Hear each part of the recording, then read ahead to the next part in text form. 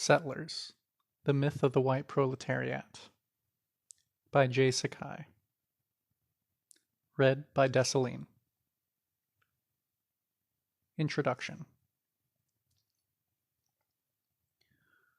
One day, a friend introduced me to a young new African brother who was selling things on the sidewalk outside a large office building.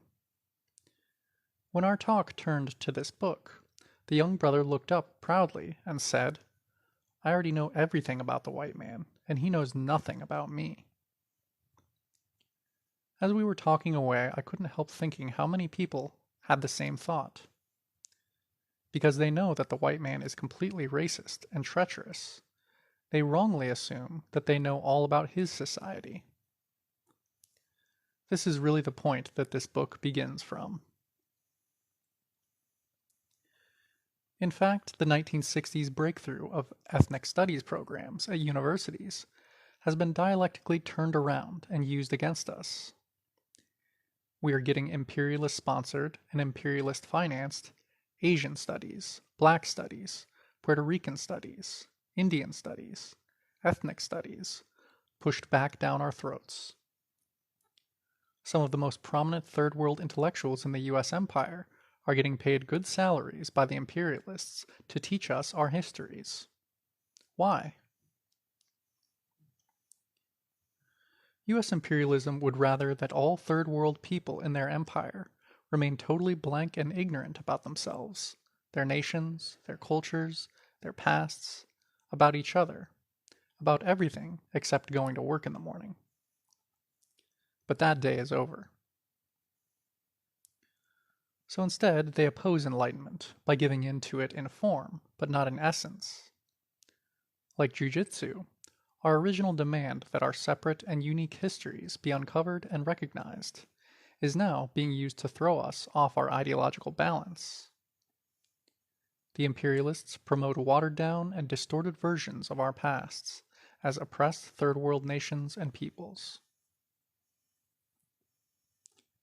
The imperialists even concede that their standard U.S. history is a white history, and is supposedly incomplete unless the long-suppressed third world histories are added to it. Why? The key to the puzzle is that their story, imperialist Euro-American mishistory, is not incomplete. It isn't true at all. Their story also includes the standard class analysis of America that is put forward into our hands by the Euro-American left. Their story keeps saying over and over, "You folks just think about your own history. Don't bother analyzing white society. Just accept what we tell you about it." In other words, it's as if British liberals and, quote, socialists had told African anti-colonial revolutionaries in Ghana or Kenya to just study their own, quote, traditions, but not to study the British Empire. Their story is not incomplete at all. It's a series of complete lies, an ideological worldview cleverly designed to further imperialist domination of the oppressed. This work throws the light of historical materialism on Babylon itself. For so long, the oppressed have been the objects of investigation by Euro-imperialist sociology, anthropology, psychology, etc., all to further pacifying and controlling us. Anthropology, for example, had its origins as an intelligence service for European colonialization of the world. Now it is time to scientifically examine the oppressor society. The final point we must make is that this document, while it deals with aspects of our history within the U.S. empire, is nothing like a history of Asians here. Nor is it a history of Indian nations, the African nation, Aztlan, or other third world nations or peoples. While we discuss third world struggles and movements, this is not a critical examination of these political developments. This is a reconnaissance into enemy territory. End of introduction. Settlers by J Sakai. Chapter 1. The Heart of Whiteness. Section. The land is the basis of nationhood.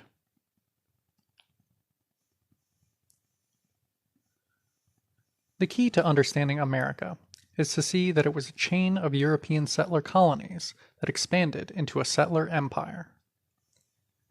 To go back and understand the lives and consciousness of the early English settlers is to see the embryo of today's American empire. This is the larger picture that allows us to finally relate the class conflicts of settler Euro-Americans to the world struggle.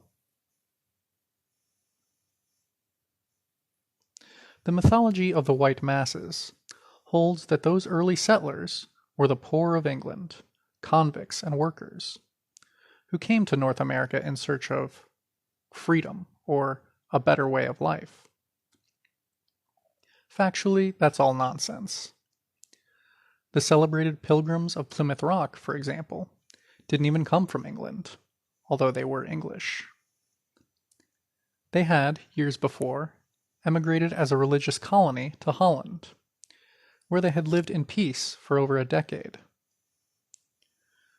But in Holland, these predominantly middle-class people had to work as hired labor for others. This was too hard for them, so they came to North America in search of less work and more money. At first, according to the rules of their faith, they farmed the land in common and shared equally.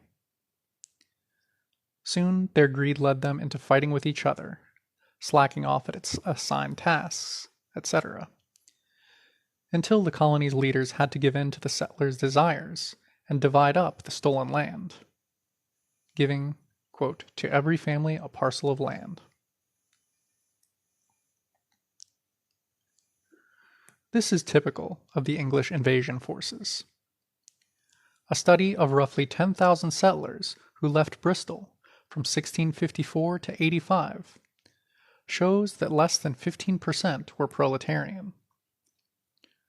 Most were youth from the lower middle classes, gentlemen and professionals, 1%, yeomen and husbandmen, 48%, artisans and tradesmen, 29%. The typical age was 22 to 24 years. In other words, the sons and daughters of the middle class, with experience at agriculture and craft skills, were the ones who thought they had a practical chance in America. What made North America so desirable to these people? Land. Euro-American liberals and radicals have rarely dealt with the land question. We could say that they don't have to deal with it, since their people already have all the land. What lured Europeans to leave their homes and cross the Atlantic was the chance to share in conquering Indian land. At that time, there was a crisis in England over land ownership and tenancy due to the rise of capitalism. One scholar of the early invasion comments on this. Beginning of long quote. Land hunger was rife among all classes.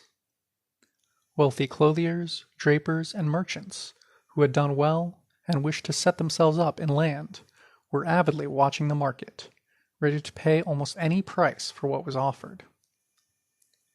Even prosperous yeomen often could not get the land they desired for their younger sons. It is commonplace to say that land was the greatest inducement the New World had to offer, but it is difficult to overestimate its psychological importance to people in whose minds land had always been identified with security, success, and the good things of life. End of quote. It was these younger sons, despairing of owning land in their own country, who were willing to gamble on the colonies. The brutal Enclosure Acts and the ending of many hereditary tenancies acted as a further push in the same direction. These were the principal reasons given on the emigration lists of 1773 to 76 for settling in America. So that participating in the settler invasion of North America was a relatively easy way out of the desperate class struggle in England for those seeking a privileged life. Note: it is hard for us to imagine how chaotic and difficult English life was in that transitional period. The coming of capitalism had smashed all the traditional securities and values of feudal England, and financed its beginnings with the most savage reduction of the general living standard. During the course of the 16th century, wages in the building trades went down by over half, while the price of firewood, wheat, and other necessities soared by 5 times. By encouraging this outflow, the British ruling class both furthered their empire and eased opposition at home to their increasing concentration of wealth and power. And the new settlers, lusting for individual land and property, were willing to endure hardships and uncertainties for this prized goal. They were even more willing to kill for it. End of footnote. Then, too, many English farmers and artisans couldn't face the prospect of being forced down into the position of wage labor. Traditionally, hired laborers were considered so low in English society that they ranked far below mere failures and were considered degraded outcasts.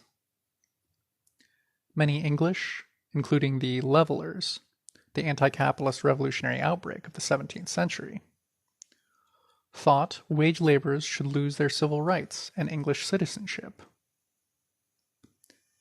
Public opinion was so strong on this that the early English textile factories were filled with Irish and Welsh immigrants, children from the poorhouses, and single women. So jumping the ocean in search of land was not some mundane career decision of comparing dollars and cents to these Englishmen. It was a desperate venture for continued status and self-respect.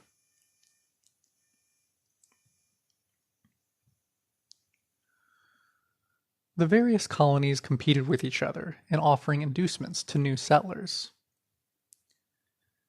In the South, the head right system gave each new settler 50 acres for transporting themselves from England.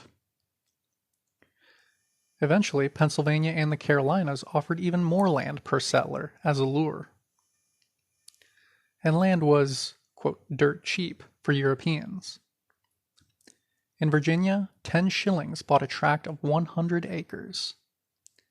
In Pennsylvania, the best land sold per acre at what a carpenter would earn in a day. When new communities of invaders were started on the edges of conquered areas, the settlers simply divided up the land. For example, when Wallington, Connecticut, was founded in 1670, each settler family got between 238 to 476 acres. This amount was not unusual, since colonial America was an orgy of land grabbing. In fact, much of the land at first wasn't even purchased or rented. It was simply taken over and settled. As much as 2/3 of the tilled land in Pennsylvania during the 1700s was occupied by white squatters, protected by settler solidarity.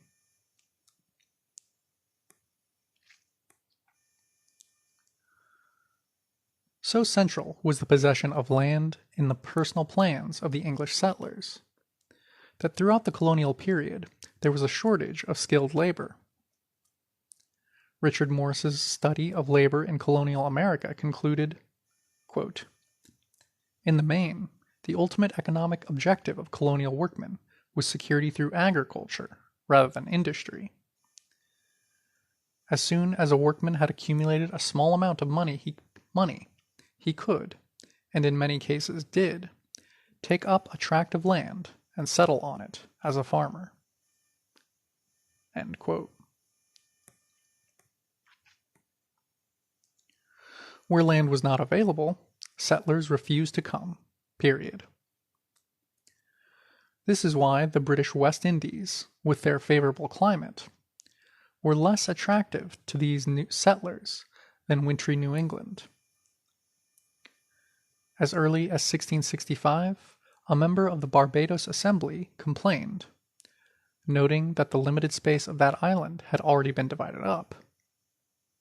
Quote, "Now we can get few English servants, having no lands to give them at the end of their time, which formerly was their main allurement." End quote. And British servants, their terms up, would leave the Indies by the thousands for America.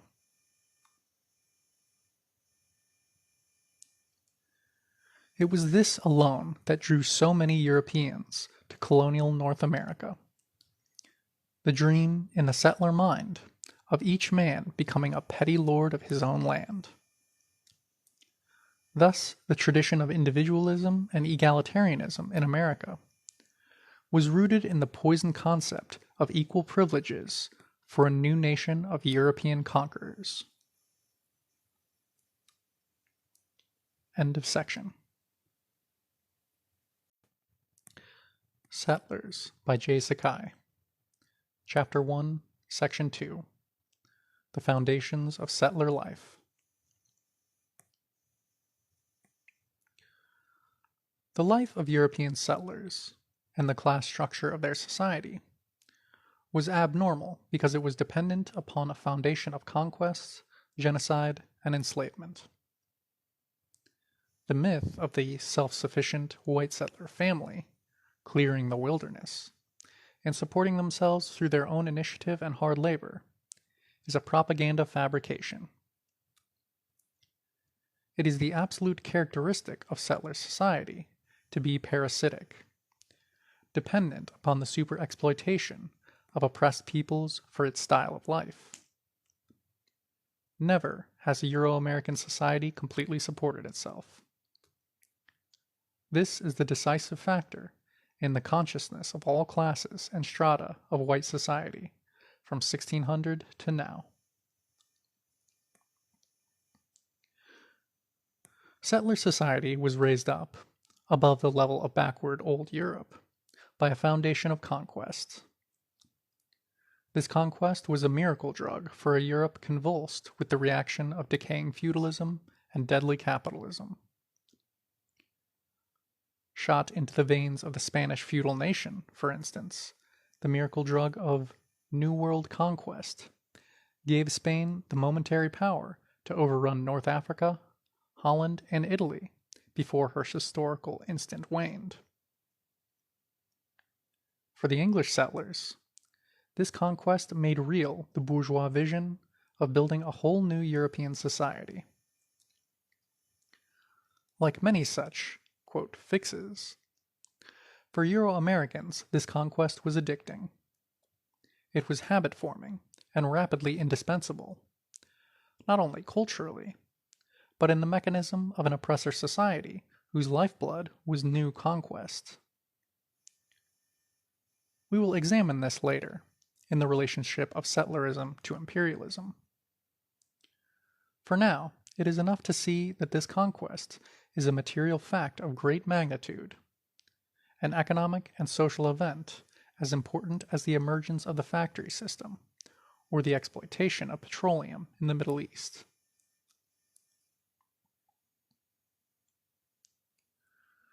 We stress the obvious here, because the Euro-American settlers have always made light of their invasion and occupation, although the conquered territory is the precondition for their whole society. Traditionally, European settler societies throw off the propaganda smokescreen that they didn't really conquer and dispossess other nations.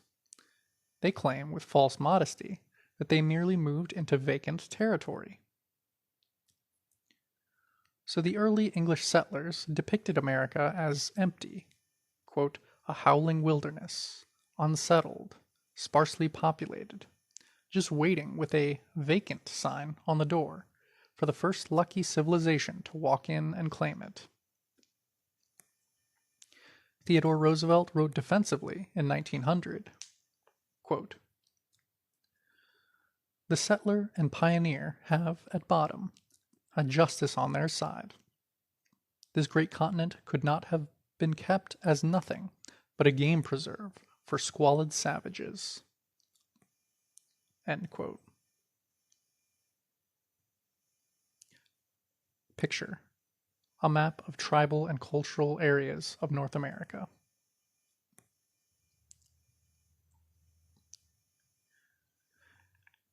It is telling that this lie is precisely the same lie put forward by the white Afrikaner settlers, who claim that South Africa was literally totally uninhabited by any Africans when they arrived from Europe. To universal derision, these European settlers claim to be the only rightful, historic inhabitants of South Africa. Or we can hear similar defenses out forward by the European settlers of Israel, who claim that much of the Palestinian land and buildings they occupy are rightfully theirs, since the Arabs allegedly decided to voluntarily abandon it all during the 1948-49 war. Are these kind of tales any less preposterous when put forward by Euro-American settlers?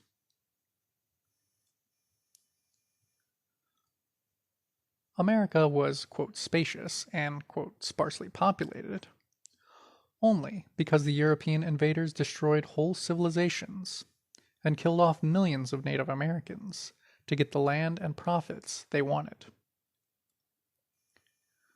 We all know that when the English arrived in Virginia, for example, they encountered an urban, village-dwelling society far more skilled than they in the arts of medicine, agriculture, fishing, and government. Footnote: the first government of the new USA, that of the Articles of the Confederation, was totally unlike any in autocratic Europe, and had been influenced by the government of the Six-Nation Iroquois Confederation. End of footnote. This civilization was reflected in a chain of 300 Indian nations and peoples stretched from the Arctic Circle to the tip of South America, many of whom had highly developed societies.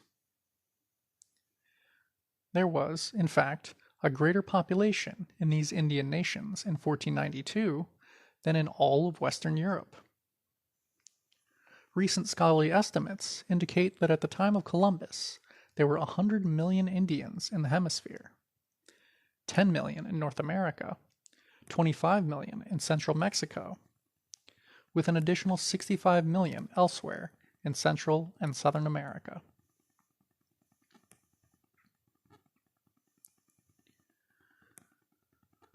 These numbers have long been concealed, since they give rise to the logical question of what happened to this great mass of people. The European invaders, Spanish, Dutch, English, Portuguese, and French, simply killed off millions and millions to safeguard their conquest of the land and provide the disposable slave labor they needed to launch their New World. Conservative Western historical estimates show that the Spanish, quote, reduced the Indian population of their colonies from some 50 million to only 4 million by the end of the 17th century.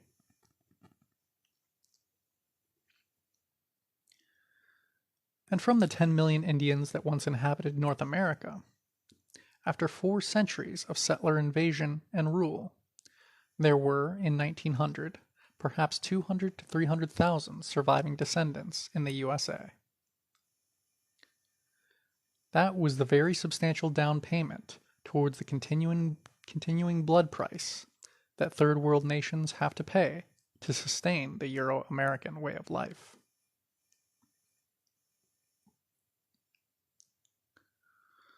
So when we hear that the settlers, quote, pushed out the Indians, or forced the Indians to leave their traditional hunting grounds, we know that these are just code phrases to refer politely to the most barbaric genocide imaginable.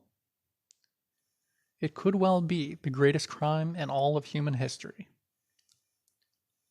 Only here, the Adolf Eichmanns and Heinrich Himmlers had names like Benjamin Franklin and Andrew Jackson.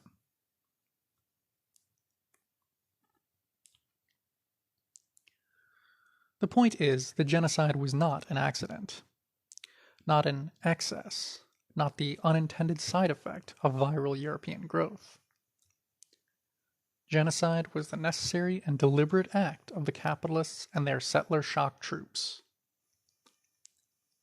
The, quote, final solution to the, quote, Indian problem was so widely expected by whites that it was openly spoken of as a commonplace thing. At the turn of the century, a newspaper as, quote, respectable as the New York Times could editorially threaten that those peoples who opposed the New World capitalist order would, quote, be extinguished like the North American Indian. Only a relative handful of Indians survived the time of the Great Extermination campaigns. You see, the land wasn't empty after all. And for America to exist, the settlers had to deliberately make the land empty.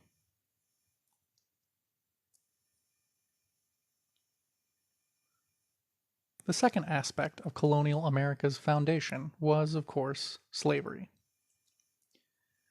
It is hardly necessary to repeat here the well-known history of that exploitation. What is necessary is to underline how universally European capitalist life was dependent upon slavery, and how this exploitation dictated the very structure of Euro-American society. A picture of Dutch and English settlers uniting to slaughter the Pequot, 1637.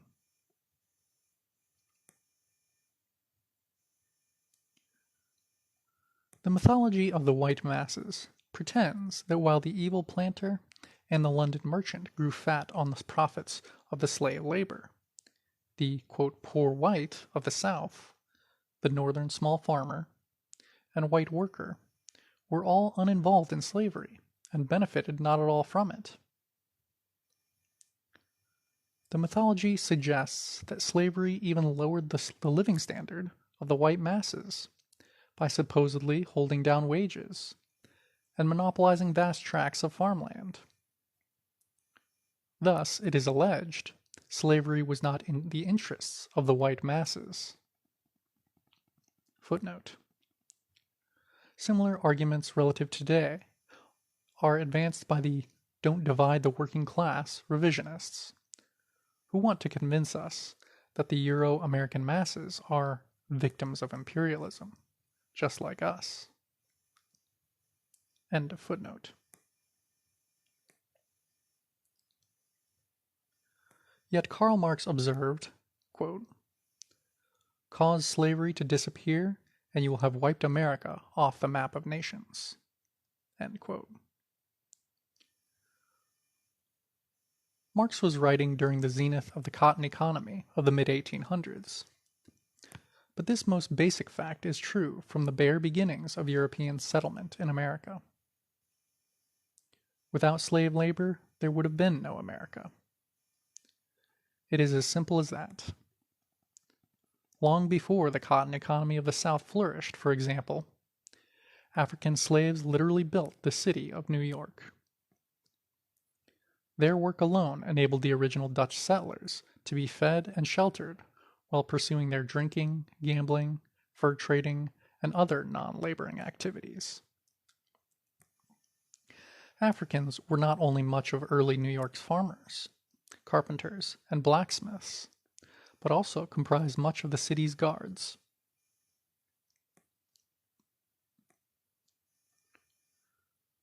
The Dutch settlers were so dependent on African labor for the basics of life that their governor finally had to grant some African slaves both freedom and land in return for their continued food production. The African-owned land on Manhattan included what is now known as Greenwich Village, Astor Place, and Herald Square. Later, the English settlers would pass laws against African land ownership and take these tracts from the free Africans. Manhattan was thus twice stolen from oppressed peoples.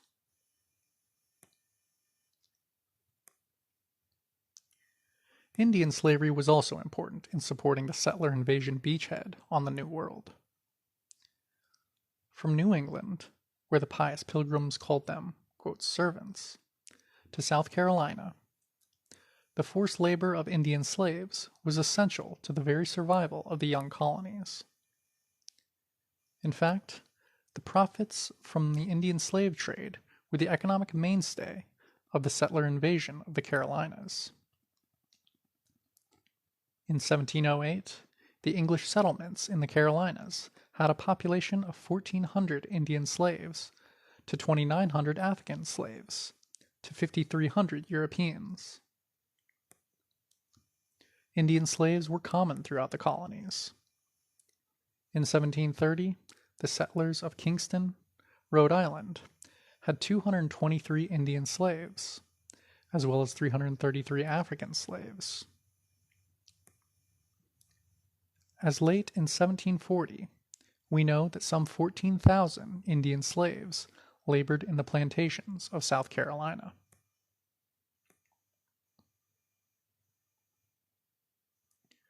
The recorded number of Indian slaves within colonial English settlements was only a small indication of the larger picture, since most Indian slaves were sold to Jamaica, Barbados, and other West Indian colonies.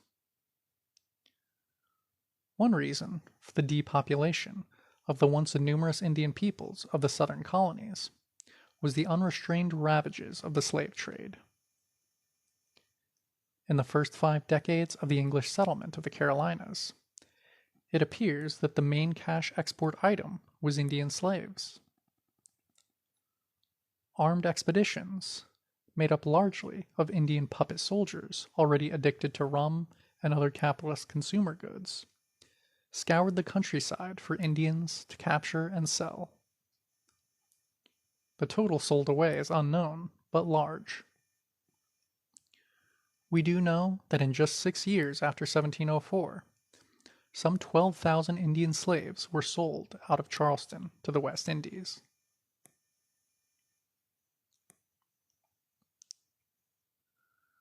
Additional uncounted thousands of Indian slaves were exported from the other settlements of the Middle and New England colonies. Indian slaves in large numbers were very difficult to deal with, since the settlers were trying to hold them on terrain that was more theirs than the invaders. Usually, the minimum precaution would be to, in effect, swap Indian slaves around, with New England using slaves from the southern colonies, and vice versa. In most cases, the slave catchers killed almost all the adult Indian men as too dangerous to keep around, only saving the women and children for sale.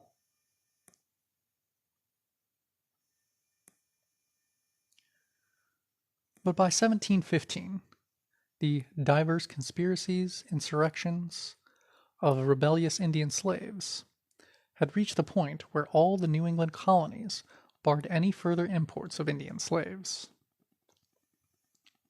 The Pilgrims of New England had seen that the most profitable and safe use of their Indian slaves was to sell them abroad.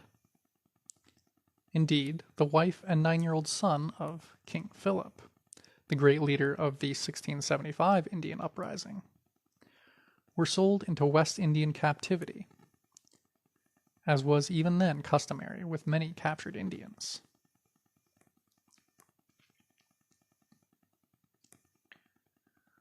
Thus, the early settlers were not just the passive beneficiaries of a far-off African slave trade.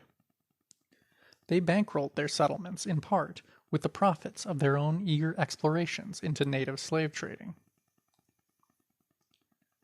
The point is that white America has never been self-sufficient, has never completely supported itself. Indian slavery died out, and was gradually lost in the great river of African slavery, only because the settlers finally decided to exterminate the heavily depopulated Indian nations altogether.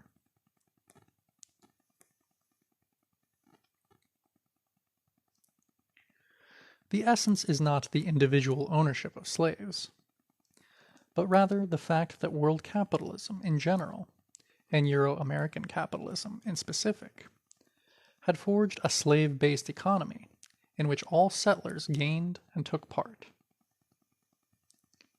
Historian Samuel Eliot Morison, in his study of the European discovery of America, notes that after repeated failures, the Europeans learned that North American settler colonies were not self-sufficient. To survive, they needed large capital infusions and the benefits of sustained trade with Father Europe. But why should the British aristocracy and capitalist invest in small family farms? And how great a trade is possible when what the settlers themselves produced was largely the very raw materials and foodstuffs they themselves needed? Slavery throughout the New World answered these questions. It was the unpaid, expropriated labor of millions of Indian and African captive slaves that created the surpluses on which the settler economy floated and Atlantic trade flourished.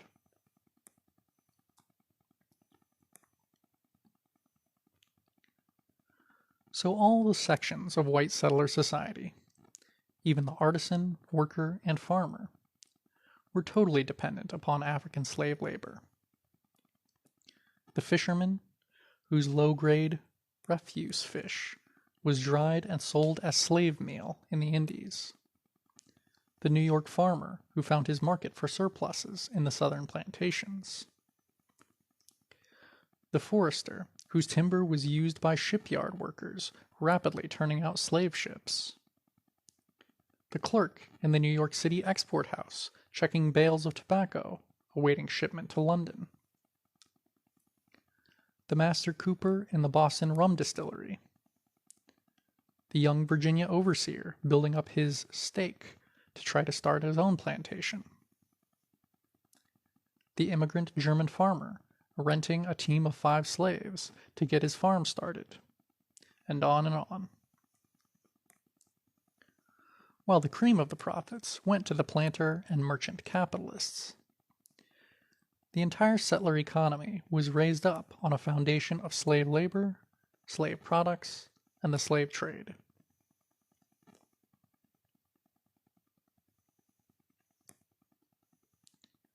Nor was it just slavery within the 13 colonies alone that was essential. The commerce and industry of these Euro-American settlers was interdependent with their fellow slave-owning capitalists of the West Indies, Central, and Southern America.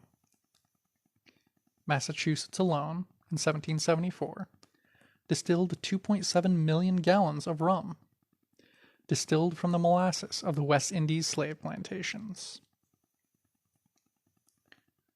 2 of the largest industries in America were shipbuilding and shipping, both creatures of the slave trade. Commerce with the slave colonies of not only England, but also Holland, Spain, and France was vital to the young American economy. Eric Williams, Walter Rodney, and others have shown how European capitalism as a whole literally capitalized itself for industrialization and world empire out of African slavery. It is important to see that all classes of Euro-American settlers were equally involved in building a new bourgeois nation on the back of the African colonial proletariat.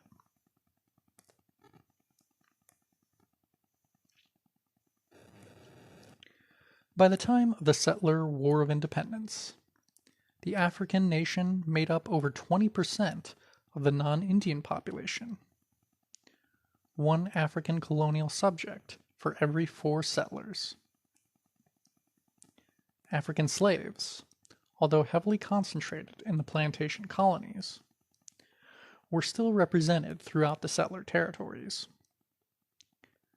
Their proportion in the non-Indian population ranged from 2 to 3% in Upper New England, to 8% in Rhode Island, to 14% in New York, and 41 and 60% respectively in Virginia and South Carolina.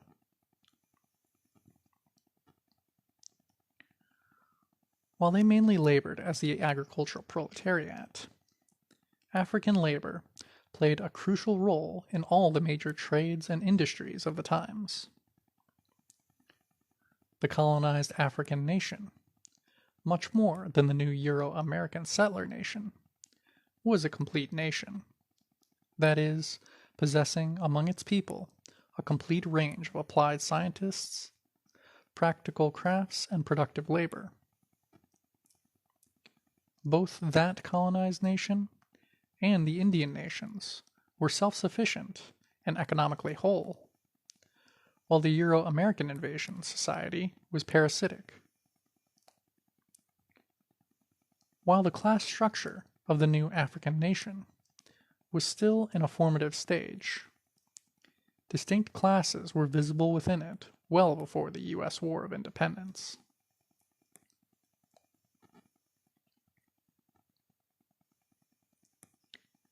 In Virginia, it appears that an overwhelming majority of the skilled workers, carpenters, ship pilots, coopers, blacksmiths, etc., were Africans. Nor was it just non-market production for direct use on the plantation.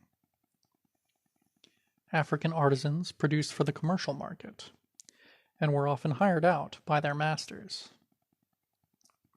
For example, we know that George Washington was not only a planter, but also what we would call today a contractor, building structures for other planters with his gang of African slave carpenters.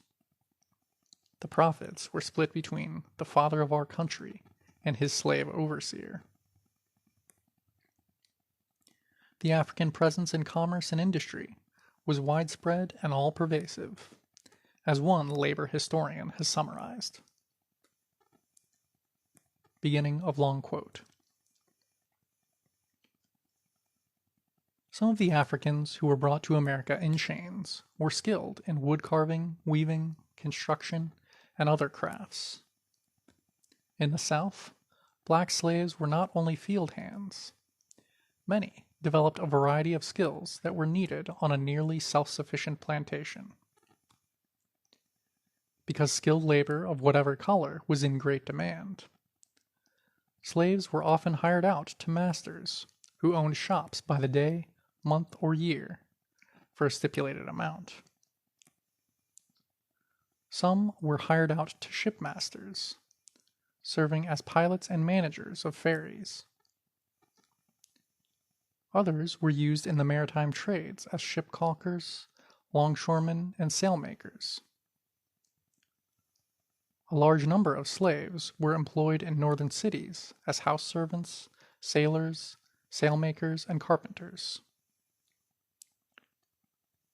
New York had a higher proportion of skilled slaves than any other coopers, tailors, bakers, tanners, goldsmiths, cabinet makers, shoemakers, and glaziers. Both in Charleston and in the northern cities, many artisans utilized slave labor extensively. End of long quote. Africans were the landless, propertyless, permanent workers of the U.S. Empire. They were not just slaves. The African nation as a whole served as a proletariat for the Euro-American oppressor nation. This African colony supported on its shoulders the building of a Euro-American society more, quote, prosperous, more, quote, egalitarian, and yes, more, quote, democratic than any in semi-feudal old Europe. The Jeffersonian vision of America as a pastoral European democracy was rooted in the national life of small, independent white landowners. Such a society had no place of a proletariat within its ranks. Yet, in the age of capitalism, could not do without the labor of such a class. America imported a proletariat from Africa, a proletariat permanently chained in an internal colony, laboring for the benefit of all settlers. African workers might be individually owned, like tools and draft animals, by some settlers and not by others. But in their colonial subjugation, they were, as a whole, owned by the entire Euro-American nation. End of section. Settlers. Chapter 1, Section 3. Euro-American Social Structure. When we point out that America was the most completely bourgeois nation in world history, we mean a fourfold reality. 1. America had no feudal or communal past, but was constructed from the ground up according to the nightmare vision of the bourgeoisie. 2. America began its national life as an oppressor nation, as a colonizer of oppressed peoples. 3. America not only has a ruling capitalist class, but all classes and strata of Euro-Americans are bourgeoisified, with a preoccupation for petty privileges and property ownership, the normal guiding star of the white masses. 4. America is so decadent that it has no proletariat of its own, but must exist parasitically on the colonial proletariat of oppressed nations and national minorities. Truly, a Babylon, quote, whose life was death. The settler masses of colonial America had a situation totally unlike their cousins back in old Europe. For the privileges of conquest produced a non-proletarian society of settlers.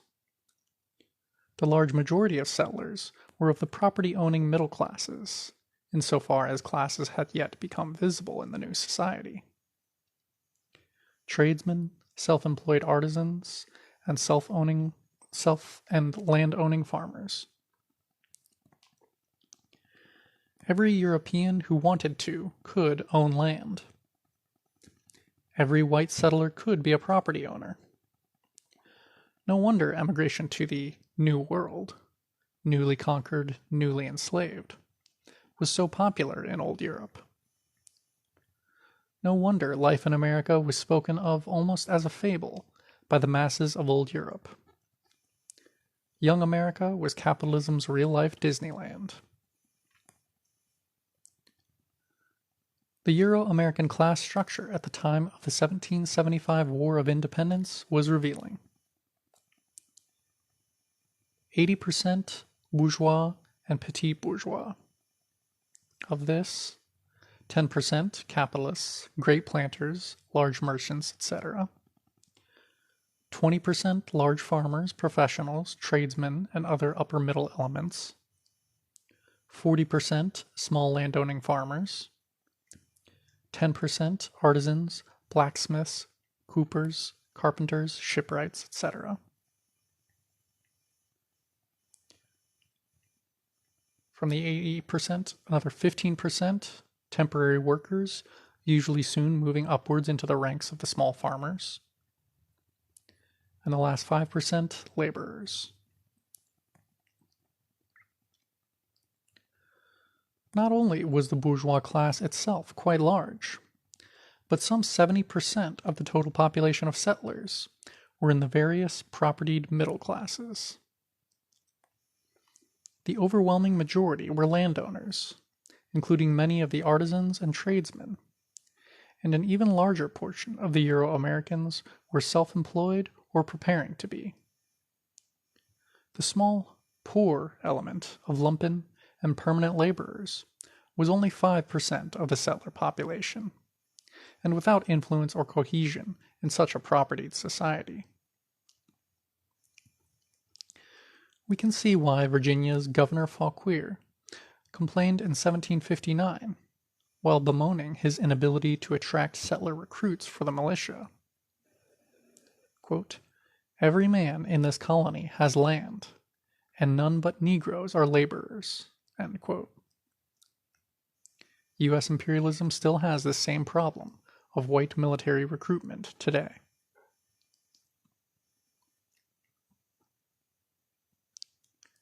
The plantation areas, which were obviously the most dominated by a small elite owning a disproportionate share of the wealth, showed no lesser degree of general settler privilege and unification. South Carolina was the state with the highest degree of large plantation centralization. Yet, there too, no settler working class development was evident. The South Carolina settler class structure shows only an intensification of the same bourgeois features evident at the national level. 86% bourgeois and petit bourgeois. Of this, 3% great planter elite, above 1,000 acres of landholding, 15% planters, 500 to 999 acres, 8% merchants and shop owners, 5% professionals, 42% middle and small farmers, under 500 acres, 10% artisans. The rest of the 86%, 14%, laborers, majority only temporary.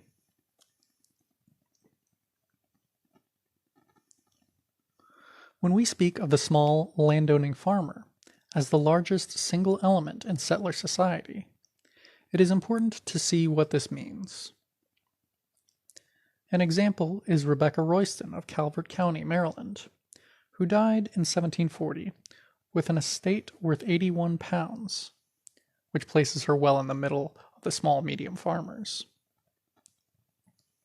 That sum represented the value of 200 acres of farmland, 31 head of cattle, 15 of sheep, 29 pigs, 1,463 pounds of tobacco stored for market, 5 feather beds, 2 old guns, assorted furniture, tools and kitchen utensils, and the contract of an 8-year-old indentured child servant. No wealth, no luxury, but a life with some small property, food, shelter, and a cash crop for market. Certainly a far reach upwards from the bitter, bare existence of the colonial African proletariat, or for that matter, the British or French proletariat of the period.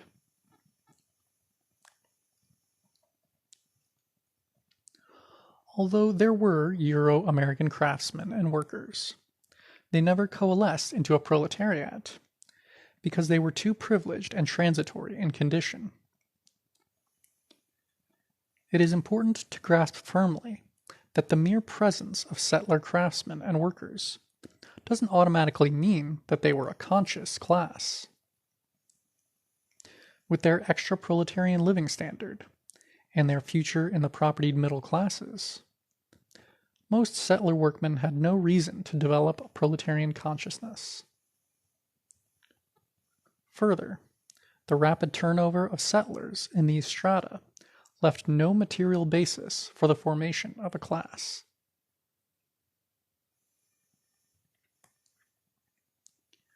We can see this more clearly when we examine the details of work and wages. Rather than the mass production factory, the colonial-era workshop was a setting for the highly skilled, piece-by-piece, hand production of a few craftsmen. Even a shipyard customarily only employed 5 to 10 artisans and workers of all types total. The workshop was a business owned and managed by the master artisan, who might employ in his workshop 1 or 2 journeyman artisans and several apprentices, servants or slaves. It is easy to grasp how, in small settler communities, social and class lines were blurred and still unformed.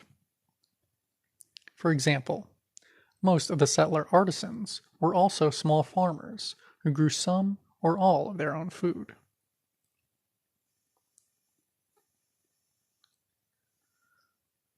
While some artisans never advanced, others were already becoming small capitalists, since the historic extension of the craft workshop was capitalist manufacture. The most famous colonial-era settler artisan, Paul Revere, was not only a silversmith and an artist engraver, but also a dentist and the small capitalist operator of a copper foundry. In the colonial era, the majority of Euro-American artisans and wage laborers eventually bought farmland and or business property and rose into the middle strata.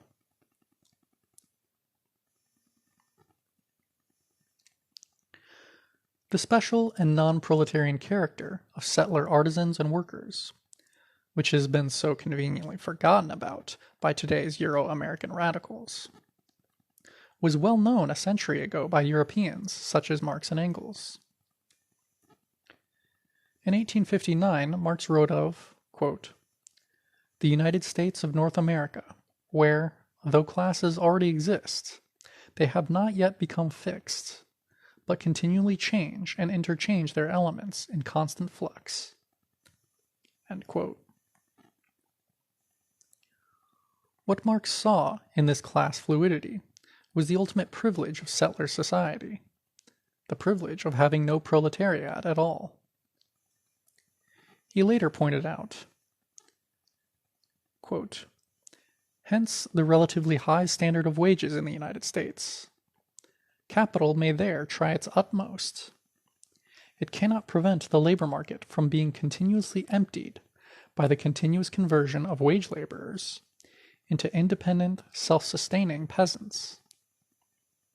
The position of wages laborers is for a very large part of American people but a probational state, which they are sure to leave within a shorter or longer term."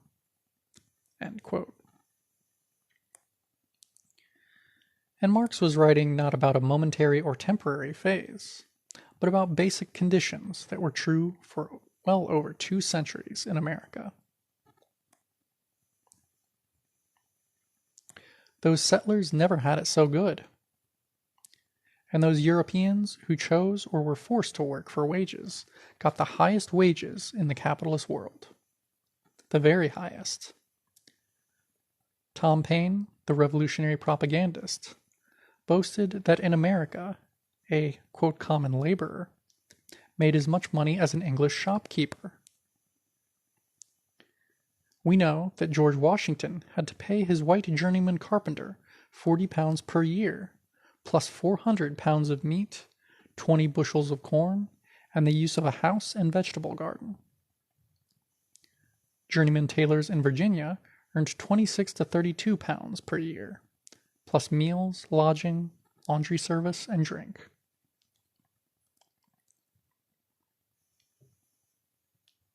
In general, it's commonly agreed that Euro-American workers earned at least twice what their British kinfolk made. Some reports say the earnings gap was 5 or 6 times that which Swedish or Danish workers earned. Even a whole century later, the difference was still so large that Marx commented, quote, "Now all of you know that the average wages of the American agricultural laborer amount to more than double that of the English agricultural laborer, although the prices of agricultural produce are lower in the United States than in the United Kingdom." End quote. It was only possible for settler society to afford this best-paid, most bourgeoisified white workforce, because they had also obtained the least-paid, most proletarian African colony to support it. Many of those settler laborers were indentured servants, who had signed on to do some years of unpaid labor, usually 4, for a master in return for passage across the Atlantic. It is thought that as many as half of all the pre-1776 Europeans in America went through this temporarily unfree status. Some settler historians dwell on this phenomenon, comparing it to African slavery, in an attempt to obscure the rock of national oppression at the base of America. Harsh as the time of indenture might be, these settlers would be free, and African slaves would not. More to the national difference between oppressor and oppressed. White indentured servants could look hopefully towards the possibility of not only being free, but of themselves becoming landowners and slave masters.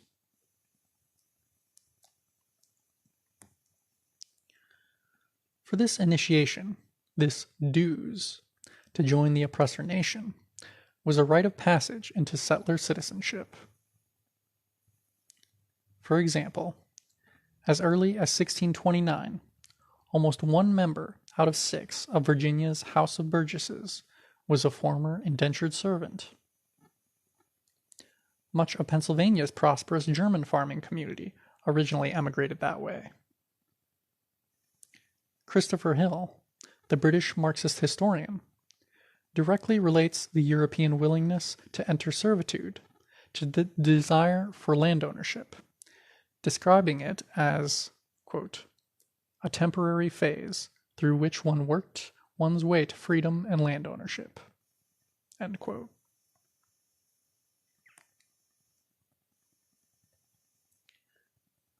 This is important because it was only this bottom layer of settler society that had the potential of proletarian class consciousness. In the early decades of Virginia's tobacco industry, gangs of white indentured servants worked the fields side by side with African and Indian slaves, whom in the 1600s they greatly outnumbered. This was an unstable situation, and one of the results was a number of joint servant-slave escapes, strikes, and conspiracies. A danger to the planter elite was evident, particularly since white servants constituted a respectable proportion of the settler population in the 2 tobacco colonies, accounting for 16% in Virginia in 1681 and 10% in Maryland in 1707.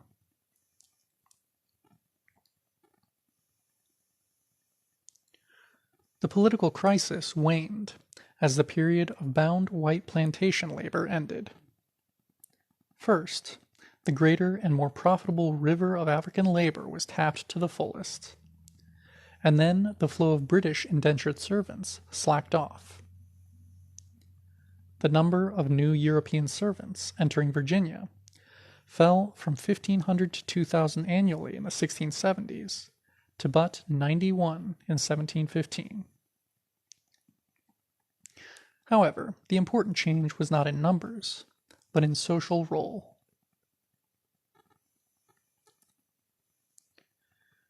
Historian Richard Morris, in his study of colonial-era labor, says of European indentured servants on the plantations, quote, but with the advent of Negro slavery, they were gradually supplanted as field workers, and were principally retained as overseers, foremen, or herdsmen. End quote. In other words, even the very lowest layer of white society was lifted out of the proletariat by the privileges of belonging to the oppressor nation.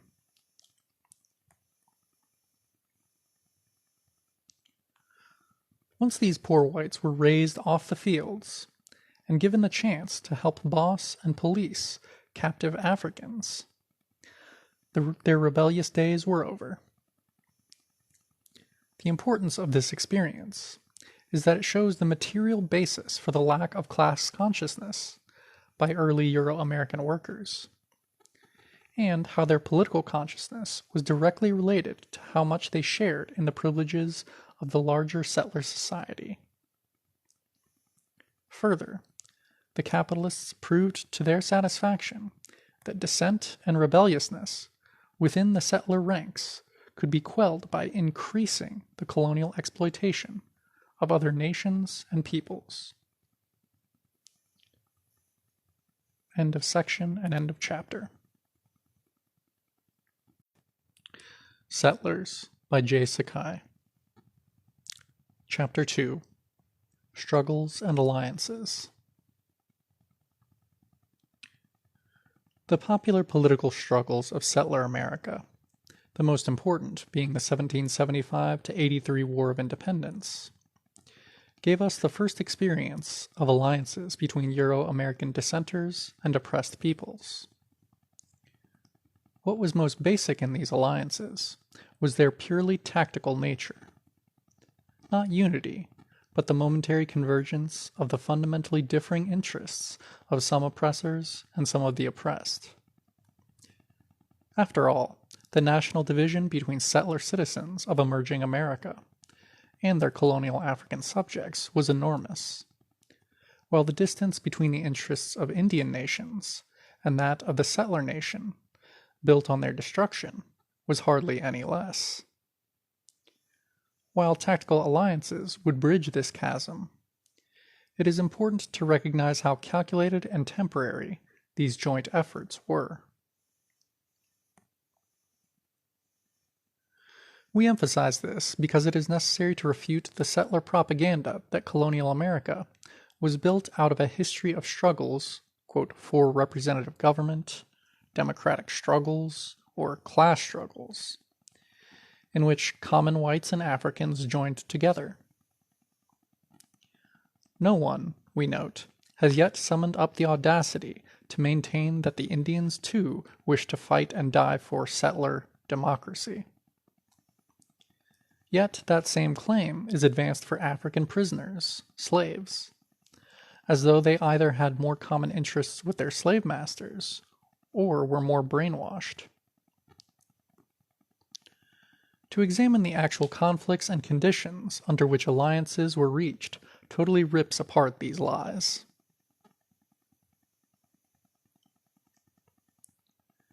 A clear case is Bacon's Rebellion, one of the two major settler uprisings prior to the War of Independence.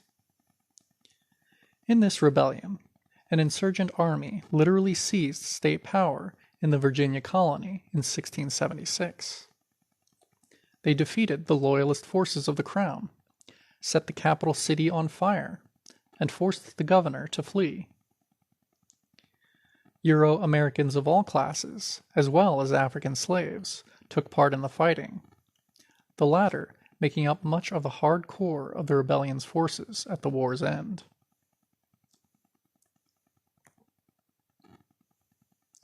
Herbert Aptheker, the Communist Party USA's expert on Africans, has no hesitation in pointing to this rebellion as a wonderful, heroic example for all of us. He clearly loves this case of an early anti-capitalist uprising, where, quote, whites and blacks joined hands. Beginning of long quote. But the outstanding example of popular uprising, prior to the American Revolution itself, is Bacon's Rebellion of 1676, a harbinger of the greater rebellion that was to follow it by exactly a century. The Virginia uprising was directed against the economic subordination and exploitation of the colony by the English rulers, and against the tyrannical and corrupt administrative practices in the colony, which were instituted for the purpose of enforcing that subordination. Hence the effort, led by the young planter Nathaniel Bacon, was multi-class, encompassing in its ranks slaves, indentured servants, free farmers, and many planters. It was one in which women were, as an anti-Baconite contemporary noted, great encouragers and assisters. And it was one in which demands for political reform along democratic lines formed a central feature of the movement. End of long quote. A picture of Bacon before the Virginia Council.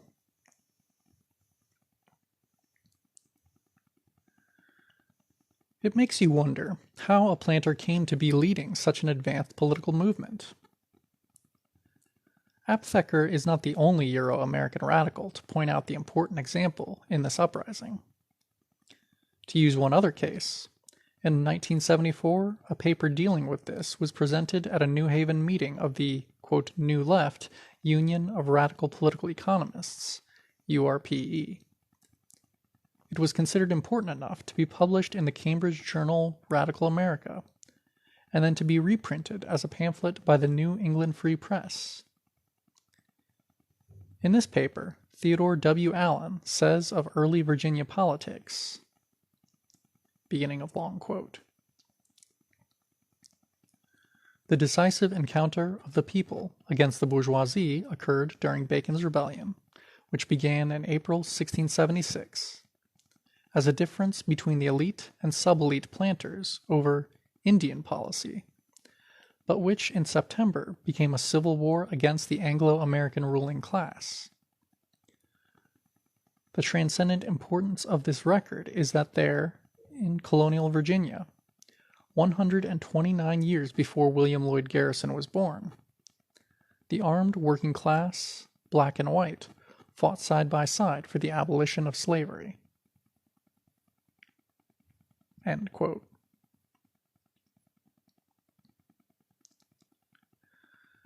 Aptheker and Allen, as two brother settler radicals, clearly agree with each other that Bacon's Rebellion was an important revolutionary event. But in Allen's account, we suddenly find, without explanation, that a dispute over, quote, Indian policy between some planters transformed itself into an armed struggle by united white and African workers to end slavery. That is a hard story to follow, particularly since Bacon's Rebellion is a cherished event in Southern white history, and Bacon himself a notable figure. There is, in fact, an imposing memorial tablet of marble and bronze in the Virginia state capitol, in the House of Delegates, which singles out Bacon as, quote, "a great patriot leader of the Virginia people." So even Virginia's segregationist white politicians agreed with Aptheker and Allen about this, quote, democratic rebellion. This truly is a unity we should not forget.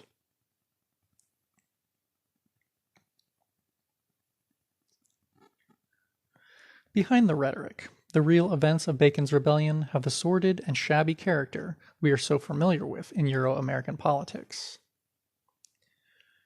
It is, however, highly instructive for us. The story begins in the summer of 1675. The settlers of Virginia colony were angry and tense, for the alarms of King Philip's Rebellion, the famed Indian struggle, had spread south from Massachusetts. Further, the colony was in an economic depression due to both low tobacco prices and a severe drought, which had cut crop yields down by as much as 3/4. One of the leading planters on the colony's frontier was Nathaniel Bacon, Jr., the newest member of the colony's elite. Bacon had emigrated just the year before, swiftly purchasing 2 plantations on the James River. He and his partner, William Byrd, founder of the infamous Virginia planter family, had also obtained commissions from Governor Berkeley to engage in the lucrative Indian fur trade. All this was not difficult for Bacon, for he came from a wealthy English family, and was cousin to both Governor Berkeley's wife and to Nathaniel Bacon Sr., a leading planter who was a member of Virginia's Council of State. In the spring of that year, 1675, Governor Berkeley honored young Bacon by giving him an appointment to the Council of State. As events were to prove, Bacon's elite lifestyle and rapid political rise did but throw more fuel on the fires of his arrogance and unlimited ambition. In July of 1675, war broke out between the settlers and the Susquehannock Indians. As usual, the war was started by settler harassment of Indians, climaxing in a militia raid which mistakenly crossed the border into Maryland and mistakenly attacked the Susquehannock, who were allied to the settlers. The Susquehannock resisted and repelled the Virginians' attack. Angry that the Indians had dared to resist their bullying intrusion, the Virginia militia returned in August with reinforcements from the Maryland militia. This new settler army of 1,100 men surrounded the Susquehannock fort. 5 Susquehannock leaders were lured out under pretense of a parley and then executed.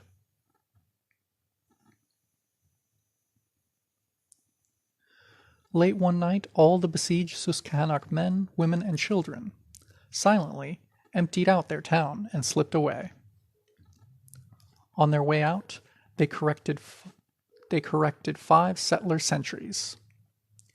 From then on, the Susquehannock took to guerrilla warfare, traveling in small bands and ambushing isolated settlers. Nathaniel Bacon Jr. was an avid hawk whose lust for persecuting Indians grew even greater when Indian guerrillas killed one of his slave overseers. To Bacon, that was one injury too many. At that time, the Virginia settlers had become polarized over, quote, Indian policy, with Bacon leading the pro-war faction against Governor Berkeley. Established English policy, which Governor Berkeley followed, called for temporary alliances with Indian nations and temporary restraints on settler expansionism. This was not due to any royal humanitarianism, but was an overall recognition of strategic realities by the English rulers. The Indian nations held, if only for a historical moment, the balance of power in North America between the rival British, French, and Spanish empires. Too much aggression against Indian territories by English settlers could drive the Indians into allying with the French. It is also true that temporary peace with nearby Indians accomplished 3 additional ends. The very profitable fur trade was uninterrupted. Indians could be played off against each other, with some spying and fighting for the settlers. Indian pledges could be gotten to return runaway African slaves, although few were ever returned. So, under the Peace Treaty of 1646, after Indian defeats in the 1644–46 war, 19 Indian tribes in Virginia accepted the authority of the British Crown. These subject Indians had to abide by settler law and were either passive or active allies in settler wars with Indians further west.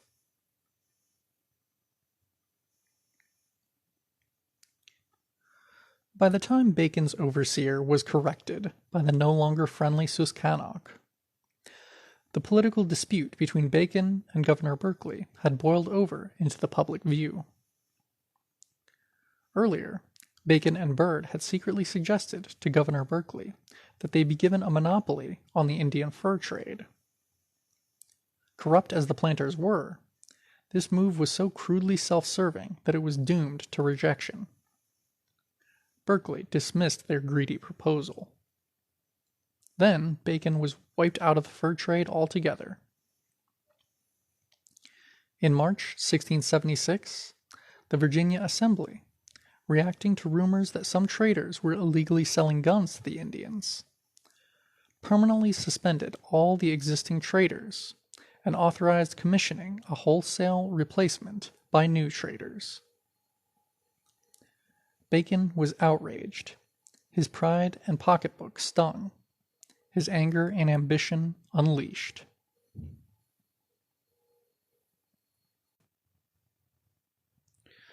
The dispute between Bacon and Governor Berkeley was very clear-cut.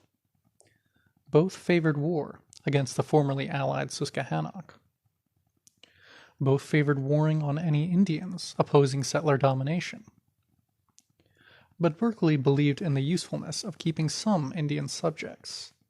As he said, quote, "I would have preserved those Indians that I knew were hourly at our mercy to have been our spies and intelligence to find out the more bloody enemies." Bacon disagreed, scorning all this as too meek, too soft, almost treasonous. He believed in wiping out all Indians, including allied and subject Indians. As he put in his, quote, manifesto, quote, "Our design was, quote, to ruin and extirpate all Indians in general. Thus did Bacon's Rebellion define its main program.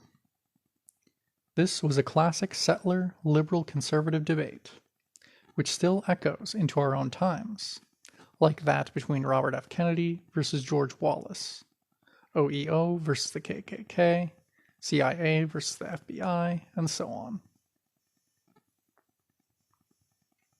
Beginning of long quote. In short, what we did in that short time, and poor condition, we were in was to destroy the king of the Susquehannocks, and the king of the Okanoji, and the Mannequin King, with 100 men, besides what was unknown to us. The king's daughter we took prisoner, with some others, and could have brought more, but in the heat of the fight we regarded not the advantage of the prisoners, nor any plunder, but burnt and destroyed all. And what we reckon most material is that we have left all the nations of Indians, where we have been, engaged in a civil war amongst themselves, so that with great ease we hope to manage this advantage to their utter ruin and destruction. End quote. From Nathaniel Bacon's report on the 1676 expedition against the Indians.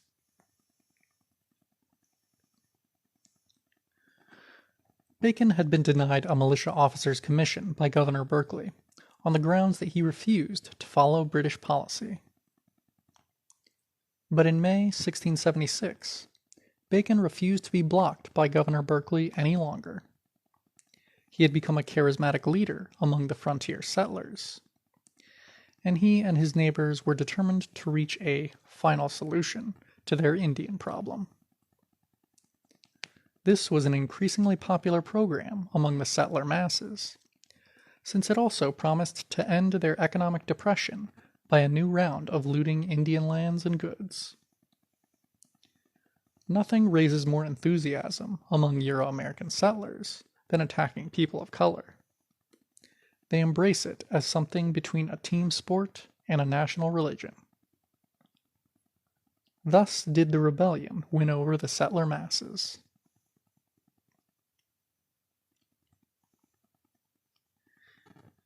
In May 1676, word came to the settlers on the frontier from their Occaneechi Indian allies that a band of Susquehannock had camped near the Occaneechi fort on the Roanoke River. Bacon and his friends formed a vigilante group against government orders, and promptly rode off to begin their war against all Indians. This marks the beginning of Bacon's Rebellion.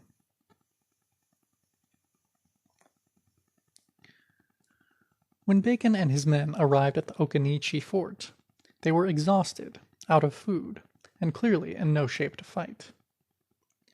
The fawning Occaneechi treated them to a festive dinner. They even proposed that Bacon's force should rest while the Occaneechi would defeat the Susquehannock for them. Naturally, Bacon agreed. Using treachery, the Occaneechi overran the Susquehannock, killing some 30 of them. The surviving prisoners were either publicly executed or given to Bacon as slaves.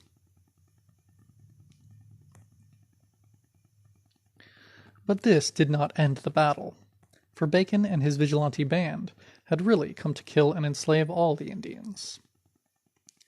The Occaneechi were rumored to have a store of beaver furs worth at least some 1,000 pounds. At least some of Bacon's men later confessed, quote, that the great design was to get the beaver. In any case, Bacon demanded that the Occaneechi give him all the loot from the Susquehannock camp, plus additional friendly Indians as slaves. Even at that, the servile Occaneechi leader tried to temporize, offering to give him hostages. Suddenly, Bacon's force assaulted the unprepared Occaneechi. Most of the Indians inside the fort were killed, although they did stand off the settler assault. The surprised Okinachi outside their fort were helpless, however. As Bacon proudly reported, his heroic settler comrades, quote, fell upon the men, women, and children without, disarmed and destroyed them all. Bacon's rebellion had won its first important victory, and he and his men marched homeward, loaded with loot and new slaves, as heroes.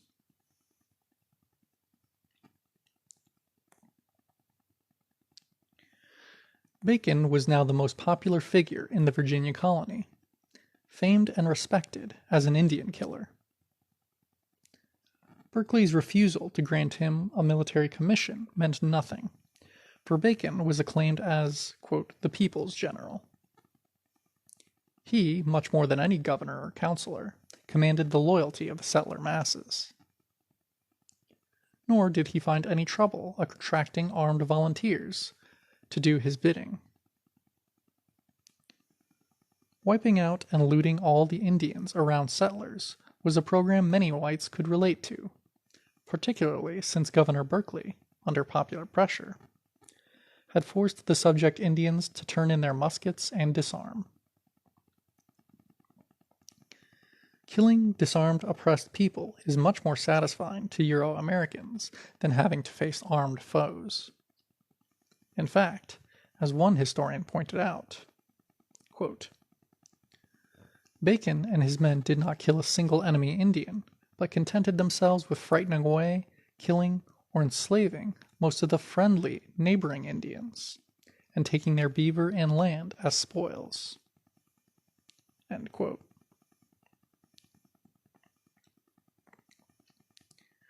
Now Bacon was on the offensive against Governor Berkeley, and his clique as well. Over and over, he publicly damned Berkeley as a traitor to settlers. Bacon was swinging from his heels, aiming at nothing less than state power. His big gun against the governor was the charge that Berkeley was a secret, quote, friend to the Indians. No charge could have been more damaging. As we all know, when Euro-Americans really get serious about fighting each other, the most vicious accusation they can hurl at one another is that of nigger lover, or Indian lover, or some such.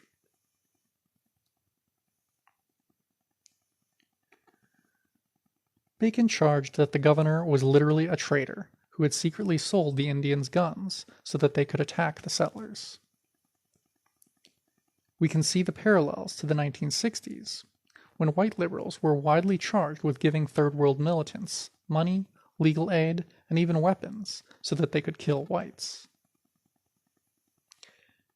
Berkeley, charged Bacon, had so intimidated the settlers, quote, that no man dared to destroy the Indians, until I ventured to cut the knot, which made the people in general look upon me as the country's friend. End quote. Bacon's wife, whose ardent support for the rebellion led some of today's Euro-American radicals to see feminist stirrings in it, cried, "Thanks be to God that her husband, quote, did destroy a great many of the Indians." Killing, enslaving, and robbing was the exact central concern of this movement, which Euro-Americans tells us is an example of how we should unite with them.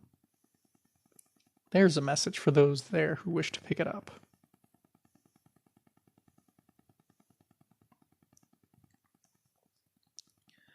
Bacon had been proscribed as a lawbreaker and rebel, but he still easily won election to the Assembly, which was to meet on June 5th, 1676.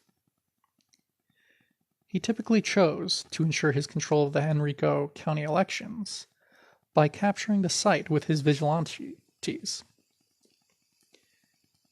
Even though Bacon was for repealing the 1670 Assembly decision denying propertyless freemen voting rights, these votes and assemblies were just window dressing to his dictatorial ambitions.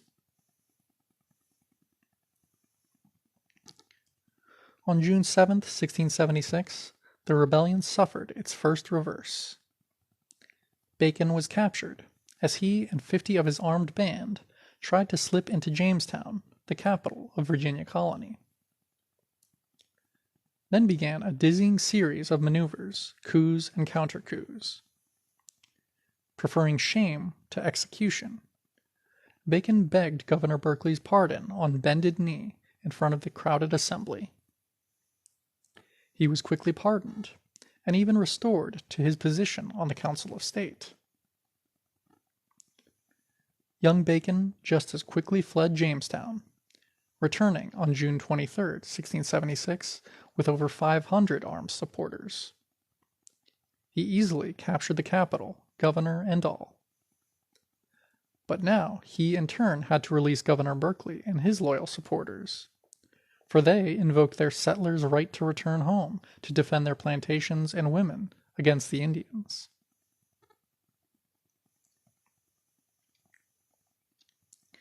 It was at that point that we find white indentured servants entering the scene. Without an army, with almost all of the planters turned against him, an exiled Governor Berkeley outbids Bacon for support. Berkeley promises freedom to white indentured servants of the Baconites if they will desert their masters and take arms with the loyalist forces of the crown. He also authorizes looting, with every white servant sharing in the confiscated estates of the Baconites. Aided by the lucky recapture of 3 armed ships, Governor Berkeley soon rebuilt his military forces.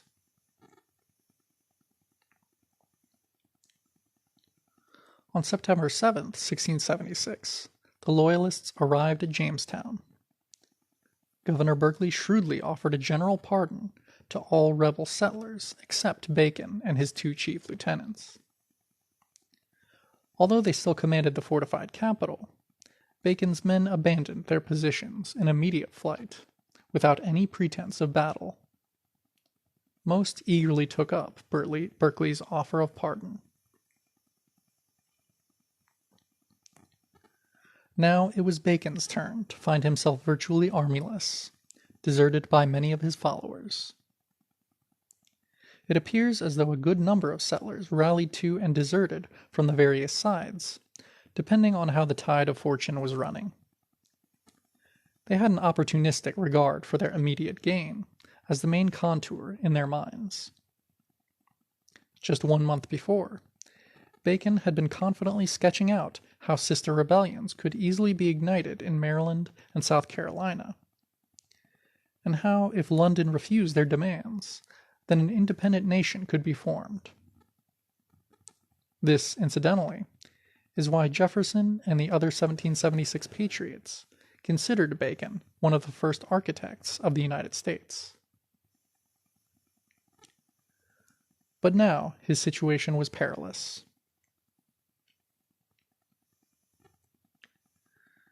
In his extreme need, refusing to swallow the bitter dose of either compromise or defeat, Bacon followed Governor Berkeley's example, but did him one better. Bacon recruited not only the white servants of his opponents, but also their African slaves. Hundreds of new recruits flocked to his army. On September 19, 1676, Baconite forces recaptured Jamestown. Once again, there was no battle. Berkeley's forces deserted him as swiftly as Bacon's had, and the fortified capital was abandoned. Bacon, ever the master psychologist, had skillfully barricaded his besieging ramparts with the bodies of both his new Indian slaves and the captured wives of loyalists. That night, he triumphantly ordered Jamestown put to the torch, and the fires that consumed the capital were dramatic evidence that he was once again master of Virginia.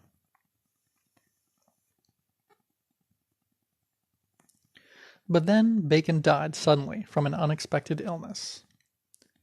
His successor as general of the rebellion lost heart and made a secret deal with the crown to disarm the rebel forces. The last diehards were some 80 African slaves and 20 white servants, who refused to surrender to a fate they knew all too well. They were tricked into coming aboard a ship, taken out into the middle of a river, and forced to disarm at cannon point. As quickly as it had begun, Bacon's rebellion was over.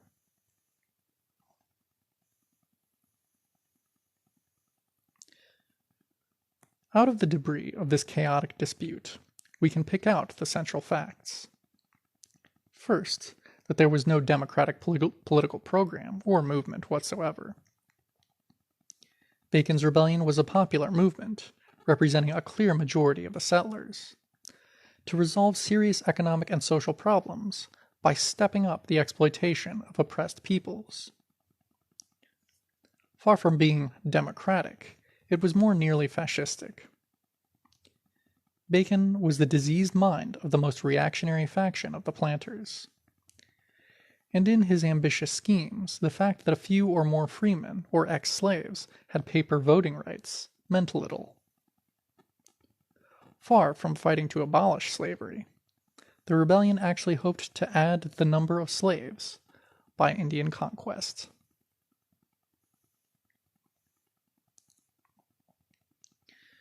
And finally, there was no, quote, black and white unity at all. Needing fighting bodies, Bacon at the very end offered a deal to his opponent's slaves. He paid in the only coin that was meaningful, a promise of freedom for them if he won. Those Africans who signed up in his army didn't love him, trust him, view him as their leader, or anything of the kind.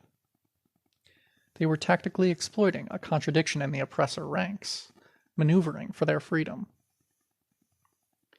It is interesting to note that those Indians who did give themselves up to unity with the oppressors, becoming the settlers' lackeys and allies, were not protected by it, but were destroyed.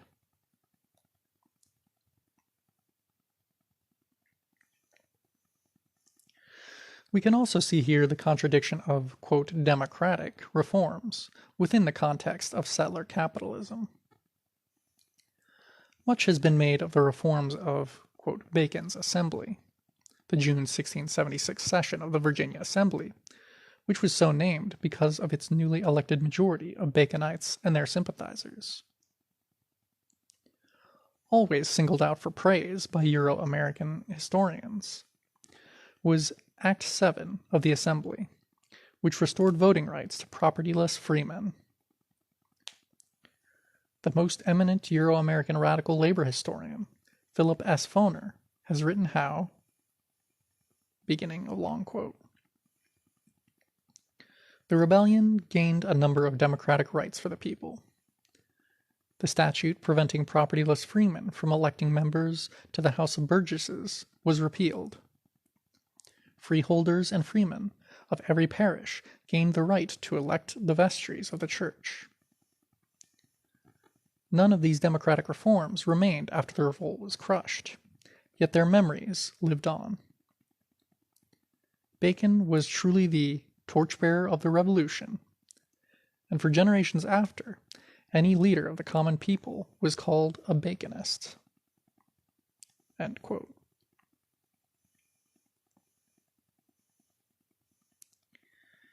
It is easy to see how contemptible these pseudo-Marxist, white supremacist lies are. When we examine the entire work of that legislature of planter reforms, we find that the first 3 acts passed all involved furthering the genocidal war against the Indians. Act 3 legalized the settler seizure of Indian lands, previously guaranteed by treaty, quote, deserted by Indians fleeing from Bacon's attacks. How meaningful is a, quote, democratic extension of voting rights amidst the savage expansion of a capitalist society based on genocide and enslavement? Would voting rights for white ranchers have been the, quote, democratic answer at Wounded Knee? Or, quote, free speech for prison guards the answer at Attica?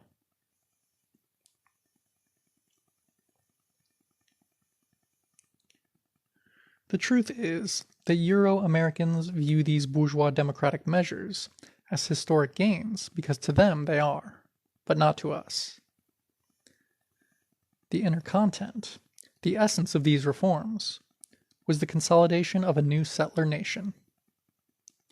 Part of this process was granting full citizenship in the settler society to all strata and classes of Euro-Americans. As such, these struggles were widespread in colonial America, and far more important to settlers than mere wage disputes.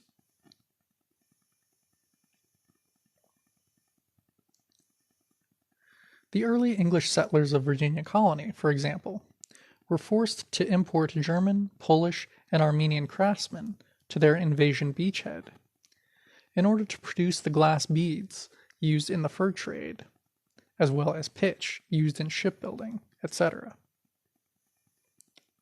Since these, quote, foreign craftsmen were not English, they were considered subjects and not members of the colony. So, in 1619, those European artisans went on strike, quickly winning full citizenship rights, quote, as free as any inhabitant there whatsoever.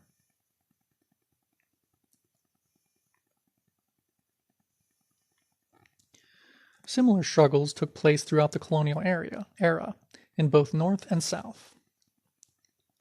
In 1689, Leisler's Rebellion, led by a German immigrant merchant in New York, found the settler Democrats ousting the British garrison from Albany and holding the state capital for several years.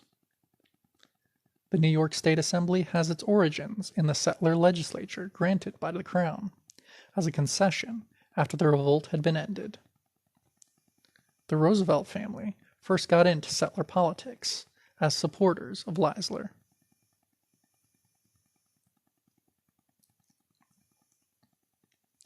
We need to see the dialectical unity of democracy and oppression in developing settler America.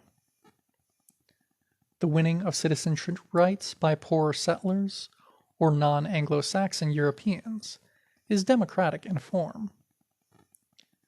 The enrollment of the white masses into new mass instruments of repression, such as the formation of the infamous slave patrols in Virginia in 1727, is obviously anti-democratic and reactionary.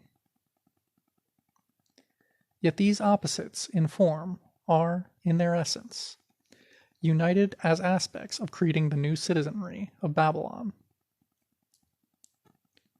This is why our relationship to, quote, democratic struggles among the settlers has not been one of simple unity.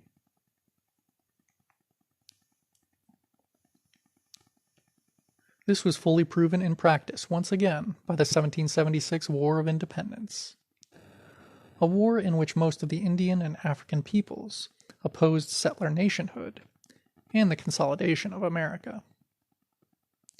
In fact, the majority of oppressed people gladly allied themselves to the British forces in hopes of crushing the settlers.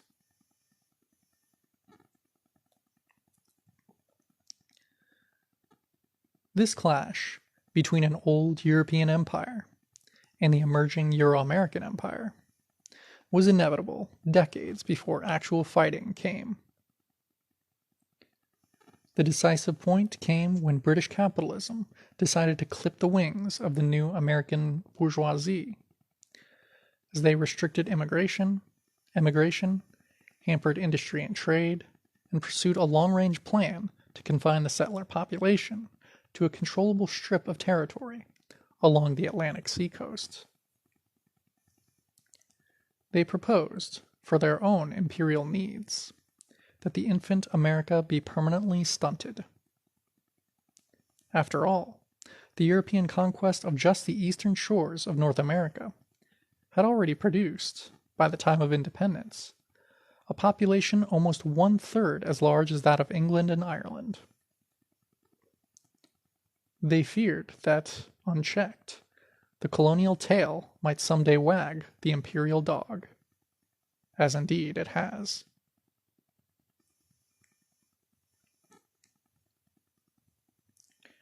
While some patriots, such as Samuel Adams, had for many years been certain of the need for settler independence from England, the settler bourgeoisie was, in the main, conservative and uncertain about actual war. It was the land question that in the end proved decisive in swaying the doubtful among the settler elite.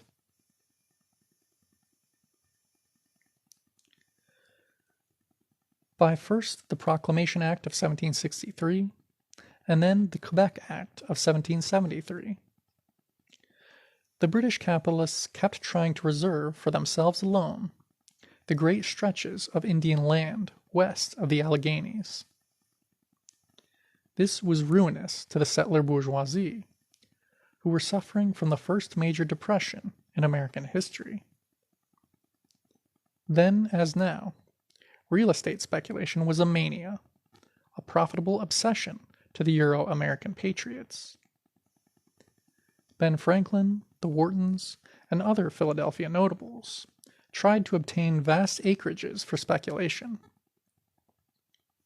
George Washington, together with the Lees and Fitzhughs, formed the Mississippi Company, which tried to get 2.5 million acres for sale to new settlers. Heavily in debt to British merchant bankers, the settler bourgeoisie had hoped to reap great rewards from seizing new Indian lands as far west as the Mississippi River.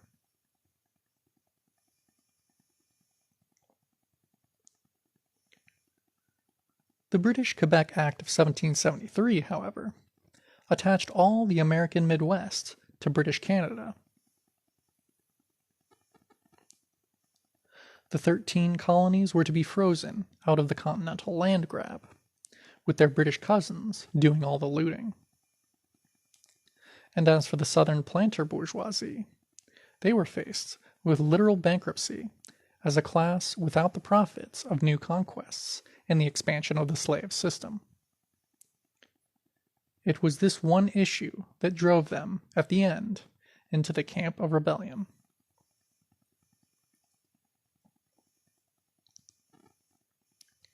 Historian Richard G. Wade, analyzing the relation of frontier issues to the War of Independence, says of British restrictions on settler land grabbing, quote, "Settlers hungered to get across the mountains and resented any efforts to stop them. The Revolution was fought in part to free the frontier from this confinement." End quote.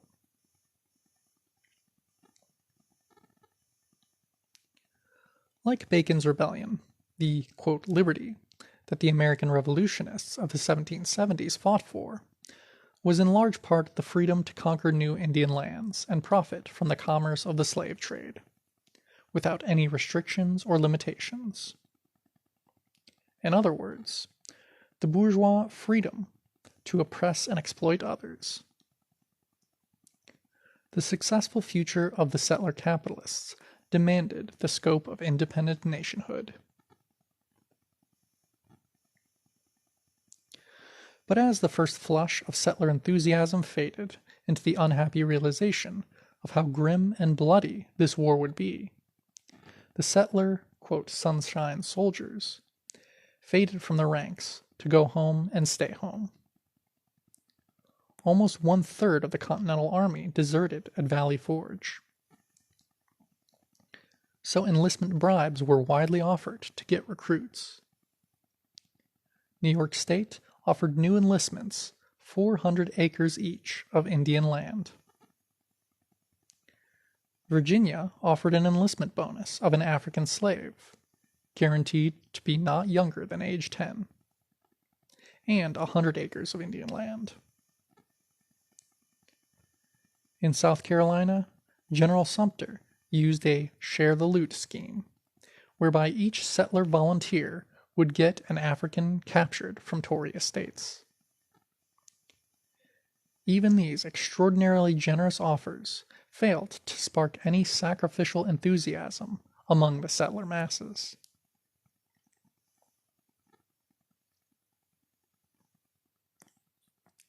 It was Africans who greeted the war with great enthusiasm. But while the settler slave masters sought, quote, democracy through wresting their nationhood away from England, their slaves sought liberation by overthrowing America or escaping from it. Far from being either patriotic American subjects or passively enslaved neutrals, the African masses threw themselves daringly and passionately into the jaws of war on an unprecedented scale, into their own war against slave America and for freedom. The British, short of troops and laborers, decided to use both the Indian nations and the African slaves to help bring down the settler rebels. This was nothing unique. The French had extensively used Indian military alliances, and the British extensively used African slave recruits in their 1756-63 war over North America, called the French and Indian War in settler history books. But the Euro-American settlers, sitting on the dynamite of a restive, nationally oppressed African population, were terrified and outraged.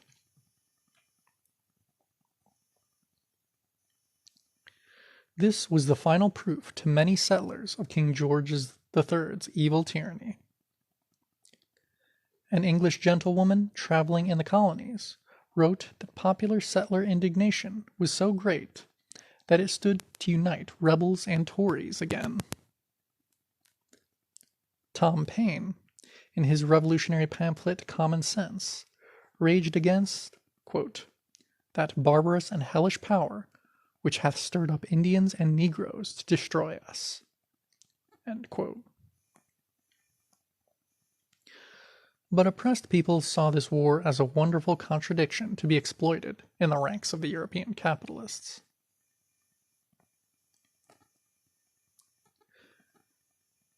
Lord Dunmore was Royal Governor of Virginia in name, but ruler over so little that he had to reside aboard a British warship anchored offshore,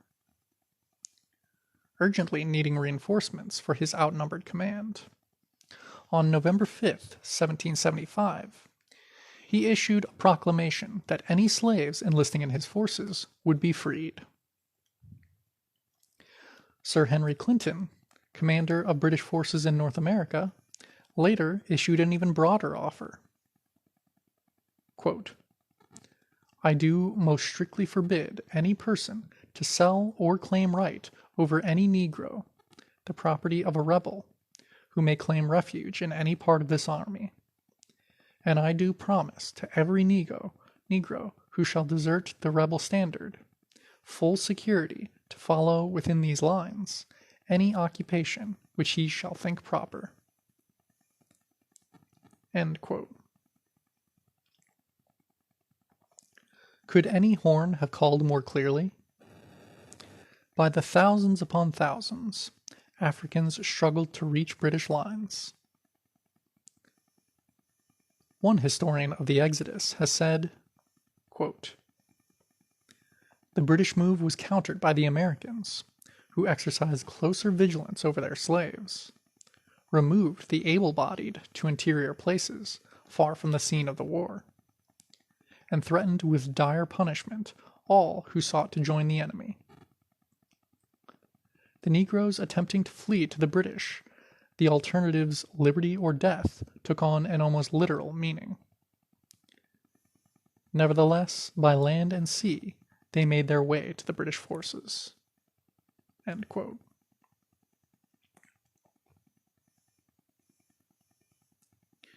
The war was a disruption to slave America, a chaotic gap in the European capitalist ranks to be hit hard. Africans seized the time, not by the tens or hundreds, but by the many thousands. America shook with the tremors of their movement. The signers of the Declaration of Independence were bitter about their personal losses. Thomas Jefferson lost many of his slaves. Virginia's Governor Benjamin Harrison lost 30 of, quote, "my finest slaves." William Lee lost 65 slaves, and said 2 of his neighbors lost every slave they had in the world. South Carolina's Arthur Middleton lost 50 slaves.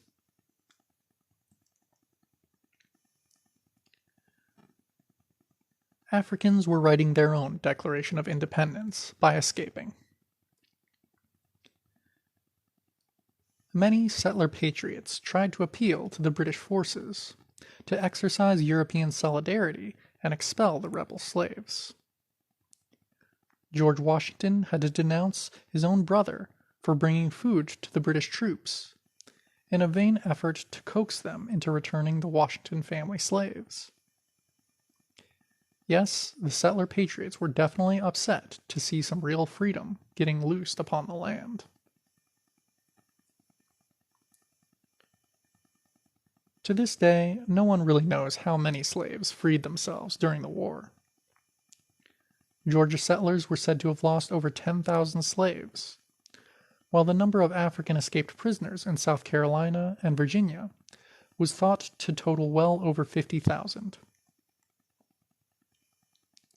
Many, in the disruption of war, passed themselves off as freemen and relocated in other territories, fled to British Florida and Canada, or took refuge in maroon communities or with the Indian nations.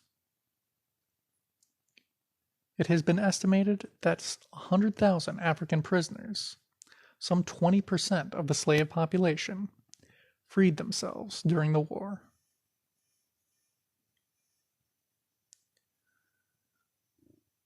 The thousands of rebellious Africans sustained the British war machinery.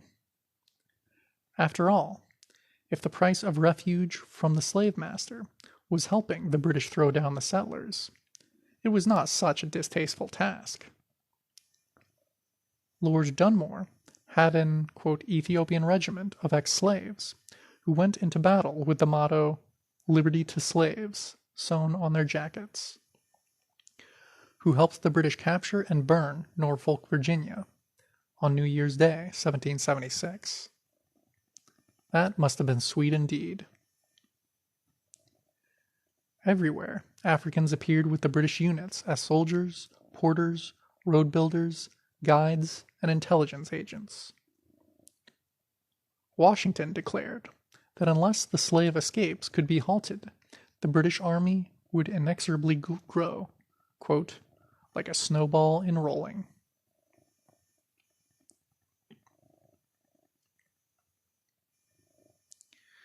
It was only under this threat, not only of defeat, but defeat in part by masses of armed ex-slaves, that the settlers hurriedly reversed their gears and started recruiting Africans into the continental U.S. Army. The whole contradiction of arming slaves and asking them to defend their slave masters was apparent to many. Fearing this disruption of the concentration camp culture of the plantations, and fearing even more the dangers of arming masses of Africans, many settlers preferred to lose their British kith and kin rather than tamper with slavery.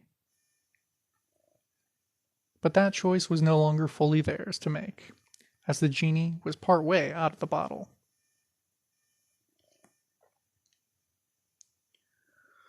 On December 31st, 1775, General George Washington ordered the enlistment of Africans into the Continental Army, with the promise of freedom at the end of the war.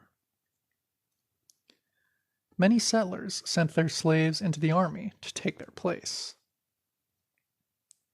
One Hessian mercenary officer with the British said, quote, "The Negro can take the field instead of the master, and therefore there is no regiment to be seen in which there are not Negroes in abundance." End quote. Over 5,000 Africans served in the Patriot military, making up a large proportion of the most experienced troops. Settlers usually only served for short enlistments, 90 days duty being the most common term, while slaves served until the war's end or death.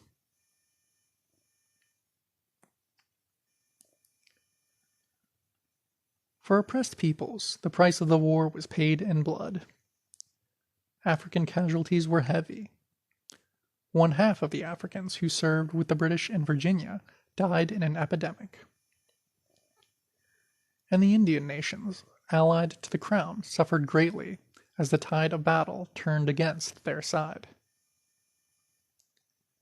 The same was true of many Africans captured in British defeats. Some were sold to the West Indies, and others were executed. A similar heavy fate fell on those recaptured while making their way to British lines. The settler mass community organizations, such as the infamous, quote, Committees of Correspondence, in New York and Massachusetts, played the same role up north that the slave patrols played in the South, of checking and arresting rebellious Africans.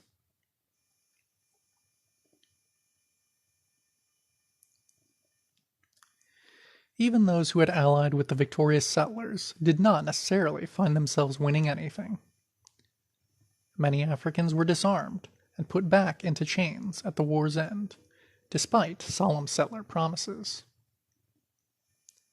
John Hancock, president of the Continental Congress, may have presented African U.S. troops with a banner which praised them as, quote, the Bucks of America. But that didn't help Africans such as Captain Mark Starlin. He was the first African captain in the American naval forces, and had won many honors for his near-suicidal night raids on the British fleet, which is why the settlers let him and his all-African crew sail alone. But as soon as the war ended, his master simply reclaimed him. Starlin spent the rest of his life as a slave. He, ironically enough, is known to historians as an exceptionally dedicated, quote, patriot, super loyal to the new settler nation.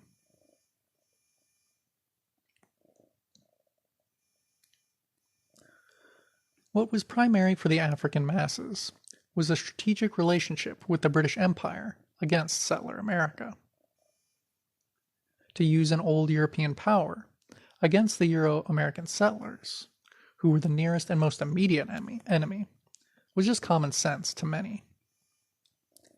65,000 Africans joined the British forces, over 10 for every one enlisted in the continental U.S. ranks.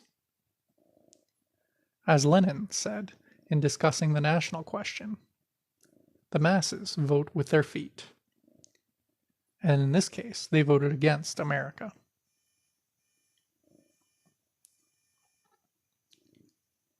Secondarily, on an individual level, Africans served with various forces in return for release from slavery. There was no real, quote, political unity or larger allegiance involved, just a quid pro quo. On the European sides as well, obviously. If the British and Patriot sides could have pursued their conflict without freeing any slaves or disrupting the slave system, they each gladly would have done so. Just as the slave enlistments in Bacon's Rebellion demonstrated only the temporary and tactical nature of alliances between oppressed and oppressor forces, so the alignment of forces in the settler War of Independence only proved that the national patriotic struggle of Euro-Americans was opposite to the basic interests and political desires of the oppressed.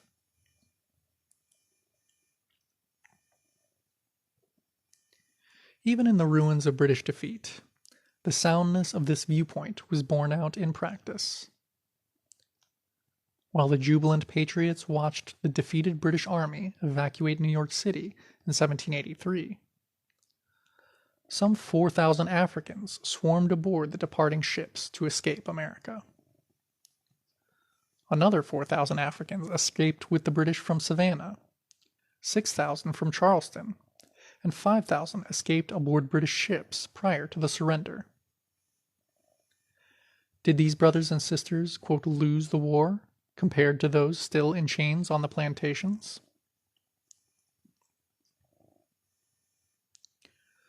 Others chose neither to leave nor submit.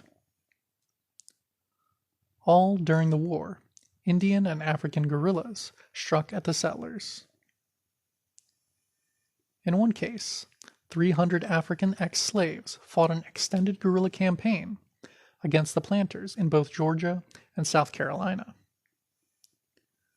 Originally allied to the British forces, they continued their independent campaign long after the British defeat. They were not overcome until 1786, when their secret fort at Bear Creek was discovered and overwhelmed. This was but one front in the true democratic struggle against America. End of chapter. Settlers by J Sakai. Chapter 3. The Contradictions of Nation and Class. Section. Crisis within the slave system. The slave system had served America well, but as the settler nation matured, what once was a foundation stone increasingly became a drag on the growth of the new Euro-American empire. The slave system, once essential to the life of white society, now became worse than an anachronism. It became a growing threat to the well-being of settler life. While the settler masses and their bourgeois leaders still intended to exploit the oppressed to the fullest extent, increasingly they came to believe that one specific form of exploitation, African slavery, had to be shattered. Nothing is gained without a price, as, quote, natural and, quote, heaven-sent, as the great production of African slave labor seemed to the planters. This wealth was bought at the cost of mounting danger to settlers as a whole.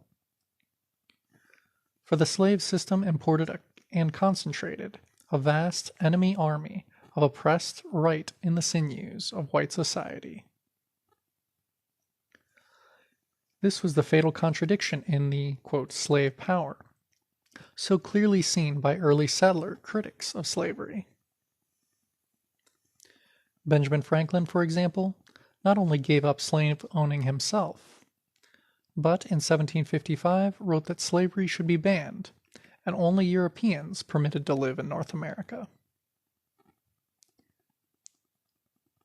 20 years later, as the Articles of Confederation were being debated, South Carolina's Lynch stated that since Africans were property, they shouldn't be taxed any more than sheep were.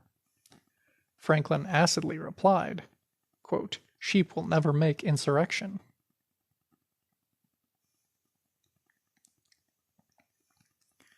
Thomas Jefferson of Virginia probably personified this contradiction more visibly than any other settler. He is well known in settler history books as the liberal planter who constantly told his friends how he agonized over the immorality of slavery. He is usually depicted as an exceptional human being of great compassion and much intellect. What was pushing and pressuring his capitalist mind was the contradiction between his greed for the easy life of the slave master and his fear for the safety of his settler nation. He knew that successful revolution against settler rule was a possibility, and that in a land governed by ex-slaves, the fate of the former slave masters would be hard. As he put it, quote, "A revolution of the wheel of fortune, an exchange of situation, is among possible events." That is why, as U.S. President in 1791, he viewed the Great Haitian Revolution, led by Toussaint Louverture, as a monstrous danger. His administration quickly appropriated relief funds to subsidize the French planters fleeing that island. Jefferson's agile mind came up with a theoretical solution to their, quote, Negro problem: gradual genocide. He estimated that returning all slaves to Africa would cost America $900 million in lost capital and transportation expenses, a sum 45 times the annual export earnings of the settler economy at the time. This was an impossible cost, one that would have bankrupted not only the planters, but the entire settler society as well.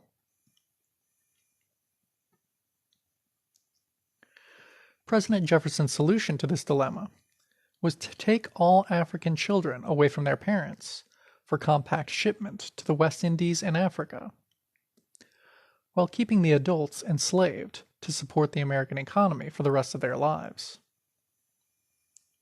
This would theoretically generate the necessary profits to prop up the capitalist economy, while still moving towards an all-white America. Jefferson mused, quote, "The old stock would die off in the ordinary course of nature, until its final disappearance." End quote.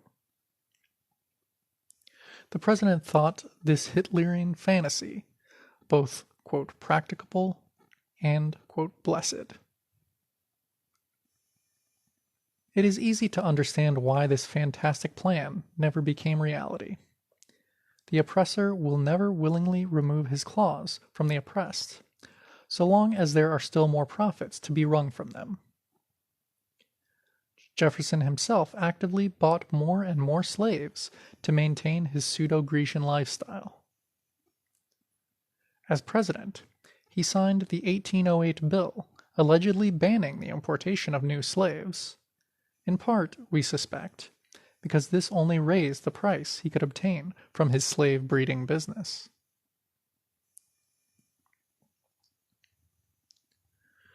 Jefferson gloated over the increase in his wealth from the birth of new slaves. Quote, "I consider the labor of a breeding woman as no object, and that a child raised every 2 years is of more profit than the crop of the best laboring man." End quote. It sums matters up to note that President Jefferson, who believed that the planters should restrict and then wipe out entirely the African colony, ended his days owning more slaves than he started with.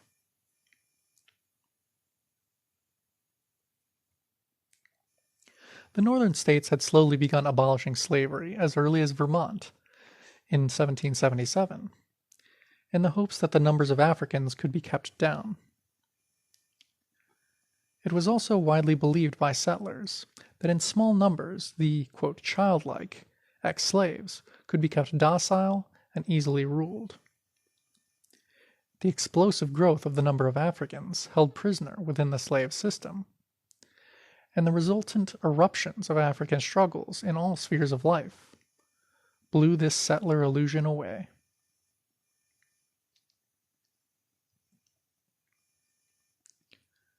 The Haitian Revolution of 1791 marked a decisive point in the politics of both settler and slave.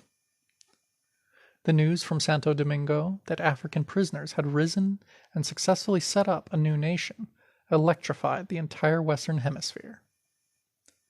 When it became undeniably true that African people's armies, under the leadership of a 50-year-old former field hand, had, in protracted war, outmaneuvered and outfought the professional armies of the old European powers, the relevancy of the lesson to America was intense. The effect of Haiti's great victory was felt immediately. Haitian slaves forcibly evacuated from that island, with their French masters, helped spread the word that revolution and independence were possible. The new Haitian Republic proudly offered citizenship to any Indians and Africans who wanted it, and thousands of free Africans emigrated.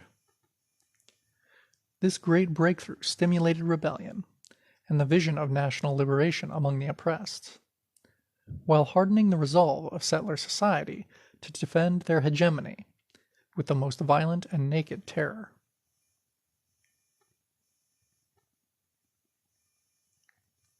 The Virginia insurrection, led by Gabriel, some 9 years later, in which thousands of Africans were involved, as well as that of Nat Turner in 1831, caused discussions within the Virginia legislature on ending slavery. The 1831 uprising, in which 60 settlers died, so terrified them that public rallies were held in Western Virginia to demand an all-white Virginia. Virginia's Governor Floyd publicly endorsed the total removal of all Africans out of the state. If such proposals could be entertained in the heartland of the slave system, we can imagine how popular that must have been among settlers in the northern states.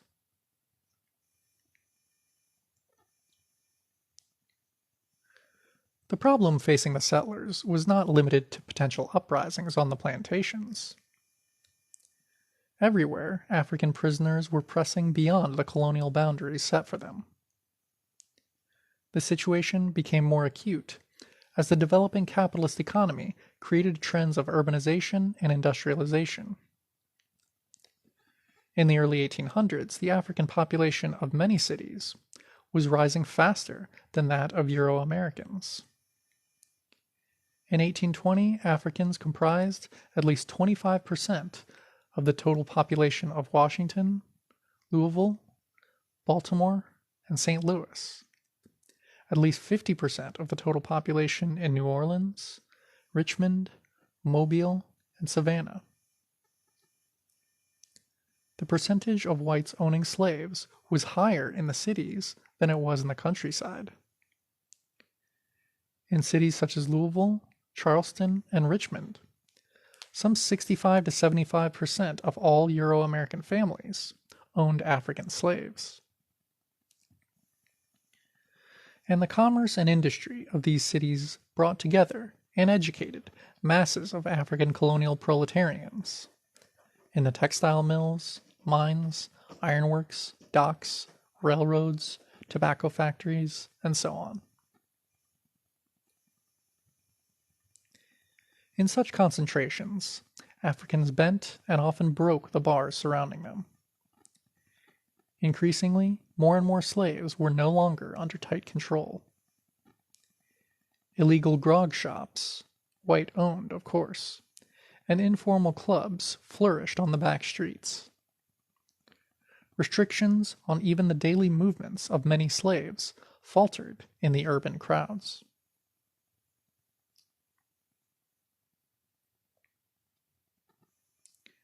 Contemporary white travelers often wrote of how alarmed they were, when visiting southern cities, at the large numbers of Africans on the streets.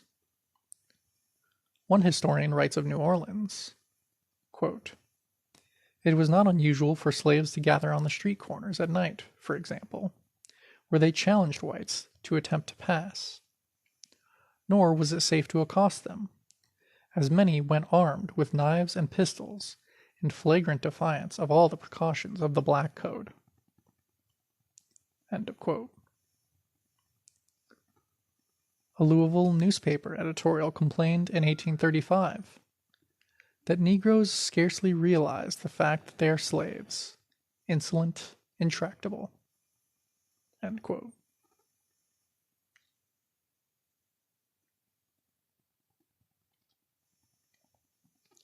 It was natural in these urban concentrations that slave escapes, prison breaks, became increasingly common.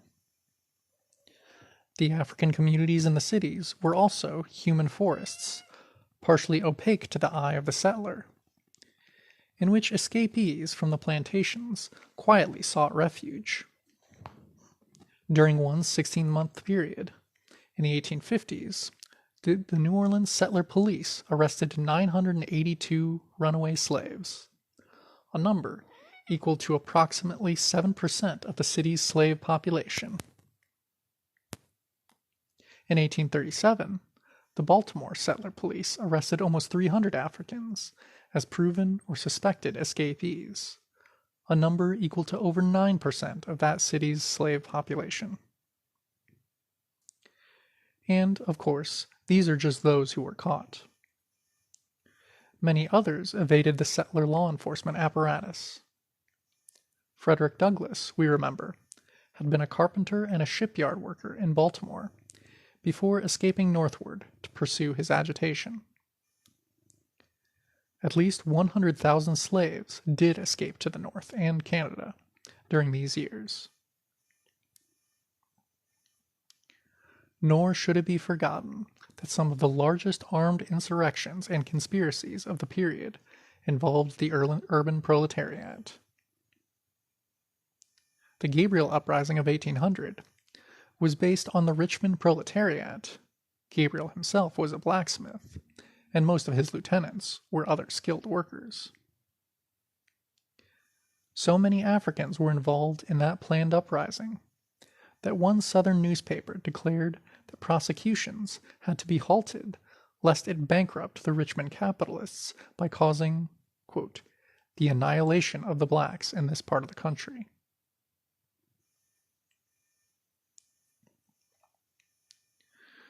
The Charleston Conspiracy of 1822, led by Denmark Vesey, a free carpenter, was an organization of urban proletarians, stevedores, millers, lumberyard workers, blacksmiths, etc. Similarly, the Great Conspiracy of 1856 was organized among coal mine, mill, and factory workers across Kentucky and Tennessee. In its failure, some 65 Africans were killed at Senator Bell's ironworks alone. It was particularly alarming to the settlers that those Africans who had been given the advantages of urban living, and who had skilled positions, just used their relative mobility to strike at the colonial system all the more effectively.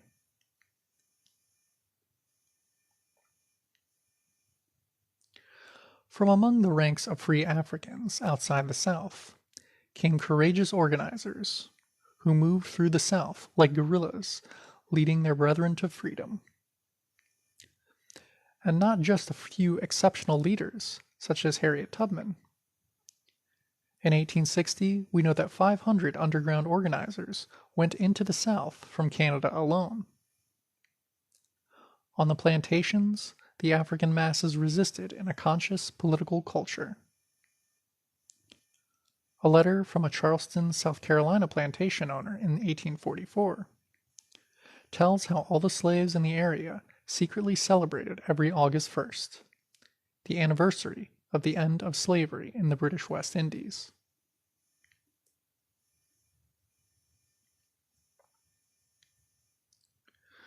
Abolishing slavery was the commonly proposed answer to this increasing instability in the colonial system.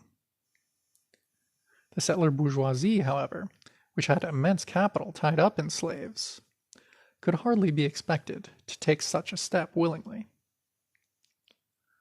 One immediate response in the 1830s was to break up the African communities in the cities. In the wake of the Vesey conspiracy, for instance, the Charleston City Council urged that the number of male Africans in the city, quote, be greatly diminished. And they were.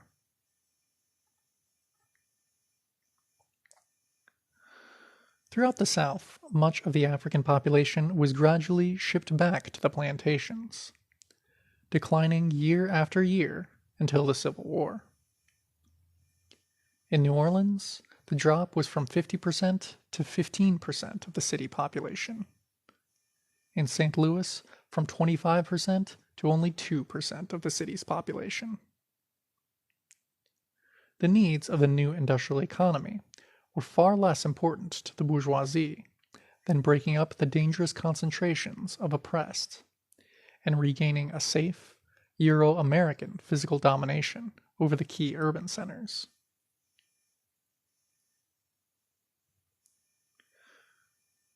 One northern writer traveling through the South noted in 1859 that the Africans had been learning too much in the cities. Quote, this has alarmed their masters, and they are sending them off as fast as possible to the plantations where, as in a tomb, no sight or sound of knowledge can reach them. End quote. In addition to the physical restrictions, the mass terror, etc., that we all know were imposed, it is important to see that settler America reacted to the growing consciousness of Africans by attempting to isolate and physically break up the oppressed communities. It is a measure of how strongly the threat of revolution was rising in the African nation that the settlers had to restructure their society in response. The relative backwardness of the Southern economy was an expression of the living contradictions of the slave system. End of section. Settlers. Chapter 3, Section 2. Slavery versus Settlerism.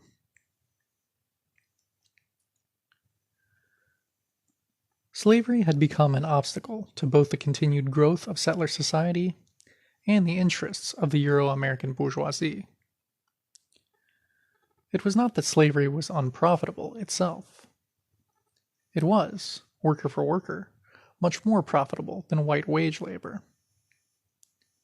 African slaves in industry cost the capitalists less than 1/3 the wages of white working men.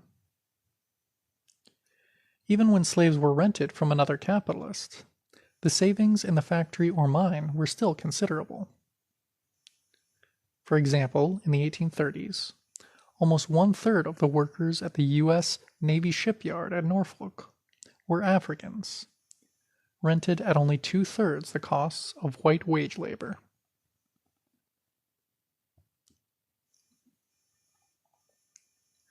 But the American capitalists needed to greatly expand their labor force. While the planters believed that importing new millions of African slaves would most profitably meet this need, it was clear that this would only add fuel to the fires of the already insurrectionary African colony.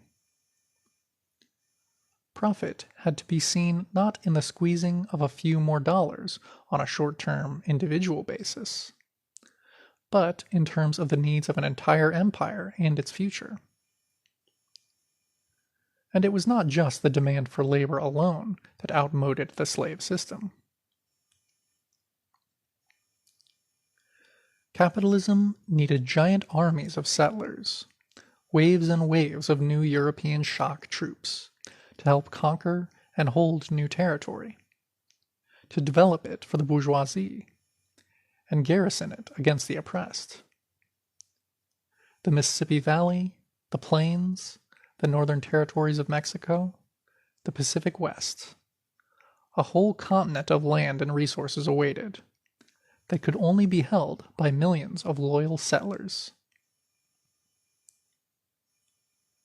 After Haiti, it was increasingly obvious that a, quote, thin white line of a few soldiers, administrators, and planters could not safely hold down whole oppressed nations. Only the weight of masses of oppressors could provide the Euro-American bourgeoisie with the empire they desired. This was a fundamental element in the antagonistic but symbiotic relationship of the white masses to their rulers.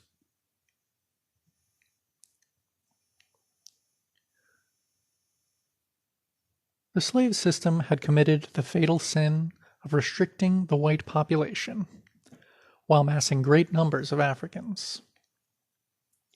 In the 1860 census, we can see the disparity of the settler populations of North and South. Excluding the border states of Delaware and Maryland, the slave states had a median population density of a bare 18 whites per square mile. The most heavily populated of the slave states, Kentucky, had a population of only 31 whites per square mile. In sharp contrast, northern states such as Ohio, New Jersey, and Massachusetts had populations of 59, 81, and 158 whites per square mile, respectively.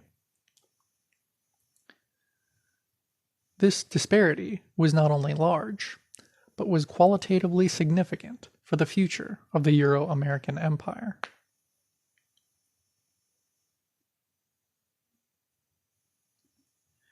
It is no surprise that the planter bourgeoisie viewed society far differently than did the New York banker or Massachusetts mill owner.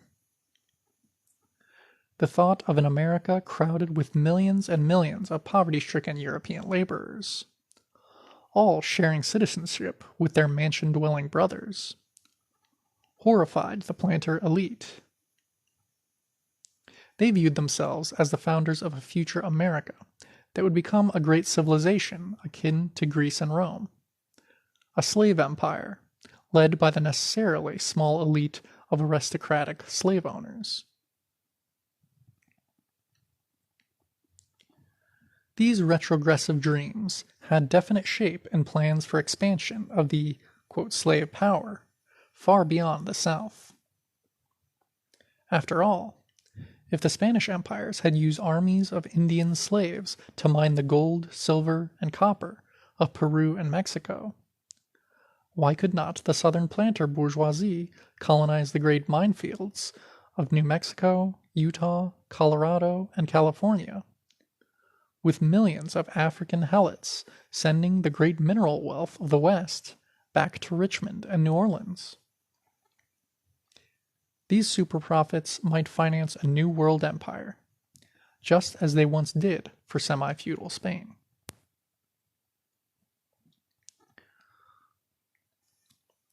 Why could not the plantation system be extended, not just to Texas, but to swallow up the West, Mexico, Cuba, and Central America? If masses of Africans already sweated so profitably in the factories, mills, and mines of Birmingham and Richmond, why couldn't the industrial process be an integral part of a new slave empire that would bestride the world, as Rome once did Europe and North Africa?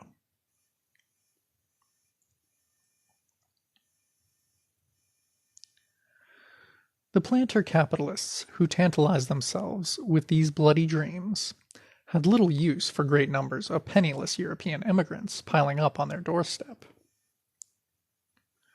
While Northerners saw the increasing dangers of a slave economy, with its mounting, captive armies of Africans, the planters saw the same dangers in importing a white proletariat. The creation of such an underclass would inevitably, they thought, divide white society, since the privileged life of settlerism could only stretch so far. Or, in other words, too many whites meant an inevitable squabble over dividing up the loot.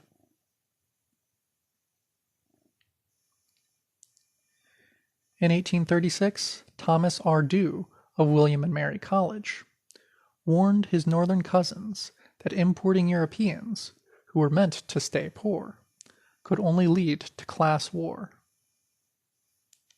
Beginning of long quote. Between the rich and the poor, the capitalist and the laborer, when these things shall come, when the millions, who are always under the pressure of poverty, and sometimes on the verge of starvation, shall form your numerical majority, as is the case now in the old countries of the world, and universal suffrage shall throw the political power into their lands, can you expect that they will regard as sacred the tenure by which you hold your property? End quote.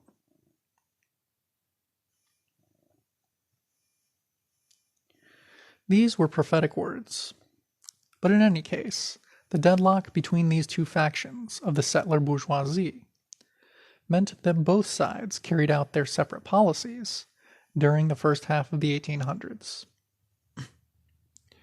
While the merchant and industrial capitalists of the North recruited the dispossessed of Europe, the Southern planters fought to expand the slave power.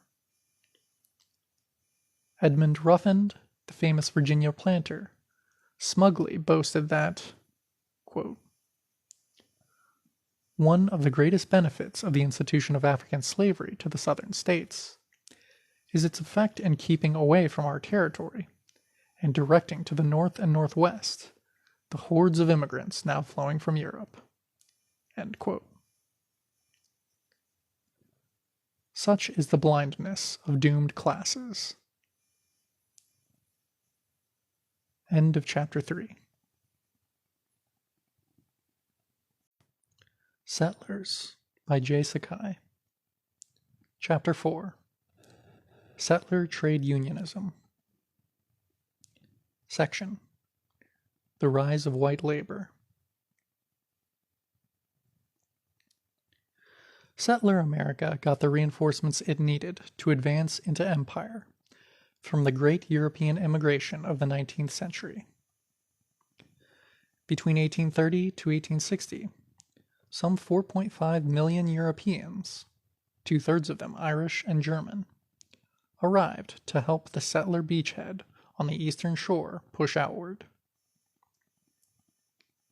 The impact of these reinforcements on the tide of battle can be guessed from the fact that they numbered more than the total settler population of 1800. At a time when the young settler nation was dangerously dependent on the rebellious African colony in the south, and on the continental battleground greatly outnumbered by the various Indian, Mexican, and African nations. These new legions of Europeans played a decisive role.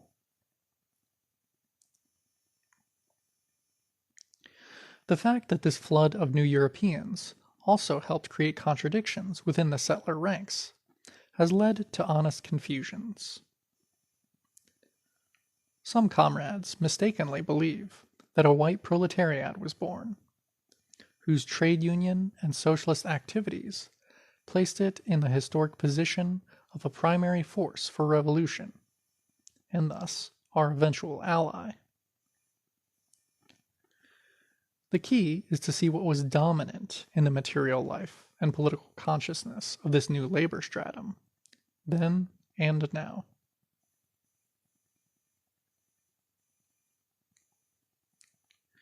The earlier settler society of the English colonies was relatively fluid, and still unformed in terms of class structure. After all, the original ruling class of America was back in England, and even the large Virginia planter capitalists were seen by the English aristocracy as mere middlemen between them and the African proletarians who actually created the wealth. To them, George Washington was just an overpaid foreman.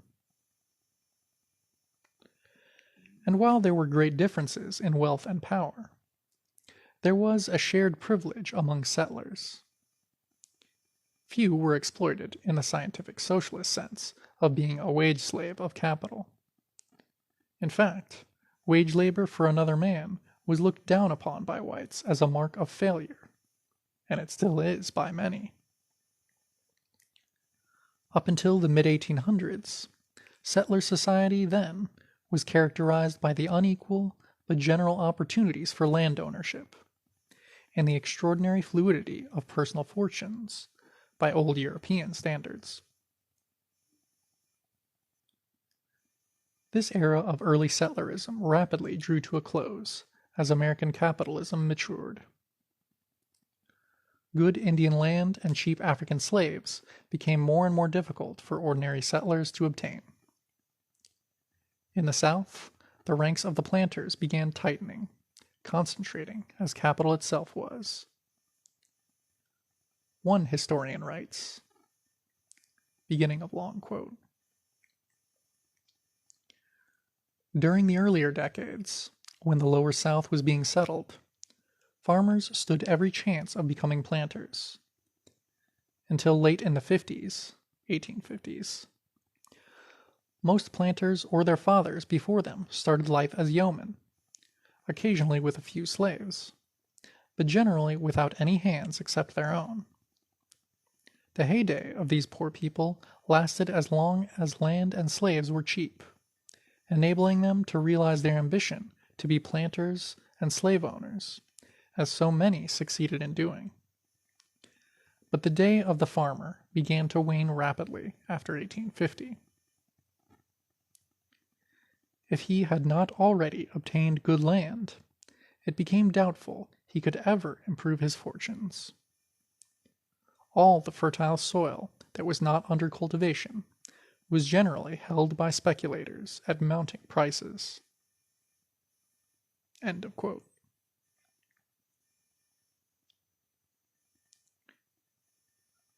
While in the cities of the North, the small, local business of the independent master craftsman, shoemaker, blacksmith, cooper, etc., was giving way step by step to the large merchant, with his regional business and his capitalist workshop, or factory. This was the inevitable casualty list of industrialism. At the beginning of the 1800s, it was still true that every ambitious, young Euro-American apprentice worker could expect to eventually become a master, owning his own little business, and often his own slaves. There is no exaggeration in saying this. We know, for example, that in the Philadelphia of the 1820s, craft masters actually outnumbered their journeyman employees by 3 to 2, and that various tradesmen, masters, and professionals were an absolute majority of the Euro-American male population.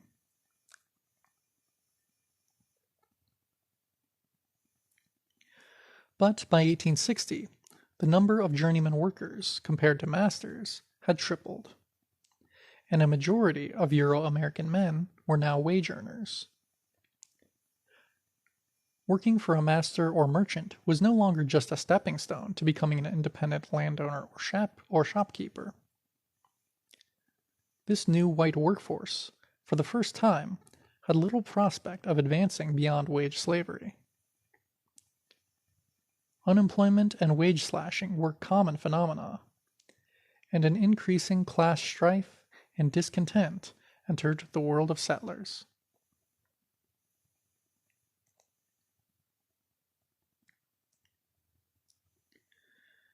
In this scene, the new millions of immigrant European workers, many with old European experiences of class struggle, furnished the final element in the hardening of a settler class structure. The political development was very rapid once the nodal point was reached. From artisan guilds to craft associations to local unions. National unions and labor journals soon appeared. And in the workers' movements, the championing of various socialist and even Marxist ideas was widespread and popular, particularly since these immigrant masses were salted with radical political exiles. Marx, in the inaugural address to the First International in 1864, says, quote, "Crushed by the iron hand of force, the most advanced sons of labor fled in despair to the transatlantic republic." End quote.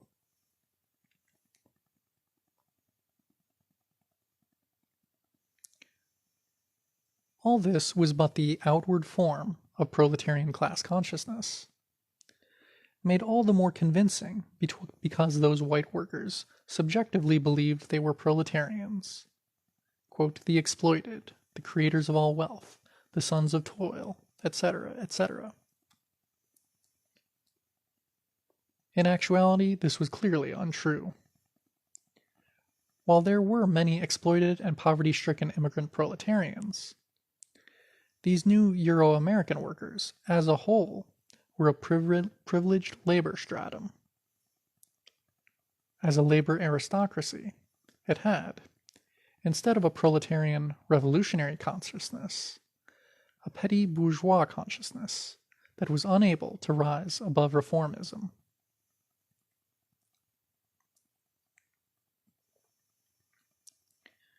This period is important for us to analyze, because here, for the first time, we start to see the modern political form of the Euro-American masses emerge.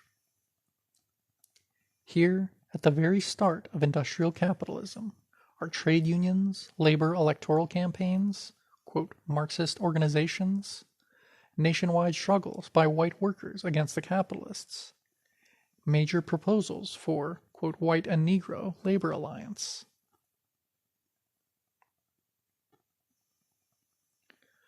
What we find is that this new class of white workers was indeed angry and militant, but so completely dominated by petty bourgeois consciousness that they always ended up as pawns of various bourgeois political factions, because they clung to and hungered after the petty privileges derived from the loot of empire. They, as a stratum, became rabid and reactionary supporters of conquest, and the annexation of oppressed nations. The, quote, trade union unity, deemed so important by Euro-American radicals, then and now, kept falling apart and was doomed to failure. Not because white workers were racist, although they were, but because this alleged, quote, trade union unity was just a ruse to divide, confuse, and stall the oppressed until new genocidal attacks could be launched against us and completely drive us out of their way.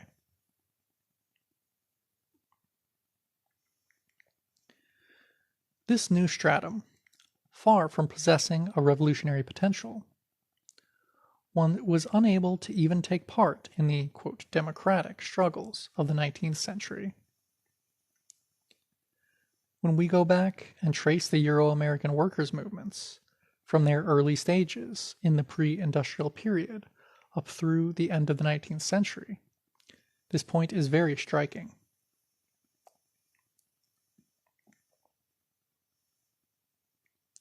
In the 1820s to 30s, before white workers had even developed into a class, they still played a major role in the political struggles of, quote, Jacksonian democracy.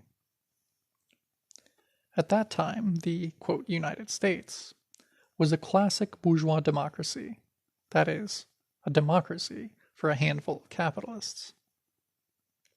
Even among settlers, high property qualifications, residency laws, and sex discrimination limited the vote to a very small minority. So popular movements, based among angry small farmers and urban workingmen, arose in state after state to strike down these limitations, and thus force settler government to better share the spoils of empire.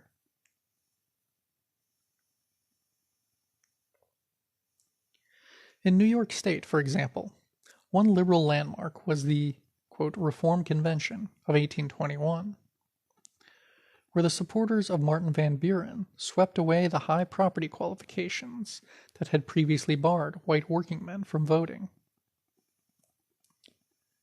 This was a significant victory for them. Historian Leon Litwack has pointed out that the 1821 convention, quote, has come to symbolize the expanded democracy which made possible the triumph of Andrew Jackson 7 years later, end quote. Van Buren became the hero of the white workers, and was later to follow Jackson into the White House.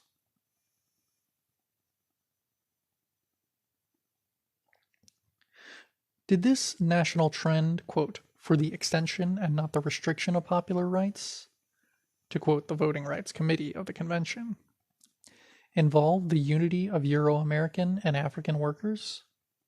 No.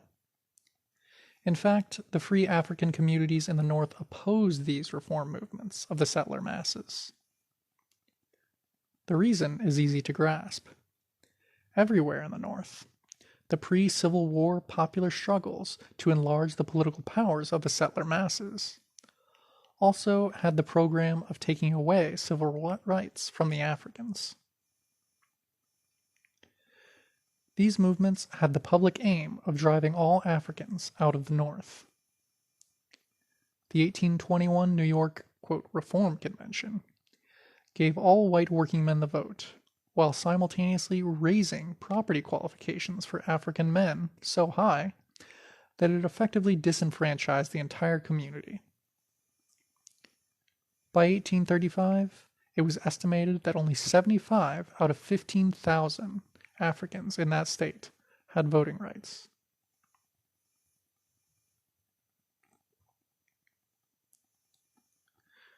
This unconcealed attack on Africans was, in point of fact, a compromise, with Van Buren restraining the white majority, which hated even the few remaining shreds of civil rights left for well-to-do Africans.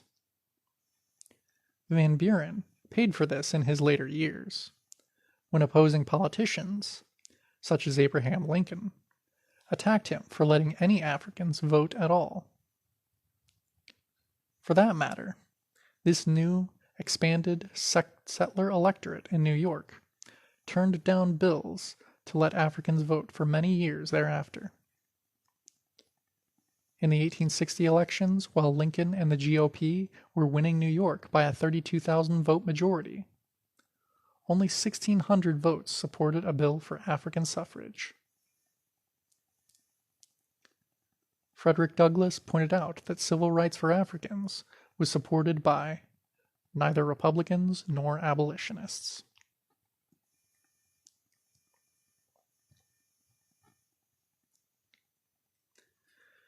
These earlier popular movements of settler workingmen found significant expression in the presidency of Andrew Jackson, the central figure of, quote, Jacksonian democracy. This phrase is used by historians to designate the rabble-rousing, anti-elite reformism he helped introduce into settler politics. His role in the early political stirrings of the white workers was so large that even today, some Euro-American, quote, communist labor historians proudly refer to, quote, the national struggle for economic and political democracy led by Andrew Jackson.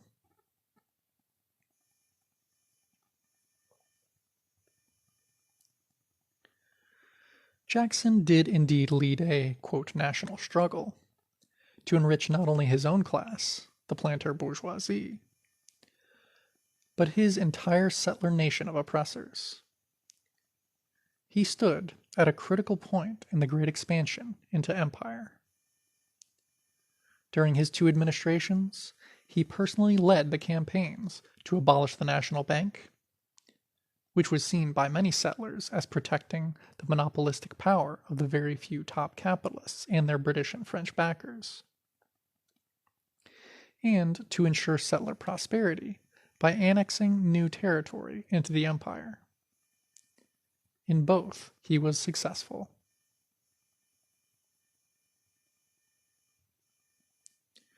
The boom in slave cotton and the parallel rise in immigrant European labor was tied to the removal of the Indian nations from the land.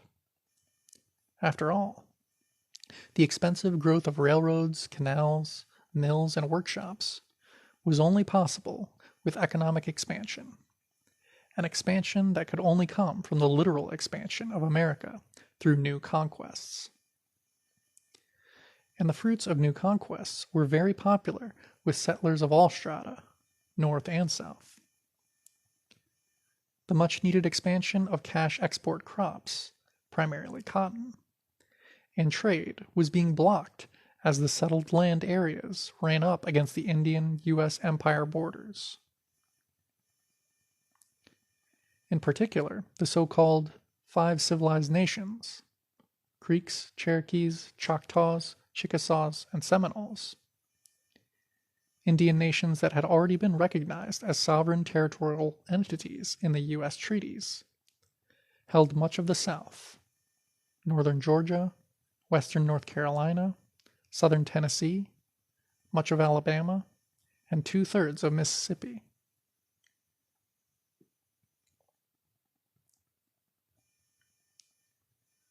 The settlers were particularly upset that the Indian nations of the old Southwest showed no signs of collapsing, dying out, or trading away their land. All had developed stable and effective agricultural economies with considerable trade. Euro-Americans, if anything, thought that they were too successful. The Cherokee, who had chosen a path of adopting many Western societal reforms, had a national life more stable and prosperous than that of the Euro-American settlers who eventually occupied those Appalachian regions after they were forced out. A Presbyterian church report in 1826 records that the Cherokee Nation had 7,600 houses, 762 looms, 1,488 spinning wheels, 10 sawmills, 31 grain mills, 62 blacksmith shops, 18 schools, 70,000 head of livestock, a weekly newspaper in their own language, and numerous libraries with thousands of good books. The Cherokee national government had a two-house legislature and a Supreme Court. Picture of the Cherokee Nation on the Trail of Tears, 1838.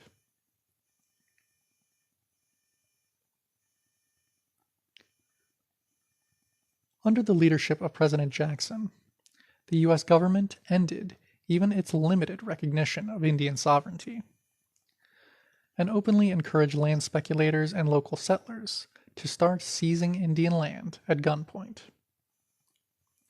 A U.S. Supreme Court ruling upholding Cherokee sovereignty versus the state of Georgia was publicly ridiculed by Jackson, who refused to enforce it.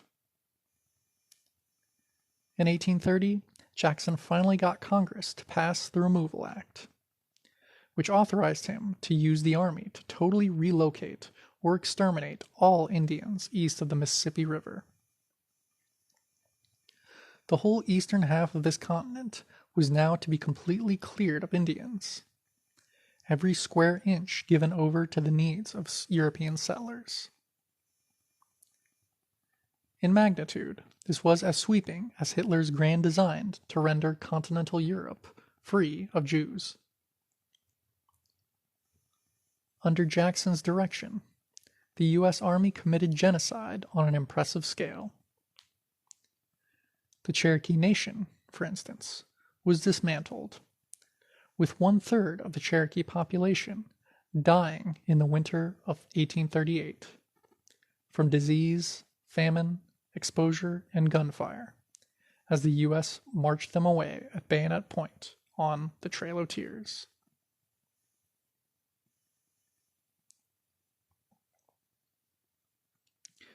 So the man who led the settlers' quote, national struggle for economic and political democracy was not only a bourgeois politician, but in fact an apostle of annexation and genocide. The president of the Trail of Tears was a stereotype frontiersman, a fact which made him popular with poorer whites. After throwing away his inheritance on drinking and gambling, the young Jackson moved to the frontier, at that time Nashville, Tennessee, to, quote, find his fortune. That's a common phrase in the settler history books, which only conceals the reality that the only fortune on the frontier was from genocide. Jackson eventually became quite wealthy through speculating in Indian land, like Washington, Franklin, and other settlers before him, and owning a cotton plantation with over 100 African slaves. The leader of Jacksonian democracy had a clear, practical appreciation of how profitable genocide could be for settlers.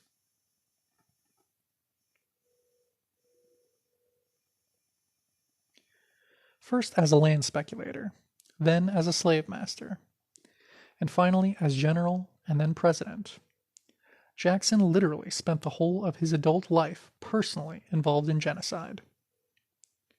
During the Creek War of 1813-14, Jackson and his fellow frontiersmen slaughtered hundreds of unarmed women and children, afterwards skinning the bodies to make souvenirs.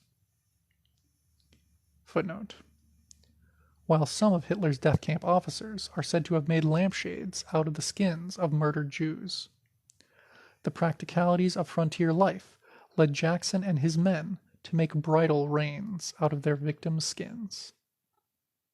End footnote. Naturally, Jackson had a vicious hatred of Indians and Africans.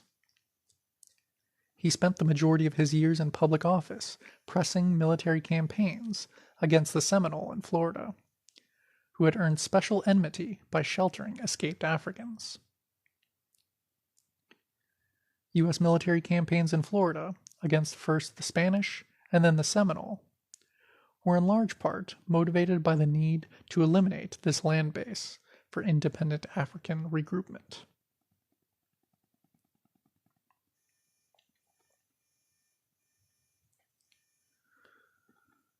The Seminole Wars, that went on for over 30 years, began when Jackson was an Army officer, and ended after he had retired from the White House, though he still sent Washington angry letters of advice on the war from his retirement. They were as much African wars as Indian wars, for the escaped Africans had formed liberated African communities as a semi-autonomous part of the sheltering Seminole Nation.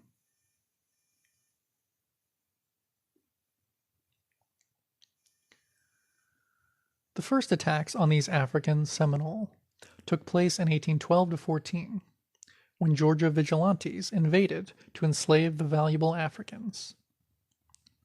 African forces wiped out almost all of the invaders, including the commanding Georgia major and a U.S. general.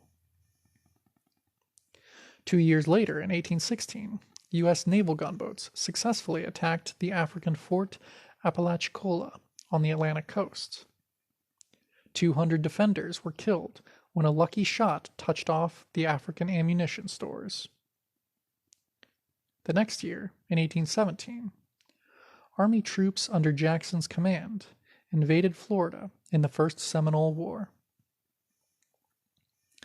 The Africans and Seminoles evaded Jackson's troops and permanently withdrew deeper into central Florida.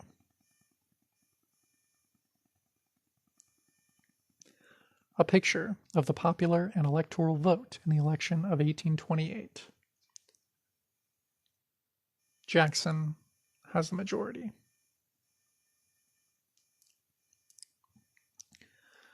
The decisive Second Seminole War began in 1835, when the Seminole Nation, under the leadership of the great Osceola, refused to submit to U.S. removal to Oklahoma.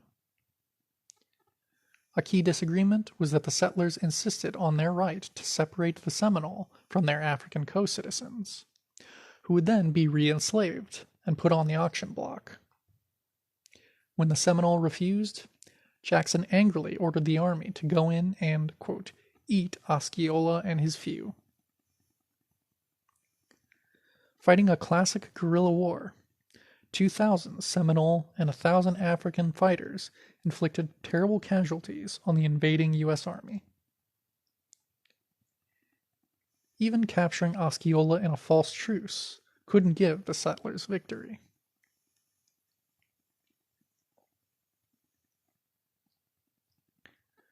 Finally, U.S. Commanding General Thomas Jessup conceded that none of the Africans would be re-enslaved, but all could relocate to Oklahoma as part of the Seminole Nation.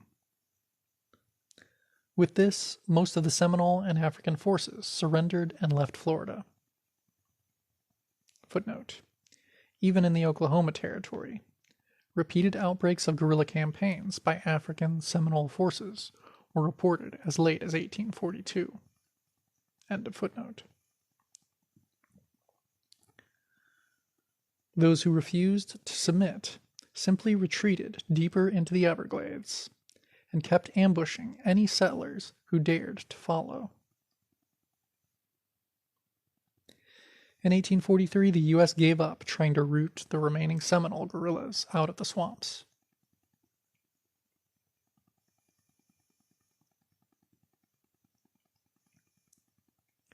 The settlers lost some 1,600 soldiers, killed, and additional thousands wounded or disabled through disease. The war, which General Jessup labeled, quote, a Negro, not an Indian war, cost the U.S. some $30 million. That was 80 times what President Jackson had promised Congress he would spend in getting rid of all Indians east of the Mississippi. By the time he left office, Jackson was infuriated that the Seminole and Africans were resisting the armed might of the empire year after year. He urged that the army concentrate on finding and killing all the enemy women in order to put a final biological end to this stubborn nation. He boasted that he had used this strategy quite successfully in his own campaigns against Indians.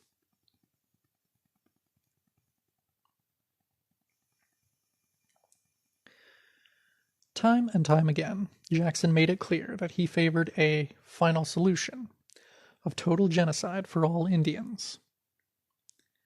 In his second State of the Union address, Jackson reassured his fellow settlers that they should not feel guilty when they, quote, tread on the graves of extinct nations, since the wiping out of all Indian life was just as natural as the passing of generations. Could anyone miss the point? After years and decades soaked in aggression and killing, could any Euro-American not know what Jackson stood for? Yet he was the chosen hero of the Euro-American workers of that day.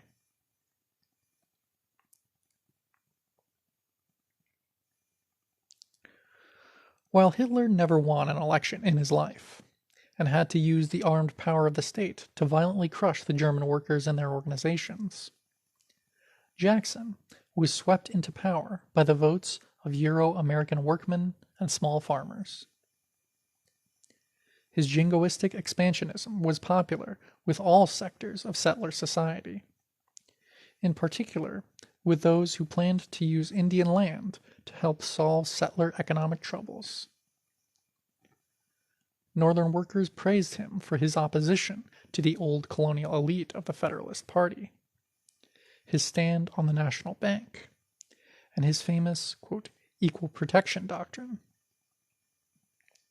The later piously declaimed that government's duty was not to favor the rich, but through taxation and other measures to give aid, quote, alike on the high and low, the rich and the poor, end quote, of settler society.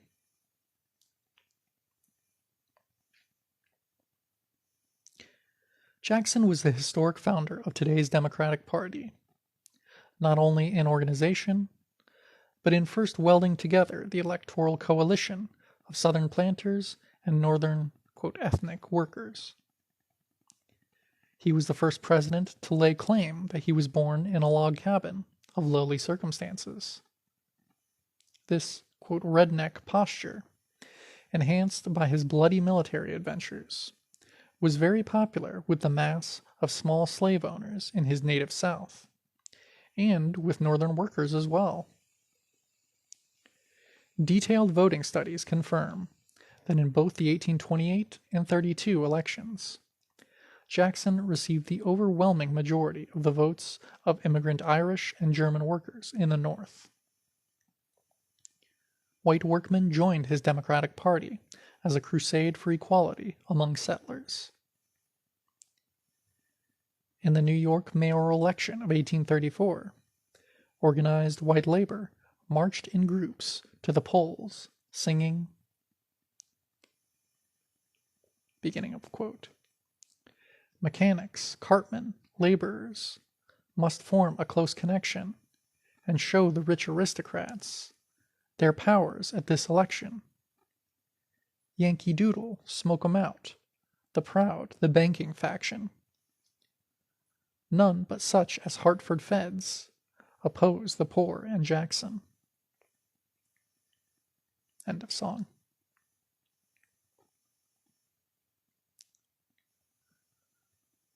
Underneath the surface appearance of militant popular reform, of workers taking on the wealthy, these movements were only attempts to more equally distribute the loot and privileges of empire among its citizens. That's why the oppressed colonial subjects of the empire had no place in these movements.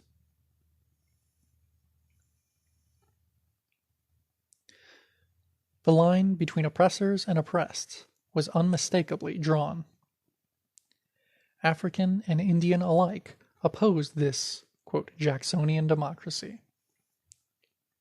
The English visitor Edward Adby remarked that he, quote, never knew a man of color that was not an anti-Jackson man. On their side, the white workingmen of the 1830s knowingly embraced the architects of genocide as their heroes and leaders. Far from joining the democratic struggles around the rights of the oppressed, the white workers were firmly committed to crushing them.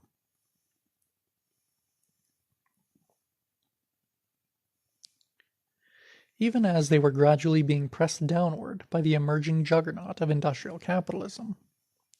Faced with wage cuts, increasing speed-up of machine-powered production, individual craft production disappearing in the regimented workshop, etc., those Euro-American workers saw their hope for salvation in non-proletarian special privileges and a desperate clinging to petty bourgeois status.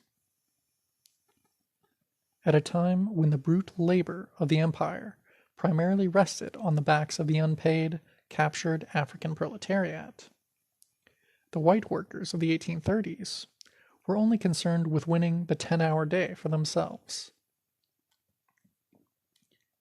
In the 1840s, as the empire annexed the northern 40% of Mexico, and by savage invasion reduced truncated Mexico to a semi-colony, the only issue to the white working men's movement was how large would their share of the looting be.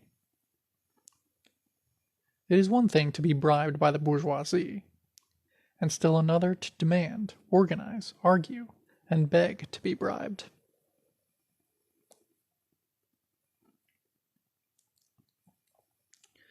The dominant political slogan of the white workers' movement of the 1840s was, quote, "Vote yourself a farm." This expressed the widespread view that it was each settler's right to have cheap land to farm, and that the ideal lifestyle was the old colonial-era model of the self-employed craftsman, who also possessed the security of being part-time farmers.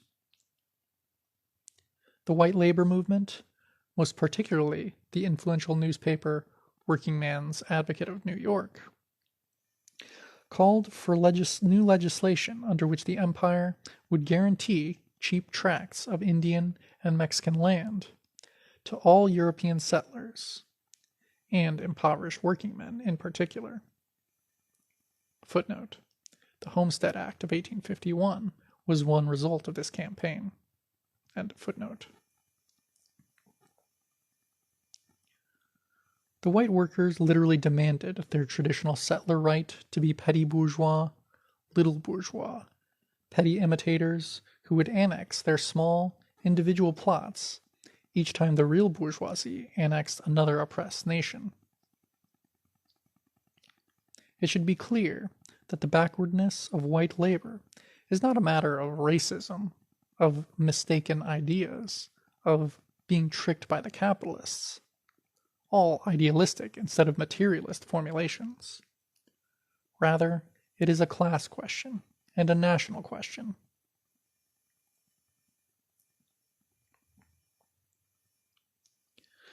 This stratum came into being with its feet on top of the proletariat, and its head straining up into the petty bourgeoisie. It's startling how narrow and petty its concerns were in an age when the destiny of peoples and nations was being decided, when the settler empire was trying to take into its hands the power to decree death to whole nations. We keep coming back to genocide, the inescapable center of settler politics in the 19th century. So to fully grasp the politics of emerging white labor, we must penetrate to the connection between their class viewpoint and genocide. End of section. Settlers. Chapter 4, Section 2. The popular appeal of genocide.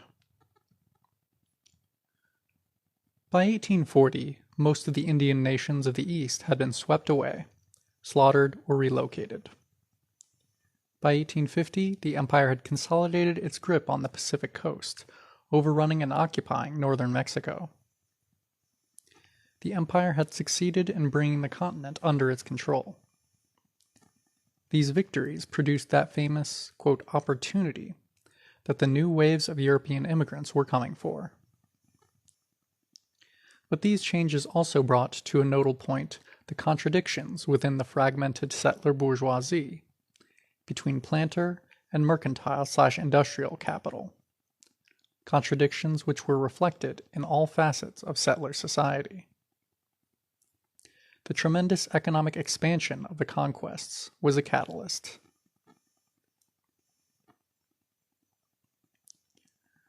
The ripping open of the, quote, New South to extend the plantation system meant a great rise of African slaves on the western frontier. These new cotton areas became primarily African in population, and the ambitious planter bourgeoisie started seeding slave labor enterprises far outward as tentacles of the slave power. So, at a salt mine in Illinois, a gold mine in California, a plantation in Missouri, aggressive planters appeared with their, quote, movable factories of African slaves. Southern adventurers even briefly seized Nicaragua in 1856, in a premature attempt to annex all of Central America to the slave power.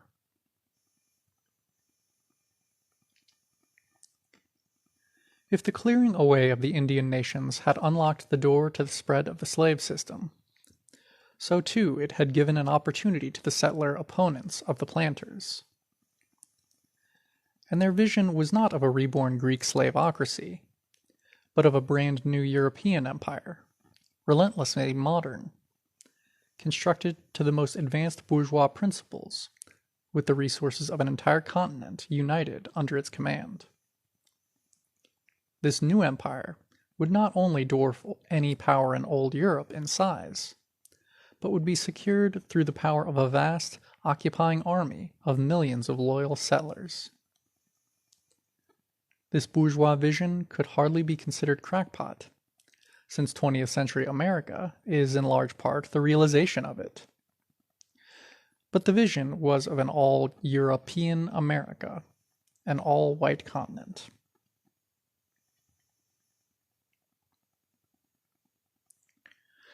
We can only understand the deep passions of the slavery dispute, the flaring gunfights in Missouri and, quote, bloody Kansas, between pro-slavery and anti-slavery settlers.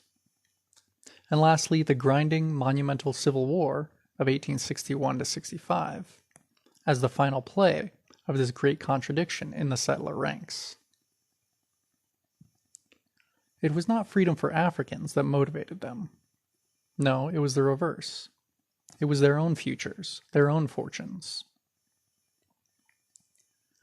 Governor Morton of Ohio called on his fellows to realize their true interests. Quote, "We are all personally interested in this question, not indirectly and remotely as in a mere political abstraction, but directly, pecuniarily, and selfishly. If we do not exclude slavery from the territories, it will exclude us."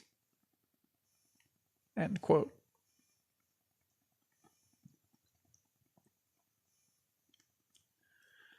To millions of Euro-Americans in the North, the slave system had to be halted because it filled the land with masses of Africans instead of masses of settlers.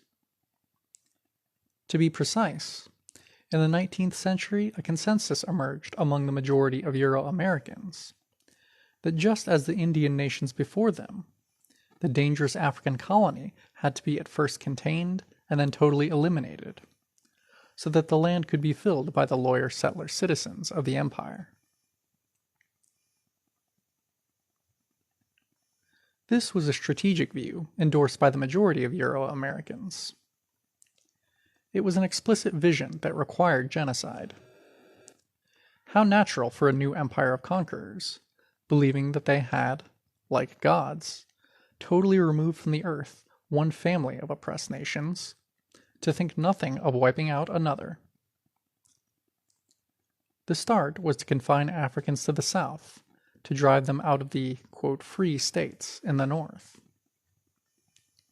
Indeed, in the political language of the 19th century settler politics, the word, quote, free also served as a code phrase that meant non-African.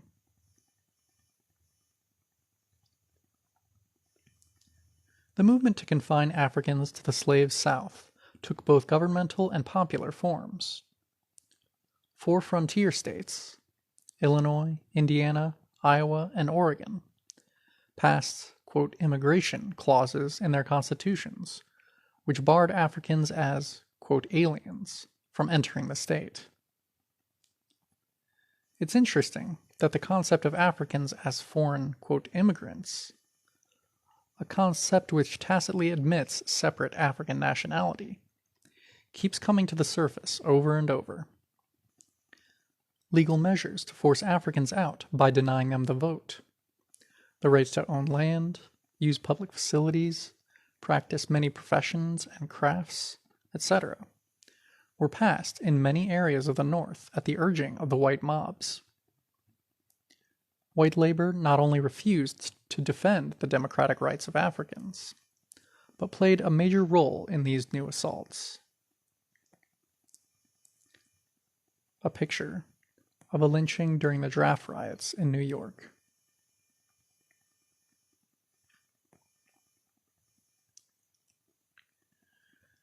Periodic waves of mass terror also were used everywhere against African communities in the North. The abolitionist press records records 209 violent mob attacks in the North between 1830 and 1849. These violent assaults were not the uncontrolled outpouring of blind racism, as often suggested. Rather, they were carefully organized offensives to achieve definite goals. These mobs were usually led by members of the local ruling class, merchants, judges, military officers, bankers, etc., and made up of settlers from all strata of society. The three most common goals were 1. To reverse some local advance in African organization, education, or employment. 2. To destroy the local abolitionist movement. And 3. To reduce the African population. In almost every case, the mobs, representing both the local ruling class and popular settler opinion, were successful. In almost no cases did any significant number of Euro-Americans interfere with the mobs, save to, quote, restore order, or to nobly protect a few lives after the violence had gained its ends.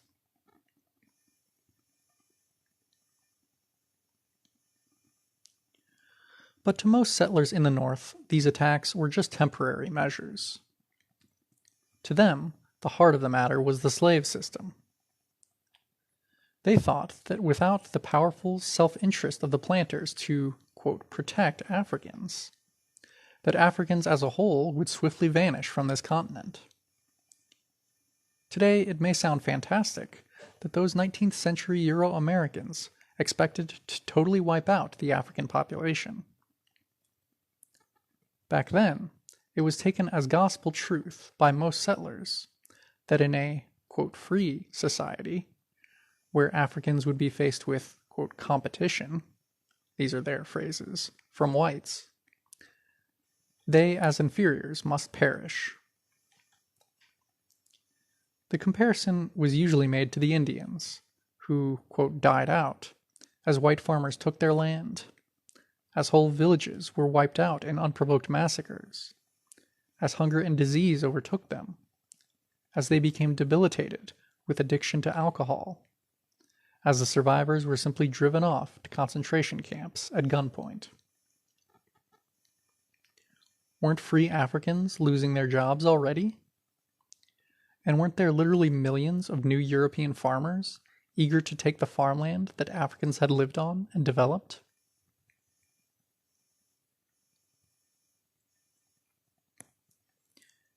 Nor was it just the right-wingers that looked forward to getting rid of, quote, the Negro problem, as all whites referred to it. All tendencies of the abolitionists contained not only those who defended the human rights of Africans, but also those who publicly or privately agreed that Africans must go. Gamaliel Bailey, editor of the major abolitionist journal, National Era, promised his white readers that after slavery was ended, all Africans would leave the United States.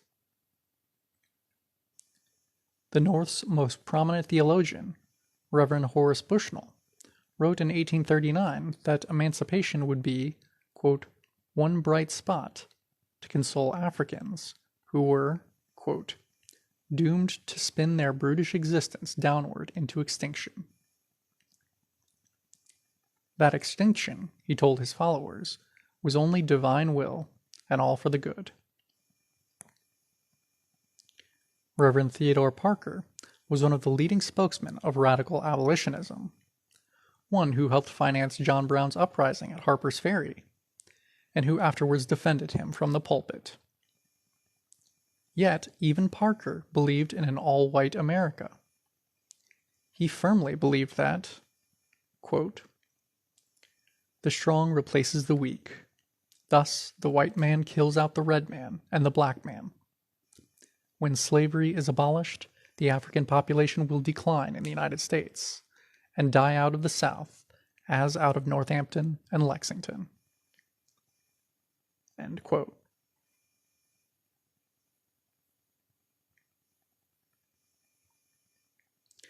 While many settlers tried to hide their genocidal longings behind the fictions of, quote, natural law or divine will, others were more honest in saying that it would happen because Euro-Americans were determined to make it happen. Thus, even during the Civil War, the House of Representatives issued a report on emancipation that strongly declared, quote, the highest interests of the white race, whether Anglo-Saxon, Celt, or Scandinavian, require that the whole country should be held and occupied by these races alone. End quote. In other words, they saw no contradiction between emancipation and genocide. The leading economist, George M. Weston, wrote in 1857 that, quote, when the white artisans and farmers want the room which the African occupies, they will not take it by rude force, but by gentle and gradual and peaceful processes. The Negro will disappear, perhaps to regions more congenial to him, perhaps to regions where his labor can be more useful, perhaps by some process of colonization we may yet devise. But at all events, he will disappear. End quote. National political movements were formed by settlers to bring this day about. The colonization movement, embodied in the American Colonization Society, organized hundreds of local chapters to press for national legislation, whereby Africans would be removed to new colonies in Africa, the West Indies, or Central America. U.S. presidents from Monroe in 1817 to Lincoln in 1860 endorsed the society, and the semi-colony of Liberia was started as a trial. Much larger was the Free Soil Party, which fought to reserve the new territories and states of the West for Europeans only. This was the main forerunner of the Republican Party of 1854, the first settler political party whose platform was the defeat of the, quote, slave power.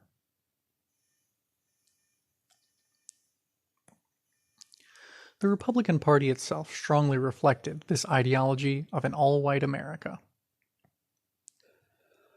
Although most of its leaders supported limited civil rights for Africans, they did so only in the context of the temporary need for empire to treat its subjects humanely.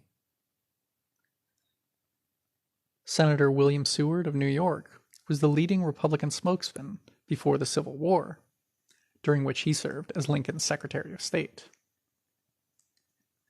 In his famous Detroit speech during the 1860 campaign, he said, quote, the great fact is now fully realized that the African race here is a foreign and feeble element, like the Indian, incapable of assimilation. End quote. Both would, he promised his fellow settlers, altogether disappear. Lincoln himself said over and over again during his entire political career that all Africans would eventually have to disappear from North America. The theme of African genocide runs like a dark thread, now hidden and now visible, in the violent weaving of the future, throughout settler political thought of that day.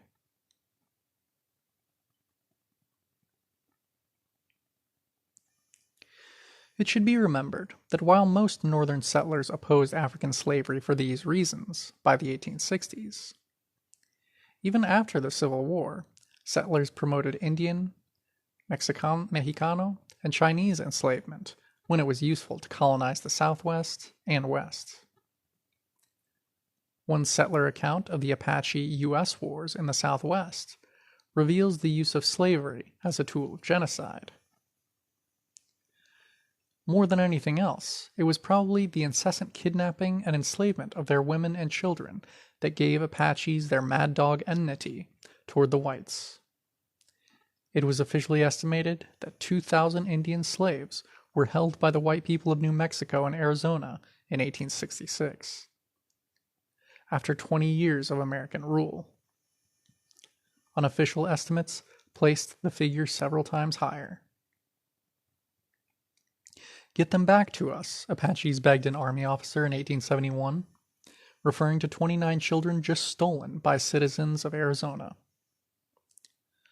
Quote, "Our little boys will grow up as slaves, and our little girls, as soon as they are large enough, will be diseased prostitutes to get money for whoever owns them." End quote. Prostitution of captured Apache girls, of which much mention is made in the 1860s and 70s, seemed to trouble the Apaches exceedingly.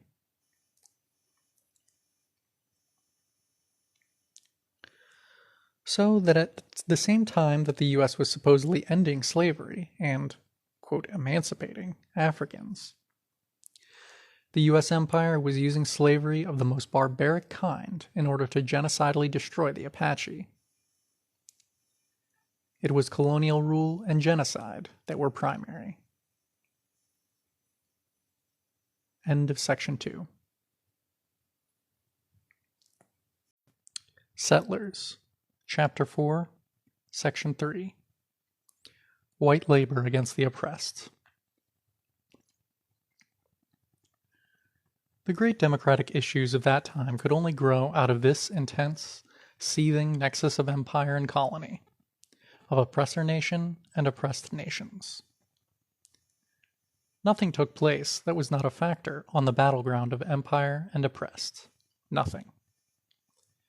Everyone was caught up in the war, however dimly they understood their own position. The new millions of immigrant European workers were desperately needed by the empire. By 1860, half of the populations of New York, Chicago, Pittsburgh, and St. Louis were new immigrant Europeans. These reinforcements were immediately useful in new offensives against the Indian, African, and Mexicano people.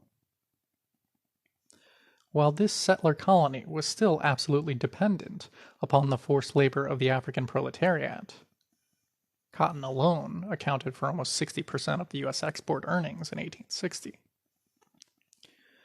The new reinforcements provided the means to reverse the dangerous concentrations of Africans in the metropolitan centers. Frederick Douglass said in 1855, quote, "Every hour sees us elbowed out of some employment to make room, perhaps, for some newly arrived immigrants, whose hunger and color are thought to give them a title to special favors. White men are becoming house servants, cooks, and stewards, common laborers and flunkies to our gentry." End quote. The Philadelphia newspaper, Colored American, said as early as 1838 that free Africans, quote, "have ceased to be hackney coachmen and draymen, and are now almost displaced as stevedores." Footnote, draymen. Carriers, i.e. those who hauled goods around the city for a fee. End footnote. Quote continued. They are rapidly losing their places as barbers and servants. End quote. In New York City, Africans were the majority of the house servants in 1830. But by 1850, Irish house servants outnumbered the entire African population there. The empire was swiftly moving to replace the rebellious and dangerous African proletariat by more submissive and loyal Europeans.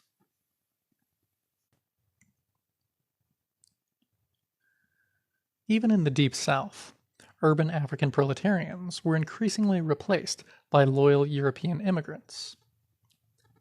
In New Orleans, the draymen were all African in 1830, but by 1840 were all Irish.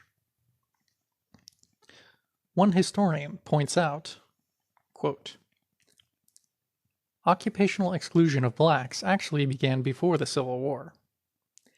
In an unpublished study, Feinbaum has demonstrated conclusively such exclusion and decline of skilled African workers. For Rochester, New York, blacks between 1840 and 1860. My own work shows a similar decline in Charleston, South Carolina, between 1850 and 1860. And these trends continued in southern cities during Reconstruction. A crucial story has yet to be told. The 1870 New Orleans City Directory, Woodward pointed out, listed 3.4 thousand black carpenters, cigar makers, painters, shoemakers, coopers, tailors, blacksmiths, and foundry hands. By 1904, less than 10% of that number appeared, even though the New Orleans population had increased by more than 50%. End quote. Beneath the great events of the Civil War and Reconstruction, the genocidal restructuring of the oppressed African nation continued year after year. This was clearly the work of the capitalists. But where did the new stratum of Euro-American workers stand on this issue? The defeat of the slaveocracy, the political upheavals of the Great Conflict, and the enormous expansion of European immigration had stirred and heartened white labor. In both North and South, local unions revived and new unions began. New attempts emerged to form effective national federations of all white workers. Between 1863 to 73, some 130 white labor newspapers began publication. The 8-hour day movement, quote, ran with express speed from coast to coast in the wake of the war.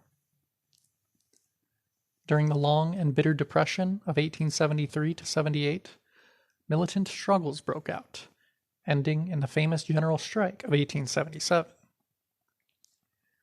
In this last strike, the white workers won over to their side the troops sent by the government, or defeated them in bloody street fighting in city after city.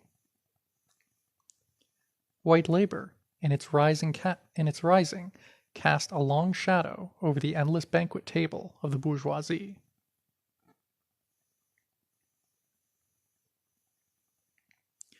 Truly, white labor had become a giant in size.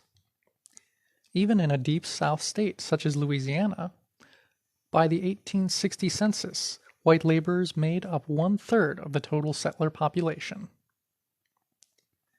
In St. Louis, then the third largest manufacturing center in the empire, the 1864 census showed that slightly over 1/3 of that city's 76,000 white men were workers, rivermen, factory laborers, stevedores, etc. In the Boston of the 1870s, fully 1/2 of the total white population were workers, and their families mostly Irish. In some northern factory towns, the proportion was even higher.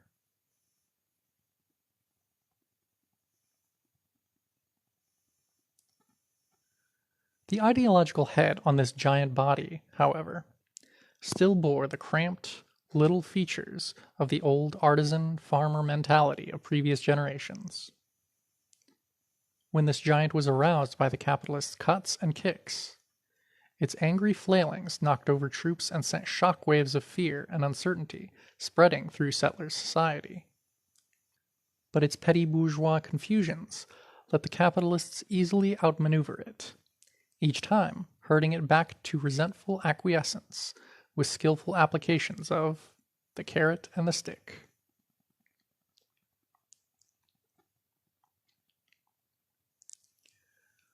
What was the essence of the ideology of white labor? Petty bourgeois annexationism. Lenin pointed out in the great debates on the national question that the heart of national oppression is annexation of the territory of the oppressed nations by the oppressor nation. There is nothing abstract or mystical about this. To this new layer of European labor was denied the gross privileges of the settler bourgeoisie, who annexed whole nations. Even the particular privileges that so comforted the earlier Euro-American farmers and artisans, most particularly that of annexing individual plots of land every time their empire advanced, were denied to these European wage slaves. But typically, their petty bourgeois vision saw for themselves a special, better kind of wage slavery. The ideology of white labor held that as loyal citizens of the empire, even wage slaves had a right to special privileges, such as, quote, white man's wages, beginning with the right to monopolize the labor market.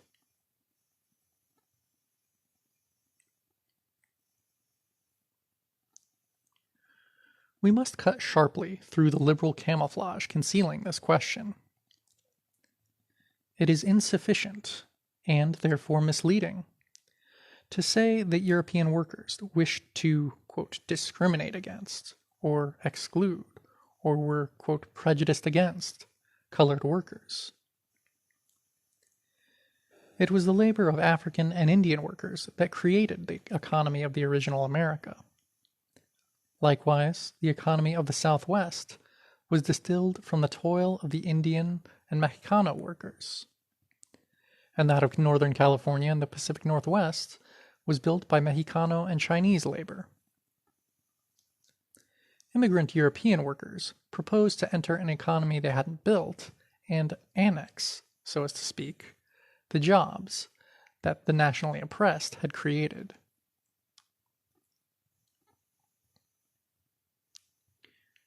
Naturally, the revisionists always want to talk about it as a matter of white workers not sharing equally enough. As though when a robber enters your home and takes everything you've earned, the problem is that this thief should, quote, share your property better. Since the ideology of white labor was annexationist and predatory, it was of necessity also rabidly pro-empire, and, despite angry outbursts, fundamentally servile towards the bourgeoisie. It was not a proletarian outlook, but the degraded outlook of a would-be labor aristocracy.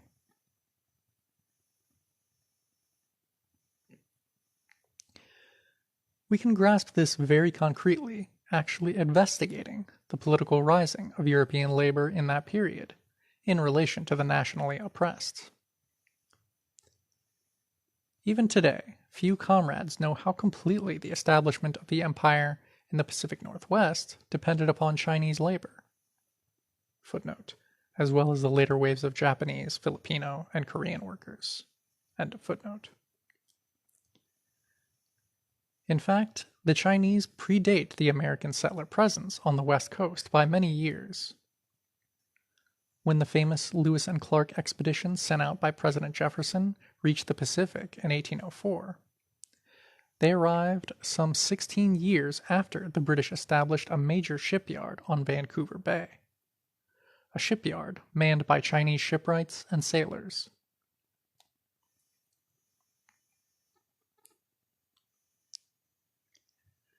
For that matter, the Spanish further south in California had even earlier imported skilled Chinese workers. We know that Chinese had been present at the founding of Los Angeles in 1781. This is easy to understand when we see that California was closer to Asia than New York in practical terms. In travel time, San Francisco was but 60 days' sail from Canton, but 6 months by wagon train from Kansas City. A picture of Chinese fishermen in Monterey, California in 1875.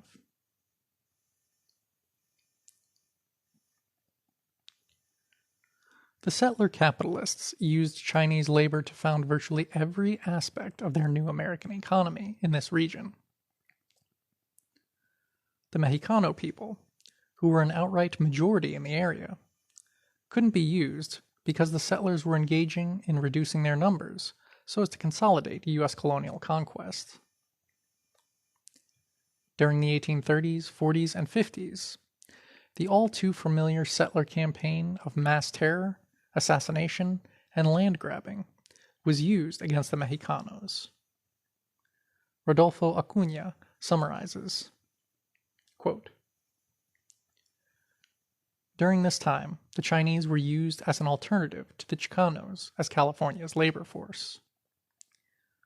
Chicanos were pushed to the southern half of the state and were literally forced out of California in order to escape the lynching, abuses, and colonized status to which they had been condemned." End quote.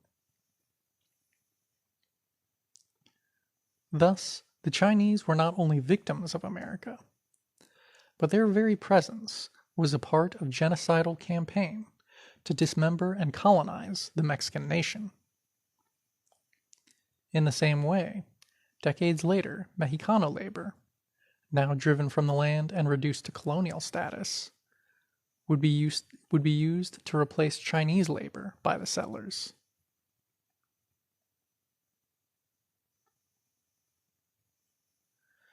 The full extent of Chinese labor's role is revealing.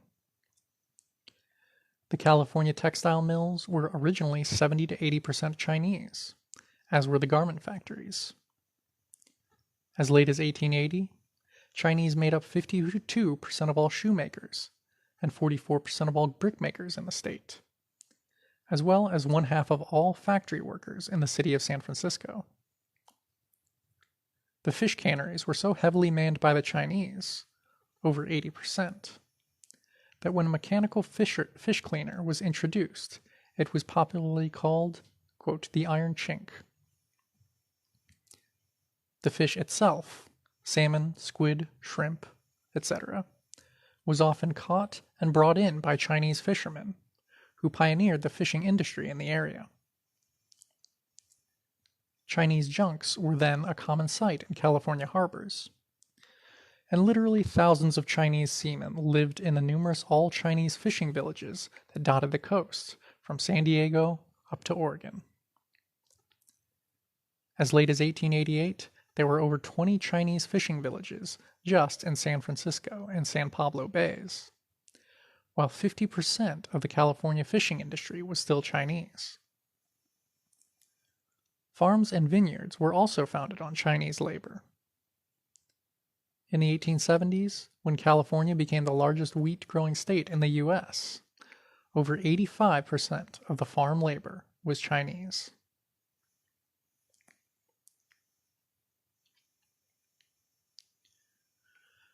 Chinese workers played a large part as well in bringing out the vast mineral wealth that so accelerated the growth of the U.S. in the West. In 1870, Chinese made up 25% of all miners in California, 21% in Washington, 58% in Idaho, and 61% in Oregon. In California, the special monthly tax paid by each Chinese miner virtually supported local government for many years, accounting for 25 to 50% of all settler government revenues for the 1851 to 1870 era. Throughout the area, Chinese also made up a service population, like Africans and Mexicanos in other regions of the empire, for the settlers. Chinese cooks, laundrymen, and domestic servants were such a common part of Western settler life in the mines, cattle ranches, and cities that no Hollywood Western movie is complete without its stereotype Chinese cook.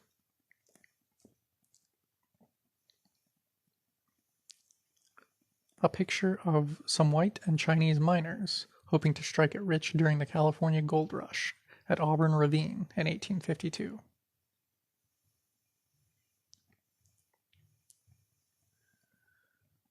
But their greatest single feat in building the economy of the West was also their undoing. Between 1865 and 1869, some 15,000 Chinese borers carved the far western stretch of the transcontinental rail line out of the hostile Sierra and Rocky Mountain ranges.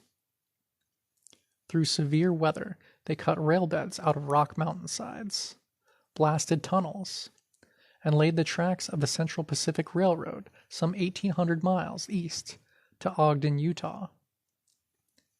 It was and is a historic engineering achievement, every mile paid for in blood of the Chinese who died from exposure and avalanches.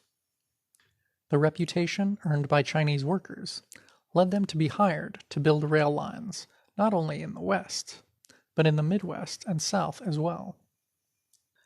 This transcontinental rail link enabled the minerals and farm produce of the West to be swiftly shipped back east, while giving Eastern industry ready access to Pacific markets, not only of the West Coast, but all of Asia via the port of San Francisco.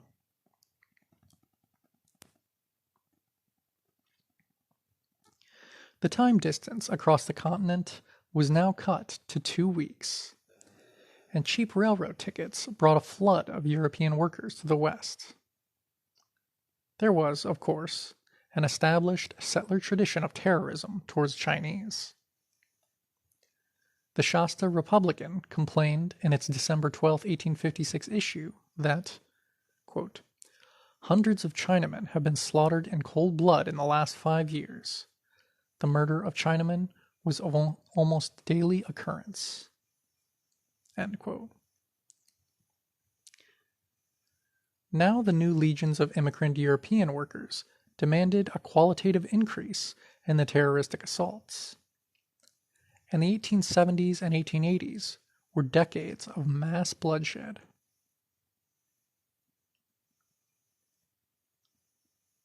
A picture.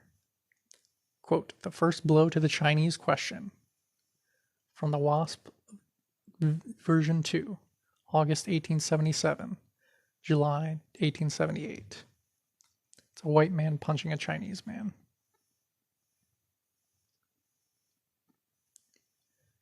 The issue was very clear-cut: jobs. By 1870, some 42% of the whites in California were European immigrants. With their dreams of finding gold boulders lying in the streams having faded before reality, these new crowds of Europeans demanded the jobs that Chinese labor had created.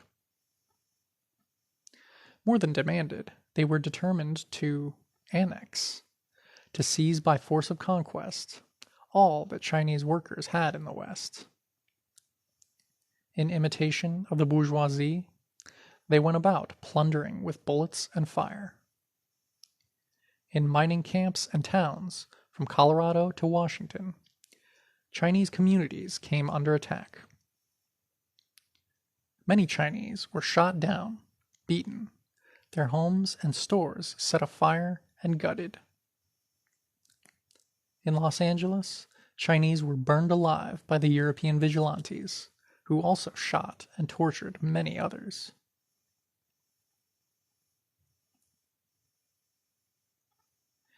In perverse fashion, the traditional weapons of trade unionism were turned against the Chinese workers in this struggle. Many manufacturers who employed Chinese were warned that henceforth all desirable jobs must be filled by European immigrants. Boycotts were threatened, and in some industries, such as wineries and cigar factories, The new white unions invented the now famous, quote, union label, printed tags which guaranteed that the specific product was produced solely by European unions. In 1884, when one San Francisco cigar manufacturer began replacing Chinese workers, who then made up 80 to 85% of the industry there, with European immigrants, the Chinese cigar makers went on strike. Swiftly, the San Francisco white labor movement united to help the capitalists break the strike. Scabbing was praised, and the Knights of Labor and other European workers' organizations led a successful boycott of all cigar companies that employed Chinese workers. Boycotts were widely used in industry after industry to seize Chinese jobs.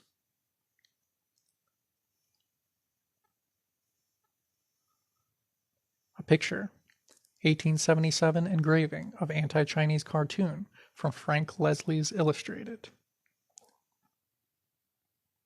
It's a man dreaming of a Chinese horde of workers.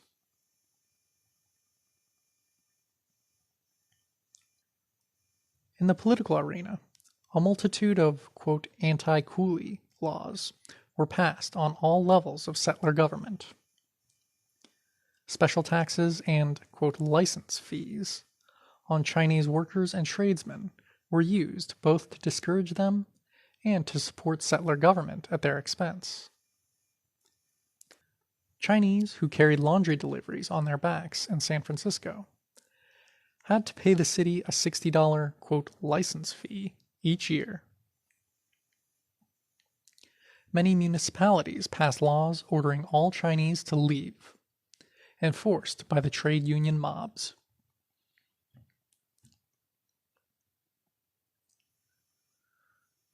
The decisive point of the empire-wide campaign to plunder what the Chinese had built up in the West was the 1882 Chinese Exclusion Act. Both Democratic and Republican parties supported this bill, which barred all Chinese immigration into the U.S. and made Chinese ineligible for citizenship. The encouragement offered by the capitalist state to the anti-Chinese offensive shows the forces at work. In their frenzy of petty plundering, European labor was being permitted to do the dirty work of the bourgeoisie. The empire needed to promote and support this flood of European reinforcements to help take hold of the newly conquered territories.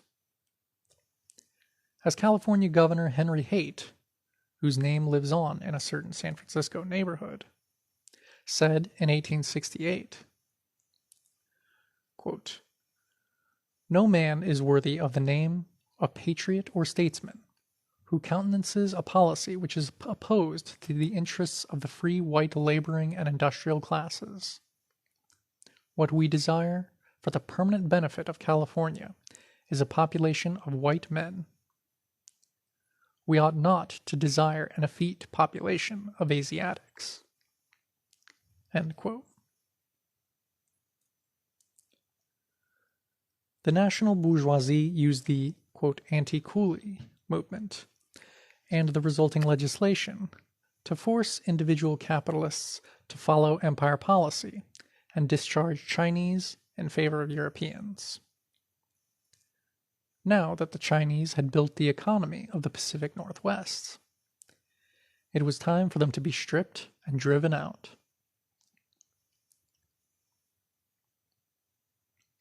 The passage of the 1882 Act was taken as a, quote, green light, a go-ahead signal of approval to immigrant European labor from Congress, the White House, and the majority of Euro-Americans.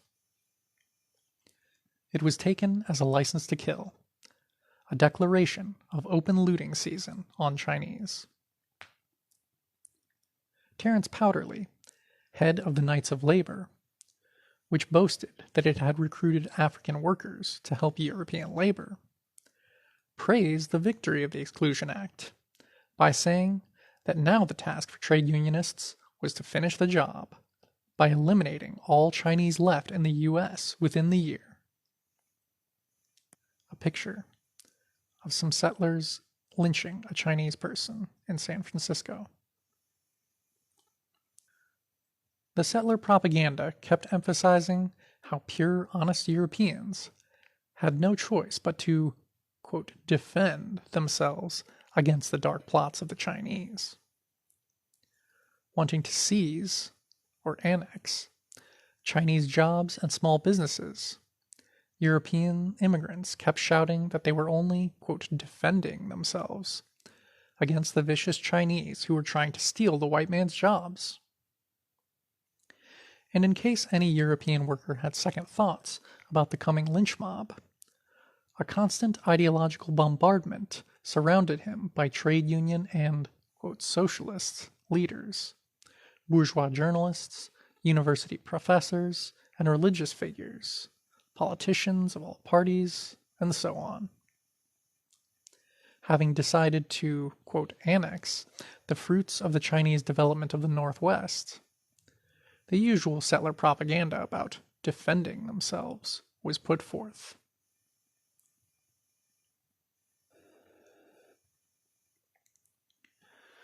Nor was the Euro-American racial sexual hate propaganda neglected, just as bizarre and perverted as it is about Africans.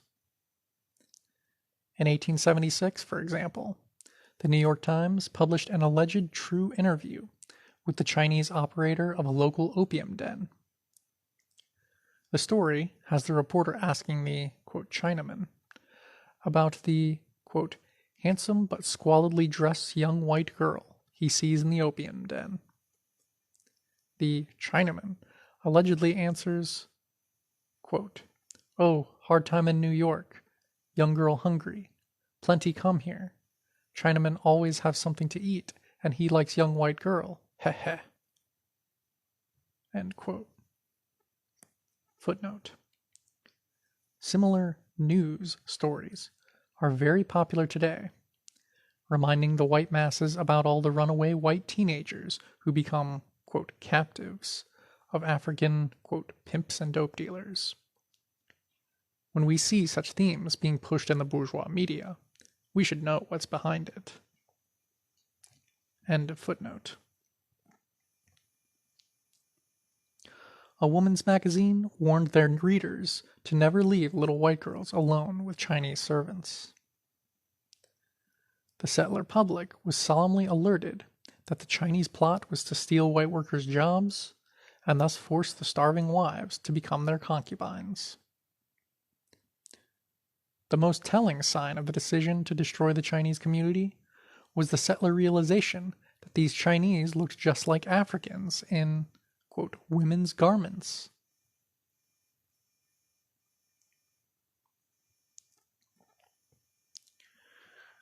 The 10 years after the passage of the Exclusion Act saw the successful annexation of the Chinese economy on the West Coast.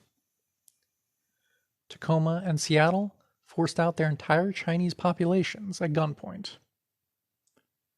In 1885, the infamous Rock Springs, Wyoming massacre took place, where over 20 Chinese miners were killed by a storm of rifle fire as European miners enforced their takeover of all mining. Similar events happened all over the West. In 1886, some 35 California towns reported that they had totally eliminated their Chinese populations.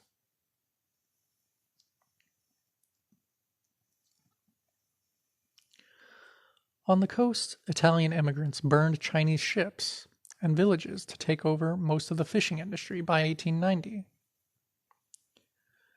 By that same year, most of the Chinese workers in the vineyards had been replaced by Europeans.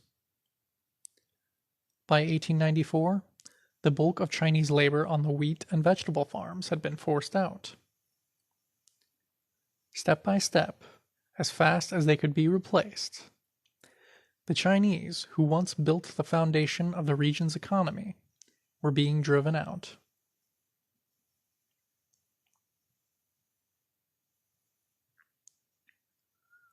Who took part in this infamous campaign? Virtually the whole of the Euro-American labor movement in the U.S., including, quote, socialists and, quote, Marxists. Both of the two great nationwide union federations of the 19th century, the National Labor Union and the later Knights of Labor, played an active role. The Socialist Labor Party was involved. The leading independent white labor newspaper, the Workingman's Advocate of Chicago, was edited by A.C. Cameron. He was the leader of the National Labor Union, a respected printing trades unionist, and the delegate from the NLU to the 1869 Switzerland Conference of the Communist First International. His paper regularly printed speeches and theoretical articles by Karl Marx and other European communists. Yet he loudly called in his newspaper for attacks on the immigrant, quote, Chinamen, Japanese, Malays, and monkeys from Asia. Even most, quote, Marxists, who deplored the crude violence of the labor mobs, such as Adolphe Dubois, one of the leading German communist immigrants, agreed that the Chinese had to be removed from the U.S. It is easy to predict that if even European, quote, Marxists were so strongly pulled along by the lynch mobs, the bourgeois trade union leaders had to be running like dogs at the head of the hunt. Andrew Forsyth, the founder of the Seafarers International Union, AFL-CIO, Pat McCarthy, leader of the San Francisco Building Trades Council, Sam Gompers, leader of the Cigar Makers Union, and later founder of the American Federation of Labor, AFL, were just a few of the many who openly led and incited the settler terror.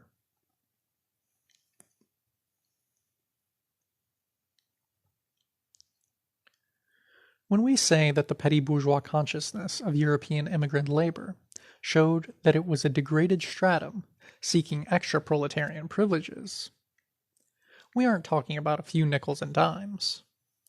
The issue was genocide, carrying out the dirty work of the capitalists in order to reap some of the bloody fruits of national oppression.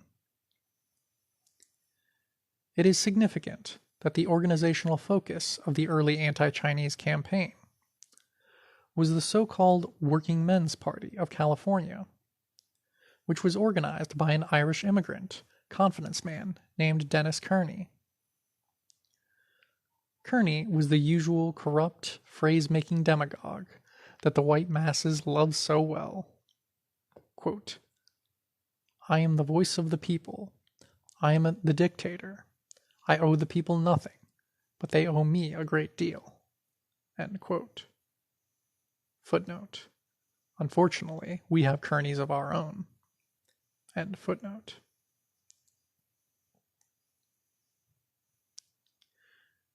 This sleazy party, built on the platform of wiping out Chinese labor and federal reforms to aid white workers.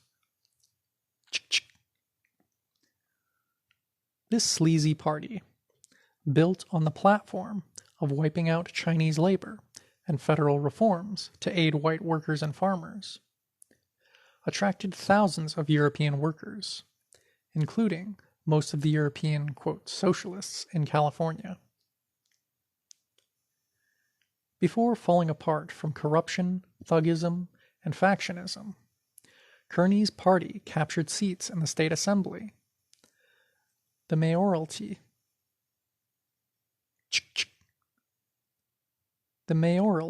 in Sacramento, and controlled the Constitutional Convention, which reformed the California Constitution. Even today, settler historians, while deploring Kearney's racism, speak respectfully of the party's role in liberal reforms. Even revisionist CP-USA historians apparently feel no shame in praising this gang of degenerates for, quote, arousing public support for a number of important labor demands, forcing old established parties to listen more attentively to the demands of the common people. End quote. What this shows is that if the, quote, respectable Euro-American trade unionists and, quote, Marxists were scrabbling on their knees before the bourgeoisie, along with known criminals such as Kearney, then they must have had much in common. Is it so different today?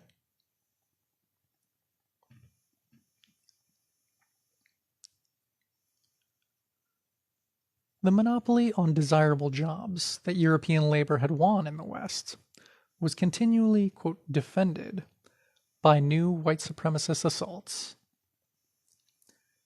The campaign against Chinese was continued long into the 20th century, particularly so that its momentum could be used against Japanese, Filipino, and other Asian immigrant labor. The AFL played a major role in this. Gompers himself, a Jewish immigrant who became the most powerful bourgeois labor leader in the U.S., co-authored in 1902 a mass-distributed racist tract entitled Some Reasons for Chinese Exclusion, Meat versus Rice, American Manhood versus Asiatic Coolieism, Which Shall Survive. In this crudely racist propaganda, the respected AFL president comforted white workers by pointing out that their cowardly violence towards Asians was justified by the victim's immoral and dangerous character. Quote, the yellow man found it natural to lie, cheat, and murder. End quote. Further, he suggested, in attacking Asian workers, whites were just nobly protecting their own white children, quote, thousands of whom were supposed to be opium-addicted, quote, prisoners kept in the unseen backs of rooms of neighborhood Chinese laundries.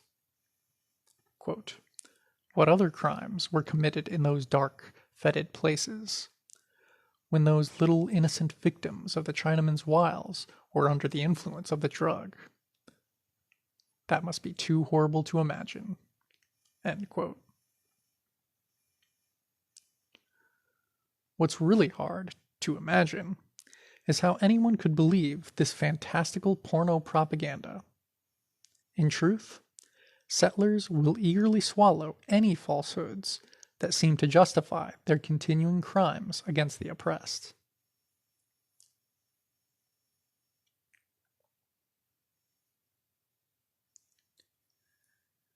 The empire-wide campaign against the Chinese national minority played a major role in the history of Euro-American labor.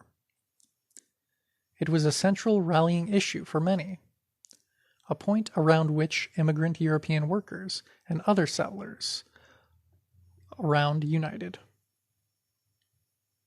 It was a campaign in which all the major Euro-American labor federations, trade unions, and, quote, socialist organizations joined together. The annexation of the Chinese economy of the West during the later half of the 19th century was but another expression of the same intrusion that Africans had met in the South and North. All over the empire, immigrant European labor was being sent against the oppressed to take what little we had.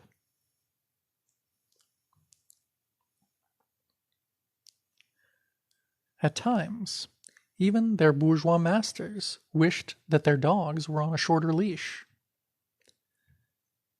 Many capitalists saw, even as we were being cut down, that it would be useful to preserve us as a colonial labor force to be exploited whenever needed. But the immigrant white worker had no use for us whatsoever. Therefore, in the altered geometry of forces within the empire, the new Euro-American working masses became willing pawns of the most vicious elements in the settler society, seeing only advantages in every possibility of our genocidal disappearance. And in this scramble upwards, those wretched immigrants shed, like an old suit of clothes, the proletarian identity and honor of their old European past. Now they were true Americans, real settlers, who had done their share of the killing, annexing, and looting. End of section 3. Settlers. Chapter 4. Section 4. The Test of Black Reconstruction. If Euro-American labor's attitude toward Chinese labor was straightforward and brutal, towards the African colony it was more complex, more tactical. Indeed, the same Euro-American labor leaders who sponsored the murderous assaults on Chinese workers kept telling African workers how, quote, the unity of labor was the first thing in their hearts. Terence Powderly, the Grand Master Workman of the Knights of Labor, who had personally called for wiping out all Chinese in North America within 1 year, suddenly became the apostle of brotherhood when it came to persuading Africans to support his organization. Quote, the color of a candidate shall not debar him from admission. Rather, let the coloring of his mind and heart be the test. End quote. This apparent contradiction arose from the unique position of the African colony, where the Chinese workers had been a national minority, whose numbers at any one time probably never exceeded 100,000. Roughly 2/3 of the Chinese returned to Asia. Africans were an entire colonized nation. On their national territory in the south, they numbered some 4 millions. This was an opponent Euro-American labor had to engage more carefully. The relationship between Euro-American labor and African labor cannot be understood just from the world of the mine and mill. Their relationship was not separate from, but a part of, the general relation of oppressor nation to colonized oppressed nations. And at that time, the struggle over the African colony was the storm center of all politics in the U.S. empire. The end of the Civil War and the end of chattel African slavery were not the resolution of bitter struggle in the colonial South, but merely the opening of a whole new stage.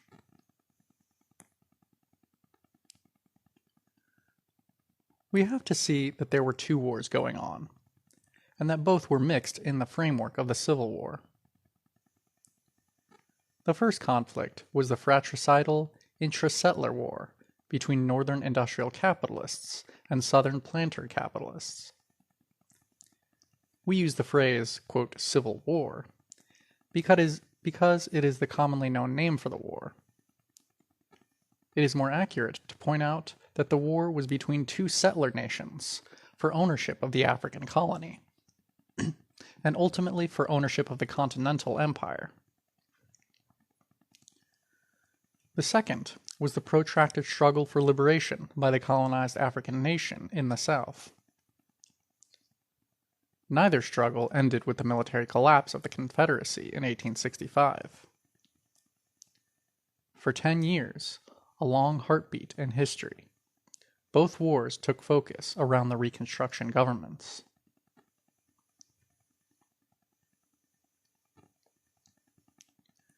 The U.S. empire faced the problem that its own split into 2 warring settler nations had provided the long-awaited strategic moment for the anti-colonial rising of the oppressed African nation. Just as in the 1776 War of Independence, both capitalist factions in the Civil War hoped that Africans would remain docilely on the sidelines, while Confederate America and Union America fought it out. But the rising of millions of Africans, striking off their chains, became the decisive factor in the Civil War. As Du Bois so scathingly points out, beginning of long quote, Freedom for the slave was the logical result of a crazy attempt to wage war in the midst of 4 million black slaves, and trying the while sublimely to ignore the interests of those slaves in the outcome of the fighting. Yet these slaves had enormous power in their hands. Simply by stopping work, they could threaten the Confederacy with starvation. By walking into the Federal camps, they showed to doubting Northerners the easy possibilities of using them as workers and as servants, as farmers and as spies, and finally as fighting soldiers. And not only using them thus, but by the same gesture depriving their enemies of their use in just these fields. It was the fugitive slave who made the slaveholders face the alternative of surrendering to the North or to the Negroes. End of quote. Judge John C. Underwood of Richmond, Virginia, testified later before Congress that, quote, I had a conversation with one of the leading men in that city, and he said to me that the enlistment of Negro troops by the United States was the turning point of the rebellion, that it was the heaviest blow they ever received. He remarked that when the Negroes deserted their masters, and showed a general disposition to do so and join the forces of the United States, intelligent men everywhere saw that the matter was ended. End quote. Beginning of long quotation from Leon F. Litvak. While marching through a region, the black troops would sometimes pause at a plantation, ascertain from the slaves the name of the meanest overseer in the neighborhood, and then, if he had not fled, tie him backward on a horse and force him to accompany them. Although a few masters and overseers were whipped or strung up by a rope in the presence of their slaves, this appears to have been a rare occurrence. More commonly, black soldiers preferred to apportion the contents of the plantation and the big house among those whose labor had made them possible, singling out the more, quote, notorious slaveholders, and systematically ransacking and demolishing their dwellings. They gutted his mansion of some of the finest furniture in the world, wrote Chaplain Henry M. Turner, in describing a regimental action in North Carolina. Having been informed of the brutal record of this slaveholder, the soldiers had resolved to pay him a visit. While the owner was forced to look on, they went to work on his splendid mansion and utterly destroyed everything in the place. Wielding their axes indiscriminately, they shattered his piano and most of the furniture, and ripped his expensive carpets to pieces. What they did not destroy, they distributed among his slaves. End of quote. By Leon F. Litvak, Been in the Storm So Long.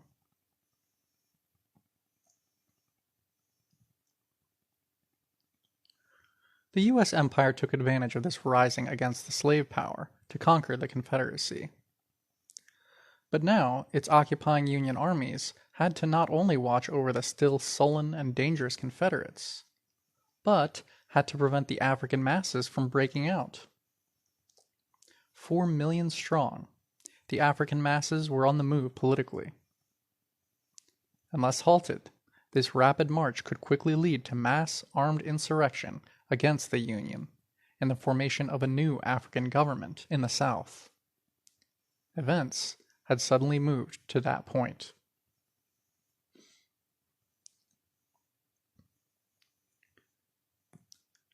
The most perceptive settlers understood this well. The Boston capitalist Elizur Wright said in 1865, quote, "The blacks must be enfranchised, or they will be ready and willing to fight for a government of their own."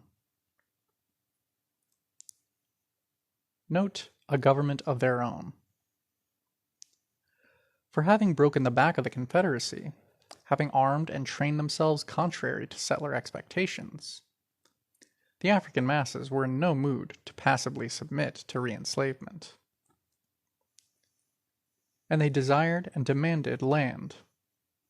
The national foundations that they themselves had created out of the toil of 300 years. Du Bois tells us, quote, "There was continual fear of insurrection in the Black Belt. This vague fear increased towards Christmas 1866. The Negroes were disappointed because of the delayed division of lands. There was a natural desire to get possession of firearms, and all through the summer and fall they were acquiring shotguns, muskets, and pistols in great quantities." End quote.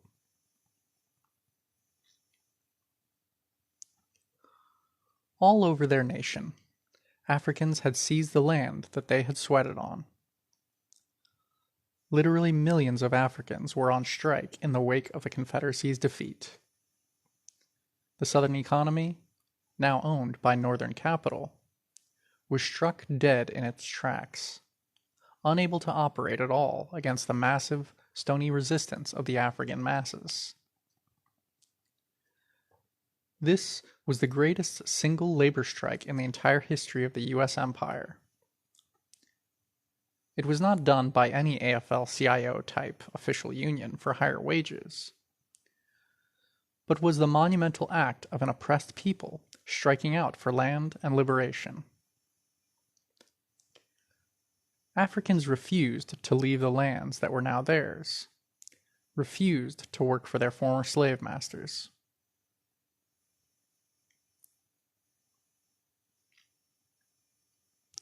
U.S. General Rufus Saxon, former head of the Freedmen's Bureau in South Carolina, reported to a congressional committee in 1866 that African field workers in that state were arming themselves and refusing to, quote, submit quietly to the return of settler rule.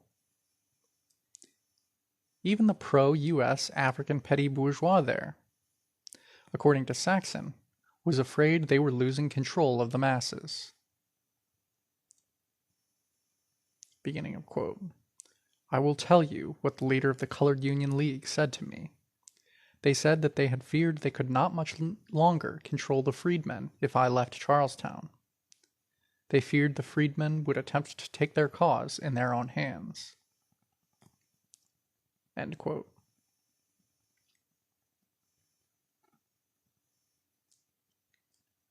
The U.S. Empire's strategy for re-enslaving their African colony involved two parts. 1. The military repression of the most organized and militant African communities. And 2. Pacifying the African nation by neocolonialism, using elements of the African petty bourgeoisie to lead their people into embracing U.S. citizenship as the answer to all problems. Instead of nationhood and liberation, the neo-colonial agents told the masses that their democratic demands could be met by following the northern settler capitalists, i.e. the Republican Party, and looking to the federal government as the ultimate protector of African interests.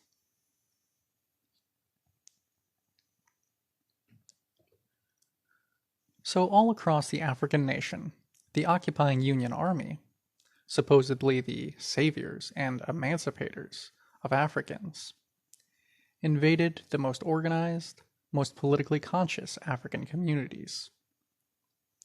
In particular, all those communities where the African masses had seized land in a revolutionary way came under Union Army attack.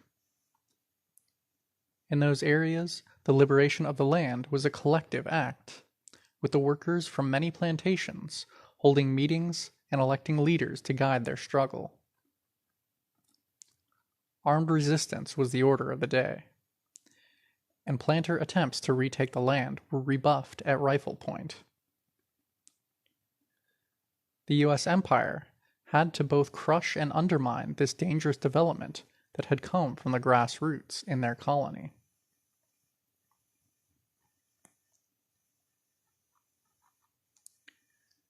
In August 1865, around Hampton, Virginia, for example, Union cavalry were sent to dislodge 5,000 Africans from liberated land. 21 African leaders were captured who had been, quote, armed with revolvers, cutlasses, carbines, and shotguns. In the Sea Islands, off the coast of South Carolina, some 40,000 Africans were forced off the former plantations at bayonet point by Union soldiers. While the Africans had coolly told returning planters to go, and pulled out weapons to emphasize their orders, they were not able to overcome the U.S. Army. In 1865 and 66, the Union occupation disarmed and broke up such dangerous outbreaks. The special danger to the U.S. empire was that the grassroots political drive to have armed power over the land, to build economically self-sufficient regions under African control, would inevitably raise the question of African sovereignty.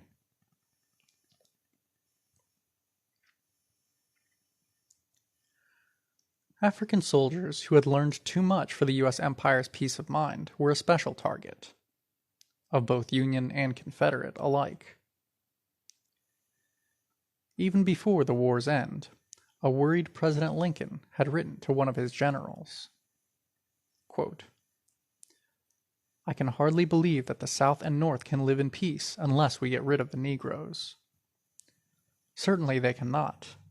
If we don't get rid of the Negroes, whom we have armed and disciplined and who have fought with us, I believe to the amount of 150,000 men, I believe it would be better to export them all."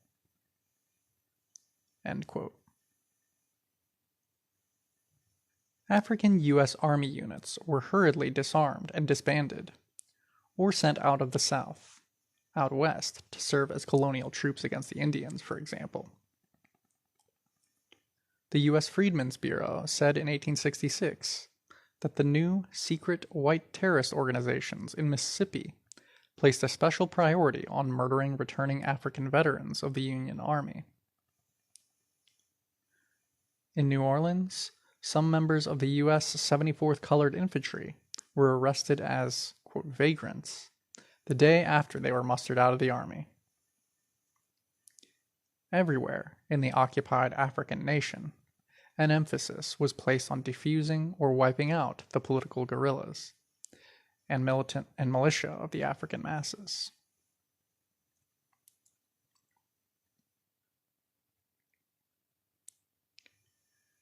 The U.S. Empire's second blow was more subtle. The northern settler bourgeoisie sought to convince Africans that they could, and should want to, become citizens of the U.S. Empire. To this end, the 14th Amendment to the Constitution involuntarily made all Africans here paper U.S. citizens. This neo-colonial strategy offered African colonial subjects the false democracy of paper citizenship in the empire that oppressed them, and held their nation under armed occupation.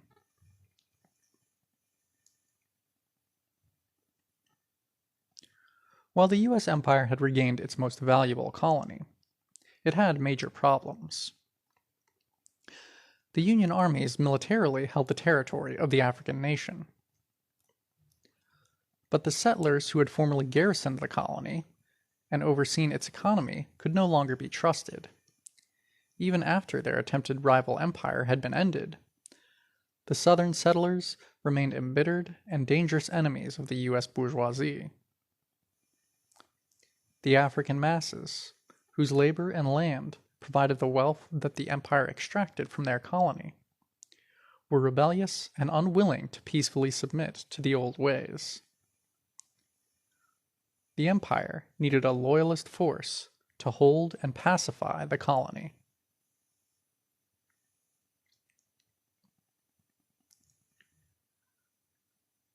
The U.S. Empire's solution was to turn their African colony into a neo-colony.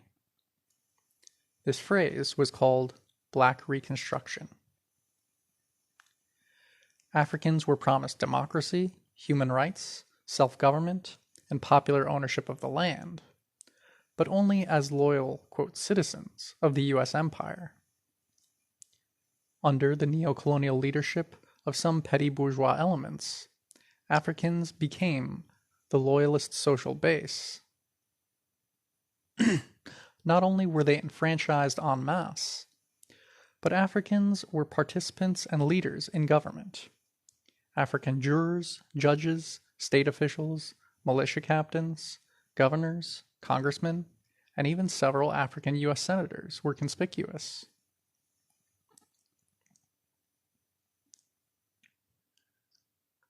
This regional political role for Africans produced results that would be startling in the empire today, and by the settler standards of a century ago, were totally astonishing.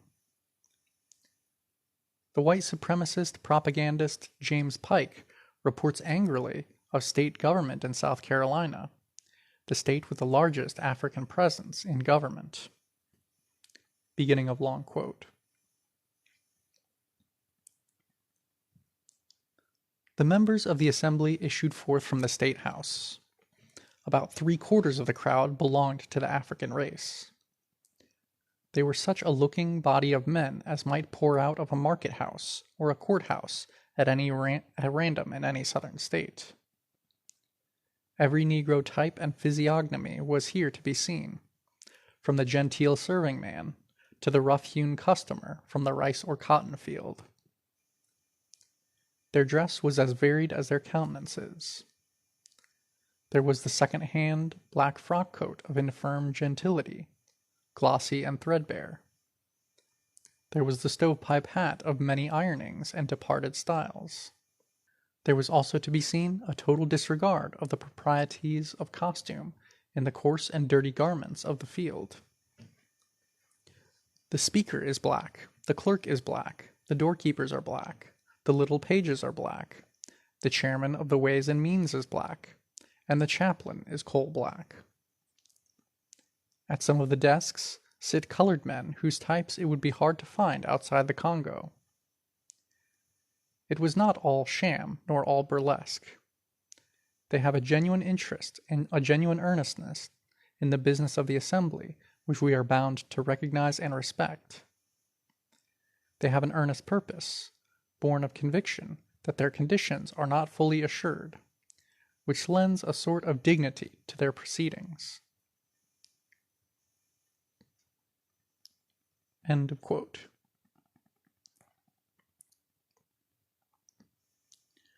This dramatic reversal outraged the Confederate masses, who saw their former, quote, property now risen over them. The liberal Reconstruction governments swept away the social garbage of centuries, releasing modern reforms throughout Southern life. Public school systems, integrated juries, state highway and railroad systems, protective labor reforms, divorce and property rights for women, and so on.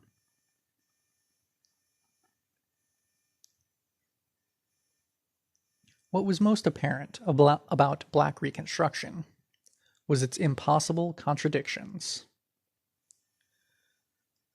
Now we can say that while it was a bold course for the empire to embark upon, it so went against the structure of settler society that it could only have been temporary.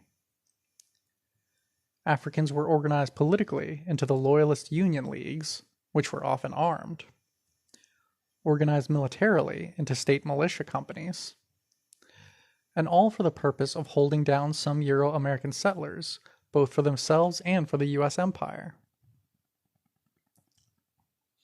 Yet, at the same time, the empire wanted Africans disarmed and disorganized. This neo-colonial bourgeois government of Black Reconstruction was doomed from its first day, since it promised that Africans would share the land and the power with settlers.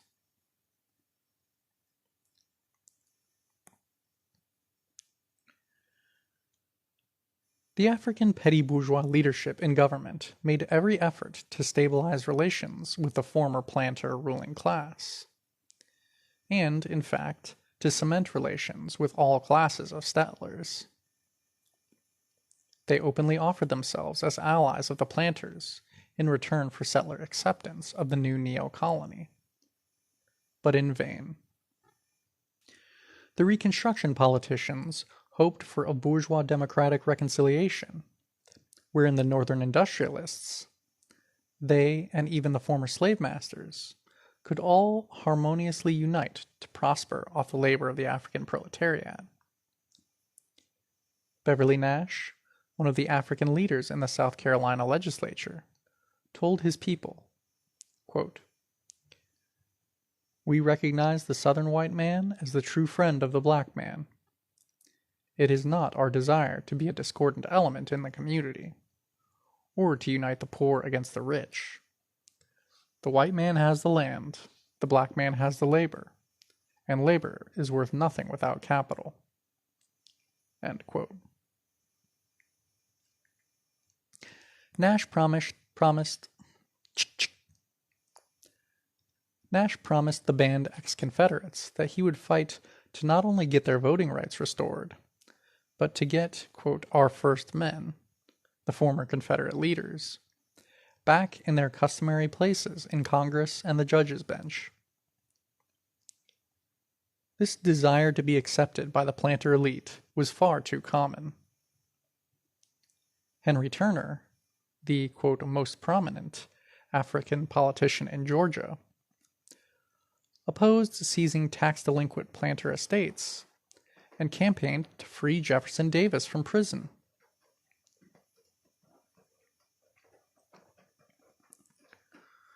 But Reconstruction fell, its foundations eroded away by the ever-growing mass terror against the African population by settler reaction. It was militarily overthrown by the secret planter paramilitary groups of the Ku Klux Klan, White Caps, White Cross, White Legion, and so on. In town after town, county and parish one after another, then in state after state, Reconstruction was broken in bloody killings. During the 1868 elections in Louisiana, for example, some 2,000 Africans were thought to have been killed or wounded, with many forced to flee. In Shreveport, a gang of Italian fishermen and market vendors, called, quote, "the Innocents," roamed the streets for 10 days before the elections, literally killing every African they could find. Some 297 Africans were murdered in New Orleans. In Bossier Parish, quote, 120 corpses were found in the woods or were taken out of the Red River after a Negro hunt. End quote. Although it took 10 years for Reconstruction to be finally defeated, and another 20 years before its advances were all erased, the guerrilla war between planter and African forces was disastrously one-sided. The war could only have had one end, since Africans were disarmed militarily and politically.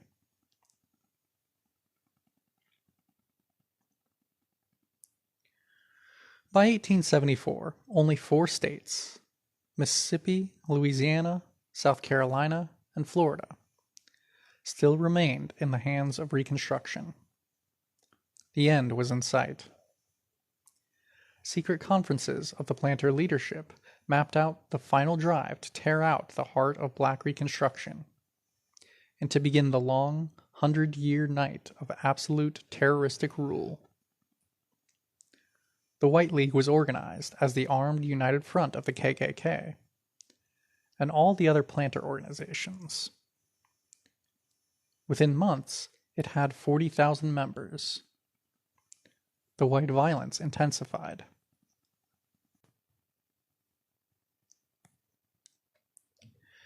Even at this late date, the African petty bourgeois leaders of Reconstruction remained true to their loyalty to the empire.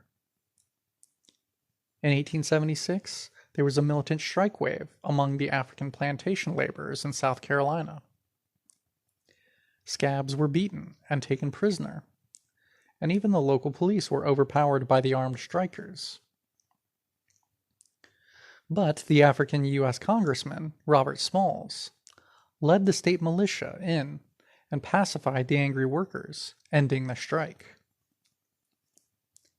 In Mississippi, when the armed planter takeover drowned the 1876 elections in a sea of blood, African U.S. Congressman John Lynch, who had just lost his seat through vote fraud at gunpoint, reminded everyone to remain loyal to the empire.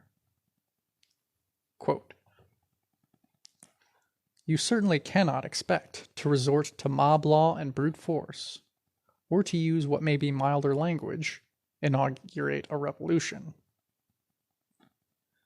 My opinion is that revolution is not the remedy to be applied in such cases. Our system of government is supposed to be one of law and order. There is patriotism enough in this country, and sufficient love of justice and fair play in the hearts of the American people." End quote.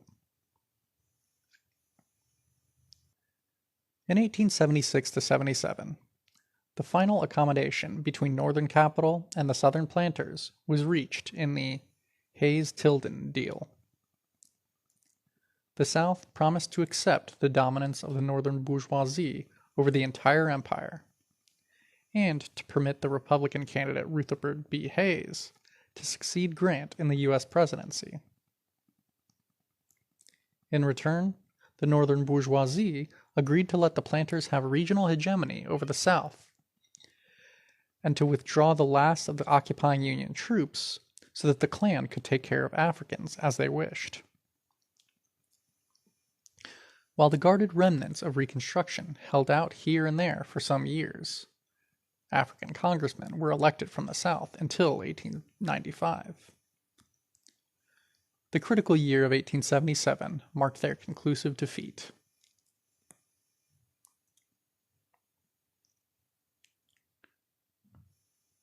During these fateful years, when the central political issue in the empire was the war in the African colony, the white labor movement lined up on the side of the KKK terror and against the African masses.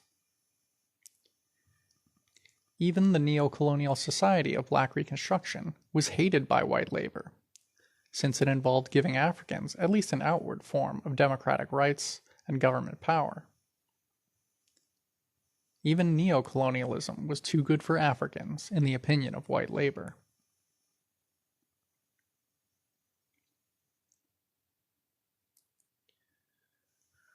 Some may consider it unusual that white workers opposed Black Reconstruction, particularly since Black Reconstruction not only bent over backwards to treat the entire white community, from planters to poor whites, with great respect, but introduced social reforms which gave a real boost upwards to poor whites. Poor whites were able to send their children to the new public schools, and for the first time in much of the South, they were able to vote and hold minor public offices. During the, quote, slave power, Reign's stiff property qualifications barred many whites from having political rights. These gifts failed to win the gratitude of poor whites.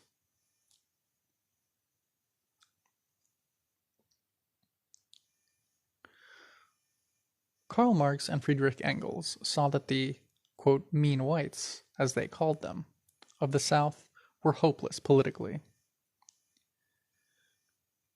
They felt that nothing could be done with them but to render them powerless until they died of old age. This was not a unique observation. Wendell Phillips, the great radical abolitionist, bluntly pleaded in 1870, quote, "Now is the time to guarantee the South against the possible domination or the anger of the white race. We adhere to our opinion that nothing, or not much except hostility, can be expected of 2/3 of the adult white men. They will go to their graves unchanged. No one of them should ever again be trusted with political rights. And all the elemental power of civilization should be combined and brought into play to counterwork the anger and plots of such foes."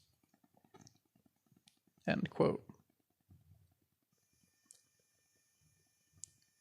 a picture of army officers pose in KKK uniforms, captured in Huntsville, Alabama. From Harper's Weekly, February 19, 1868. Another picture of black freedmen registering to vote in Richmond following the Civil War.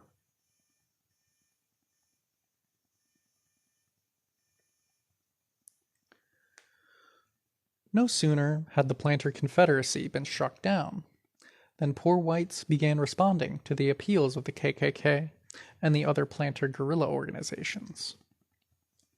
This was a mass phenomena. Their motivation was obvious. They desired to keep Africans as colonial subjects, below even wage labor. Du Bois relates, quote, when then he faced the possibility of being himself compelled to compete with a Negro wage laborer, while both were hirelings of a white planter, his whole soul revolted. He turned, therefore, from war service to guerrilla warfare, particularly against Negroes. He joined secret organizations like the Ku Klux Klan, which fed his vanity by making him co-worker with the white planter, and gave him a chance to maintain his race superiority by killing and intimidating, quote, niggers.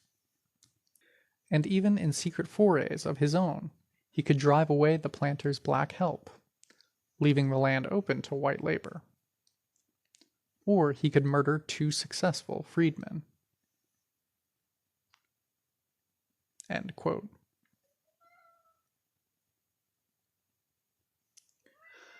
North or south, east or west, Euro-American workingmen were intent on driving out or pushing further down all subject labor, whether African, Mexicano, or Chinese. In fact, despite the divisions of the Civil War, there were few qualitative differences between northern and southern white labor. In part, this is because there was a considerable merging through migration within the empire.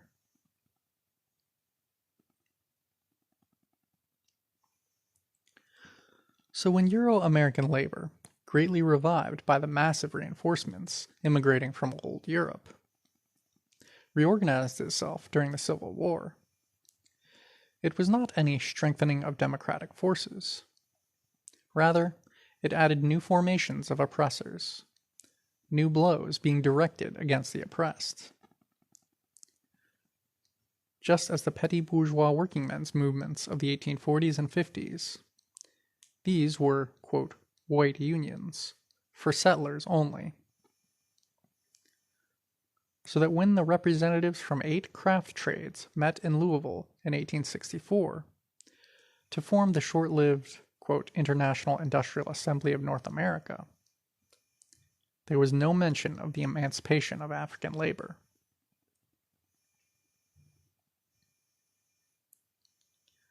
Similarly, when the National Labor Union was formed in 1866, most of its members and leaders clearly intended to simply push aside African labor. The NLU was the first major labor federation of white workers, the forerunner of today's AFL-CIO. Delegates from 59 trade unions and craft organizations took part in the first Baltimore meeting, with observers from much of the rest of the settler craft unions joining into the heady talking and planning. The most, quote, advanced settler unionists strongly argued for, quote, unity with African workers. It was repeatedly pointed out how the capitalists had used African workers to get around strikes and demands for higher wages by white workmen. Rather than let Africans compete in the job market against settlers, it was urged to restrain them by taking them into the NLU.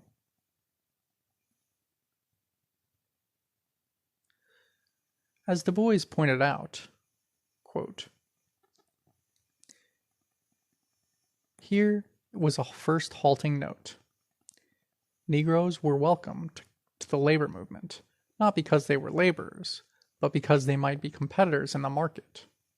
And the logical conclusion was either to organize them or guard against their actual competition by other methods. It was to this latter alternative that white American labor almost unanimously turned. End quote. In other words, settler trade unionists preferred to limit job competition between whites and Africans by driving the latter out of the labor market. All motions to admit Africans to the NLU were defeated, as the settler trade unionists continued following the capitalists' long-range plan to use them to replace African labor. It should be remembered that in all these deeds, Euro-American labor, no matter how much it huffed and puffed itself up, was just servilely following the genocidal strategies of the industrial bourgeoisie, for which service the capitalists had imported them in the first place, rewarding their pawns with the customary mixture of table scraps and kicks.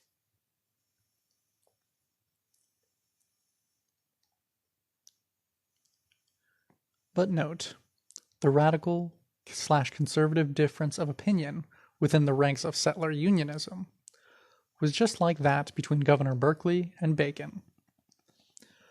A difference between following co-optive strategies of genocide or seeking an immediate, quote, final solution through overwhelming force. These two opposites in the eternal settler debate are obviously inseparable and interwoven. By the National Labor Union's 1869 convention, the advocates of tactically embracing African workers had gained the upper hand, for there was serious trouble. African labor had gotten, quote, out of control.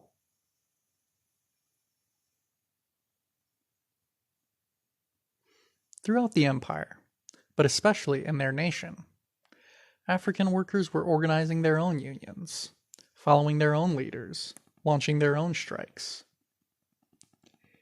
In Richmond, Virginia, there were strikes by African stevedores and railroad workers and tobacco factory workers.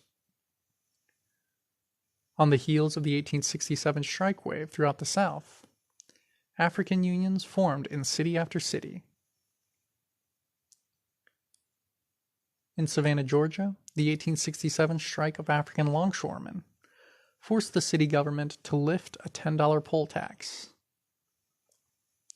In Charleston, South Carolina, they formed the powerful Colored Longshoremen's Protective Union Association, the strongest and most respected labor organization in that state. After winning a strike for better wages, the CLPUA started helping other unions of African proletarians get organized. By 1869, state conventions of African unions were being held, following the call for the December 1869 First Convention of the National Colored Labor Union. This federation was intensely political and embraced African workers in all spheres of production, North and South. Longshoremen, carpenters, tenant farmers, printers, waiters, barbers, construction laborers, etc. were all united within it. Eventually, it would have locals in 23 states.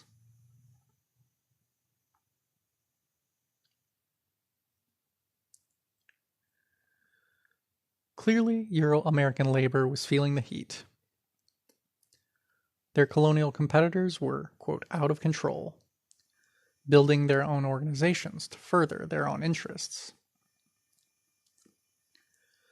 This had to be fought.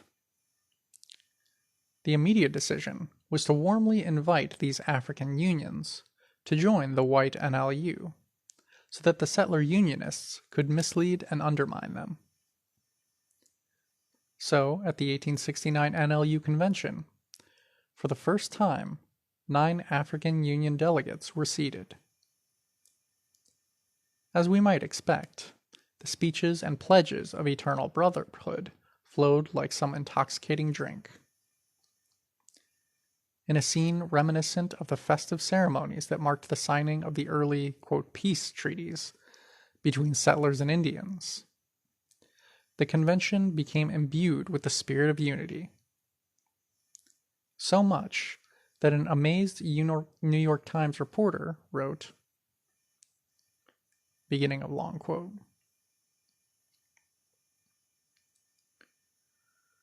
"When a native Mississippian and an ex-Confederate officer, in addressing a convention, refers to a colored delegate who has preceded him as the gentleman from Georgia.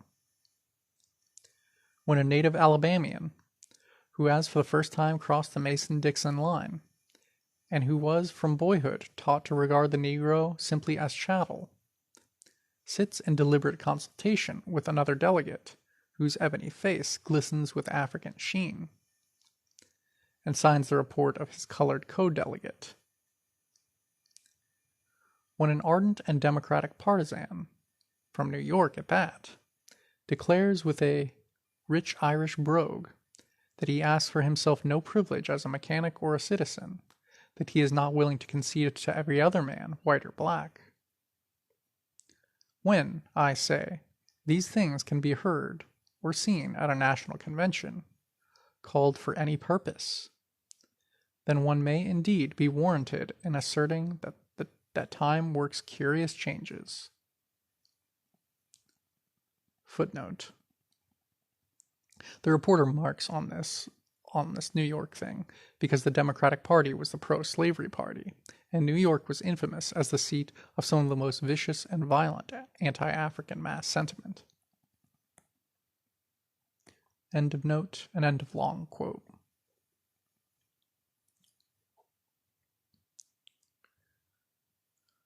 But the celebration of unity was short-lived.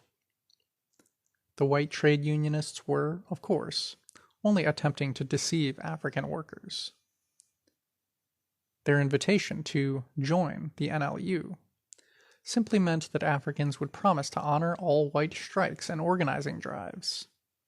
In return, they would have the privilege of being consoled as white labor savagely and relentlessly annexed their jobs. The second aspect of this, quote, unity was that Africans would be expected to follow European labor in opposing democratic demands in the South and helping to restore the chains around their legs. The, quote, integration of the NLU meant not only submission to European hegemony, but was virtually suicidal. Small wonder that Africans quickly parted ways with the NLU.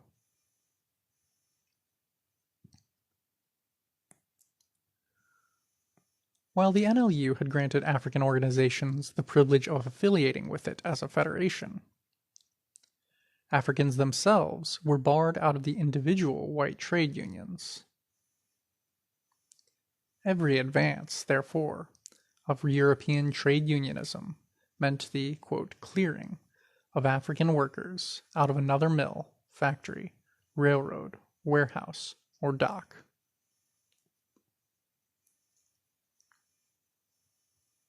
The capitalist attack on African labor, begun in the early 1830s, continued and gathered momentum.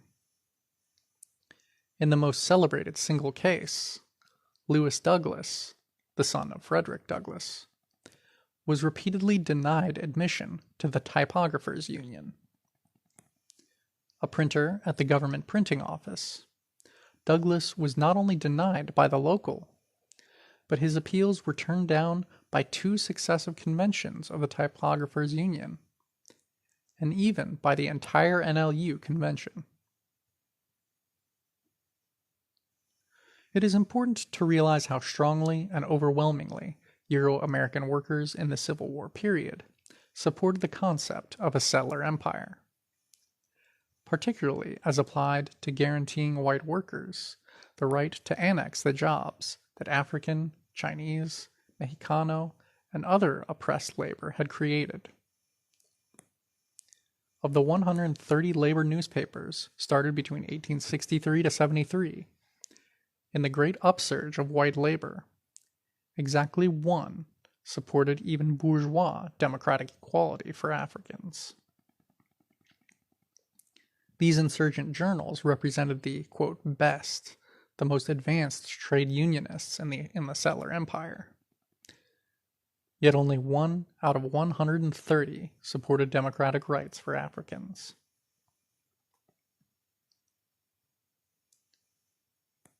That lone journal, the Boston Daily Evening Voice of the Boston printing trades, opposed President Johnson, supported African admission to the unions, backed the demand for free land for Africans, and so on.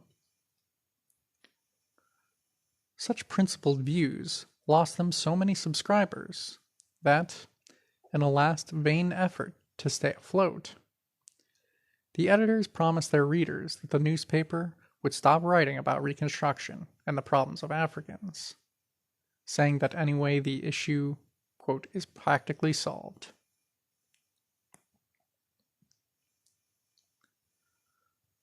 Much more typical was the St. Louis Daily Press, again an alternative newspaper started by local printers during a strike. The press was quite, quote, progressive.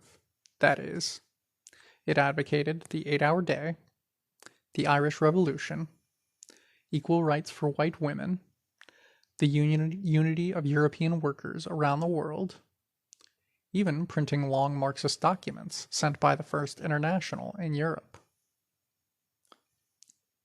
It also opposed democratic rights for Africans and called on white labor to drive, quote, the niggers out of all desirable jobs.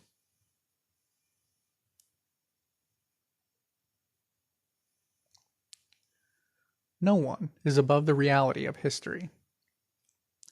Even the masses themselves are tested in the crucible, forged, tempered, or broken in the class struggle. And not in side skirmishes or paper debates either, but in great battles upon which the future waits. The attempted rising of the African colonial masses, protracted, bitter, involving millions of desperate combatants, was such a pivotal event.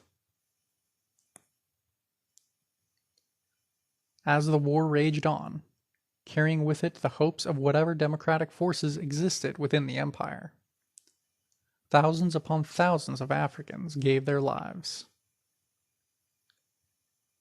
In the growing defeats, eventually the entire African nation paid the blood price of re-enslavement. How should we be impressed, then, when we learn that in how Northern white labor was trying to tell everyone that the real, main issue was a shorter workday? If it were not so cowardly and treacherous, it would pass as comic relief. End of section 4. Settlers. Chapter 4, Section 5. The Contradictions of White Labor. The issue of a shorter workday spread enthusiastically among the white workers between 1866 and 1873. During these years, the 8-hour day struggle held first place in the activities of white labor.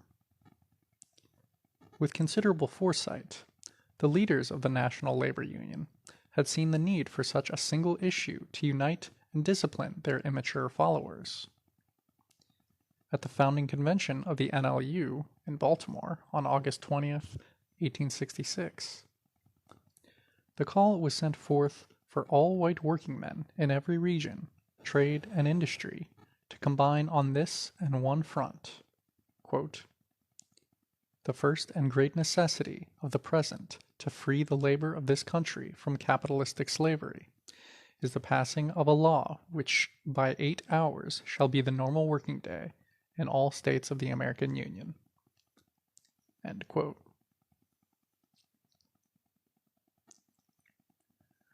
Throughout the 60s and early 70s, the 8-hour day movement grew, with immigrant German socialists playing a leading role in organizing 8-hour leagues in all the major cities of the empire. Literally millions took part in the strikes, parades, and rallies.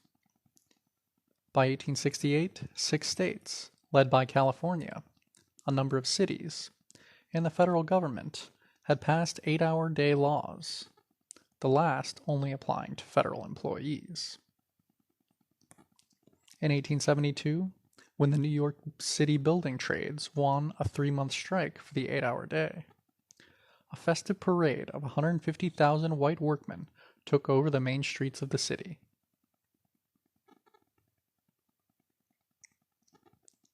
But this campaign folded like wet cardboard during the Depression of 1873 to 78, when it turned out that the capitalists had no intention of honoring any promises, agreements, or laws. The white trade unionists found their hours of toil increasing, while their pay was steadily slashed. Not until the CIO and New Deal in the 1930s would white workers attain their goal of the 8-hour day.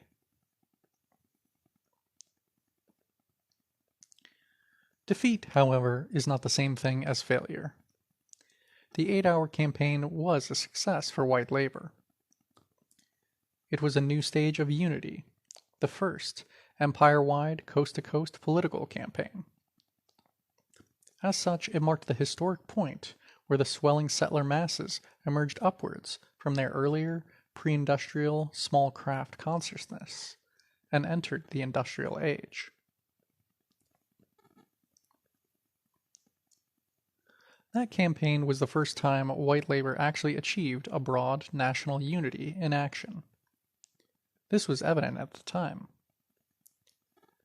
Alexander Kennedy, head of the San Francisco Trades Assembly and leader of both the 8-hour campaign and the National Labor Union, said, quote, "By far, the most important result of this 8-hour agitation, to those who look forward to the day when labor, organized and effectively drilled, shall assume its legitimate sphere in the body politic, is visible in the marked improvement in the character of the men engaged in the movement. A few years ago, the working population of California were in a chaotic state, disorganized, and at the mercy of the capitalists, with very rare exceptions. Today, nearly every branch of skilled industry has its own union, fixing its own rate of wages and regulating its domestic differences. A spirit of independence and a feeling of mutual confidence inspires its members."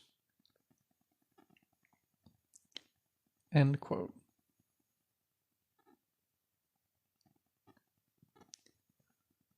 Of course, when Kennedy talks about, quote, the working population, he isn't referring to Mexicanos, Chinese, Indians, or Africans. He is only discussing white settlers. When he proudly points out how, quote, every branch of skilled industry has its own union, he means unions of white workers.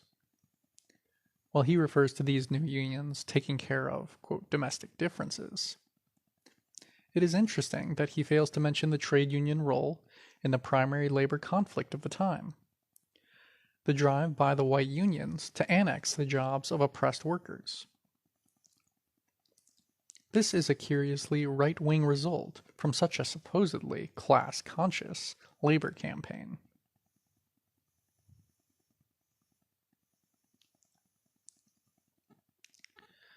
This contradiction sums up the 8-hour struggle and the Great Strike Wave of 1873 to 77. The 8-hour demand was not only righteous, but it was a demand that hit home to the working people across the widest variety of industries, trades, and nationalities. It became the first truly international campaign of European workers, as the first international spread it to England, France, and all of Europe. The largest single 8-hour demonstration was not in Europe or the US, however, but was in Manila. Filipino workers defied the Spanish colonial authorities and struck in a massive rally of 1 million. Many African, Mexicano, and Chinese workers responded militantly to the call for the 8-hour struggle. And in some areas, African workers took an early lead in stirring up action. But the campaign, instead of uniting working people, furthered disunity.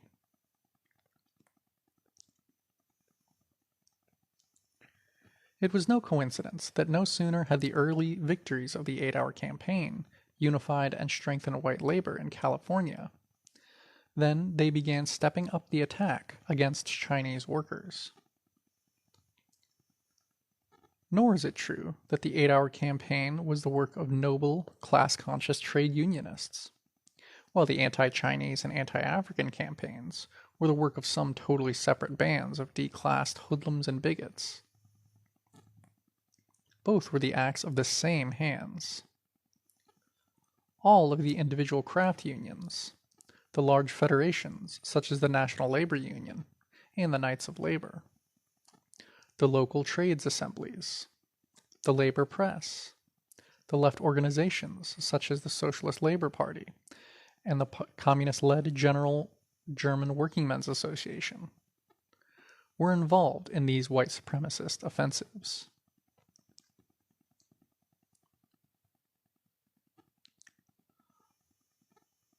Picture: an anti-Chinese cartoon by Thomas Nast, famous, quote, reform cartoonist. It's a bunch of settlers looking at telescopes at a meteorite with a Chinese face.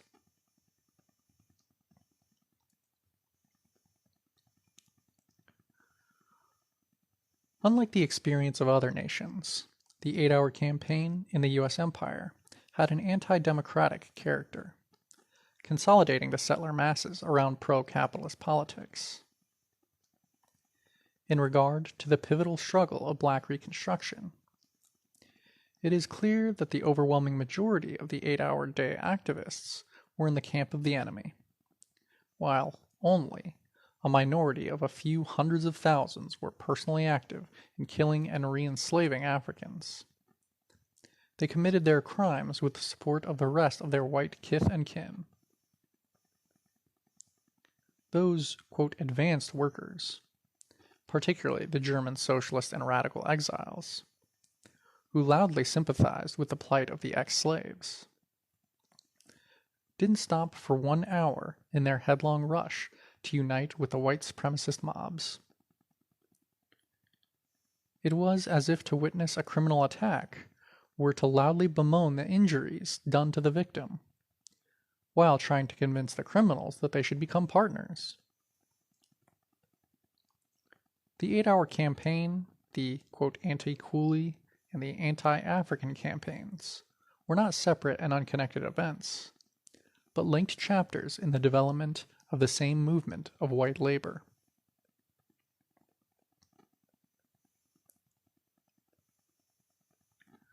This young movement, for all its anti-capitalist noises, was unable to resist being drawn deeper and deeper into bourgeois politics.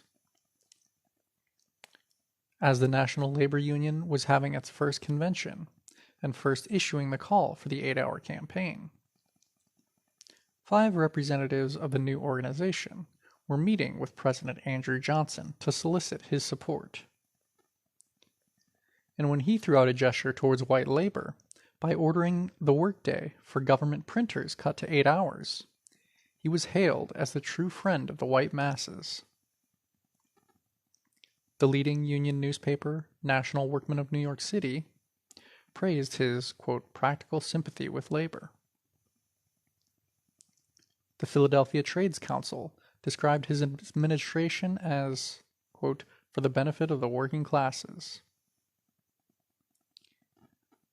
When the NLU attacked Black Reconstruction, it was clearly carrying out its part of an unholy alliance with President Johnson, who was the newfound champion of the defeated planter class.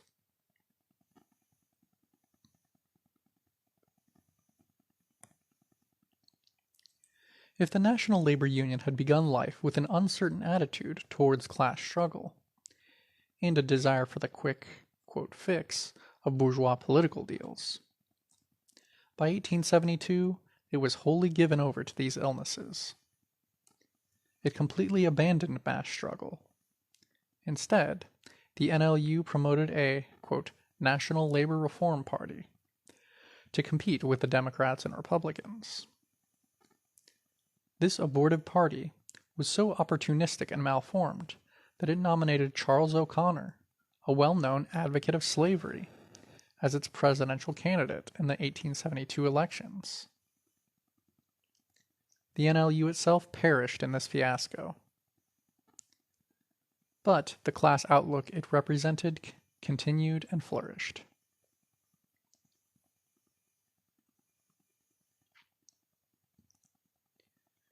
In this period, white labor, although still young, took definite shape. Euro-American labor increasingly found itself pressed to organize, to fight the employers, to demand from the bourgeois state some relief from exploitation and some democratic rights. At the same time, these white working men were also part of settler society and felt their welfare tied up with the supremacy of the empire. Further, pressed downward by capital, they sought to establish a stranglehold on jobs by ruthlessly degrading or eliminating colonial labor. This consciousness was very sharply manifested in the 1870s, when these white working men became the eager tools of various factions in the bourgeoisie in the mass drives to re-enslave Africans and drive out the Chinese. At the same time, engaging in the most vigorous and militant strike waves against the bourgeoisie.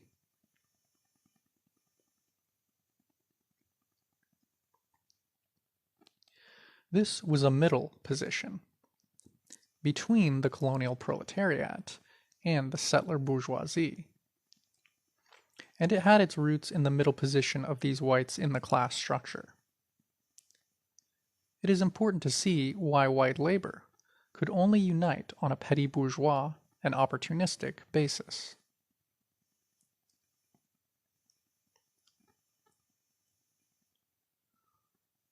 While white labor had tacked together a precarious political unity based on the commonalities of wage status and settlerism, it was as yet so divided that it did not even constitute a class. In brief, we can point to four main aspects of this. 1. White working men were sharply divided by nationality. 2. The upper stratum of workmen, which contained most of the, quote, native-born Americans, had a definite petty bourgeois character. 3. Even the bottom, most exploited layer, who were largely new European immigrants, were politically retarded by the fact that their wages were considerably higher than in old Europe. 4. Immigrant labor did not constitute a single united proletarian class itself, because they were part of separate national communities, German, Swedish, etc., each headed by their own bourgeois leaders.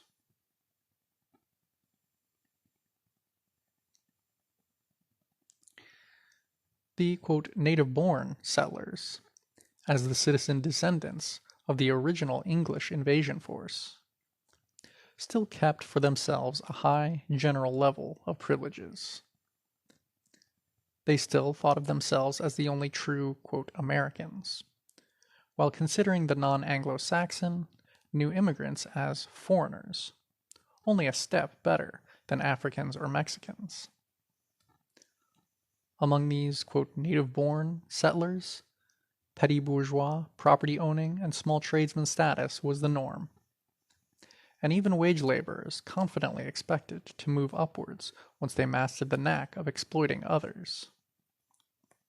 Engels noted in 1886, beginning of quote, there were two factors which for a long time prevented the inevitable consequences of the capitalist system in America from being revealed in their true light. These were the access to ownership of cheap land and the flood of immigrants.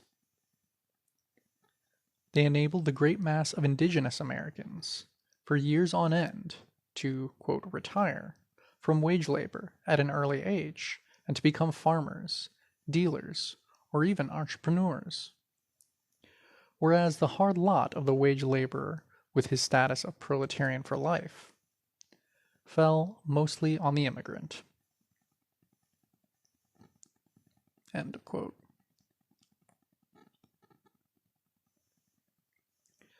Thus, the Irish, Polish, Italian, etc. immigrants had the honor of replacing Africans, Mexicanos, Indians, and Asians as the primary labor force of the U.S. empire in the North.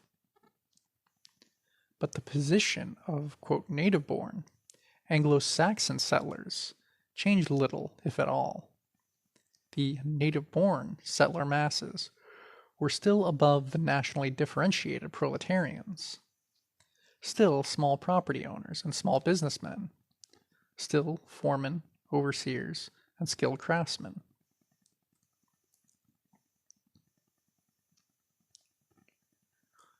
The European immigrant workers, who were promoted to be the new, more loyal proletariat of the U.S. empire, were themselves very divided and confused.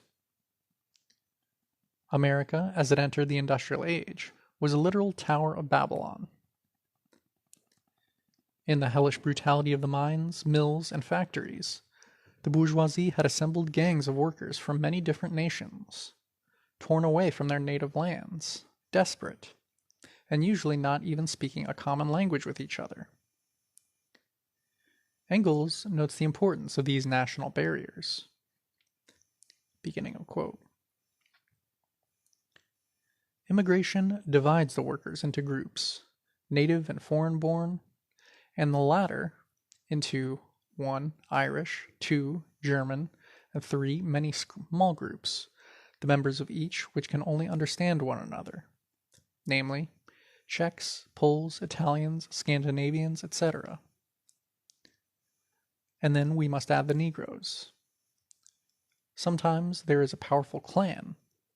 However, the bourgeoisie need merely hold out passively for the heterogeneous elements of the working masses to fall apart again. End of quote. And as wretched and bitter as life in America was for white workers on the bottom of settler society, it was still far, far better than life back in old Europe. The Irish, for example, who became the bulk of the unskilled white labor, were used up under virtually inhuman conditions. Contemporary accounts of the 19th century usually emphasize how Irish laborers on the New York canals, the coal pits of Pennsylvania, the railroads across the Plains states, etc., were kept drunk on cheap whiskey by the labor contractors and overseers, so that they could endure their miserable lives. Along the Mississippi, gangs of Irish laborers drained malarial swamps and built levees for $1 per day and whiskey. An overseer explained, quote, "It was much better to have the Irish do it, who cost nothing to the planter if they died, than to use up good field hands in such severe employment." End quote.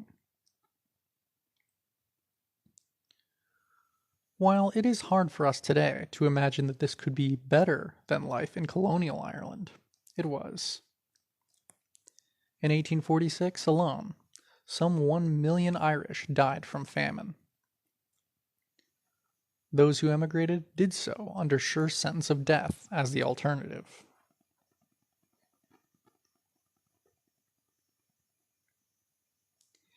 Even for those on the bottom strata of white wage labor, the actual wages were significantly higher than in old Europe. Rural farm laborers, usually the worst paid of workers, earned a much better wage in the U.S. empire. Marx, as we remember, pointed out in this period that, quote, "Now all of you know that the average wages of the American agricultural laborer amount to more than double that of the English agricultural laborer." End quote.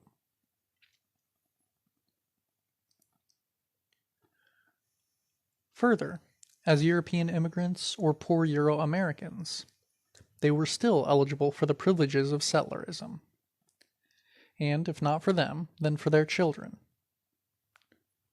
While this was markedly true for poor whites in the South, it applied with a few modifications throughout the empire. Du Bois points out, beginning of long quote,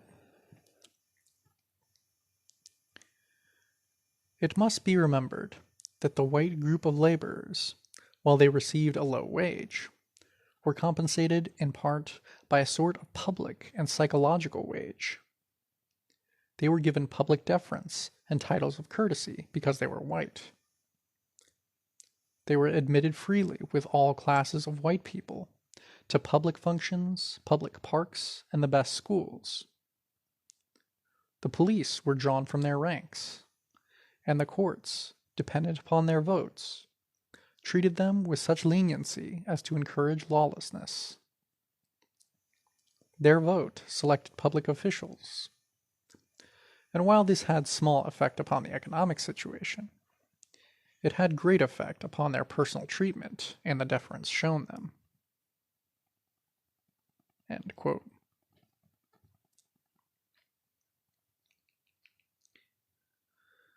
The other powerful moderating force upon the bottom, immigrant layers of white wage labor, is that they were part of immigrant national minority communities here in the quote, New World. And these communities had their own culture, class structure, and leadership. The German and Scandinavian immigrant communities were on the whole fairly prosperous, with a very high degree of business and property ownership. The vast farming lands of the upper Midwest and Plains states were in large measure settled by these two nationalities.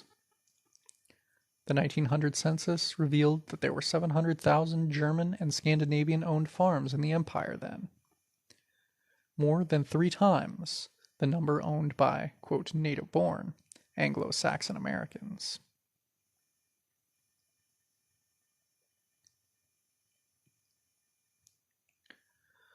The question of the bourgeois leadership of immigrant workers is very clearly shown by the Irish here. Nor was this disconnected with settlerism. The community leaders of the Irish national minority here were not revolutionary proletarians, but ward politicians, police chiefs, mayors, the Roman Catholic Church, etc. It is hardly a secret that during the mid-1800s, the Irish workers of the North, under the leadership of the Church and other bourgeois elements, were surpassed by none in their vicious hatred of Africans.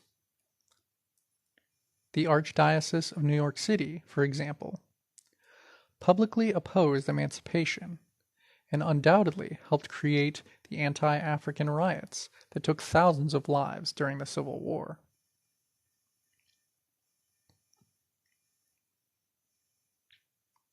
It is interesting that Irish patriots, themselves engaged in the bloody armed struggle to throw off British colonialism, saw from across the Atlantic that their countrymen here were being led into taking the reactionary road. In 1841, some 70,000 Irish patriots signed a revolutionary petition to Irish Americans. Quote, "Irishmen and Irishwomen, treat the colored people as your equals, as brethren. By all your memories of Ireland, continue to love liberty, hate slavery, cling by the abolitionists, and in America you will do honor to the name of Ireland." End quote.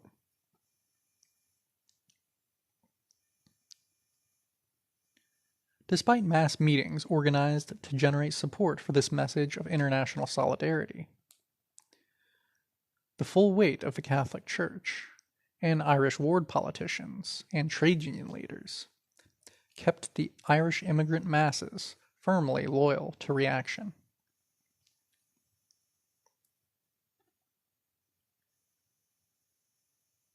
There was, of course, then as now, a powerful national tie here towards their captive homeland. Twice the Fenian Brotherhood tried military invasions of Canada in 1866 and 70, trying to force loose the British death grip on Ireland. Even after many defeats, Irish patriots and funds continued to pour into, quote, the cause. The modern submarine, for example, was developed by the secret Irish clan here, and only later turned over to the U.S. Navy. Irish POWs exiled to Australia were liberated in a spectacular raid across the Pacific. So widespread was the enthusiasm for this daring attempt in the Irish-American community here, that an Irish-American U.S. senator offered to get a U.S. customs ship for the raid if no private vessel could be obtained. This only underlines the process at work. The genuine national feeling towards colonial Ireland was taken over by bourgeois elements, who shaped it in bourgeois nationalist directions, and who used the appeal of, quote, the cause, to promote their own political careers and pocketbooks. This is still true today.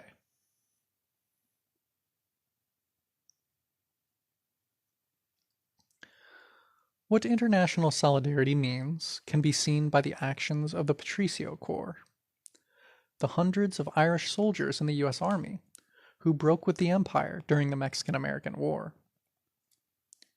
Revolted at the barbaric invasion of 1848, they defected to the Mexican forces and took up arms against the U.S. Empire. In contrast, the struggle of the Irish-American community here for equality with other settlers was nothing more nor less than a push to, quote, join the oppressor nation, to, quote, enlist in the ranks of the empire. The difference is the difference between revolution and reaction.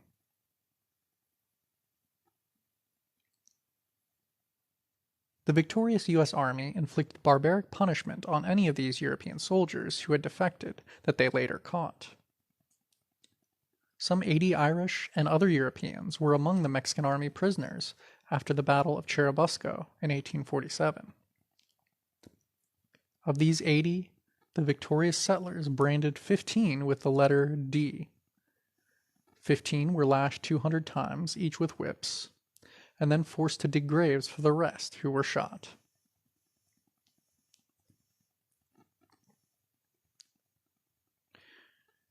The U.S. Empire then, at the dawn of industrialization, had two broad strata of white wage labor. One, a true Euro-American labor aristocracy, totally petty bourgeois in life and outlook. The second, an, quote, ethnic, national differentiated stratum of immigrant Europeans and poor whites of the defeated Confederacy, who were both heavily exploited, yet given the bare privileges of settlerism to keep them loyal to the U.S. Empire.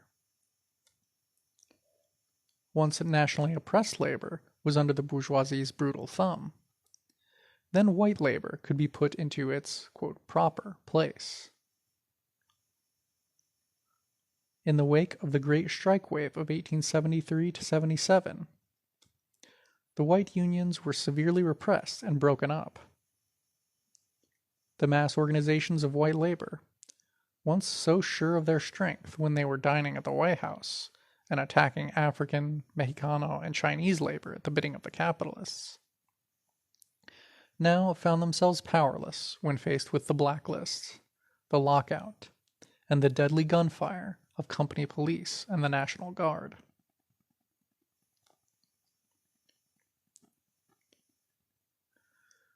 In taking over the tasks of the colonial proletariat, the new white laboring masses found themselves increasingly subject to the violent repression and exploitation that capitalism inexorably subjects the proletariat to. Thus, the industrial age developed here with this crucial contradiction. The U.S. Empire was founded as a European settler society of privileged conquerors, and the new white masses could not be both savagely exploited proletarians and also loyal privileged settlers. As the tremendous pressures of industrial capitalism started molding them into a new proletariat, which we will examine in the next section, a fundamental crisis was posed for American capitalism.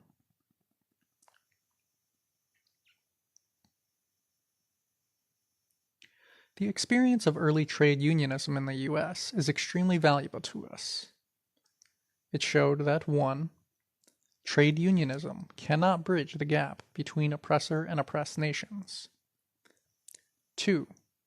Moreover, that even among Euro-Americans, unionism, political movements, etc., inescapably have a national character. 3. The organization of nationally oppressed workers into or allied with the trade unions of the settler masses was only an effort to control and divide us. 4.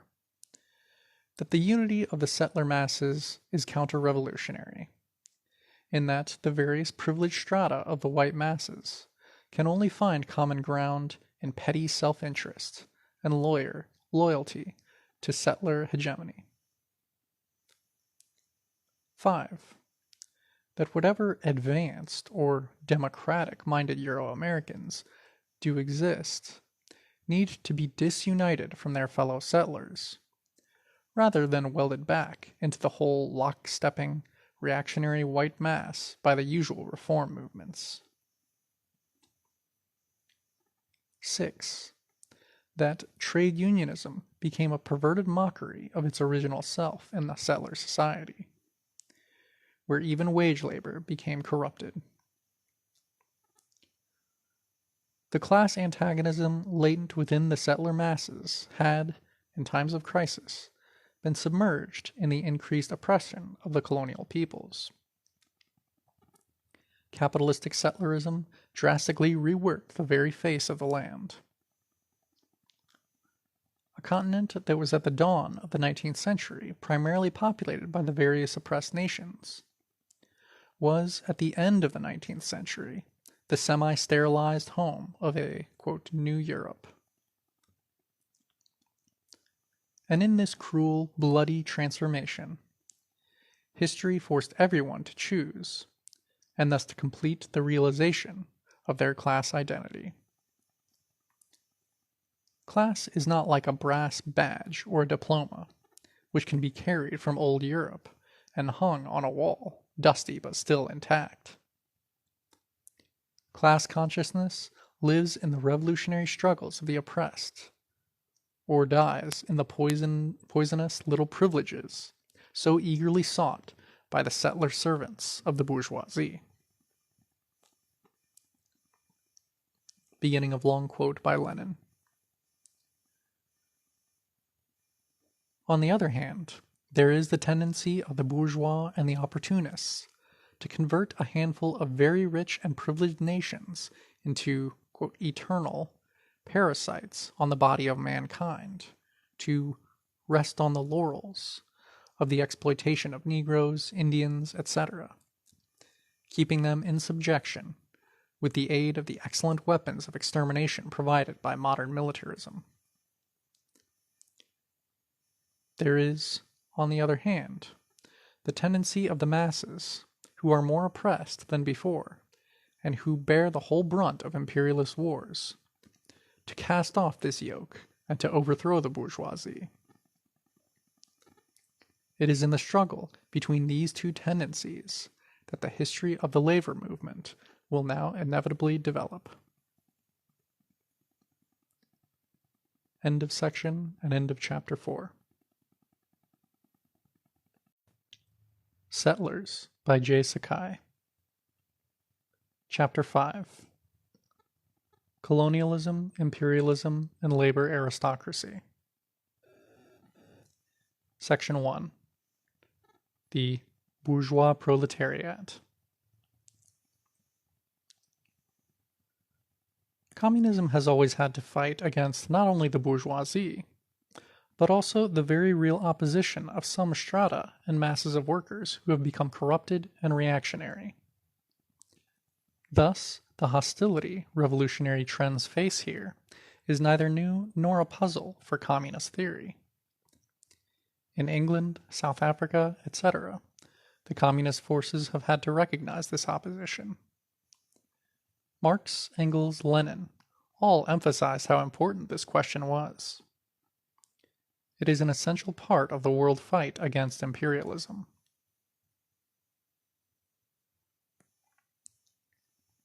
To begin with, our criticism of the historically negative role of the settler masses here is no more pointed than Friedrich Engels' statements a century ago about the English working class.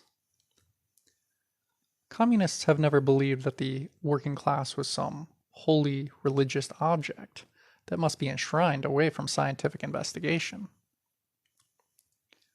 Lenin, on his own part, several times purposely reminded the European comrades that the original proletariat of imperial Rome did not work, but was supported by the surpluses of slave labor.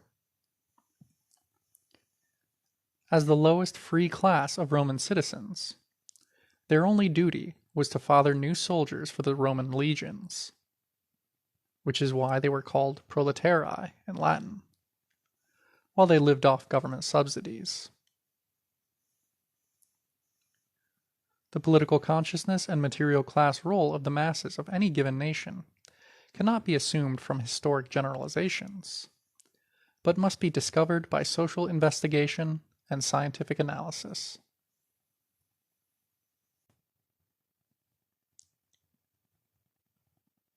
The phenomenon of the various capitalist ruling classes buying off and politically corrupting some portions of their own wage-laboring populations begins with the European colonial systems.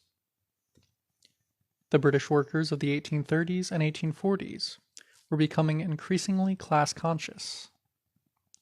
An early pre-Marxian type of socialism, Owenism, had caused much interest, and the massive Chartist movement rallied millions of workers to demand democratic rights.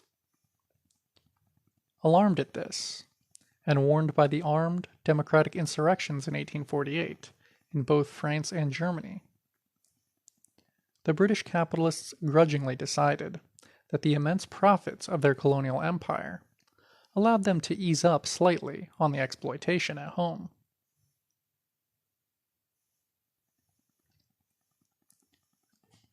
This tossing of a few crumbs to the British workers resulted in a growing ideological stagnation, conservatism, and national chauvinism. Engels was outraged and disgusted, particularly at the corrupt spectacle of the British workers slavishly echoing their bourgeoisie as to their alleged right to exploit the colonial world.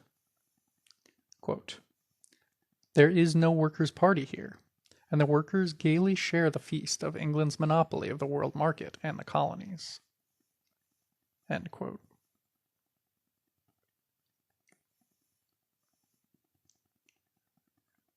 In 1858, Engels sarcastically described the tamed British workers in the bluntest terms.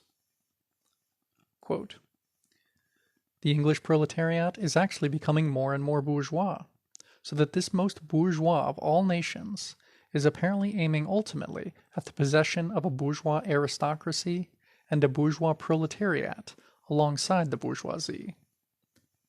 For a nation which exploits the whole world, this is to a certain extent justifiable." End quote. Britain was the imperial Rome, the American empire of that day, a nation which feasted on the exploitation of colonies around the world. Engels, as a communist, didn't make lame excuses for the corrupted English workers, but exposed them. He held the English workers accountable to the world proletariat for their sorry political choices.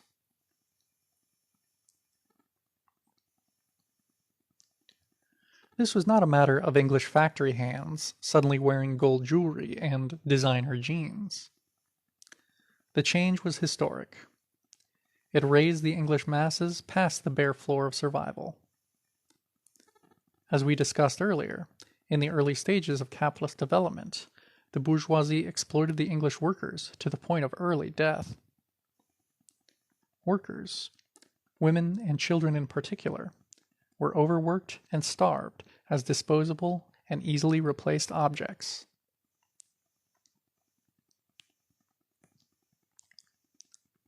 The change didn't mean that English workers as a whole weren't exploited, just that their exploitation was lightened in the golden flow of colonial profits. In 1840, the wages of an, quote, ordinary laborer in England were 8 shillings per week, while it cost some 14 shillings per week to live on a minimal but stable basis. By 1875, both the common wages and the cost of living were up to 15 shillings per week, an event that historian Arnold Toynbee points to as the first time in British capitalist history that unskilled laborers earned enough to survive. At the same time, reform legislation, sponsored by the big factory owners, placed restrictions on the use of child labor. The length of the working day declined. At both Gerran shipyards and the Newcastle Chemical Works, for example, workers succeeded in lowering the work week from 61 to 54 hours.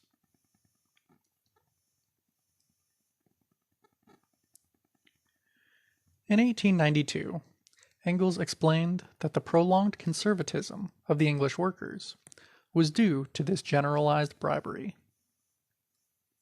Quote, "The truth is this. During the period of England's industrial monopoly, the English working classes have, to a certain extent, shared in the benefits of monopoly. These benefits were very unequally parceled out amongst them. The privileged minority pocketed most, but even the great mass had, at least, a temporary share now and then. And that is the reason why, since the dying out of Owenism, there has been no socialism in England." End quote. Engels divides the workers into two groups, the, quote, privileged minority of the labor aristocrats and the, quote, great mass of common wage labor. While the labor aristocracy engages in wage labor and grows up out of the working class, it is no longer exploited. Rather, the bourgeoisie shares with this privileged layer a part of the super profits from colonial exploitation. Typically, these labor aristocrats are trade union officials, certain white-collar employees, foremen, the well-paid members of the restrictive craft unions, etc. They often supervise or depend upon the labor of ordinary workers, while they themselves do little or no toil.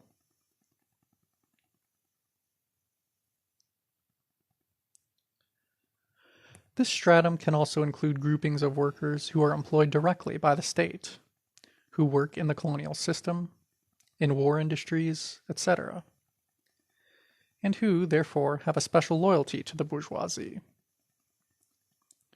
The aristocracy of labor have comfortable lives, and in general associate with the petty bourgeoisie.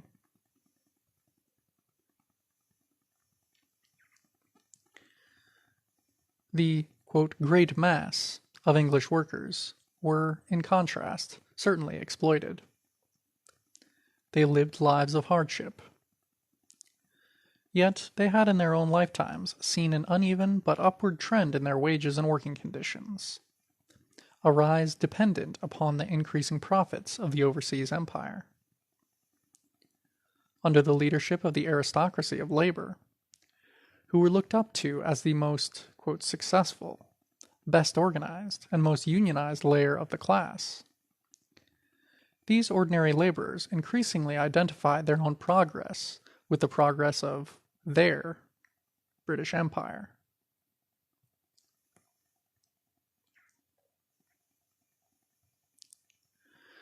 Engels felt in the late 1890s that this might be only a temporary phenomenon, and one limited to England by and large. He thought that with the growth of rival industrial empires and the sharpening of European capitalist competition, the super profits that supported this bribery might dwindle. Exactly the reverse happened, however. With the coming of imperialism and the tremendous rise of the most modern colonial empires, the trend of social bribery of the working classes spread from England to France, Germany, Belgium, etc. Between the fall of the Paris Commune of 1871 and the eve of World War I in 1913, real per capita income in both England and Germany doubled. In 1907, Lenin wrote, beginning of long quote, "The class of those who own nothing, but do not labor either, is incapable of overthrowing the exploiters. Only the proletarian class, which maintains the whole of society, has the power to bring about a successful revolution." And now we see that, as the result of a far-reaching colonial policy, the European proletariat has partly reached a situation where it is not its work that maintains the whole of society, but that of the people of the colonies who are practically enslaved. The British bourgeoisie, for example, derives more profit from the many millions of the population of India and other colonies than from the British workers. In certain countries, these circumstances create the material and economic basis for infecting the proletariat of one country or another with colonial chauvinism. End quote.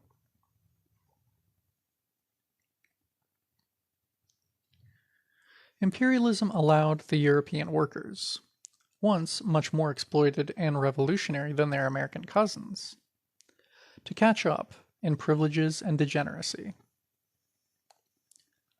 Lenin said that imperialism gives the bourgeoisie enough super profits to, quote, devote a part, and not a small one at that, to bribe their own workers, to create something like an alliance between the workers of a given nation and their capitalists.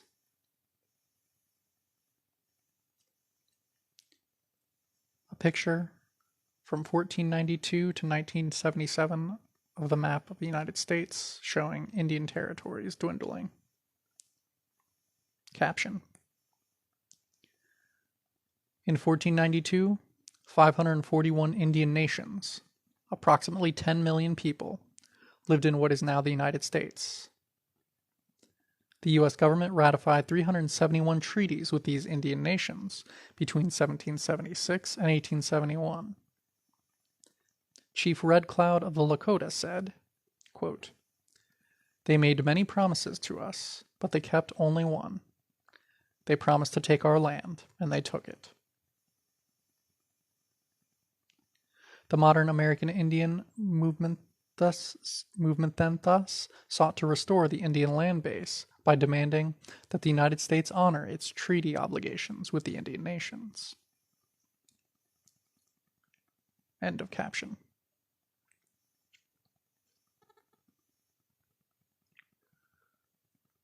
The pro-imperialist labor aristocracy, which in 1914 Lenin estimated at roughly 20% of the German working class, were the leaders of the German trade unions, the, quote, Socialist Party, etc. Using their state-sanctioned positions, they led millions of workers in the more proletarian strata. This labor aristocracy succeeded in sabotaging the revolutionary movements in Western Europe and disrupting unity between the anti-colonial revolutions and the workers of the oppressed nations.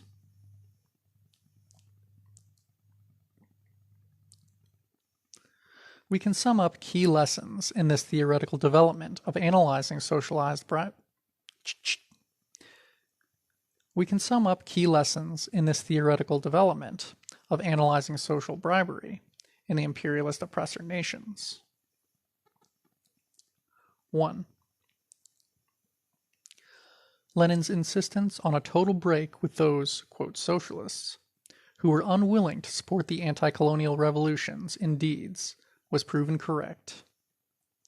The shallow argument that, quote, racist European workers would be brought to revolutionary enlightenment by union activity and reformist economic movements, the same arguments preached here in America, was proven to be totally untrue. While in every mass there are those who have backwards or chauvinistic prejudices in the yet-to-be cleaned corners of their minds, Lenin insisted that this was not the primary problem. Under imperialism, quote, racist politics were an outward manifestation of a class, quote, alliance with the imperialists. 2. This labor aristocracy of bribed workers is not neutral, but is fighting for its capitalist masters. Therefore, they must be combated, just like the army or police, who are the military base of the imperialists, while the labor aristocracy is its social base. Lenin told his comrades, quote, no preparation of the proletariat for the overthrow of the bourgeoisie is possible, even in the preliminary sense, unless an immediate, systematic, extensive, and open struggle is waged against this stratum. End quote.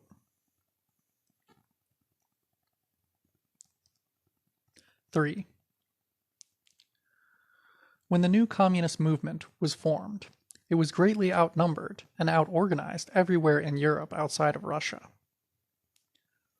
Lenin's answer was concise.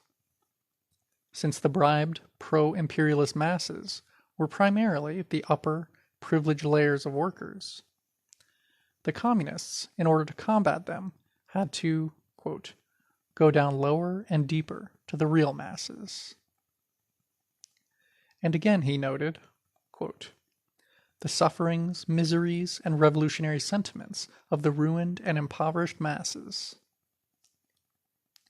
He pointed to, quote, particularly those who are least organized and educated, who are most oppressed and least amenable to organization. End quote. We might say that he shared the same perception that Malcolm X had of where to find a base for revolution.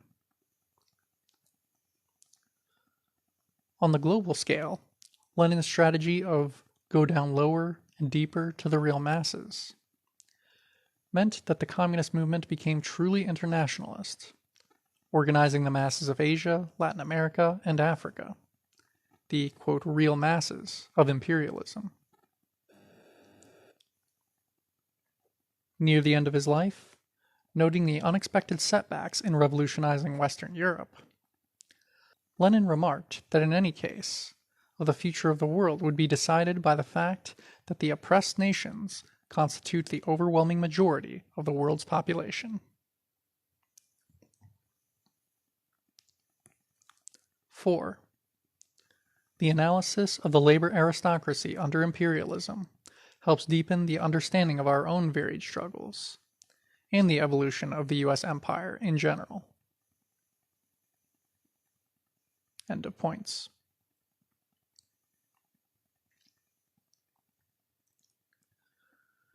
As the U.S. empire jumped into the imperialist scramble for world domination at the end of the 20th century, its Euro-American workers were the most privileged in the entire capitalist world. In 1900, labor in America was sharply divided into 3 very separate and nationally distinct strata, literally of different nations: Euro-American, European, and oppressed nations.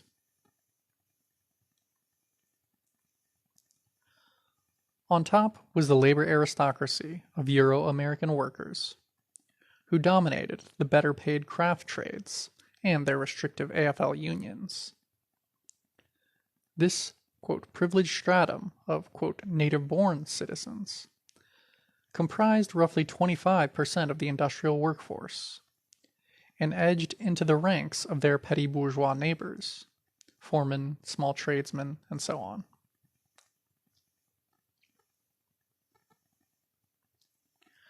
Below them was a new proletarian stratum, just imported from Eastern and Southern Europe, who comprised 50 to 75% of the northern industrial workforce. They were poorly paid and heavily exploited, the main factory production force of the North. Largely unorganized, they were systematically barred from the craft trade unions and the better-paying factory jobs.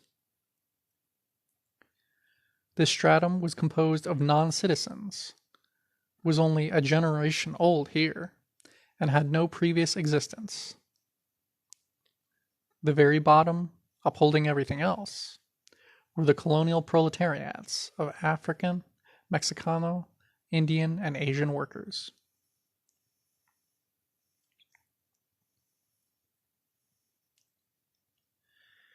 Even as modern industrialization and the northern factory boom were in full swing, it was still true that the, quote, super profits wrung from the oppressed nations, plus those wrung from imported labor from Asia, were the foundations of the empire. Everything, quote, American was built up on top of their continuing oppression.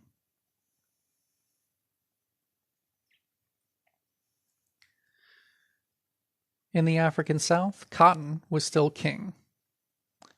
The African laborers, whether hired, renter, or sharecropper, who produced the all-important cotton, still supported the entire settler economy. Between 1870 and 1910, cotton production had gone up by 3 times, while domestic cotton usage had gone up by 600%, and king cotton still was the leading U.S. export product, 25% of all exports. The number of African men in agriculture had increased, and in 1914, some 50% of all African workers labored in the fields. African women not only worked in the fields, as did their children, but they involuntarily continued cleaning, cooking, washing clothes, and child raising for the upper half of Euro-American families. Over 40% of the entire African workforce was still bound into domestic labor, maintaining for the southern settlers their conquest lifestyle.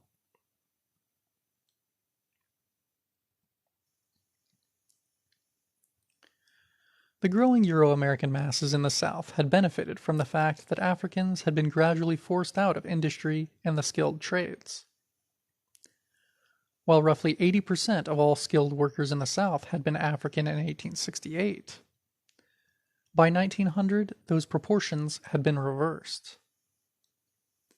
In the more localized construction trades, Africans still hung on, comprising 15% of carpenters and 36% of masons.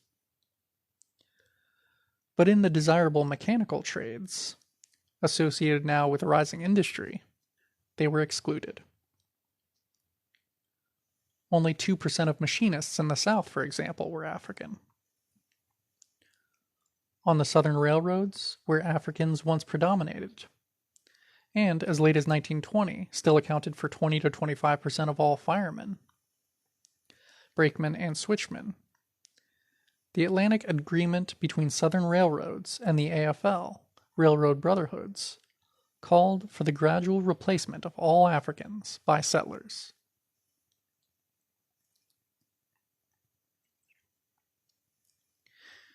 Even the jobs in the new textile mills were reserved for, quote, poor whites, forced off the land. So that settler labor in the South, however exploited, was grateful to the bourgeoisie for every little privilege they got. The settler masses of the South, in the tradition of the slave patrols, the Confederate Army, and the KKK, were still in the main the loyal garrison over occupied New Africa.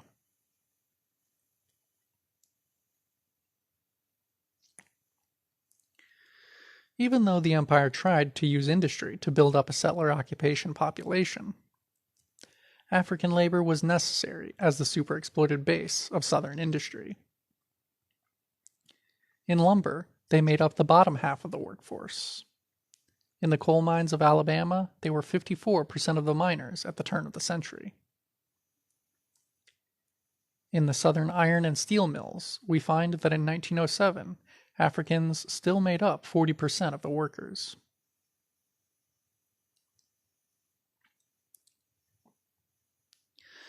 In the Mexicano Southwest, the same basic foundation of oppressed nation labor was present, together with Asian labor. Native American workers were present throughout the region, on cattle and sheep ranches, in the fields and in the mines. Navajo miners, for example, played an active role in building the Western Federation of Miners, local at the Great Telluride, Colorado mines.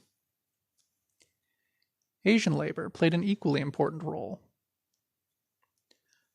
Although much of the Chinese national minority had been driven by repression out of the U.S., or to retreat into the, quote, ghetto economy of laundries, food service, etc.,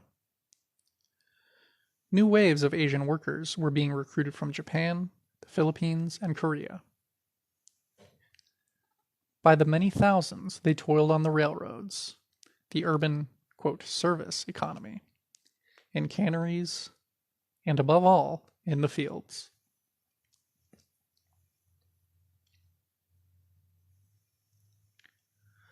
Much less industrialized and economically developed than the North, or even the South, the Southwestern economy rested on agriculture and mining. The migrant farm laborers of the, quote, factories in the fields were not marginal, but the economic mainstay of the Southwest. In the key agricultural area of Southern California, the majority of farm labor was Chicano-Mexicano.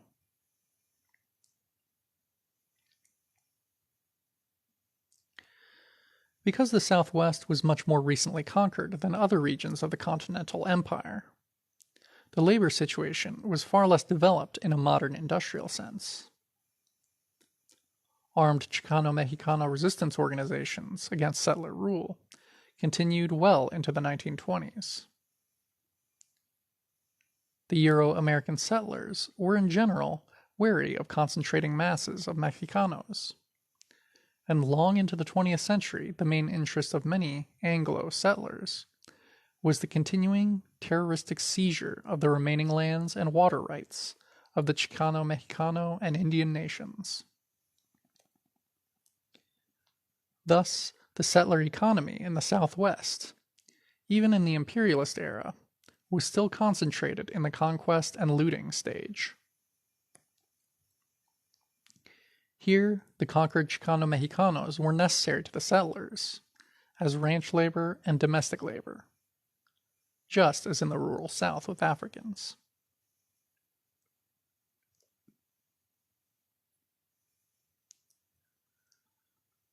But at the turn of the century, the development of railroad systems, of large-scale commercial agriculture, and of extensive mining were also creating the imperialist need for increased masses of cheap laborers. Thousands and then tens of thousands of Mexicano workers were brought northward to fill this need. By 1909, on both the Santa Fe and Southern Pacific railroads, some 98% of the crews working west of Albuquerque were Chicano-Mexicano. While varying mixtures of Mexicano, Indian, and immigrant European nationalities were also used in the mines, Mexicano labor played the largest role. In mines closest to the artificial, quote, border, Mexicano workers were often a large majority, such as in the major copper center of Clifton, Arizona. Once driven out of much of the West by settler terrorism, Mexicanos were now being brought back to their own national land as, quote, immigrant or, quote, contract labor. Mexicanos became 60% of the miners, 80% of the agricultural workers, and 90% of the railroad laborers in the West. Thus, in the West, the importance of colonial labor was rapidly growing.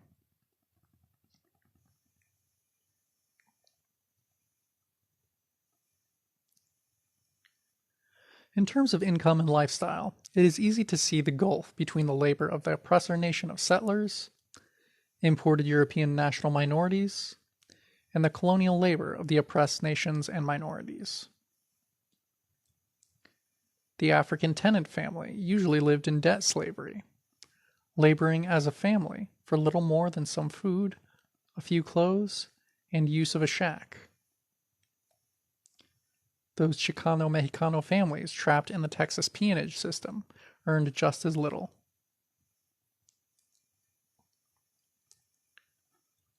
One Texas rancher testified in 1914, quote, "I was paying Pancho and his whole family 60 cents a day. There were no hours. He worked from sun to sun." End quote. As late as the 1920s, African farm laborers in the South earned 75 cents per day when employed.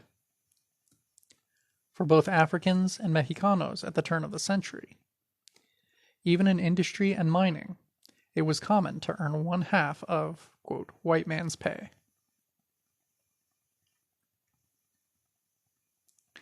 One step up from this was the northern industrial proletariat from Eastern and Southern Europe.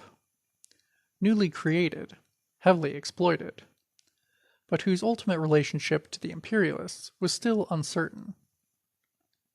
The, quote, hunky and, quote, dago commonly earned $6 to $10 per week in the early 1900s for 6 and 7 day work weeks. One giant level up from there was the privileged stratum of Euro-American labor aristocrats, skilled workers, foremen, office staff. They usually earned $15 to $20 per week, with the majority being homeowners and voting citizens of the empire. This top stratum dominated the trade unions and the socialist organizations, consistently supporting the U.S. empire. Bribed and helped to be the imperialist leadership of all white workers as a whole, they sabotaged any militant outbreaks in the industrial ranks. Always they prevented any internationalist unity between white workers and the colonial proletariats. It is with this background, and being able to trace the continuing role of social bribery, that we can begin to examine settler mass politics in the imperialist era. A picture of some prisoners working under guard. A chain gang in Fulton County, Georgia in the 1890s. End of section 1. Settlers, Chapter 5. Section 2. Settler opposition to imperialism. There have always been significant contradictions among the settlers, and even in the earliest stages of imperialism we have seen conflicts between the monopoly capitalists and their settler base. While the U.S. was an empire just as soon as it started to breathe, the, quote, Spanish-American War of 1898 marked this early settler empire's transition into imperialism.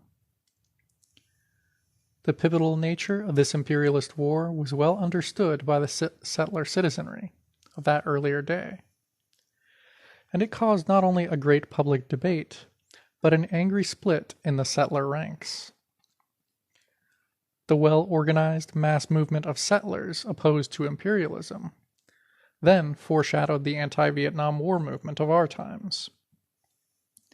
These are important contradictions. In the brief 1898 war, the U.S. easily removed Puerto Rico, the Philippines, and Cuba from the feeble hands of the aging Spanish Empire. This armed robbery was so effortless because the Spanish bourgeoisie had already lost most of their former power over these colonies, due to both their own weakness and to the rise of national liberation movements. On September 23, 1868, at Lares, Puerto Rican patriots proclaimed the First Republic of Puerto Rico amid an armed uprising against the Spanish occupiers. Although crushed, the, quote, "Cry of Lares" marks the start of an unbroken history of patriotic warfare by the Puerto Rican people.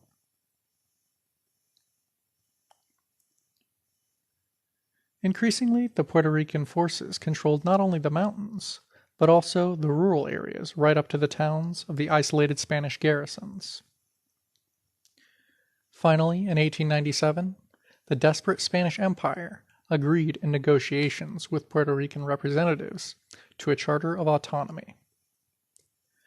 This recognized the power of the Puerto Rican nation to set up its own currency, fix tariffs on imports, negotiate trade agreements with other nations, and veto, if they wished, any Spanish diplomatic treaties applying to Puerto Rico. The end of Spanish rule was evident. Similar concessions were won by Cuban and Filipino rebels.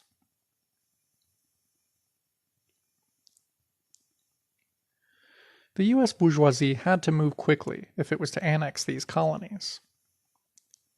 In addition to the possibility that Britain or some other great power would make a grab for them, there was the certainty that the oppressed nations of the Spanish Empire were raising the beacon of national independence and anti-colonialism, as Haiti had done a century before. So that on April 25, 1898, the U.S. declared war on Spain while moving to invade Puerto Rico, Cuba, and the Philippines. It was just in the nick of time as far as U.S. imperialism was concerned. In the Philippines, the liberation struggle had already reached the formation of a new Filipino government. Spurred on by the Katipunan, the secret armed organization of workers and peasants, the revolutionaries had created a large people's army. By the time the first U.S. troops landed on June 30th, 1898, the Filipino revolutionaries had already swept the Spanish colonial army and administration out of virtually the whole of the Philippines, besieging the last isolated holdouts in the old walled city of Manila. Under the pretext of being, quote, allies of the Filipinos, U.S. troops landed and joined the siege of the Spanish remnants.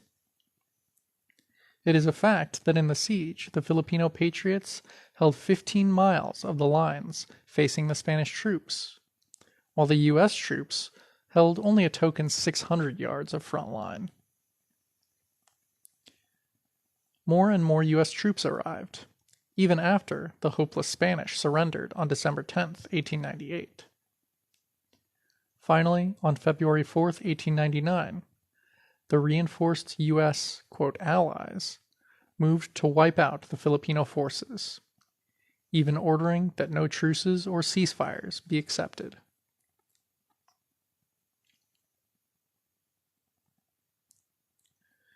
The Filipino people defended their nation with the most heroic and stubborn resistance. It took over 3 years of the most bitter combat before the guerrilla patriots were overcome, and defeated then only because 1. The bourgeois nationalist Filipino leaders had treacherously purged the armed movement of the most advanced proletarian elements, while they themselves vacillated in trying to reach an accommodation with the U.S. invaders. 2. Over half of the total U.S. Army, 1.2 million troops, were eventually poured into the Philippines, with weapons and organization far advanced over the former Spanish foes. 3. The Filipino people were unprepared for the brutal effectiveness of the genocidal strategy used by the U.S. invaders.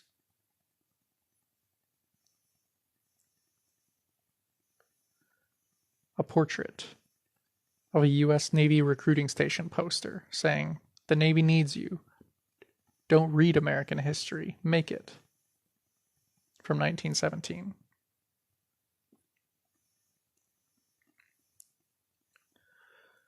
The last became an international scandal when the full details became known, shaking even some settlers. Unable to cope with the guerrilla tactics of the Filipino revolutionaries, the U.S. Army decided to starve them into disintegration by destroying their social base, the Filipino population. The same genocidal, quote, population regroupment strategy, as the CIA calls it, that settlers first used against the Indian nations, was revived in the Philippines, and would be used again in Vietnam in our times. The general outlines of U.S. strategy called for destroying all organized social and economic life in the guerrilla areas. Villages would be burned down, crops and livestock destroyed, diseases spread, the people killed or forced to evacuate as refugees. Large areas were declared as free fire zones, in which all Filipinos were to be killed on sight.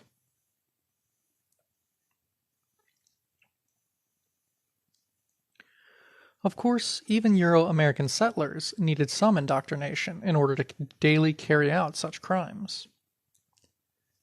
Indiscriminate killing, looting, and torture were publicly encouraged by the U.S. Army Command. American reporters were invited to witness the daily torture sessions, in which Filipinos would be subjected to the, quote, water cure, having salt water pumped into their stomachs under pressure.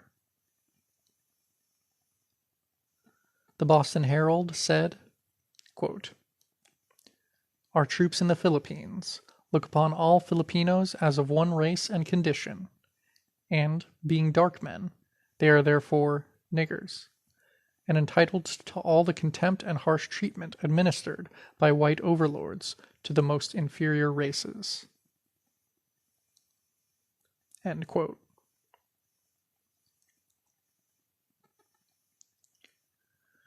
U.S. imperialism took the Philippines by literally turning whole regions into smoldering graveyards. U.S. Brigadier General James Bell, upon returning to the U.S. in 1901, said that his men had killed 1 out of every 6 Filipinos on the main island of Luzon. That would be just some 1 million deaths just there. It is certain that at least 200,000 Filipinos died in the genocidal conquest. In Samar Province, where the patriotic resistance to the U.S. invaders was extremely persistent, U.S. General Jacob Smith ordered his troops to shoot every Filipino, man, woman, or child they could find, quote, over 10 years of age. A picture of a massacre. Quote, "The bodies of Moro insurgents and civilians killed by U.S. troops during the Battle of Bad Dajo in the Philippines, March 7, 1906. End of caption.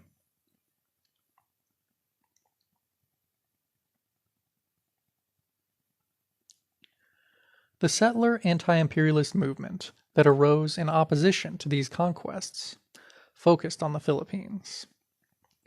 It was not a fringe protest by a few radicals. Many of its leaders were men of wealth and standing, many of them old veterans of the abolitionist cause. The author Mark Twain, Governor Pingree of Michigan, former U.S. Secretary of Agriculture J. Sterling Morton, and steel magnate Andrew Carnegie were but a few of the, quote, notable settlers involved.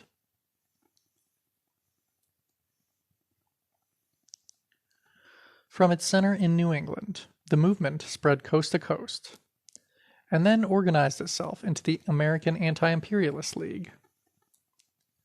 The League had over 40,000 members in some 40 chapters, with hundreds of thousands of settler supporters.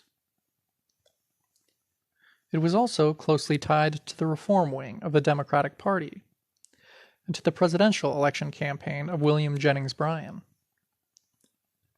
just as Senator George McGovern would run against President Nixon on an anti-war platform in 1972. Bryan was running against the entrenched Republicans with a platform calling for an end to Asian conquests.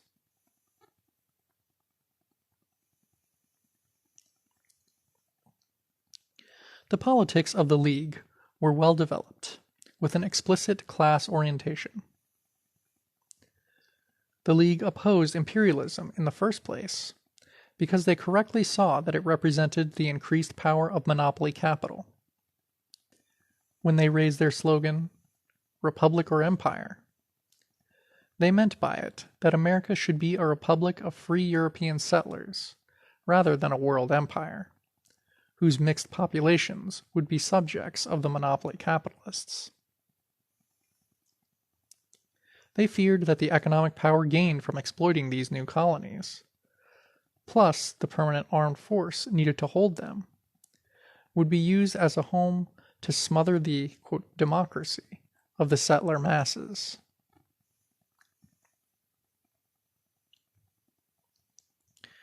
The atrocities committed by U.S. troops in the Philippines were denounced on moral and humanitarian grounds. But the League was very careful to point out that their support for Philippine independence did not mean that they believed in any equality of colonial peoples with Europeans. Congressman Karl Schurz, the German immigrant liberal who played such a prominent role in supporting Reconstruction during the 1860s and 70s, was a leading spokesman for the League. In his speech, quote, "The Policy of Imperialism," Schurz began by defining Filipinos as, quote, "the strongest and foremost tribe of the region." He then said, quote, "We need not praise the Filipinos as in every way the equals of the embattled farmers of Lexington and Concord. But there is an abundance of testimony, some of it unwilling, that the Filipinos are fully the equals, and even the superiors, of the Cubans and Mexicans." End quote. The patronizing arrogance of even these settlers showed that it was possible for them to be against the new imperialism, and also be white supremacists and supporters of capitalism.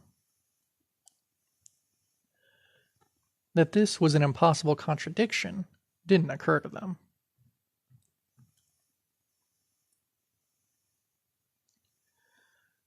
The class content of the League becomes very clear as Schurz continued. Quote, "Now it may be well that the annexation of the Philippines would pay a speculative syndicate of wealthy capitalists, without at the same time paying the American people at large. As to the people of our race, tropical countries like the Philippines may be fields of profit for rich men who can hire others to work for them, but not for those who have to work for themselves." End quote. In other words, the League was articulating the interests of the liberal petty bourgeoisie.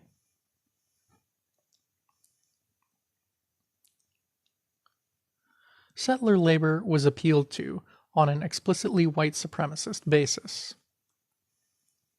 Congressman George S. Boutwell, the president of the League, reminded the white workers that they had just finished robbing and driving out Chinese workers, a campaign that he had supported.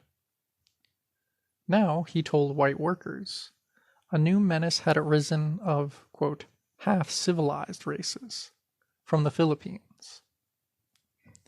If their land were to be annexed to the U.S. empire, then in the near future, these Asians would be brought to America by the capitalists.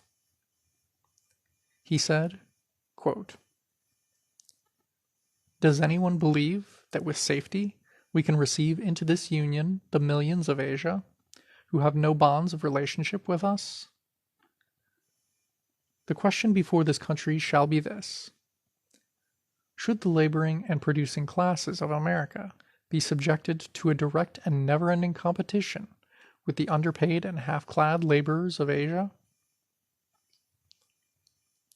End quote.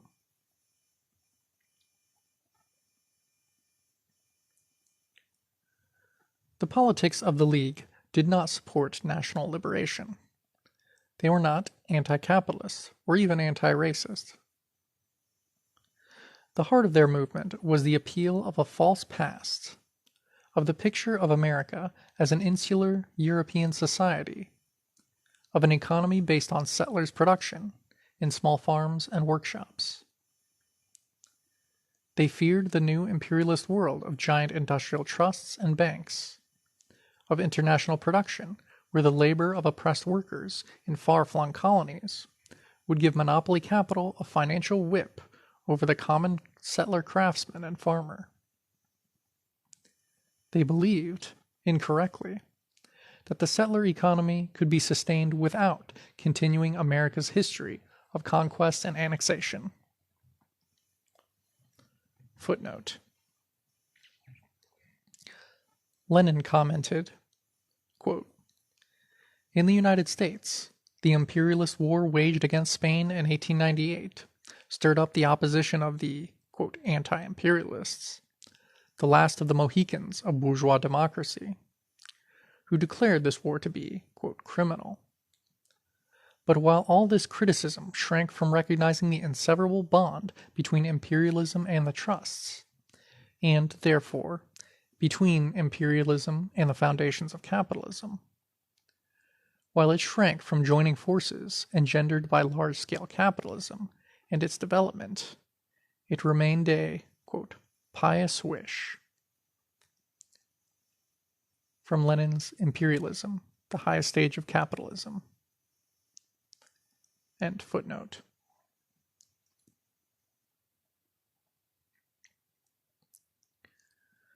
We can see the very sharply defined case the League made for counterposing the interests of settlers versus their bourgeoisie.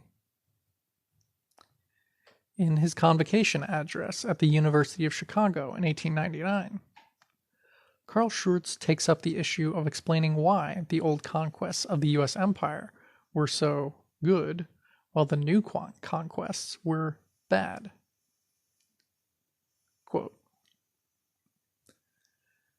"Has not the career of the Republic almost from its very beginning been one of a territorial expansion?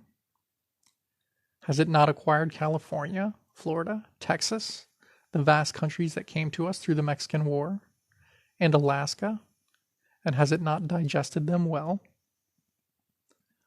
If the Republic could digest the old, why not the new?" End of quote. Schurz then gives 5 reasons why the old annexations worked out so well for the settlers.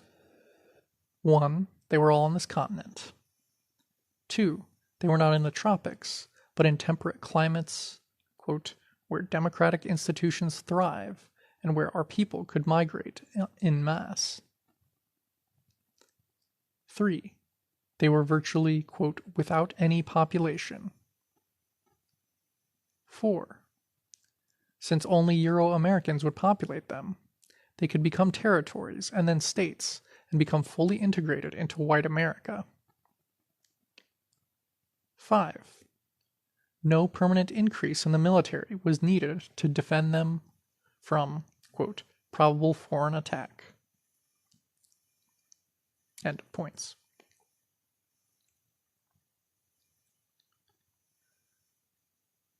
His political thought was that whereas the old annexations of settlerism provided land and resources for the invading Europeans to occupy and become the dominant population, with the aid of genocide, of course, these new annexations in Asia and the Caribbean brought only new millions of colonial subjects into the U.S. empire, but in distant colonies that the Euro-American masses would never populate. Schurz continues, beginning of quote, "The scheme of Americanizing our, quote, new possessions, in that sense, is therefore absolutely hopeless. The immutable forces of nature are against it. Whatever we may do for their improvement, the people of the Spanish Antilles will remain, Spanish Creoles and Negroes, and the people of the Philippines, Filipinos, Malays, Tagals, and so on.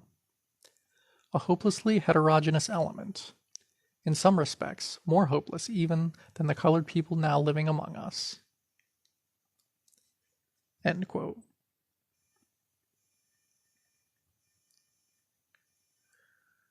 These settlers were opposing imperialism from the ideological standpoint of petty bourgeois settlerism. It is significant that the League refused to take a stand on the Boer War going on in South Africa, or on the dispatch of U.S. Marines to join other Western powers in crushing the Boxer Rebellion in China. And obviously the League had no objection to colonialism at home, in the annexed and settled territories of Mexico, the Indian nations, and New Africa.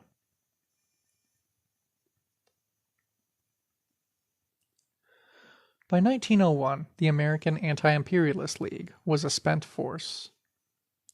Bryan and the Democrats had lost the 1900 elections by a large margin.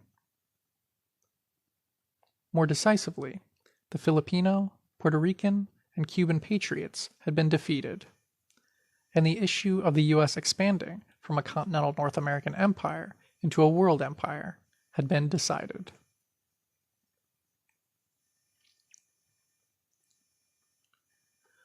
There were other waves of petty bourgeois settler reaction against the domination of monopoly capital. The most significant was the Populist Party, which broke the, quote, color line in the South, uniting poor whites and Africans in voting for new government programs of reform. With heavy strength in the rural counties, the Populist Party got almost 1/3 of the vote in 8 northern states west of the Mississippi in 1892. In the South, its strength was less, but still important. Led by the demagogue Tom Watson of Georgia, the Populists proposed that African sharecroppers should unite with small white farmers, enforcing big business to give them both a better economic deal. It was the, quote, bread and butter coalition of two exploited forces from different nations.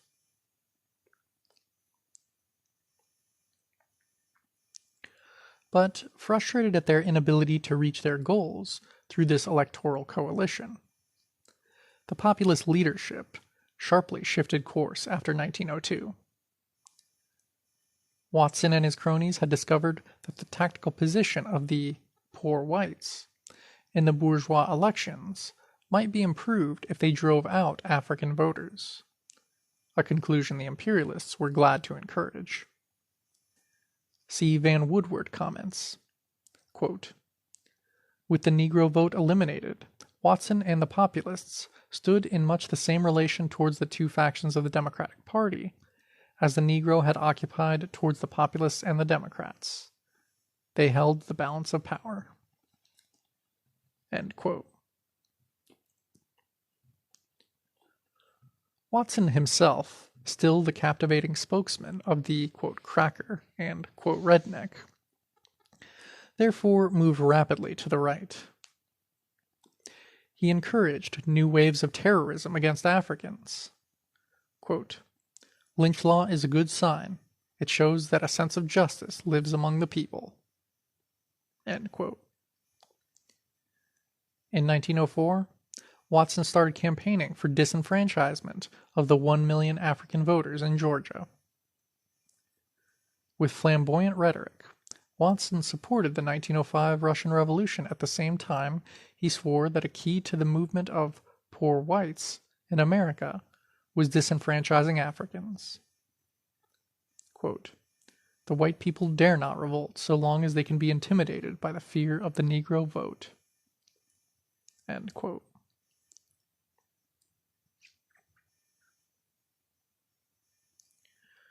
Not surprisingly, these stands only increased Watson's popularity as a leader of the poor whites.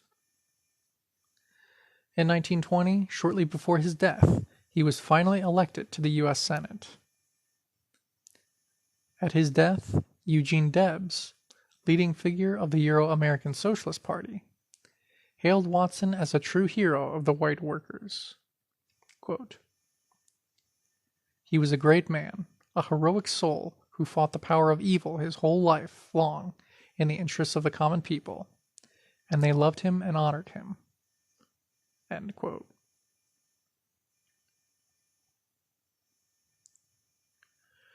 By that time, naturally, Watson had become a wealthy plantation owner and publisher.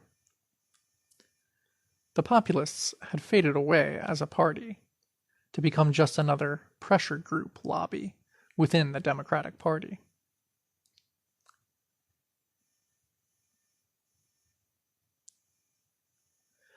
Just as in the anti-imperialism of the League, the settler African coalition of the Populists had nothing to do with any real unity of settlers with the oppressed. Rather, these poor but still privileged settlers were tactically maneuvering to improve their position relative to the monopoly capitalists, in recruiting Africans to give their settler party a boost. Historian Michael Rogan points out, quote, "Populism, however, was a movement of the farm-owning proprietors, not property-less workers. It attempted to reassert local community control against the economic and political centralization of corporate capital." End quote.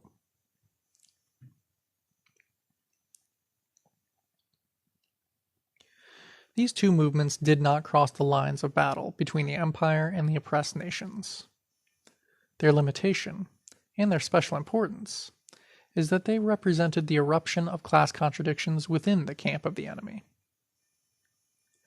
The Vietnam War controversy of the 60s, the strange Watergate scandal that forced President Nixon out of power, are both evidence that the effects of these contradictions are considerable, and will be in the future. If we become confused about their basic nature, we damage our strategic self-reliance.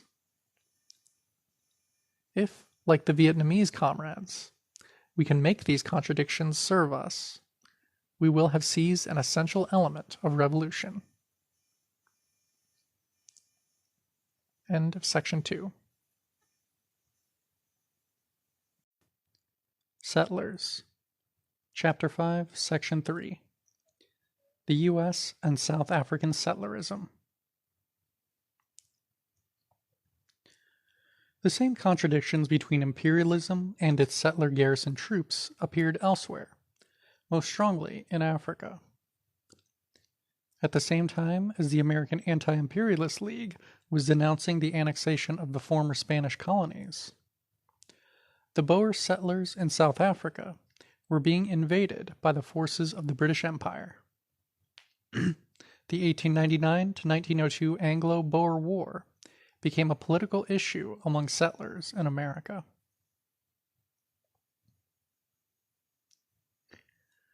There is a historic relationship between Euro-American settlers and the colonization of South Africa. American mercenaries, engineers, and technologies played a major role in the European exploitation of South Africa, and obviously still do.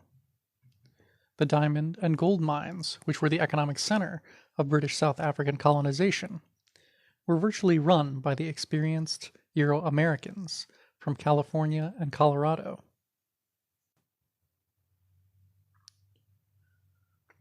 Gardner Williams, the U.S. consular agent in Kimberley, was the manager of the De Beers diamond mines. John Hayes Hammond was the chief engineer for the British South Africa Corporation. By 1896, one half of all the mines were run by Euro-American mine experts. Much of the equipment as well came from the U.S. Empire. One U.S. company alone, Fraser and Chalmers, supplied 40% of the machinery at the Rand Goldfields. When the second and decisive war broke out between the Boer South African Republic and the British Empire, Euro-Americans became heavily involved.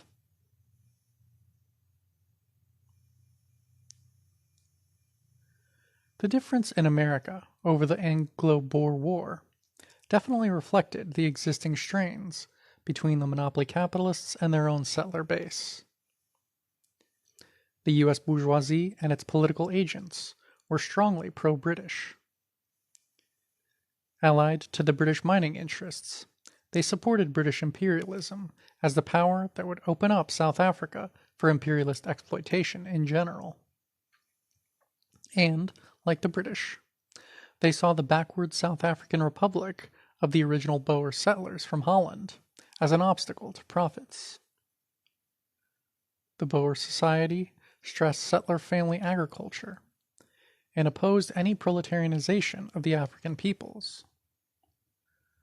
While it was only with mass and forced integration of African labor into the corporate economy that the Western imperialists could fully exploit South Africa. The British imperialists had to take state power out of the hands of those narrow theocratic Boers and bring all of South Africa into their colonial empire.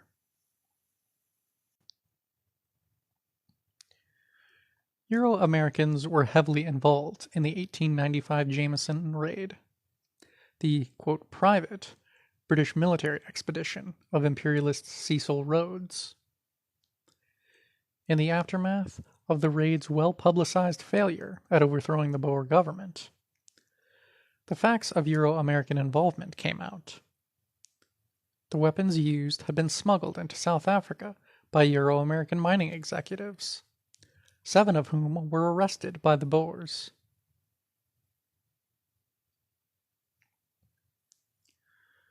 The defense of the 7 became big news back in the United States. Mark Twain visited them in jail, afterwards supporting them as men who were innocently trying to bring about, quote, reform. Eventually, due to diplomatic pressure, the 7 were freed. Gardner Williams simply paid his fine and resumed his post as a U.S. consular agent. John Hayes Hammond was ousted from the colony, however, and returned to a hero's welcome in the U.S. He later became national chairman of the Republican Party.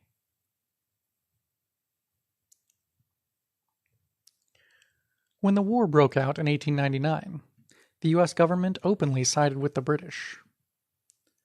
The Republican McKinley administration approved the sale of much-needed provisions and munitions to the British forces. Permission was even given for the British to recruit mercenaries here.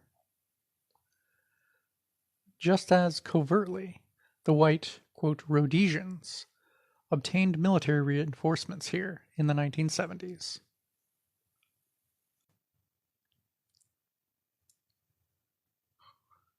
But many Euro-American settlers identified with the Boers, who were, after all, just fellow European settlers ruling occupied lands, like themselves, and saw the Boers as losing their, quote, rights to greedy monopoly capital.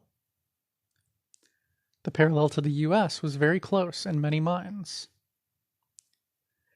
And if the Republican administration in Washington was publicly championing the British side, still there were others who identified with the Boer Davids against the British Goliath. There was so much popular sympathy for the Boer settlers among the U.S. settlers that the 1900 Democratic Party platform saluted, quote, the heroic burghers in their unequal struggle to maintain their liberty and independence. Much of the most impassioned support in the U.S. for the Boers came, to no surprise, from the Irish community. They saw the Boers not only as fellow European settlers, but as fellow rebels fighting for nationhood against British colonialism. An Irish brigade was actually assembled and sent to Transvaal to join the Boer army. As the eventual defeat of the Boers loomed closer, public settler sympathy for them only increased. The states of Texas, New Mexico, and Colorado formally offered their welcome and free land, stolen from the Indians and Mexicanos, to any Boers who wished to immigrate, just as the governor of South Carolina in 1979 officially invited the losing Rhodesian settlers fleeing Zimbabwe to come settle in that state. So the present U.S. imperialist involvement in South Africa has a long history, as does the Euro-American settlers' solidarity with their Afrikaner counterparts. Once these two trends were counterposed, now they are joined. South Africa played out, in a form much condensed, the same pattern of relations between settler workers and African labor as in the U.S. African laborers not only conducted strikes, but starting with the July 1913 mine strike, Africans tried honoring the strikes of the white workers. Indeed, in the mines, a strike by white workers alone would hardly have stopped production. But in every case, the white workers themselves refused, in return, to support African strikes, customarily serving as scabs and, quote, special constables, volunteer police, to put down African struggles. The December 1919 Cape Town strike by African longshoremen and the February 1920 African miners' strike were both broken by the authorities with the help of white labor. One Afrikaner radical comments, beginning of long quote, "But the white workers believed that they had nothing in common with the blacks.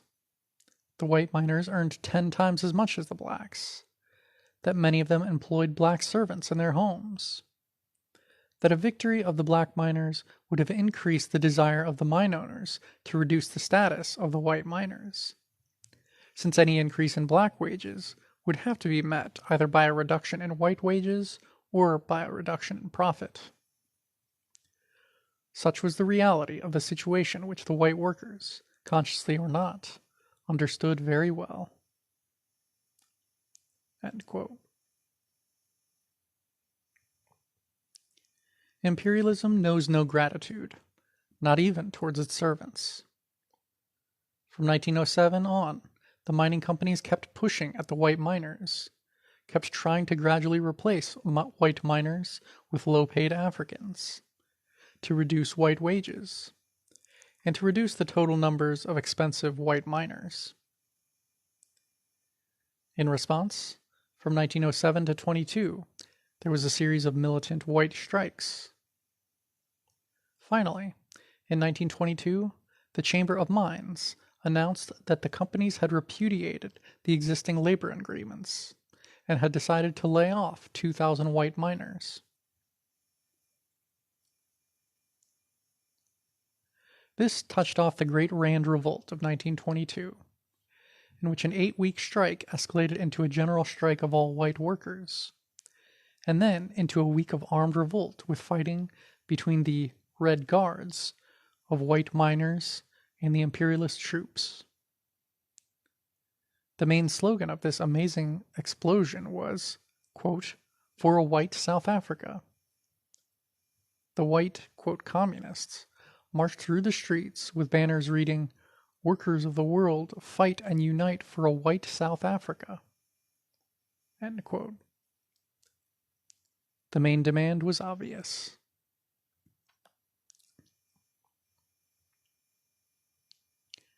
The white miners, who were Boer, British, Scottish, and Welsh, gained the support not only of the other white workers, but of the whole Boer people as well. As the strike grew, the armed Red Guards of the miners started attacking African workers.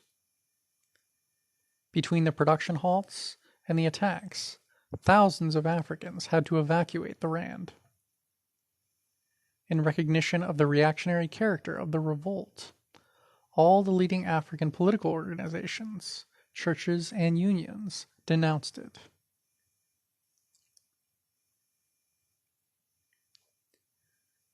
The violent upheaval of settler discontent corrected the erring course of imperialism in South Africa. In 1924, the rigidly pro-company Smuts government was voted out by the settler electorate. The new Afrikaner government granted the white workers all they wanted, except for driving out the African population wholesale. The Color Bar Act was passed, which legally enforced the settler monopoly on highly paid wage labor. Toil was now to be reserved for the African proletariat. Quote, Afrikaner wage labor had stabilized its position as a subsidized, non-exploited aristocracy of labor.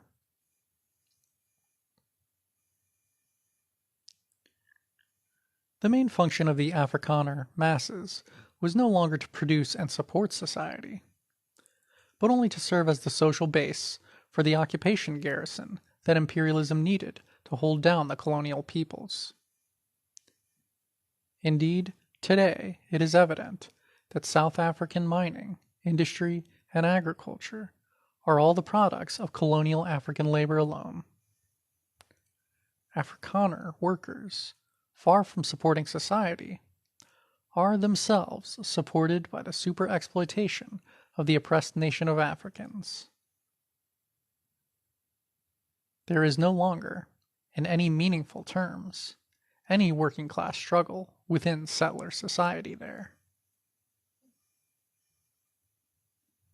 End of Chapter 5.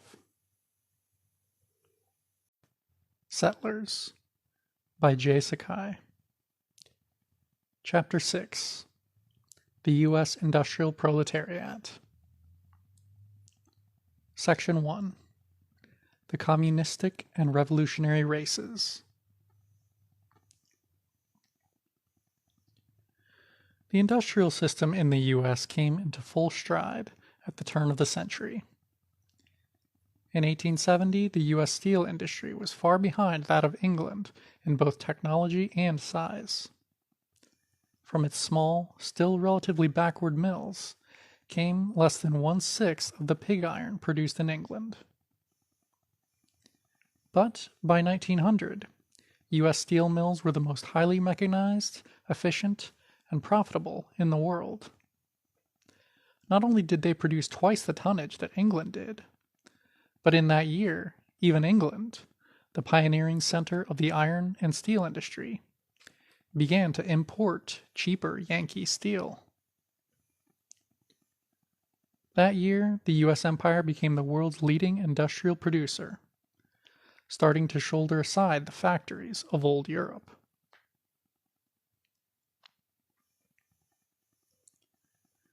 Such a tidal wave of production needed markets on a scale never seen before. The expansion of the U.S. empire into a worldwide power tried to provide those. Yet the new industrial empire also needed something just as essential, an industrial proletariat. The key to the even greater army of wage slaves was another flood of emigration from old Europe. This time from Southern and Eastern Europe. Poles, Italians, Slovaks, Serbs, Hungarians, Finns, Jews, Russians, etc. From the 1880s to the beginning of the First World War, some 15 million of these new emigrants arrived looking for work. And they came in numbers which dwarfed the tempo of the old Irish, German, and Scandinavian immigration of the mid-1800s. And that was 3.5 times as large as the Anglo-Saxon, German, and Scandinavian immigration of the 1898 to 1914 period.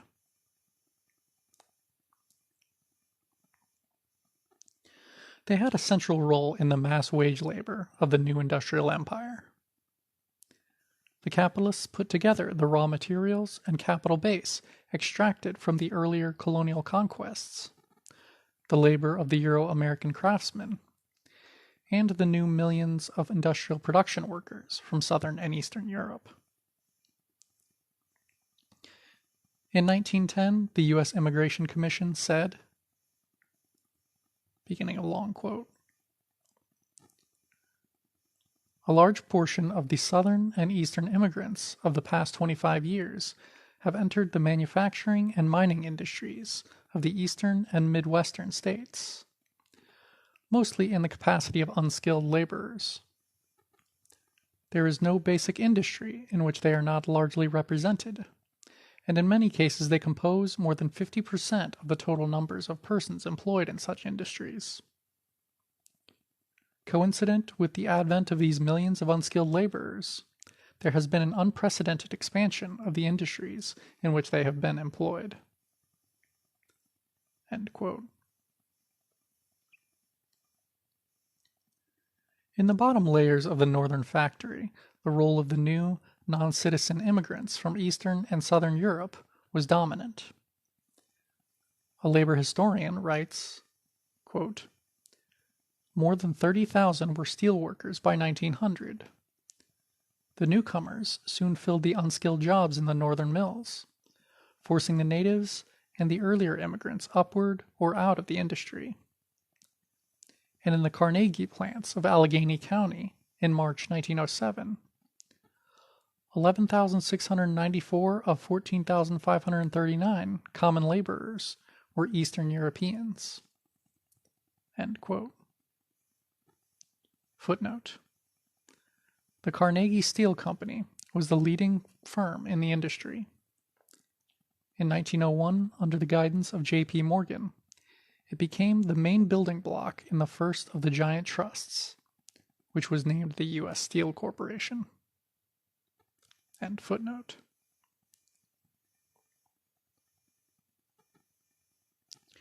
This was not just the arithmetic quantitative addition of more workers. The mechanization of industrial production qualitatively transformed labor relations, reshaping the masses themselves.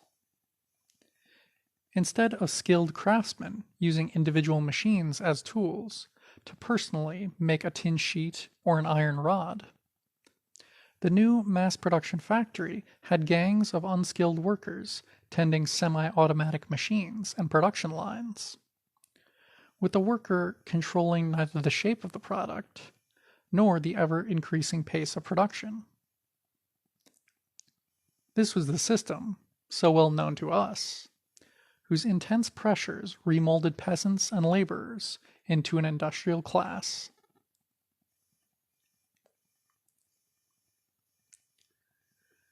This new industrial proletariat, the bottom, most exploited foundation of white wage labor, was nationally distinct. That is, it was composed primarily of the immigrant national minorities from Southern and Eastern Europe. Robert Hunter's famous exposé, Poverty, which in 1904 caused a public sensation in settler society, pointed this national distinction out in very stark terms. Beginning of long quote. In the poorest quarters of many great American cities and industrial communities, one is struck by a most peculiar fact. The poor are almost entirely foreign-born. Great colonies, foreign in language, customs, habits, and institutions, are separated from each other and from distinctly American groups on national and racial lines. These colonies often make up the main portion of our so-called slums. In Baltimore, 77% of the total population of the slums was, in the year 1894, of foreign birth or parentage. In Chicago, the foreign element was 90%. In New York, 95%. And in Philadelphia, 91%. End quote.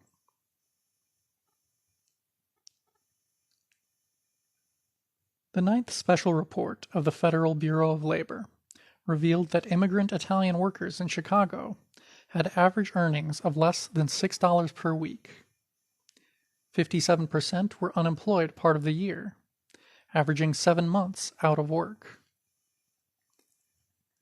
For the new mass production system found it more profitable to run at top speed for long hours when orders were high, and then shut down the factory completely until orders had been built up again.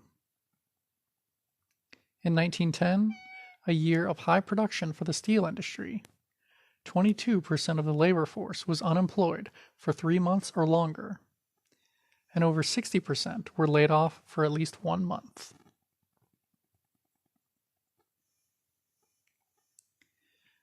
Even in an industry such as steel, where the work week at that time was 7 days on and on, the new immigrant workers could not earn enough to support a family.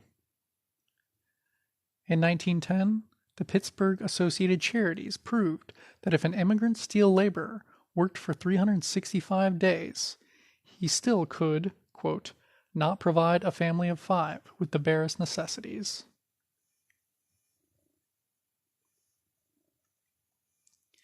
And these were men who earned $10 to $12 per week. In the textile mills of Lawrence, Massachusetts, the 15,000 immigrant youth from age 14 who worked there earned only 12 cents per hour. A physician, Dr. Elizabeth Shapley, wrote, quote, "A considerable number of boys and girls die within the first 2 or 3 years after starting work. 36 out of every 100 of all men and women who work in the mills die before reaching the age of 25. End quote.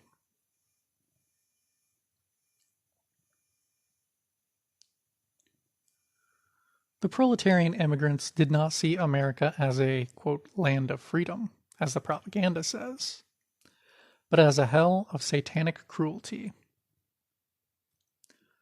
One historian reminds us, beginning of quote, "The newcomers harbored no illusions about America. There, in Pittsburgh, people say, the dear sun never shines brightly. The air is saturated with stench and gas," parents in Galicia wrote their children. A workman in the South Works warned a prospective immigrant, "If he wants to come, he is not to complain about me, for in America there are neither Sundays nor holidays. He must go to work." Footnote: South Works, a U.S. steel plant in Chicago. Letters emphasized that here in America one must work for 3 horses. "There are different kinds of work, heavy and light," explained another, "but a man from our country cannot get the light." A Hungarian churchman inspecting Pittsburgh steel mills exclaimed bitterly, "Wherever the heat is most insupportable, the flames most scorching, the smoke and soot most choking, there we are certain to find compatriots bent and wasted with toil." Returned men, it was said, were worn out by their years in America. End of quote.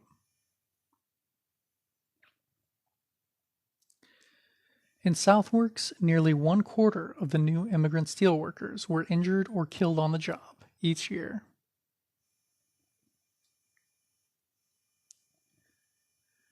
In the steel mill communities, company towns, these laborers in the pre-World War I years were usually single, with even married men having been forced to leave their families in the, quote, old country until they could either return or become more successful. They lived crowded into squalid boarding houses, owned by boarding bosses, who were fellow countrymen and often as well the foremen who hired them. Different nationalities often worked in separate gangs so that they had a common language. Sleeping 3 or 4 to a room, they spent much of their free time in the saloons that were their solace.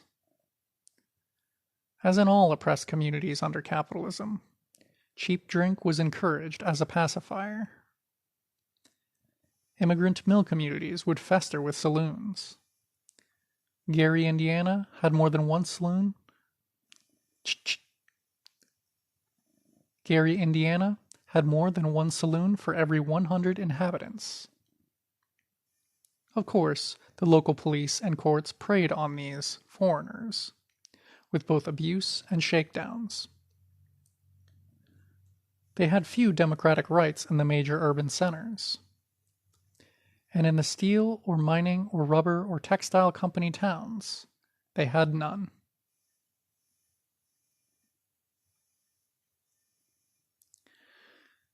In the U.S. empire, nationality differences have always been disguised as racial differences, so that the Euro-American settlers can maintain the fiction that theirs is the only real nation. The Eastern and Southern European national minorities were widely defined as non-white, as members of genetically different and backward races from the quote, white race of Anglo-Saxons. This pseudo-scientific, racist categorizing only continued as an ideological characteristic of European capitalist civilization. The Euro-Americans have always justified their conquest and exploitation of other nationalities by depicting them as racially different.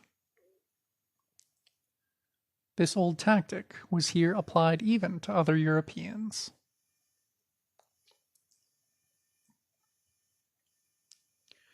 So Francis A. Walker, president of MIT, and the Dr. Strangelove figure, who, as U.S. Commissioner of Indian Affairs, developed the Indian reservation system, popularized the social Darwinistic theory that the new immigrants were, quote, beaten men from beaten races, representing the worst failures in the struggle for existence, end quote. Thus, as double failures in the, quote, survival of the fittest, these new European immigrants were only capable of being industrial slaves.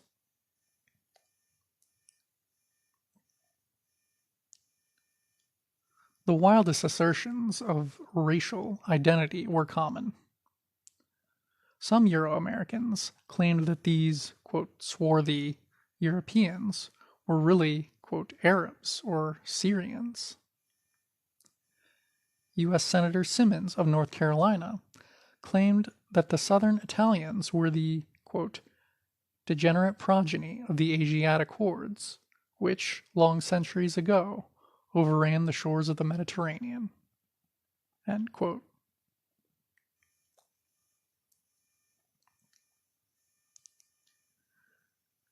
The St. Paul, Minnesota district attorney argued in federal court that Finns shouldn't receive citizenship papers since, quote, a Finn is a Mongolian and not a white person, end quote. Scientists were prominent in the new campaign. Professor E. A. Hooton of Harvard University claimed that there were actually 9 different races in Europe, each with different mental abilities and habits. As late as 1946, in the widely used textbook, New Horizons in Criminology, Professor Hooton's pseudoscience was quoted by police to, quote, prove how Southern Italians tended to, quote, crimes of violence, how Slavs, quote, showed a preference for sex offenses, and so on.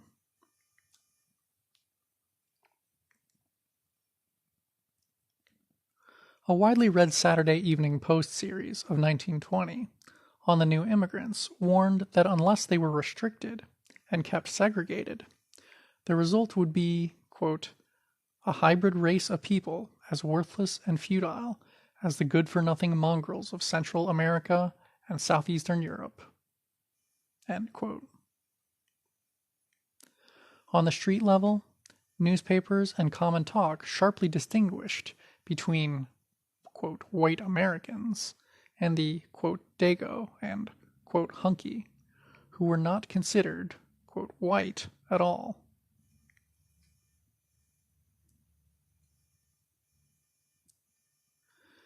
The bourgeoisie had a dual attitude of fearing these new proletarians during moments of unrest and eagerly encouraging their influx when the economy was booming. It was often stated that these races were prone to extreme and violent political behavior that the calm, businesslike Anglo-Saxon had long since outgrown. One writer in a business journal said, quote, "I am no race worshipper, but if the master race of this continent is subordinated to or overrun with the communistic and revolutionary races, it will be in grave danger of social disaster." End quote.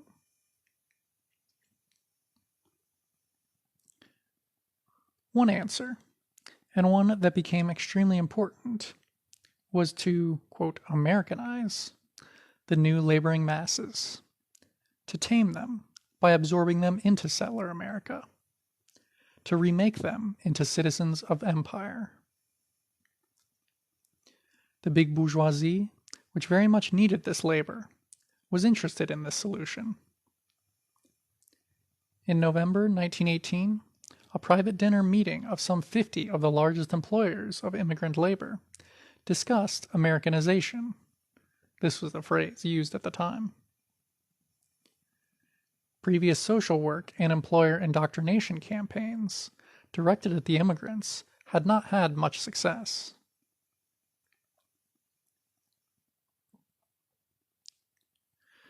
It was agreed by those capitalists that the spread of, quote, Bolshevism among the industrial immigrants was a real danger, and that big business should undercut this trend and, quote, break up the nationalistic racial groups by combining their members for America. It was thus well understood by the bourgeoisie that these European workers' consciousness of themselves as oppressed national minorities made them open to revolutionary ideas, and, on the other hand, their possible corruption into American citizens would make them more loyal to U.S. imperialism.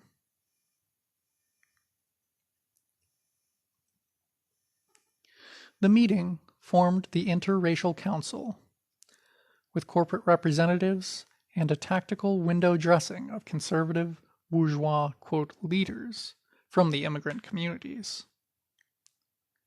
T. Coleman DuPont became the chairman. Francis Keller, the well-known social worker and reformer, became the paid coordinator of the council's programs.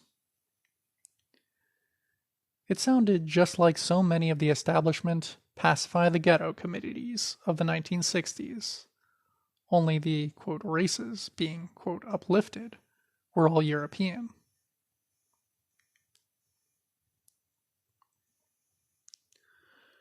The council's main efforts were directed at propaganda. The American Association of Foreign Language Newspapers, in actuality a private company that placed American big business advertising in the many foreign language community newspapers, was purchased. With total control over the all-important major advertising, the council began to dictate the political line of many of those newspapers. Anti-communist and anti-union articles were pushed.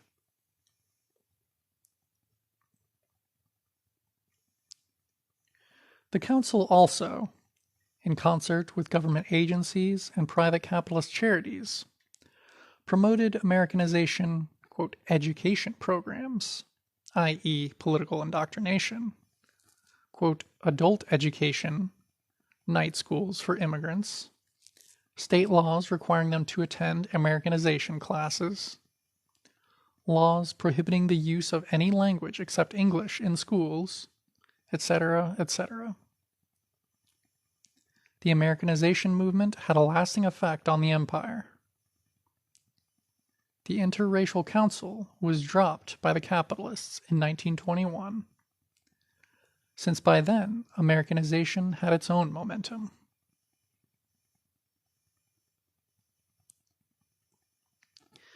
At the same time, national chauvinism and the specific class interests of the Euro-American petty bourgeoisie and labor aristocracy led to campaigns against the new immigrants.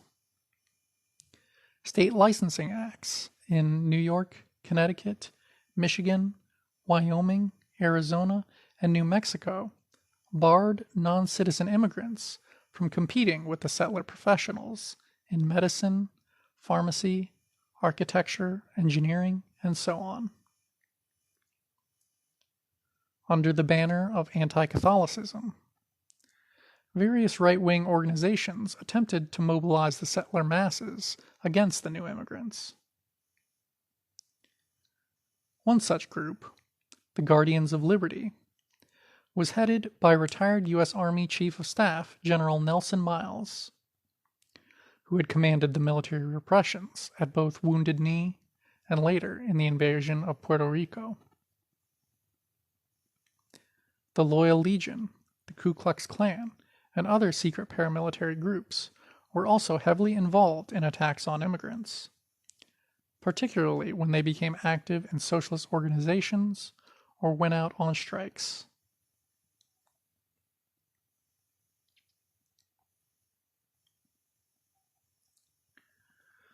Most significantly, the settler trade unions themselves started picturing these new proletarians as the enemy.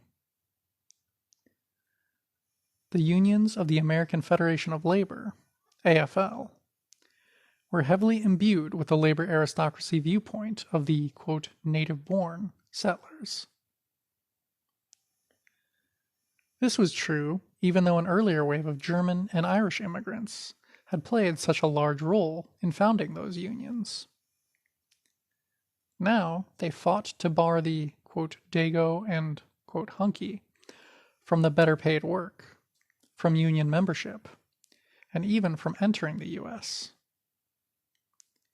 In New York, the Bricklayers Union got Italians fired from public works projects. AFL President Samuel Gompers united with right-wing U.S. Senator Henry Cabot Lodge in campaigning to extend the anti-Asian immigration bars to the, quote, non-white Eastern and Southern Europeans as well.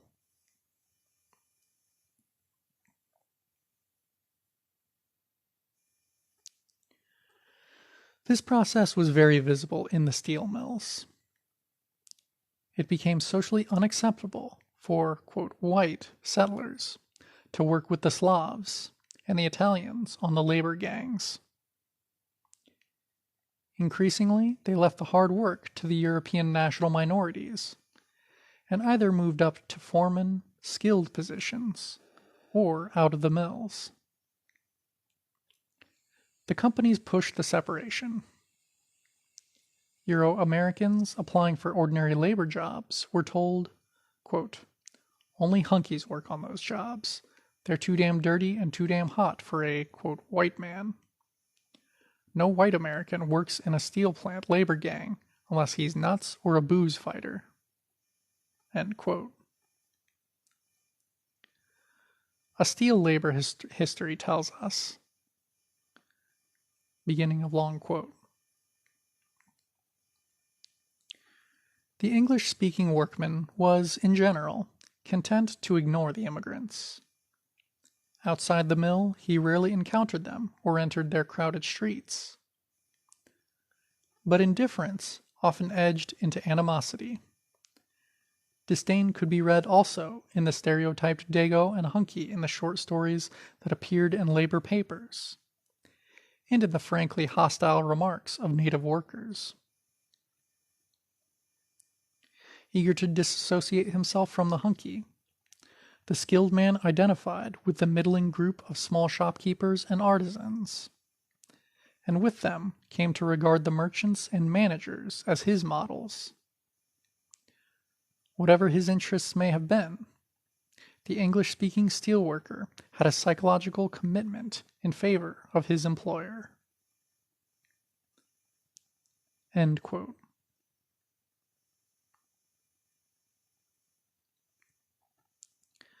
So the imperialist era had begun with Euro-American wage labor, still a privileged upper stratum, dominated by a petty bourgeois viewpoint.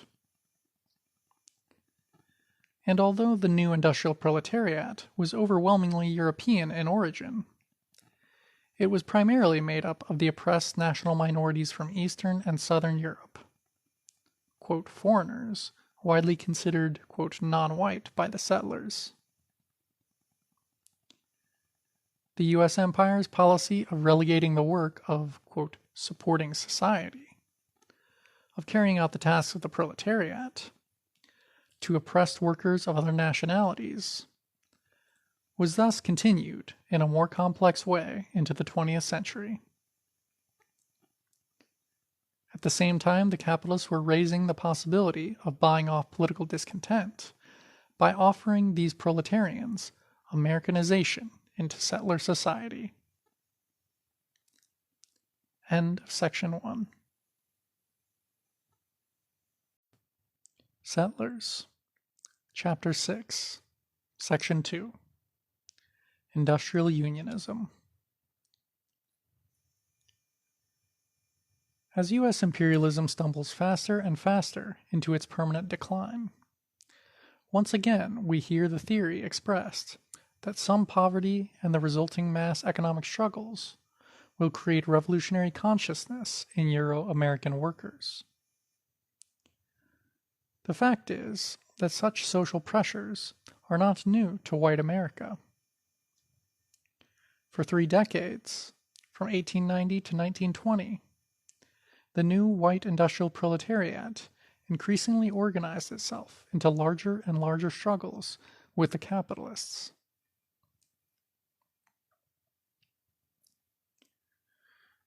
The immigrant European proletarians wanted industrial unionism, and the most advanced among them wanted socialism. A mass movement was built for both. These were the most heavily exploited, most proletarian, and most militant European workers America has ever produced. Yet, in the end, they were unable to go beyond desiring the mere reform of imperialism.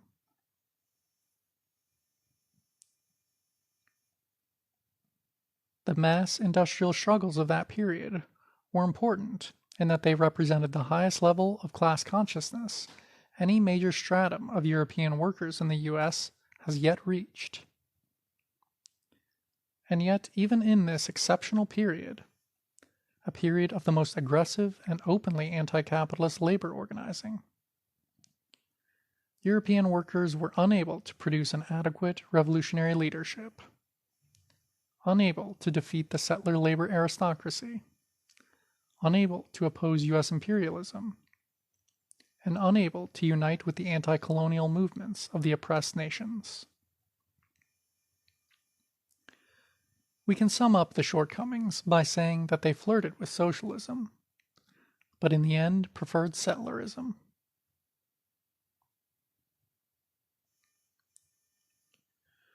The Industrial Workers of the World, IWW, was the most important single organization of this period. From its founding in 1905, the year of the First Russian Revolution, until 1920, the IWW was the center of industrial unionism in the U.S. It was the form in which the northern and western white industrial proletariat first emerged into mass political consciousness. Unlike the restrictive craft unions of the AFL, the IWW organized on a class basis. That is, it organized and tried to unite all sections of the white working class: copper miners, auto workers, cowboys, hotel workers, farm laborers, and even the unemployed. It was based on the European immigrant proletarians and the bottom stratum, usually migrant, of, quote, native-born Euro-American workers.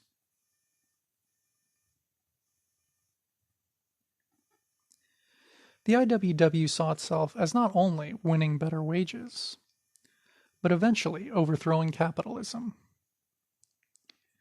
It was a syndicalist union, the, quote, one big union, meant to combine workers of all trades and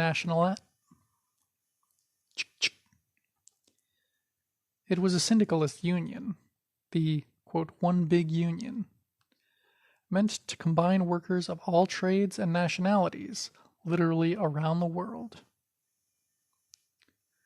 This was a period in the development of the world proletariat, where these revolutionary syndicalist ideas had wide appeal.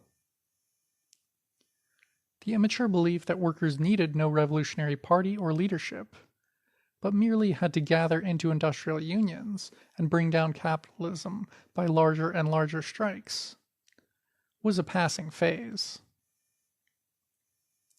In 1900, these revolutionary syndicalist unions were popular in Spain, France, Italy, as well as briefly in the U.S. Empire.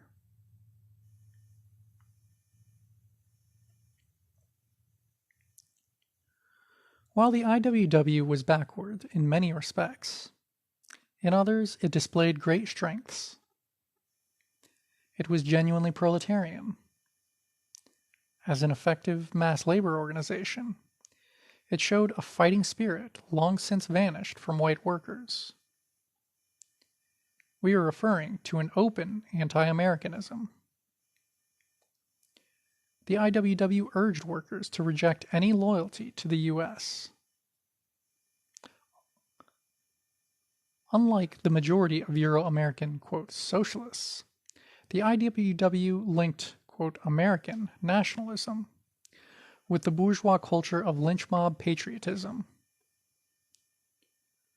Just as the IWW was the last white union movement to be socialist, it also represented the last stratum of white workers to be in any way internationalist.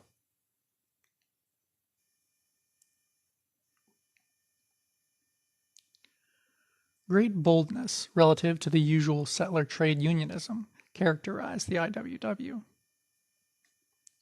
First, it promoted unity on the broadest scale then attempted in the U.S., including not only the, Dago and, hunky, but also explicitly declaring that industrial unionism meant the inclusion of Mexicanos, Asians, Africans, Indians, and all nationalities.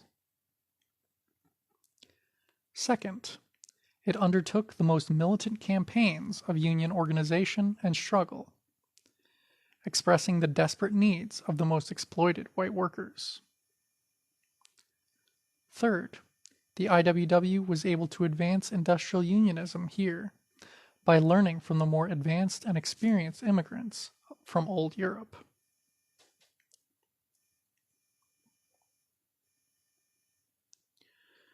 Because of this, the IWW was able to launch strikes and unionization drives on a scale never seen before in the U.S.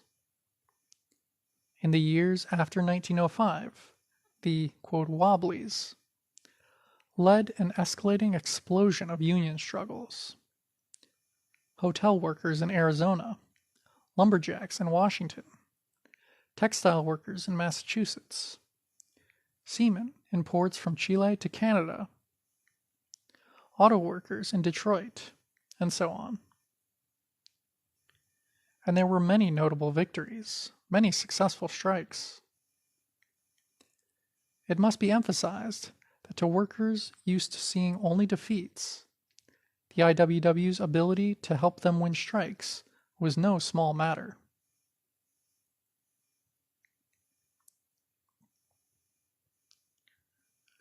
For example, in 1909, the IWW helped the immigrant workers at the McKees Rocks, Pennsylvania plant of the Pressed Steel Car Company, a subsidiary of the U.S. Steel Trust, win their strike.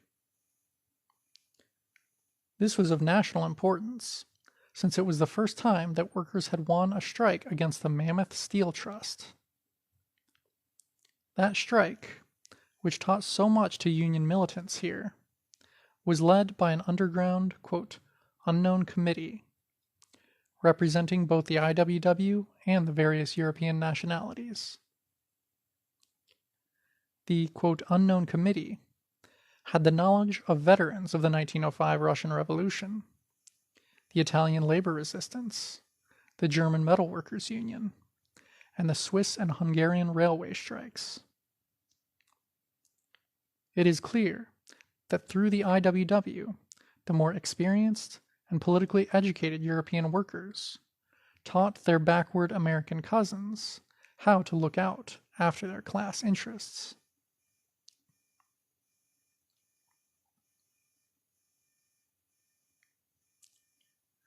In 1914, the IWW's Agricultural Workers Organization, AWO, pulled off an organizing feat unequaled for 50 years. They established the, quote, world's longest picket line, running 800 miles from Kansas up to Rapid City, South Dakota. In distant railroad yards, IWW strong-arm squads maintained a blockade in which non-union workers were kept out. Confronted with a critical labor shortage at harvest time, the growers had to give in. This was the biggest agricultural labor drive in the U.S. until the 1960s. The AWO itself grew to almost 70,000 members, becoming the largest single union within the IWW. In fact, at the 1916 IWW convention, the AWO actually had a majority of the votes, 252 out of 335.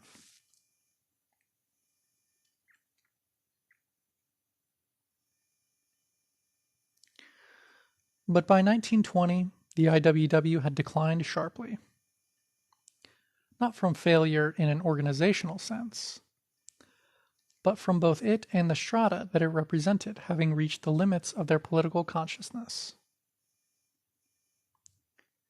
The IWW was able to build industrial unions of the most exploited white workers and to win many strikes. But past that, it was unable to advance. Its local unions usually fell apart quickly, and many of its victories were soon reversed. The landmark 1909 steel industry victories at McKees Rocks and Hammond, Indiana, were reversed within a year. The 1912 Lawrence, Massachusetts textile strike, the single most famous strike in U.S. trade union history, was also a great victory, and the IWW also crushed there by the next year. This was a general pattern.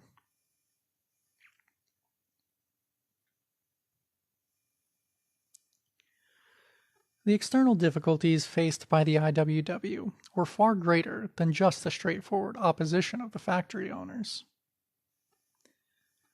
The Euro-American aristocracy of labor and its AFL unions viciously fought this upsurge from below.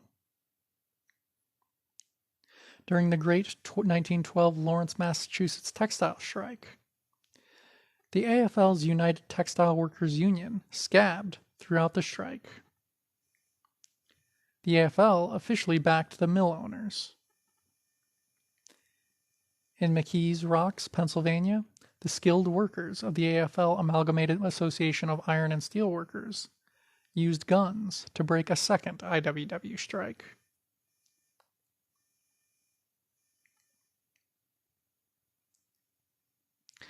And the factories and mines were not isolated, but were part of settler America, where the masses of petty bourgeois farmers, small merchants, and professionals joined the foremen, skilled craftsmen, and supervisors in backing up the bosses.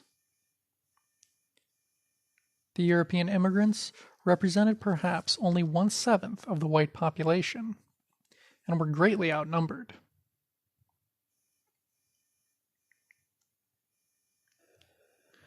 The IWW's weaknesses, however, primarily reflected its inner contradictions. The syndicalist outlook, while sincerely taken by many, was also a convenient cover to avoid dealing with the question of settlerism. Using the ultra-revolutionary sounding syndicalist philosophy, the IWW could avoid any actual revolutionary work. In fact, despite its anti-capitalist enthusiasm, the IWW never even made any plans to oppose the U.S. government, and never did. Similarly, its Marxist vision of all nations and peoples being merged into one big union covering up the globe, only covered up the fact that it had no intention of fighting colonialism and national oppression.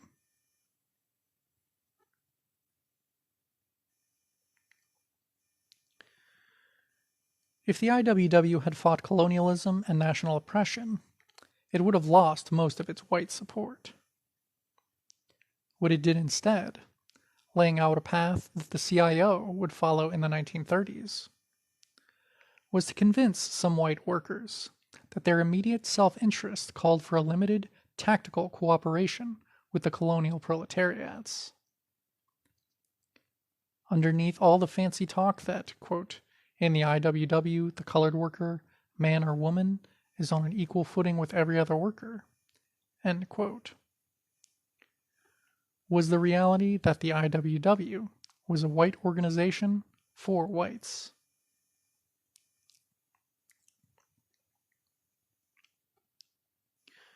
While this new immigrant industrial proletariat was thrown together from many different European nations, speaking different languages and having different cultures and class backgrounds, they were united by two things: their exploited state as, quote, foreign proletarians, and their desire to achieve a better life in America.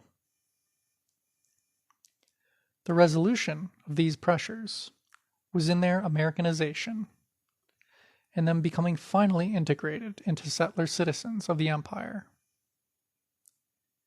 In changing America, they themselves were decisively changed. Some 1/3 of the immigrant workers went back to Europe, with many of the most militant being deported or forced to flee. Looking back, this underlying trend can be seen in the life of the IWW. While the IWW fancied itself as a dangerous revolutionary organization, in reality it was nothing more nor less than the best industrial union that class-conscious white workers could build to, quote, improve their condition. It was a public, fully legal union open to all. It was, therefore, just as dependent upon bourgeois legality and government toleration as the AFL.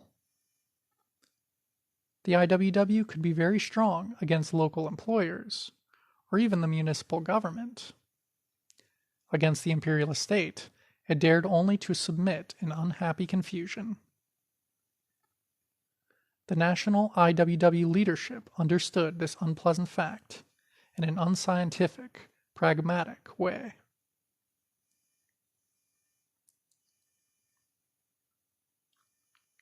As the great powers were drawn into World War I, the central issue in the European oppressor nations' socialist movements was the opposition to imperialist war. Not primarily because of the mass bloodshed, but because in a war for expanding empires, it was the absolute duty of all oppressor nation revolutionaries to oppose the aggression of their own empire, to work for the defeat of their own bourgeoisie, and for the liberation of the oppressed nations. This is the issue that created the international communist movement of the 20th century.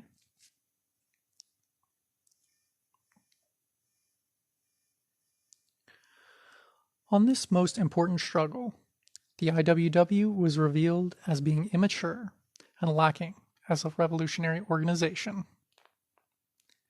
It was simply unwilling to directly oppose U.S. imperialism. The IWW verbally criticized the war many times. At the 1914 convention, they said, quote, "We, as members of the Industrial Army, will refuse to fight for any purpose except the realization of industrial freedom." End quote. But when U.S. imperialism entered the war to grab more markets and colonies, the IWW became frantic to prove to the bourgeoisie that they wouldn't oppose them in any way.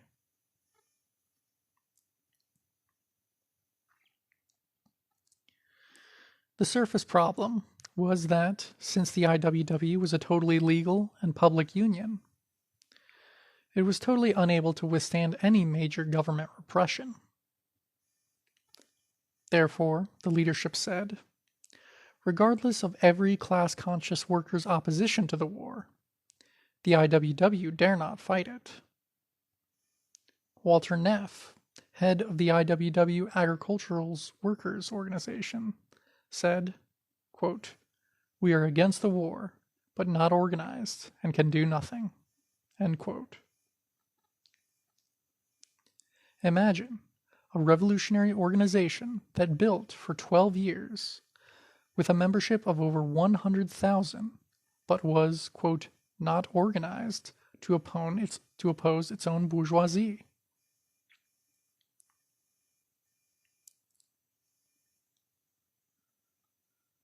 The many requests from IWW members for guidance as to how to fight the imperialist war went unanswered.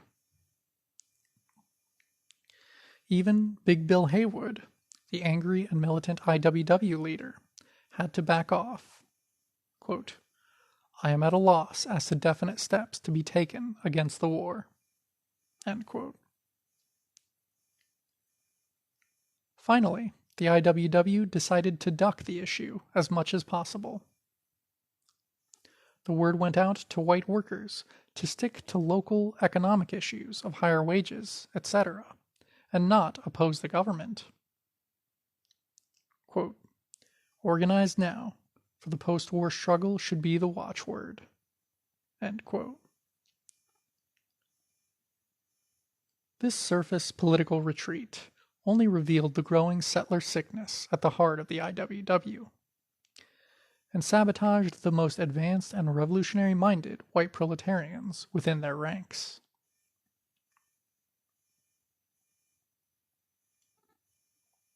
They never organized to oppose U.S. imperialism, because that's not what even the immigrant proletarian masses wanted. They wanted militant struggle to reach some, quote, social justice for themselves. During the July 1915 AFL strike at the Connecticut munitions plants, the charge was made that the whole strike was a plot by German agents, with the strike secretly subsidized by the Kaiser's treasury.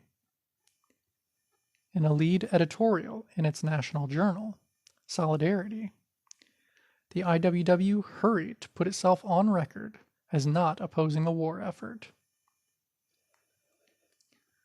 While admitting that they had no proof that the strike was a German conspiracy, the IWW urged the strikers to, quote, settle quickly. The editorial angrily suggested that the strike leaders might move to Germany. Then they came to the main point, which was undermining the anti-imperialist sentiment among the workers, and urging them to think only of getting more money for themselves. Beginning of quote. The owners of these factories are making millions out of the murder fest in Europe. Their slaves should likewise improve the opportunity to get a little something for themselves. The point may be made here that we should all be interested in stopping the production of war munitions. Yes, of course, but that's only a dream. So the only thing the workers in these factories can do is to try to improve their condition. End quote. The line was very clear. Far from fighting U.S. imperialism, the IWW was spreading defeatism among the workers and urging them to concentrate only on getting a bigger bribe out of the imperialist super profits. The IWW is often praised by the settler, quote, left as very, quote, American, very, quote, grassroots. We can say that their cynical, individualistic slant that workers can, quote, only get a little something for themselves out of the slaughter of millions does represent the essence of American settler degeneracy. In Russia, the Bolsheviks were telling the Russian workers to, quote, turn the imperialist war into a revolutionary war and overthrow the imperialists, which they did.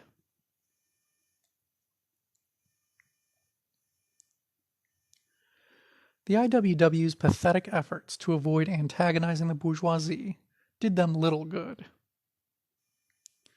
The U.S. Empire tired of these pests, viewing the militant organization of immigrant labor as dangerous.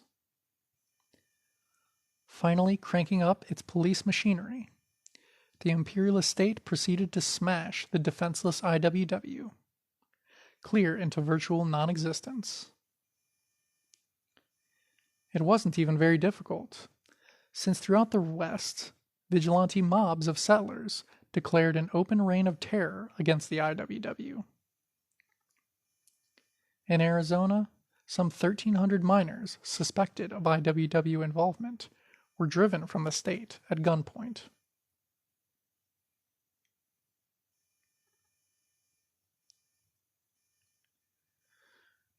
In July 1918, 101 IWW leaders, past and present, were convicted in Chicago federal court of sabotaging the imperialist war effort in a rigged trial that dwarfed the, quote, Chicago conspiracy trial of the Vietnam War era. The political verdict was certain, even though the prosecution was unable to prove that the IWW had obstructed the war in any way. Only one defendant out of the 101 had violated the draft registration laws. While the IWW unions had led strikes that disrupted war production in western copper and timber, the government was forced to admit that of the 521 disruptive strikes that had taken place since the U.S. Empire entered the war, only 3 were by the IWW, while 519 were by the pro-government AFL unions.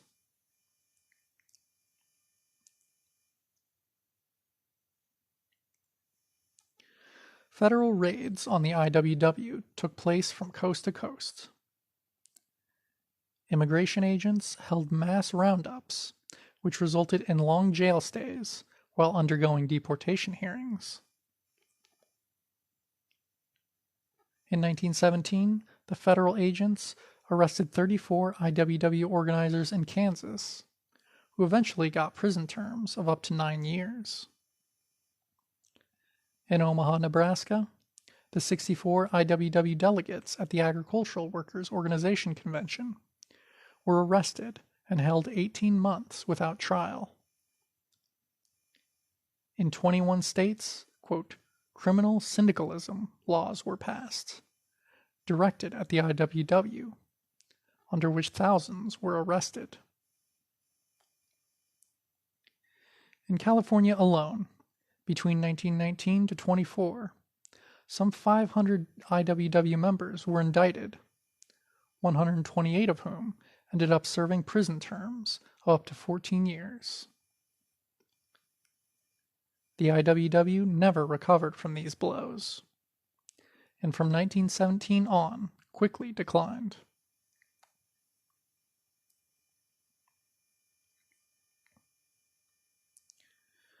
Such an unwillingness to fight U.S. imperialism could hardly come from those with anti-imperialist politics.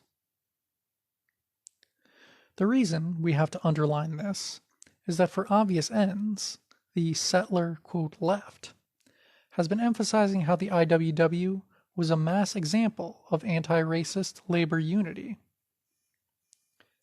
This poisoned bait has been naively picked up by a number of Third World revolutionary organizations and used as one more small justification to move towards revisionist, integrationist ideology.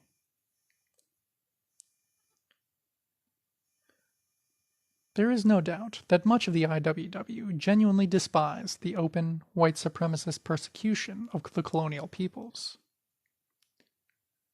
Unlike the smug, privileged AFL aristocracy of labor, the IWW represented the voice of those white workers who had suffered deeply and thus could sympathize with the persecuted. But their inability to confront the settleristic ambitions within themselves reduced these sparks of real class consciousness to vague sentiments and limited economic deals.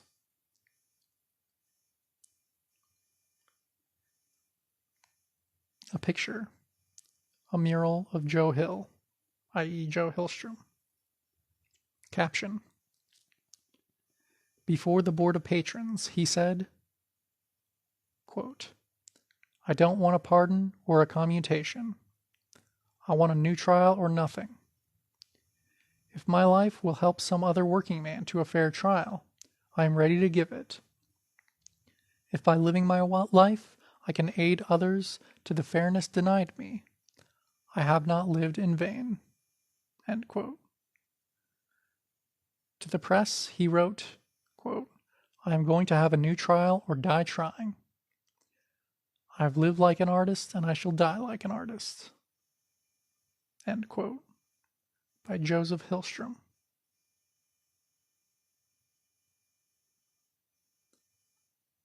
End of caption.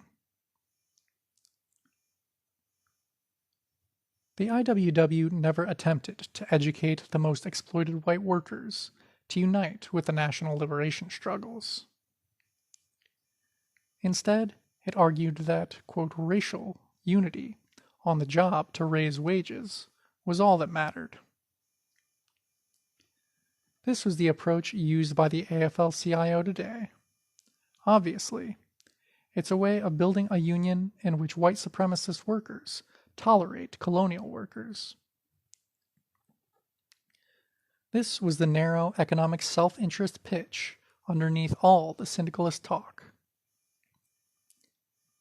The IWW warned white workers, quote, leaving the Negro outside of your union makes him a potential, if not an actual, scab, dangerous to the organized workers. End quote. These words reveal that the IWW's goal was to control colonial labor for the benefit of white workers, and that Africans were viewed as, quote, dangerous, if not controlled.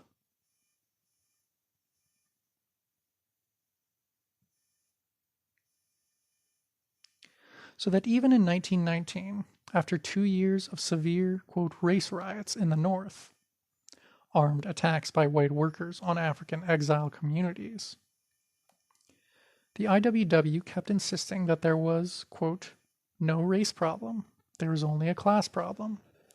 The economic interests of all workers, be they white, black, brown, or yellow, are identical and are all included in the IWW. It has one program for the entire working class, the abolition of the wage system. End quote.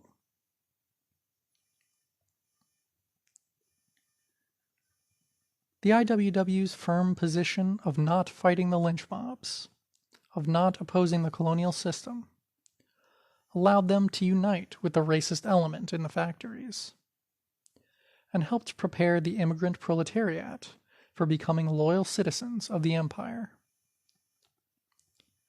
It must never be forgotten that the IWW contained genuinely proletarian forces, some of whom could have been led forward towards revolution.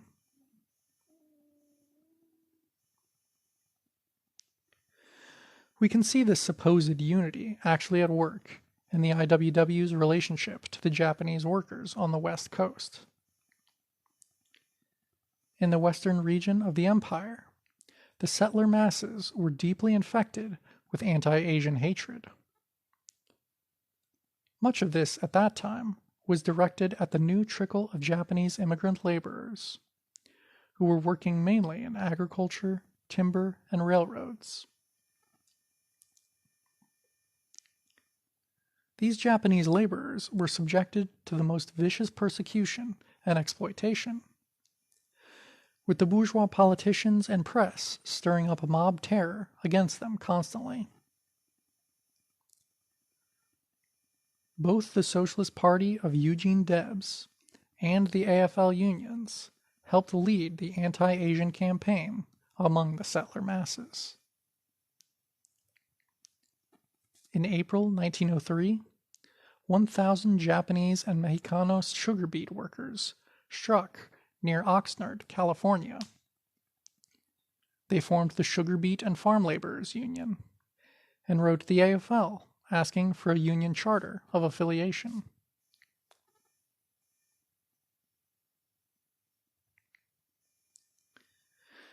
AFL President Samuel Gompers, in his usual treacherous style, tried in his reply to split the ranks of the oppressed. Quote, "Your union must guarantee that it will under no circumstances accept the membership of any Chinese or Japanese." End quote.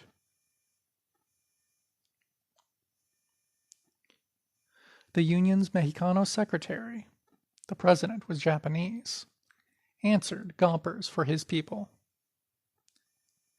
Beginning of quote. "In the past, we have counseled, fought and lived on very short rations with our Japanese brothers, and toiled with them in the fields, and they have been uniformly kind and considerate. We would be false to them, and to ourselves, and to the cause of unionism, if we now accepted privileges for ourselves which are not accorded to them. We are going to stand by men who stood by us in the long, hard fight, over which ended in victory. We are going to stand by men who stood by us in the long, hard fight which ended in victory over the enemy." End quote.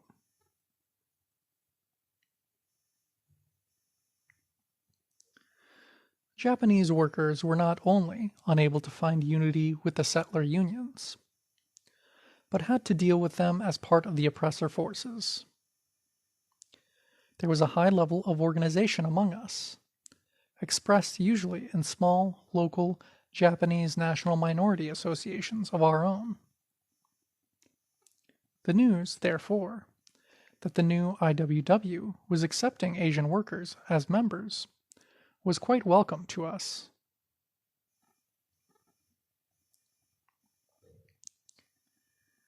In 1907, 2 white IWW organizers went to the office of the North American Times, a Japanese-language newspaper in Seattle. They asked the newspaper to publish an announcement of a forthcoming meeting. As the newspaper happily informed its readers, quote, "Every worker, no matter whether he is Japanese or Chinese, is invited. This new organization does not exclude you as others do, but they heartily welcome you to join. Don't lose this chance." End quote. The IWW publicly criticized those, quote, socialists who were part of the anti-Asian campaign. In a special pamphlet, they appealed to white workers to see that Asians were good union men who would be helpful in winning higher wages. Quote, "They are as anxious as you to get as much as possible. This is proven by the fact that they have come to this country." End quote.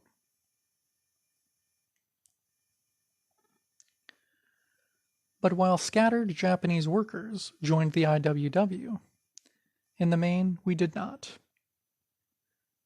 The reason, quite simply, is that while the IWW wanted our cooperation, they did not want the hated Japanese workers inside the IWW. In order to keep amicable relations with the mass of white supremacist settlers in the West, the IWW limited their relationship to us.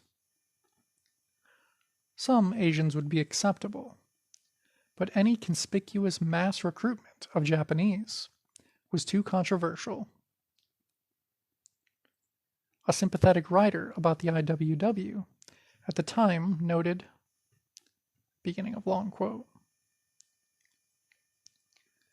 "At the third convention, George Speed, a delegate from California, quite accurately expressed the sentiment of the organization in regard to the Japanese question.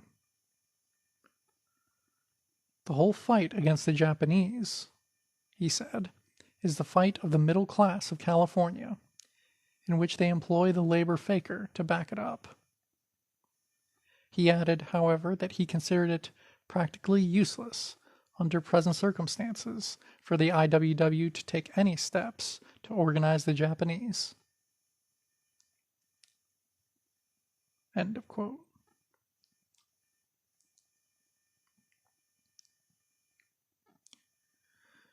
This position was seen in action at the 1914 hop pickers strike near Maryville, California, which was the well-publicized struggle that launched the IWW's farm worker organizing drive in that state. That year, the Durst Ranch hired 2,800 migrant workers at below market wages and forced them to toil in isolated near slavery. IWW organizers soon started a strike in which the Japanese, Mexicano, Greek, Syrian, Puerto Rican, and other nationalities were strongly united. The strike led to a national defense campaign when the sheriff, after shooting 2 striking workers, arrested the 2 main IWW organizers as the alleged murderers.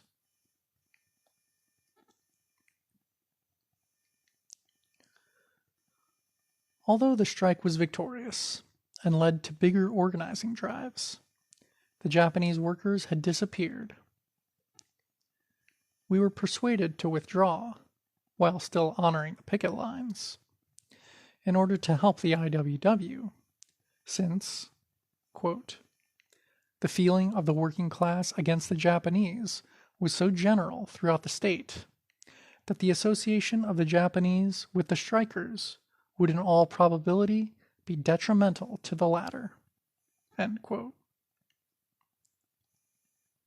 The IWW tried to justify everything by saying that move was on the initiative of the Japanese workers, and then praising it as an act of, quote, solidarity.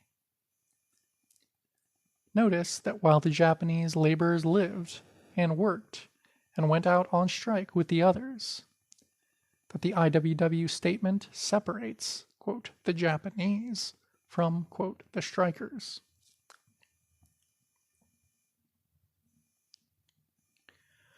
The IWW considered it, quote, solidarity for oppressed Asian workers to be excluded from their own struggle, so that the IWW could get together with the open racists.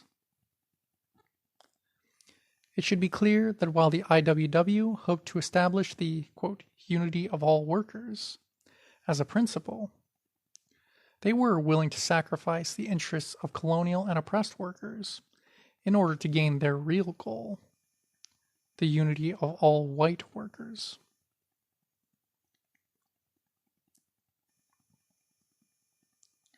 While it was advantageous for the IWW to keep Asians at an arm's length, in occupied New Africa, there was literally no way to build industrial unions without winning the cooperation of African workers.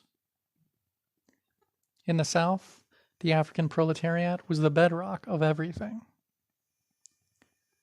The IWW experience there highlights the strategic limitations of its political line.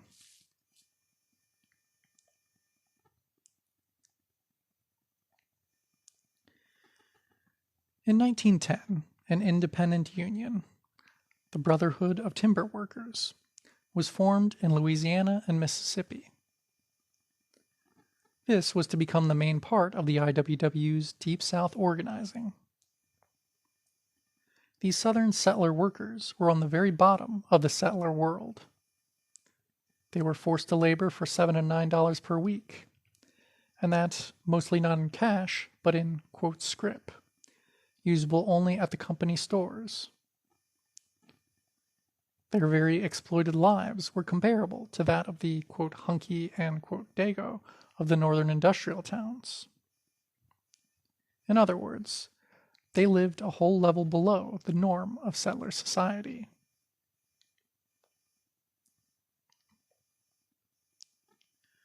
For that reason, the settler timber workers were driven to build themselves a union. And because half of the workforce in the industry was African, they had to recruit Africans as well. Half of the 35,000 BTW members were African, organized into SEG lodges, and not admitted to the settler union meetings, of course. It was not a case of radicalism or idealism. The settler worker was literally forced by practical necessity to gain the cooperation of African workers. In a major pamphlet in which he calls on settler timber workers to join up with the IWW, the BTW's secretary, J. Smith, reminds them that the controversial policy of integrating the Union existed solely to keep Africans under control. Quote, "As far as the Negro question goes, it means simply this: either the whites organize with the Negroes, or the bosses will organize with the Negroes against the whites." End quote.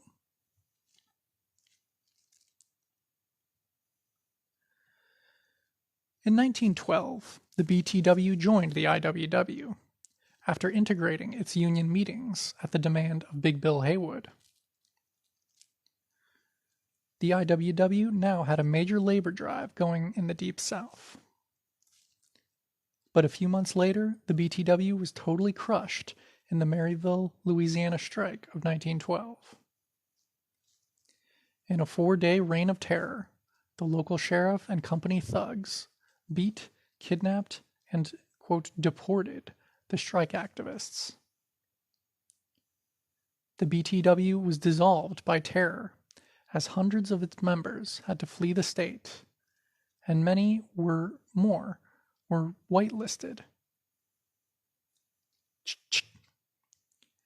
The BTW was dissolved by terror, as hundreds of members had to flee the state, and many more were whitelisted and could no longer find work in that industry.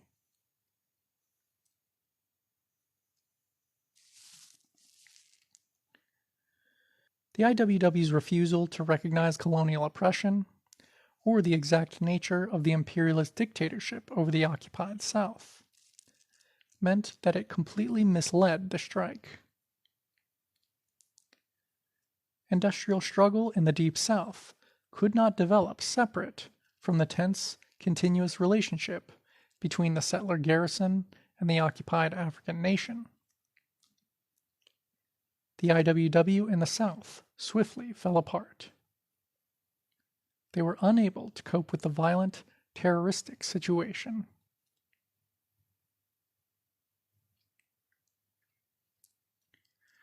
The IWW had a use for oppressed colonial workers, and it certainly didn't conduct campaigns of mob terror against us. It publicly reminded white workers of the supposed rights of the colonial peoples. But, as a white workers' union, it had no political program, no practical answers for the problems of the colonial proletariat. And insofar as it tried to convince everyone that there was a solution for the problems of colonial workers, separate from liberation for their oppressed nations, it did a positive disservice. Footnote. It is interesting to note that even on the Philadelphia waterfront, where the African-led IWW Marine Transport Workers Union No. 8 was the most stable local in the entire IWW, the African workers eventually felt forced to leave the IWW due to, quote, slander, baseless charges, and race baiting, end quote.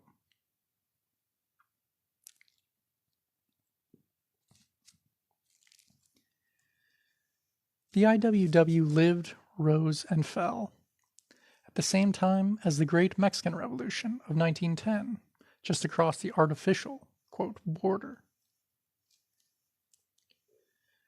For this syndicalist organization to have reached out and made common cause with the anti-colonial revolutions would have been quite easy. On November 27, 1911, the Zapatistas proclaimed the Plan of Ayala, setting forth the agrarian revolution. It was from the U.S.-occupied territory of El Paso that Francisco Villa and 7 others began the guerrilla struggle in Chihuahua on March 6, 1913. Hundreds of thousands of peasants joined Zapata's Liberator Army of the South and Villa's division of the North. Even the Villistas, less politically developed than their southern compatriots, were social revolutionaries. Villa, himself a rebel who had taught himself to read while in prison, was openly anti-clerical at a time when Roman Catholicism was the official religion of Mexico. He called the church, quote, the greatest superstition the world has ever known. The Villista government in Chihuahua founded 50 new schools and divided the land up amongst the peasants.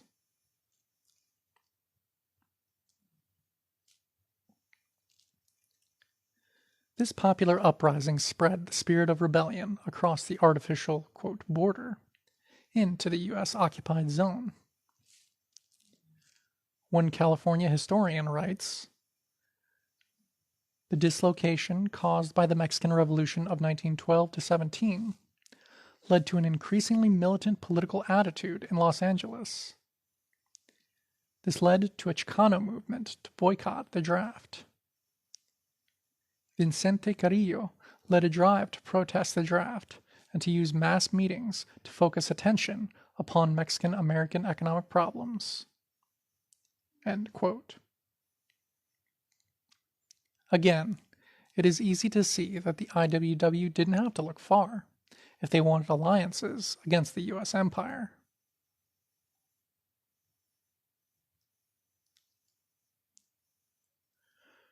Proposals were even made that the IWW and Mexicano workers join in armed uprisings in the Southwest. Ricardo Flores Magón, the revolutionary syndicalist who was the first major leader of Mexicano workers, had ties to the IWW during his long years of exile in the U.S. His organization, the Partido Liberal Mexicano, PLM, led thousands of Mexicano miners in strikes on both sides of the artificial, quote, border. Magón was imprisoned 4 times by the U.S. Empire, finally being murdered by guards to prevent his scheduled release from Fort Leavenworth. His proposal for the IWW to join forces with the Mexicano proletariat in armed struggle fell on deaf ears. Although some, quote, wobblies, such as Joe Hill, went to Mexico on an individual basis for periods of time, the IWW as a whole rejected such cooperation.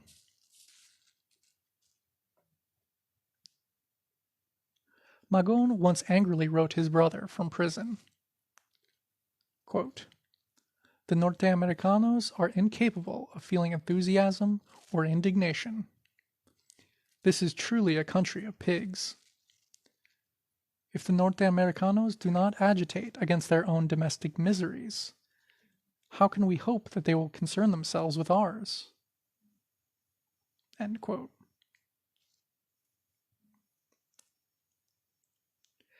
In outlining these things, we are, of course, not just discussing the IWW.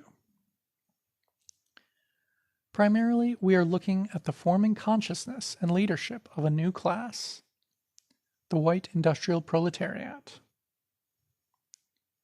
The same general weaknesses of this class can be seen outside the IWW even more sharply. Lack of revolutionary leadership, inability to withstand the sabotage of the labor aristocrats, of the, quote, native-born Euro-American workers, opposition to the anti-colonial struggles. The great industrial battles in steel at the end of this period show not only these weaknesses, but emphasize the significance of what this meant.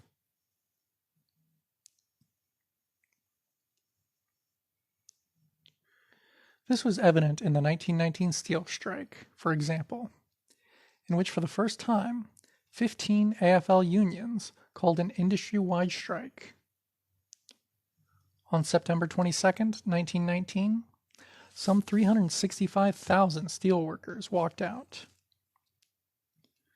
But while the mass of non-unionized immigrant European laborers held firm, The unionized Euro-American skilled workers were a weak element.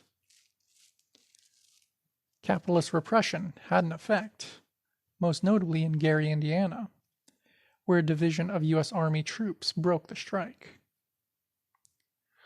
But the defeat was due to the incredibly bad leadership and the betrayal by the better-paid settler workers. The disaster of the strike shows why even the inadequate politics of the IWW looked so good to the proletarians of that day.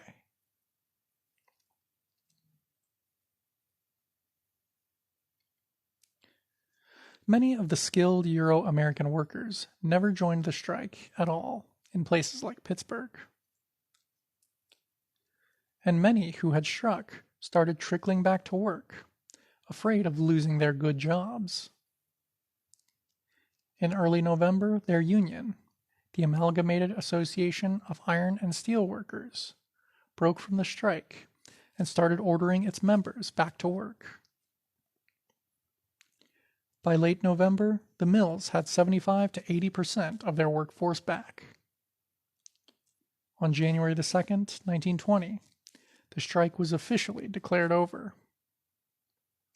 Some of the most determined militants had to leave the industry or return to Europe.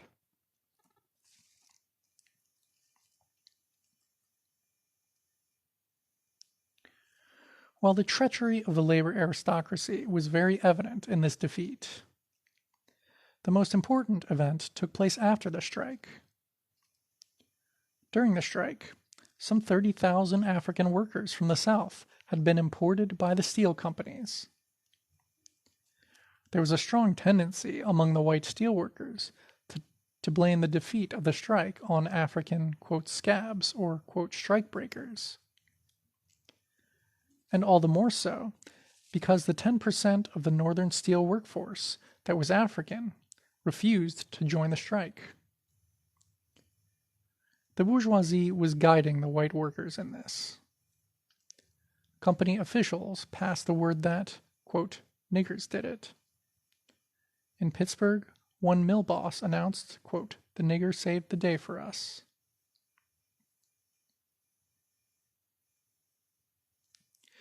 In fact, although this was widely accepted, it was clearly untrue. To begin with, 30,000 African workers fresh from the South could hardly have replaced 365,000 strikers. There also was, by all accounts, a tremendous turnover and desire to quit by those African workers. And within a few months, supposedly few, if any of them, remained.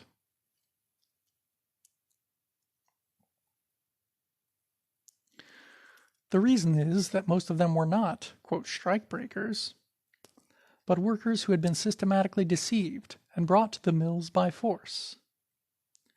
That's why they left as soon as they could. The testimony during the strike of 19-year-old Eugene Stewart of Baltimore illustrates this. He was recruited, along with 200 others, including whites, to work in Philadelphia for $4 per day. But once inside the railroad car, they found the doors locked and guarded by armed company police. They were taken without food or water to Pittsburgh, unloaded under guard behind barbed wire, and told that they were to work at the mills. Seeing that a strike was going on, many of them wanted to quit. The guards told them that any Africans attempting to leave would be shot down. Stewart did succeed in escaping, but was found and forcibly returned by the guards. It was only after a second attempt that he managed to get free. It is obvious that the African, quote, strikebreakers were deliberate propaganda set up by the capitalists and swallowed wholesale by the white workers.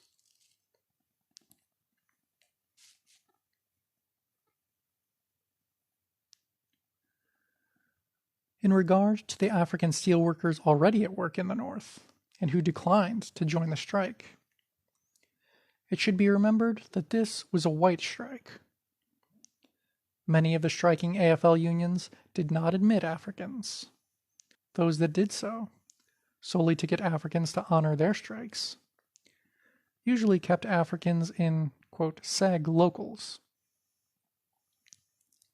The Euro-American leadership of the strike had promised Africans nothing, and plainly meant to keep their promise. That is, this strike had a definite oppressor nation character to it, and was wholly white supremacist.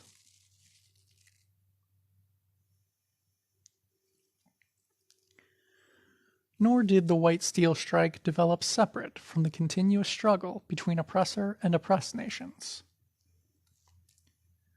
During the 2 previous years, there had arisen a national movement of settler workers to bar Africans from northern industry by terroristic attacks. Between 1917 to 19, there had been 20 major campaigns by settler mobs against African exile communities in the North.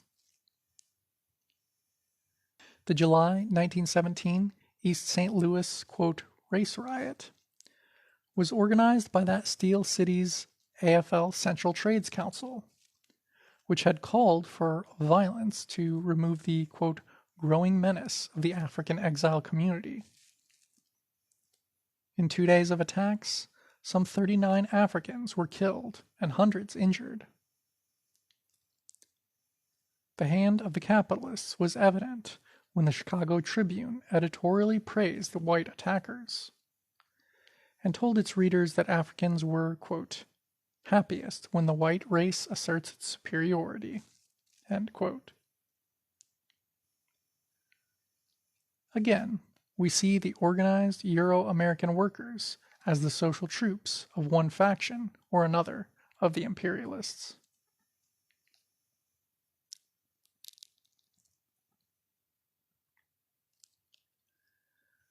As the Steel Campaign was gathering steam throughout 1919, the terroristic attacks on Africans increased as well.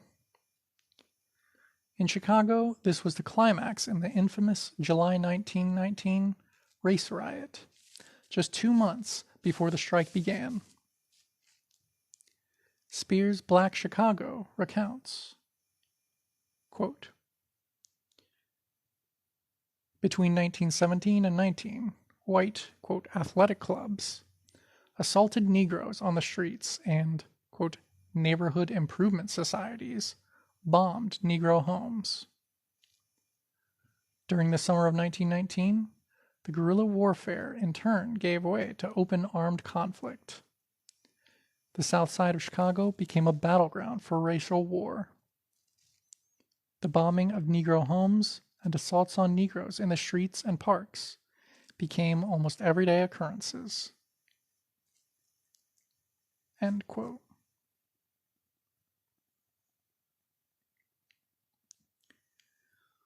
On July 27, 1919, an African teenager was stoned to death on the 29th Street beach, and after Africans attacked his murderers, generalized fighting broke out. It lasted 6 days, until the Illinois National Guard was called in. 23 Africans were killed and 342 wounded, with over 1,000 homeless after arson attacks. White losses were 15 killed and 178 wounded. Africans were temporarily trapped in the, quote, Black Belt, unable to go to work or obtain food. Assisted by the police, Irish, Italian, and other white workers would make night raids into the, quote, Black Belt. Homes were often attacked. When Africans gathered, police would begin firing into the crowds.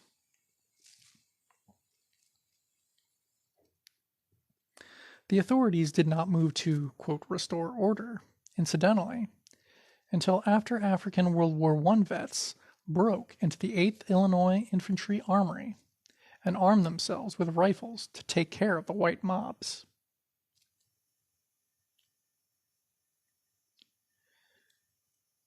This was the vigorous, quote, warm-up for the steel strike. It was not surprising that the African exile communities were less than enthusiastic about supporting the strike of the same people who had spent the past 2 years attacking them. Given the history of the AFL, it was possible that an outright triumph of the AFL unions might have meant renewed efforts to drive African labor out of the mills altogether. It was typical settleristic thinking to make Africans responsible for the failure of a white strike, which was never theirs in the first place.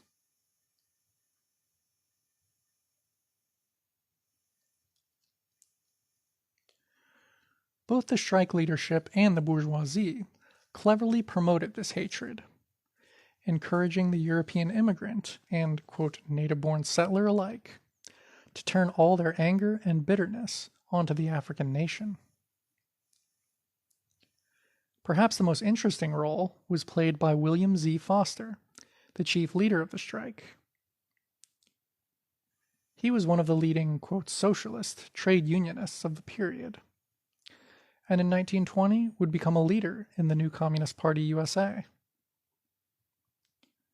From then on until his death, he would be a leading figure of settler, quote, communism. Even today, young recruits in the CPUSA and Mao Zedong thought organizations are often told to, quote, study Foster's writings in order to learn about labor organizing.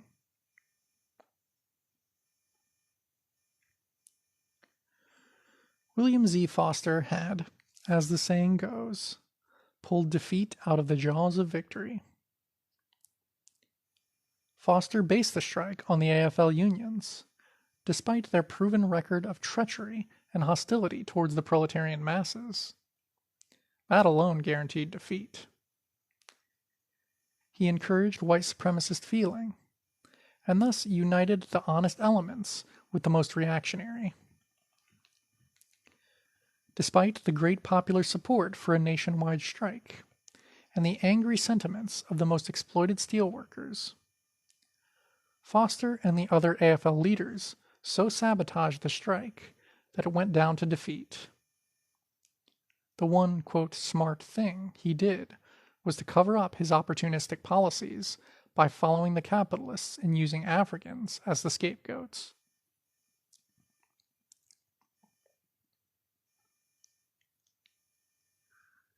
In his 1920 history of the strike, Foster, the supposed, quote, communist, repeated the lie that African workers had, quote, lined up with the bosses. In fact, Foster even said that in resolving the differences between Euro-American and African labor, quote, the Negro has the more difficult part, since the African worker was becoming, quote, a professional strikebreaker. And militant white workers knew what they were supposed to do with a, quote, professional strikebreaker.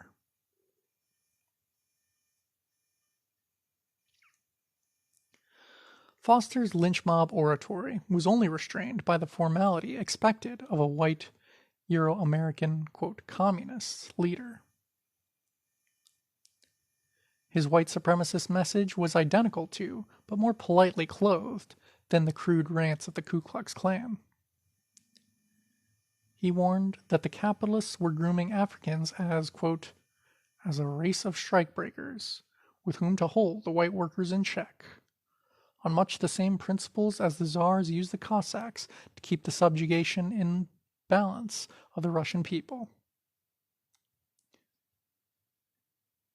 It's easy to see how Foster became such a popular leader among the settler workers.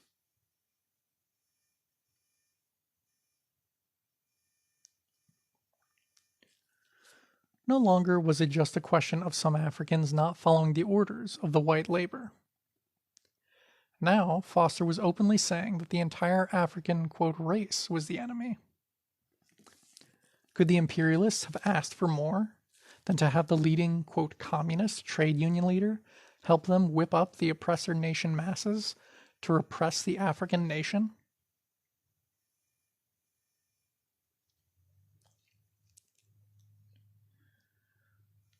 The Cossacks were the hated and feared special military of the Russian Tsar, used in bloody repressions against the people. Only the most twisted, clan-like mentality would have so explicitly compared the oppressed African nation to those infamous oppressors. And was this message not an incitement to mob terror and genocide? For the poor immigrants from Eastern Europe, much of which was under the lash of Tsarist tyranny, to kill a Cossack was an act of justice, of retribution. The threat was easy to read.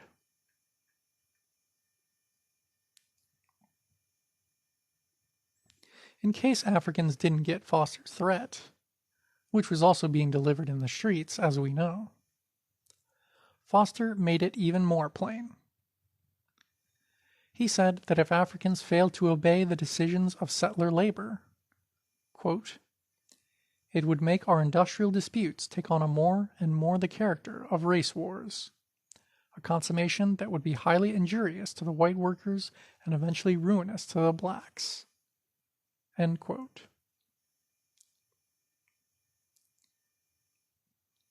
A picture. During the 1919 race riots, a white mob chases a Negro into his home and then stones him to death with bricks. He is dead by the time police arrive.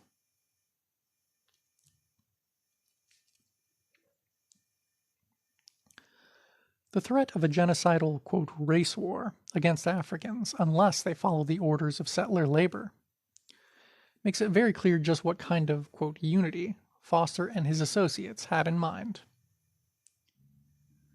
We should say that once Foster started dealing with the problem on how to build the Euro-American, quote, left, he discovered that it was much more effective to pose as an anti-racist and use, quote, soft sell in promoting a semi-colonial mentality in oppressed nationalities. Foster, the, quote, communist, declared himself an expert on civil rights, poverty in Puerto Rico, African history, and so on.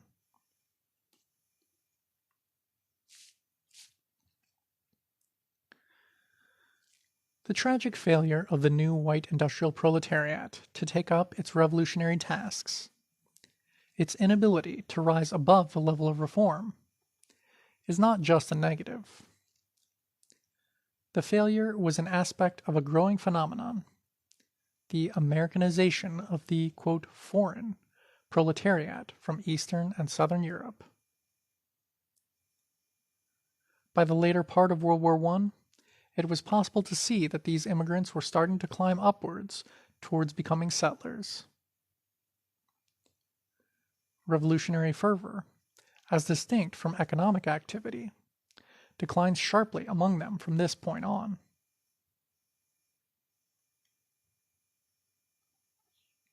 This was not a smooth process. The sharp repression of 1917 to 24, in which not only government forces, but also the unleashed settler mob terror struck out across the U.S. empire, was a cleanup campaign directed at the European national minorities.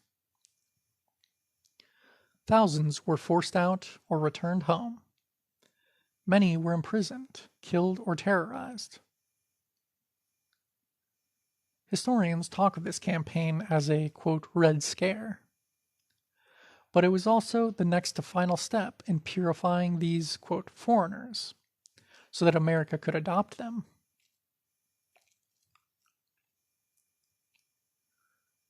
The chairman of the Iowa Council of Defense said, quote, we are going to love every foreigner who really becomes an American, and all the others we are going to ship back home, end quote. A leader of the native sons of the Golden West said that immigrants, quote, must live for the United States and grow an American soul inside of him, or get out of the country, end quote.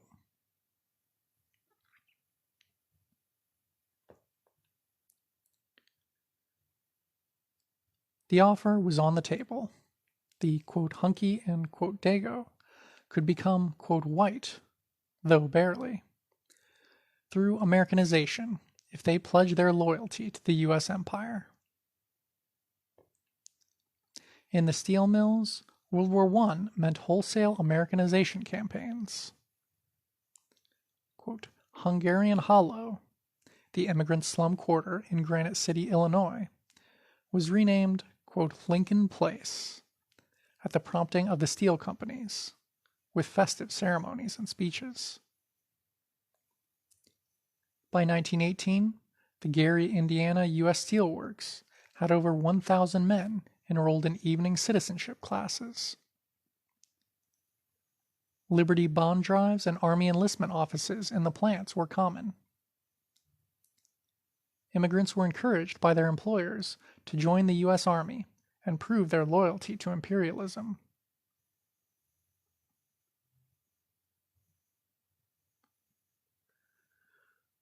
Americanization was not just a mental process. To become a settler was meaningless unless it was based on the promise of privileges and the willingness to become parasitic. As, quote, native-born, Euro-Americans continued to leave the factories. The immigrant Europeans could now advance, and the importation of hundreds of thousands, soon to be millions, of Mexicano, African, Puerto Rican, and other colonial workers into northern industry gave the Americanized Europeans someone to step up on in his climb into settlerism.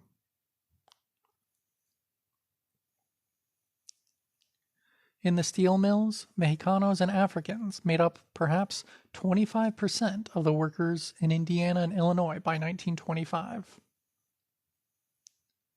They were the bottom of the labor there, making up for the immigrant European who had moved up or left for better things. A steel labor historian notes, beginning of long quote, meanwhile, the Eastern Europeans were occupying the lesser positions once held by the, quote, English-speaking workmen. As they rose, the numbers of Slavs in the mills shrank. At one time, 58% of the Jones and Laughlin labor force. The immigrants comprised only 31% in 1930. There were 30% fewer Eastern Europeans in Illinois Steel Company mills in 1928 than in 1912. Now largely the immediate bosses of the Negroes and Mexicans. The immigrants disdained their inferiors, much as the natives had once disliked them. The bad feeling generated by the Red Scare abated only gradually. In Gary, the Ku Klux Klan flourished. But the respectable solidity of the immigrant communities, in time, put to rest unreasoning fear. The children were passing through the schools and into business and higher jobs in the mills. Each year, the number of homeowners increased, and business prospered, and the churches and societies became more substantial. The immigrants were assuming a middling social and economic position in the steel towns. End of long quote.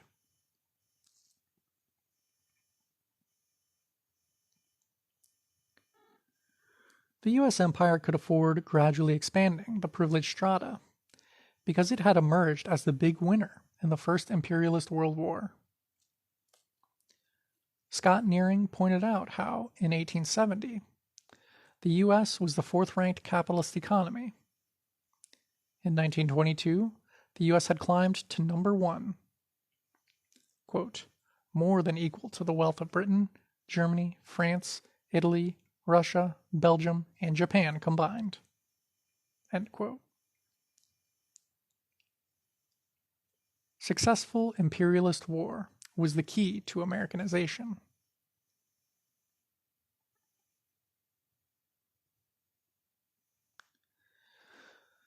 Throughout the empire, this movement of the immigrant proletarians into the settler ranks was evident. A History of Mexican Labor Importation notes, quote, in the beet fields of Colorado, as elsewhere in the West, other immigrant groups such as the Italians, Slavs, Russians, or Irish, found that they could move up from worker or tenant to owner and employer through the use of Mexican migrants. End quote.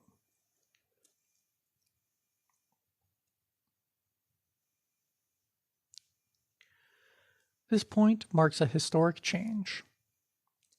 Never again would white labor be anti-American and anti-capitalist. Although it would organize itself millions strong into giant unions and wage militant economic campaigns, the white labor from that time on would be branded by its servile patriotism to the U.S. empire. As confused as the IWW might have been about revolution, its contempt for the U.S. national chauvinism was genuine and healthy. It was only natural for an organization so strongly based on immigrant labor, many of whose best organizers were not U.S. citizens, and who often spoke little or no English, to feel no sympathy for the U.S. empire. It was a tragedy that this strength was overturned, that this socialist possibility faded into a reinforcement for settlerism. And yet the contradiction between the reality of exploitation in the factories and the privileges of settlerism still remained. The immigrant masses could not be both settler and proletarian. This was the historic challenge of the CIO and the New Deal. End of section and end of chapter 6. Settlers by J Sakai. Chapter 7. The Breakthrough of the CIO.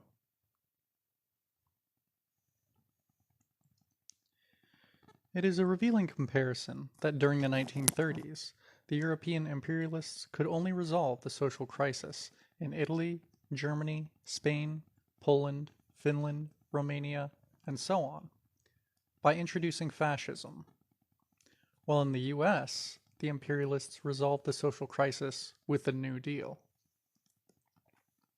In Germany, the workers were hit with the Gestapo, while in America, they got the CIO industrial unions. In that decade, the white industrial proletariat unified itself, pushed aside the dead hand of the old AFL labor aristocracy, and in a crushing series of sit-down strikes, won tremendous increases in wages and working conditions. For the first time, the new white industrial proletariat forced the corporations to surrender their despotic control over industrial life.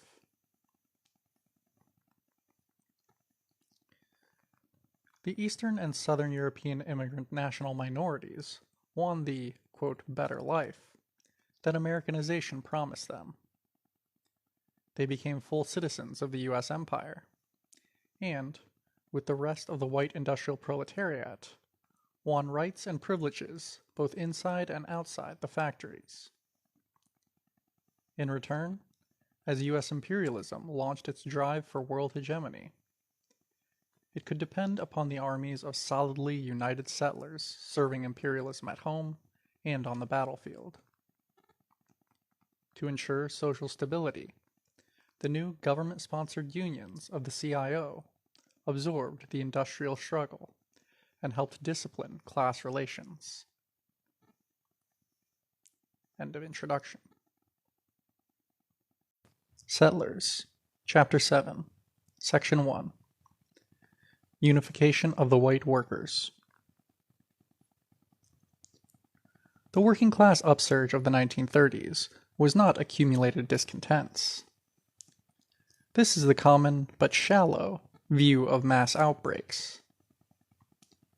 What is true is that material conditions, including the relation to production, shape and reshape all classes and strata. These classes and strata then express characteristic political consciousness, characteristic roles in the class struggle. The unification of the white industrial workforce was the result of immense pressures. Its long-range material basis was the mechanization and imperialist reorganization of production. In the late 19th century, it was still true that in many industries, the skilled craftsmen literally ran production. They, not the company, would decide how the work was done. Combining the functions of artisan, foreman, and personnel office, these skilled craftsmen would directly hire and boss their entire work crew of laborers, paying them out of a set fee paid by the capitalist per ton of piece produced, the balance being their wage profit.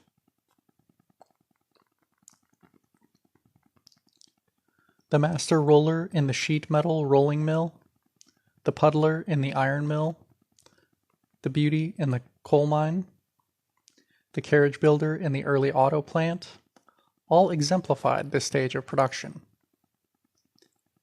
The same craft system applied to gun factories, carpet mills, stone quarries, etc., etc. It was these highly privileged settler craftsmen who were the base of the old AFL unions. Their income reflected their lofty positions above the laboring masses. In 1884, for example, master rollers in East St. Louis earned $42 per week, a then very considerable wage, over 4 times more than laborers they bossed.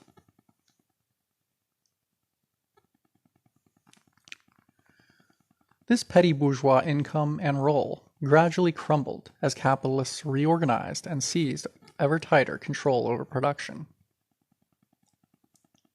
A survey by the U.S. Bureau of Labor found that the number of skilled steel workers earning 60 cents an hour fell by 20% between 1900 and 1910. Mechanization cut the ranks of craftsmen, and even where they remained, their once powerful role in production had shrunk. The AFL, Amalgamated Association of Iron and Steel Workers, whose 24,000 members in 1891 accounted for 2/3 of all craftsmen in the industry, had dwindled to only 6,500 members by 1914. Mechanization also wiped out whole sections of the very bottom factory laborers, replacing shovels with mechanical scoops, wheelbarrows with electric trolleys and cranes. Both top and bottom layers of the factory workforce were increasingly pulled into the growing middle stratum of semi-skilled production line assemblers and machine operators. In the modern auto plants of the 1920s, some 70% were semi-skilled production workers, while only 10% were skilled craftsmen and 15% laborers. The political unification of the white workers thus had its material roots in the enforced unification of labor in the modern factory.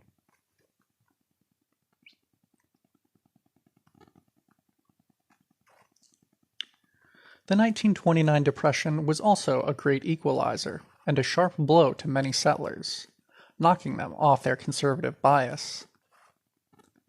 During the 1930s, roughly 25% of the U.S. empire was unemployed. Office clerks, craftsmen, and college students rubbed shoulders with laborers and farmers in the relief lines. Many divisions broke down, as Midwestern and Southern rural whites migrated to the industrial cities in search of jobs or relief.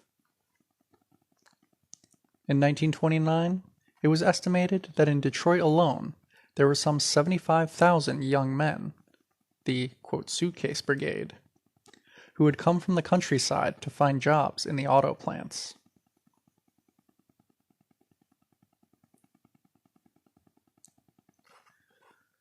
The Depression not only helped unite the settler workers, but the social catastrophe pushed large sections of other settler classes towards more sympathy with social reform.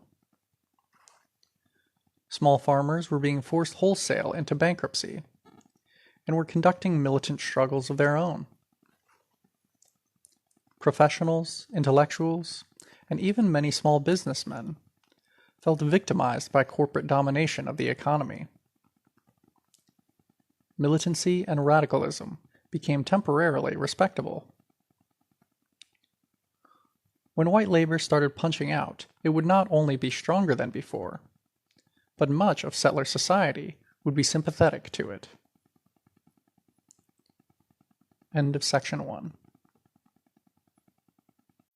Settlers, Chapter 7, Section 2. Labor Offensive from Below.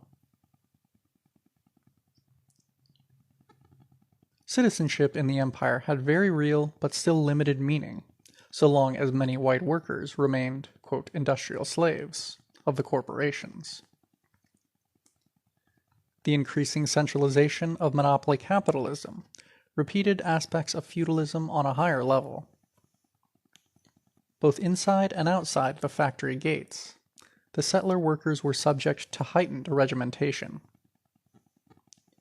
During the 1920s, it was not unusual for the persistent speed-up by management to double production per worker, even without taking mechanization into account.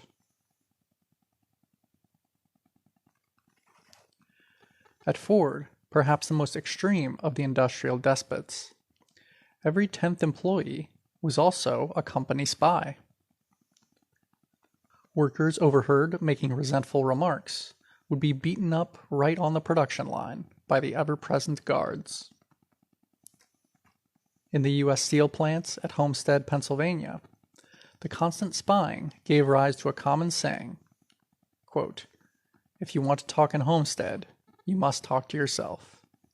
End quote.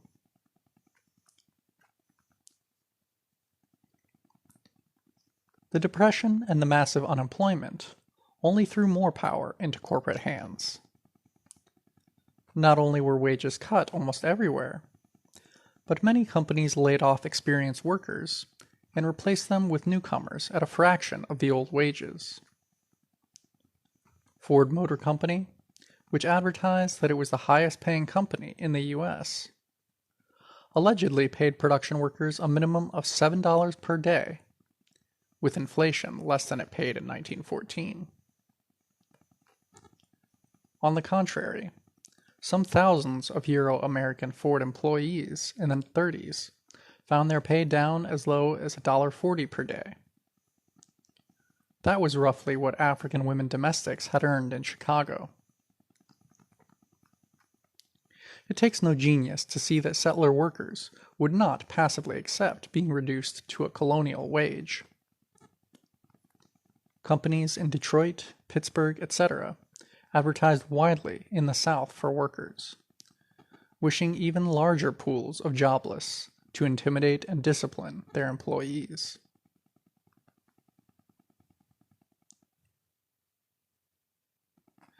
The AFL unions were not only loyal to imperialism, but in their weakened state, heavily dependent on enjoying the continued favors of individual corporations by opposing any real struggle. It was for that reason that the old Amalgamated Association had betrayed the 1919 steel strike. In that same year, AFL President Gompers actually told the U.S. Senate that prohibition was a danger because alcohol was needed to get the workers' minds off rebellion. In the new auto industry, the AFL was receiving hundreds of thousands of dollars in bribes from the auto manufacturers, usually via expensive advertisements in labor newspapers or, quote, donations to anti-communist campaigns.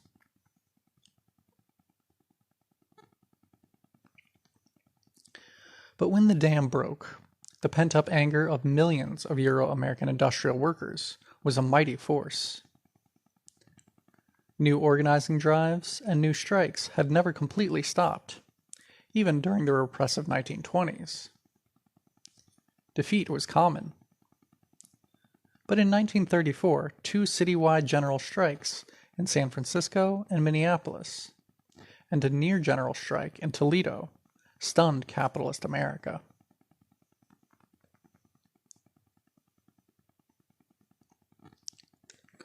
The victory of longshoremen in San Francisco and Teamsters in Minneapolis were important, but the Toledo auto workers' strike, in which thousands of unemployed supporters of the auto workers drove the Ohio National Guard off the streets in direct battle, was the clearest sign of things to come. The victory in the Auto-Light parts plant was immediately followed by Union victories at all the other major factories in town. Toledo became, in 1934, the first, quote, Union city in industrial America. The tidal wave of labor unrest affected all parts of the U.S. and all industries.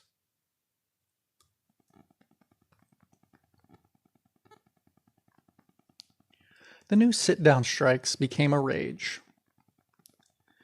It was customary strategy for employers to break strikes by keeping the plants going with scabs, while hired thugs and police repressed the strike organization. But in the sit-downs, the workers simply seized and occupied the plants, not only stopping production, but threatening the bosses with the physical destruction of their factories if they tried any repression. After so much abuse and powerlessness, militant young workers discovered great pleasure in temporarily taking over. In some strikes, unlucky bands of foremen and company officials trapped in plant offices would become Union prisoners for a few hours or days.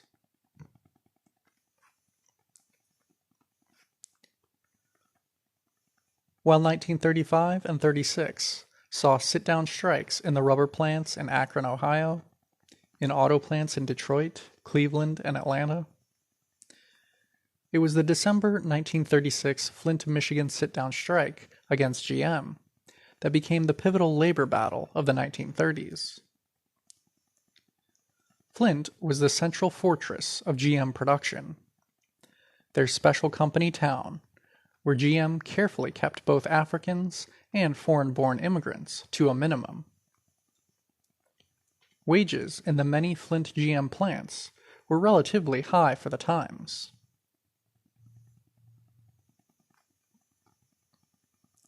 Still, many enthusiastic Flint auto workers organized themselves around the new CIO, United Auto Workers Union, and seized both Fisher Body No. 1 and Chevy No. 4 plants. Thousands of CIO militants from all over Michigan demonstrated in the streets as the sit-downers, armed with crowbars and bats, barricaded themselves into the plants. Since the first plant was the only source of Buick, Olds, and Pontiac bodies, and the second plant was the only source of Chevrolet engines, the CIO sit-down strangled all GM car production.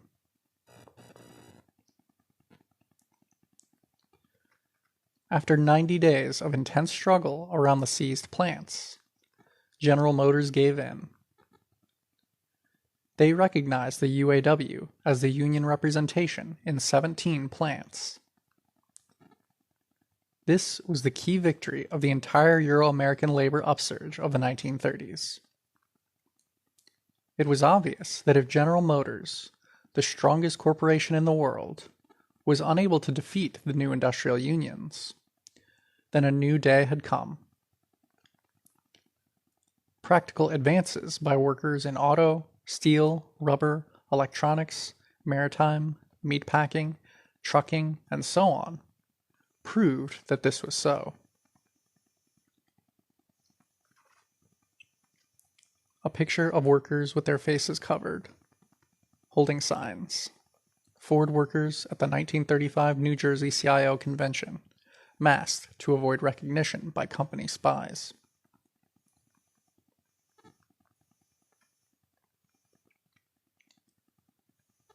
The new union upsurge, which had begun in 1933, continued into the World War II period and the immediate post-war years.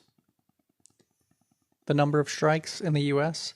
jumped from 840 in 1932 to 1,700 in 1933, 2,200 in 1936, 4,740 in 1937.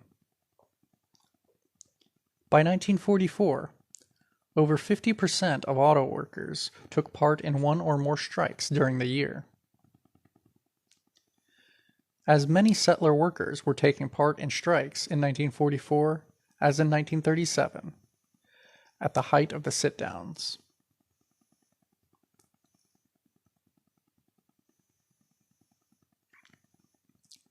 The defiant mood in the strongest Union centers was very tangible. On March the 14th, 1944, some 5,000 Ford workers at River Rouge staged an, quote, unauthorized wildcat strike, in which they blockaded the roads around the plant and broke into offices, quote, liberating files on Union militants. It was common in, quote, negotiations for crowds of auto workers to surround the company officials or beat up company guards.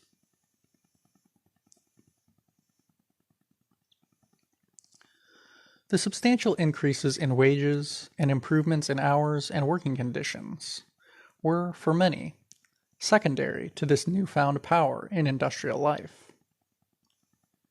In the great 1937 Jones and Laughlin Seal Strike in Aliquippa, Pennsylvania, a company town ruled over by a near-fascistic company dictatorship, one striker commented on his union dues after the victory. Quote, "It's worth $12 a year to be able to walk down the main street of Aliquippa, talk to anyone you want about anything you like, and feel that you are a citizen." End quote.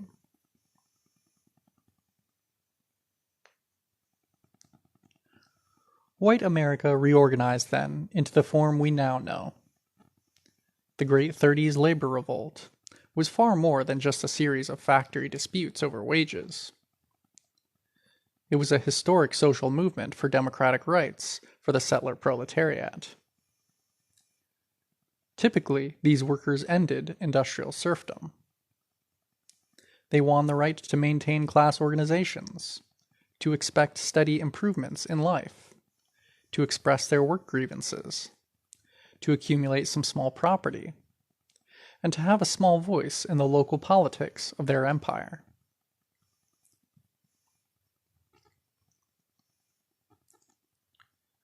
In the industrial North, the CIO movement reformed local school boards, sought to monitor draft exemptions for the privileged classes, ended company spy systems, replaced anti-union police officials, and in myriad ways worked to reorganize the U.S. empire so that the Euro-American proletariat would have the life they expected as settlers. That is, a freer and more prosperous life than any proletariat in history has ever had. End of Section 2. Settlers, Chapter 7, Section 3. New Deal and Class Struggle. The major class contradictions, which had been developing since industrialization, were finally resolved. The European immigrant proletariat wanted to fully become settlers, but at the same time was determined to unleash class struggle against the employers. Settler workers as a whole, with the Depression as a final push, were determined to overturn the past. This growing militancy made a major force of the settler workers. While they were increasingly united, quote, native-born, Euro-American, and immigrant alike, the capitalists were increasingly disunited. Most were trying to block the way to needed reform of the U.S. empire.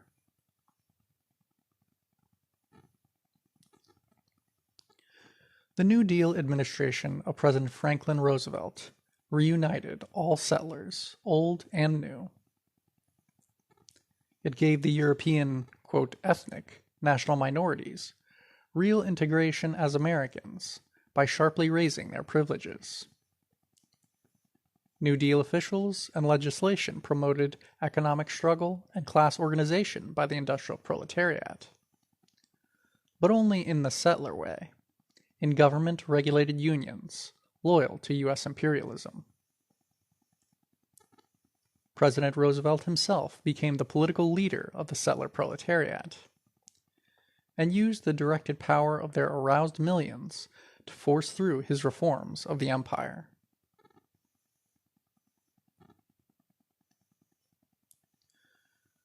Most fundamentally, it was only with this shake-up, these modernizing reforms, and the homogenized unity of the settler masses, that U.S. imperialism could gamble everything on solving its problems through world domination. This was the desperate preparation for World War.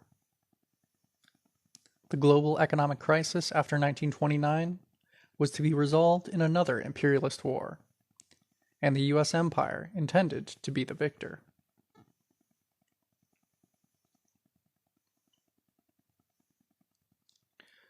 This social reunification could be seen in President Roosevelt's unprecedented third-term victory in the 1940 elections.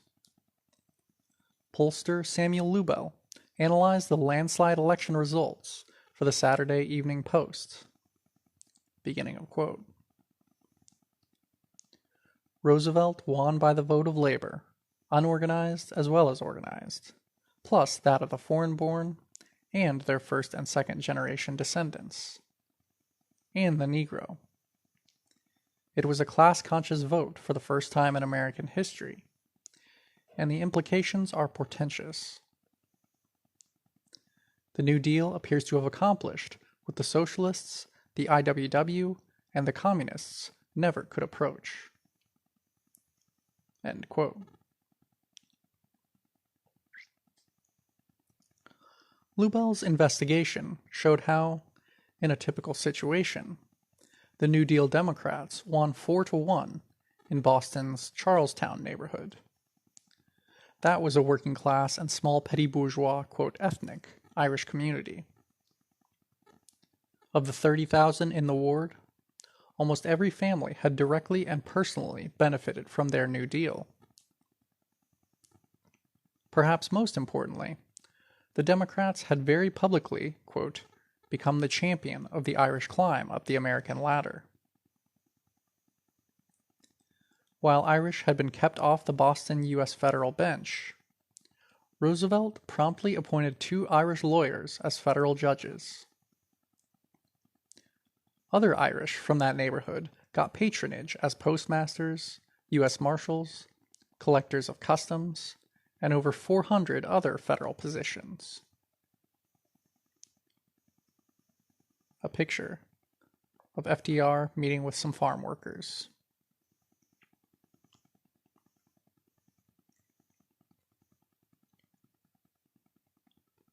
Irish workers in the neighborhood got raises from the new federal minimum wage and hours law. Unemployment benefits went to those who were still jobless.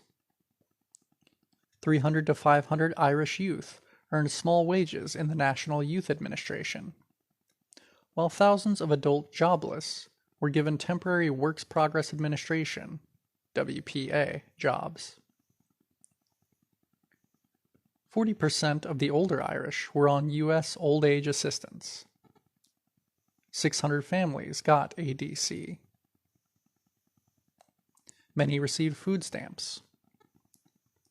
Federal funds built new housing and paid for park and beach improvements. The same process was taking place with Polish, Italian, Jewish, and other European national minority communities throughout the North.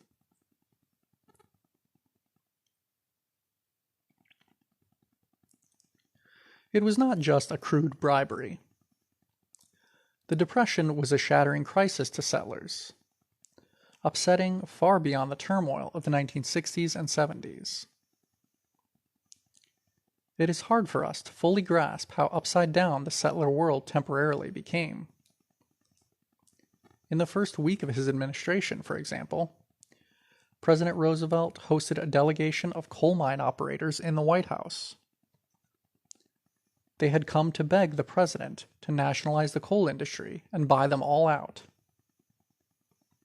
They argued that, quote, free enterprise had no hope of ever reviving the coal industry, or the Appalachian communities dependent on it.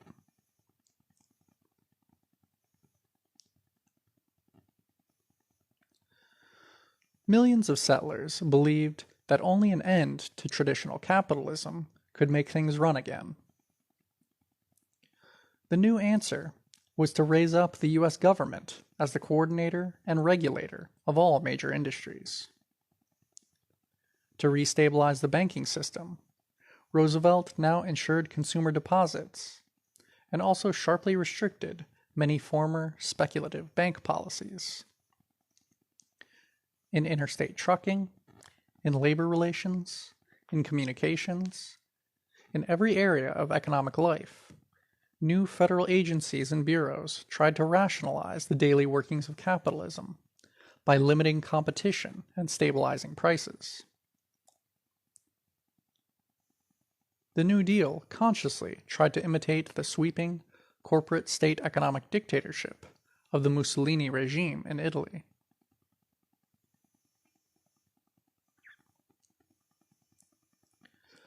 The most advanced sections of the bourgeoisie, such as Thomas Watson of IBM and David Sarnoff of RCA, backed the controversial New Deal reforms.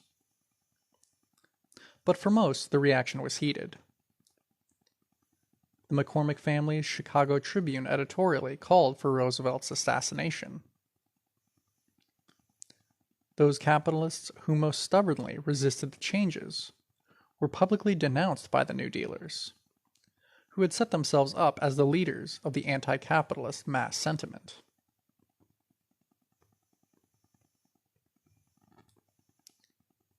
The contradictions within the bourgeoisie became so great that a fascist coup d'etat was attempted against the New Deal. A group of major capitalists, headed by Ernie DuPont of DuPont Chemicals, and the J.P. Morgan banking interests, set the conspiracy in motion in 1934. The DuPont family put up $3 million to finance a fascist stormtrooper movement, with the Remington's Firearms Company to arm as many as 1 million fascists. General Douglas MacArthur was recruited to ensure the passive support of the U.S. Army. The plan was to seize state power, with a captive President Roosevelt forced to officially turn over the reins of government to a hand-picked fascist strongman.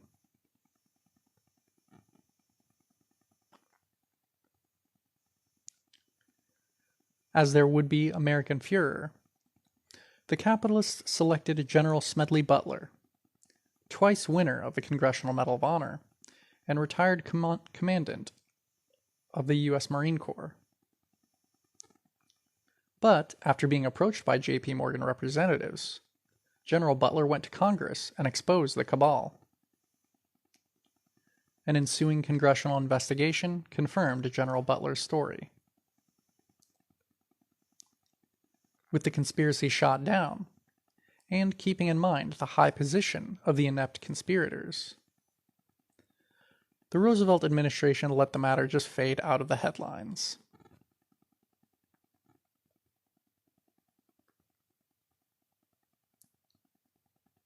During the 1936 election campaign, one observer recorded the New Deal's open class appeal at a Democratic Party rally in Pittsburgh's Forbes Field. The packed crowd was whipped up by lesser politicians as they expectantly awaited the presidential motorcade. State Senator Warren Roberts recited the names of famous millionaires, pausing as the crowds thundered boos after each name. He orated, quote, "The President has decreed that your children shall enjoy equal opportunity with the sons of the rich." End quote. Then Pennsylvania Governor Earl took the microphone to punch at the Republican capitalists even more. Beginning of long quote. There are the Mellons, who have grown fabulously wealthy from the toil of the men of iron and steel, the men whose brain and brawn have made this great city. Grundy, whose sweatshop operators have been the shame and disgrace of Pennsylvania for a generation. Pew, who strives to build a political and economic empire with himself as dictator. The DuPonts, whose dollars were earned with the blood of American soldiers. Morgan, financier of war. Thousands of boos followed each name. Then, with the crowds worked up against their hated exploiters, the presidential motorcade drove into the stadium to frenzied cheering. The Observer wrote of Roosevelt's entry. He entered in an open car. It might have been the chariot of a Roman emperor. End of long quote.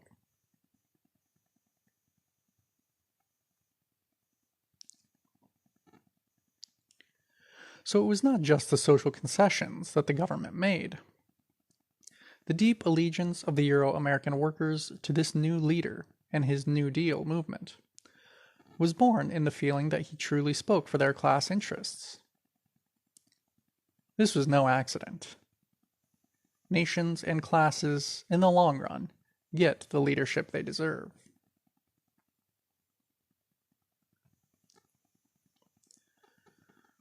In order to end the company town feudalism of their communities, the CIO unionists took their newfound strength into the bourgeois political arena.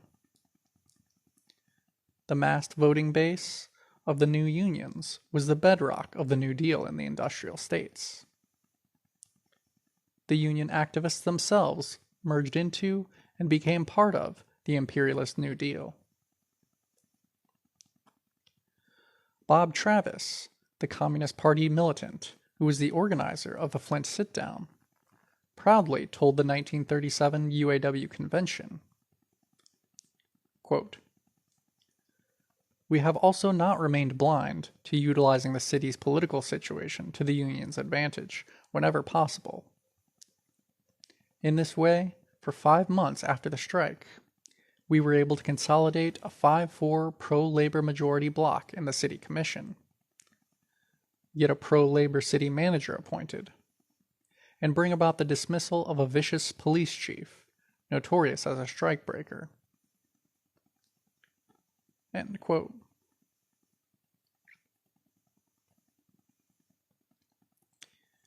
By 1958, Robert Carter, the UAW regional director for Flint Lansing, could resign to become Flint city manager. Things had come full circle. Once outsiders challenging the local establishment, then angry reformers, the union was now part of the local bourgeois political structure.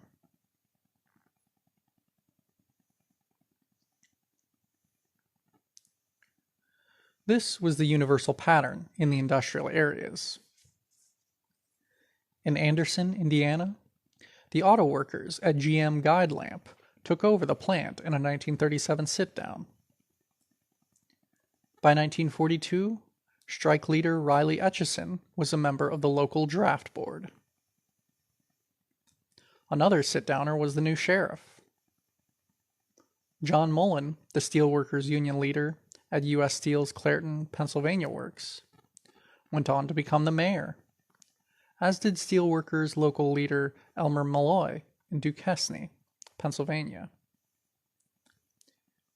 Everywhere, the young CIO activists integrated into the local Democratic Party as a force for patriotic reform.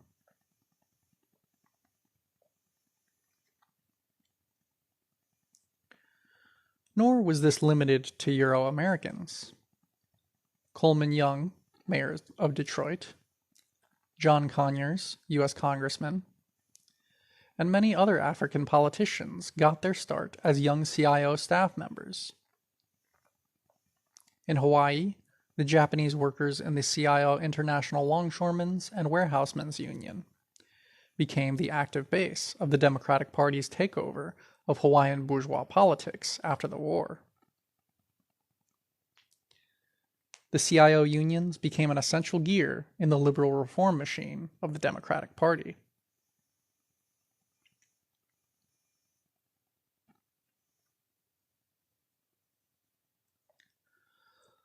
A significant factor in the success of the 1930s union organizing drives was the U.S. government's refusal to use armed repression against it. No U.S. armed repression against Euro-American workers took place from January 1933, when Roosevelt took office, until the June 1941 North American aviation strike in California. The U.S. government understood that the masses of Euro-American industrial workers were still loyal settlers, committed to U.S. imperialism. To overreact to their economic struggles would only further radicalize them. Besides, why should President Roosevelt have ordered out the FBI or U.S. Army to break up the admiring supporters of his own Democratic Party?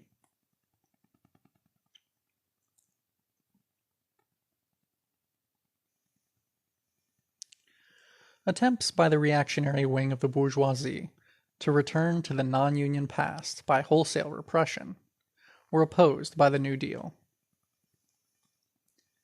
In the 1934 West Coast Longshore Strike, which in San Francisco became a general strike after the police killed 2 strikers,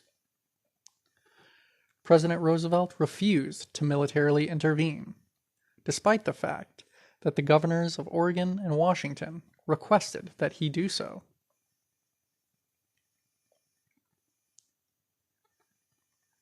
In speaking for the shipping companies and business interests on the coasts, Oregon Governor Meyer telegraphed Roosevelt that troops were needed because, quote, "We are now in a state of armed hostilities. The situation is complicated by communistic inference.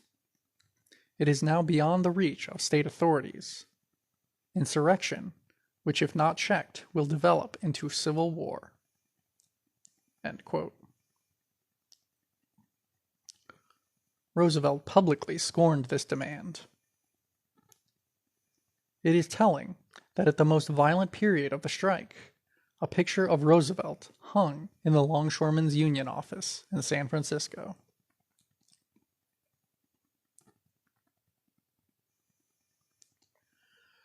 President Roosevelt privately said in 1934 that there was a conspiracy by, quote, "the old conservative crowd," to provoke general strikes as a pretext for wholesale repression.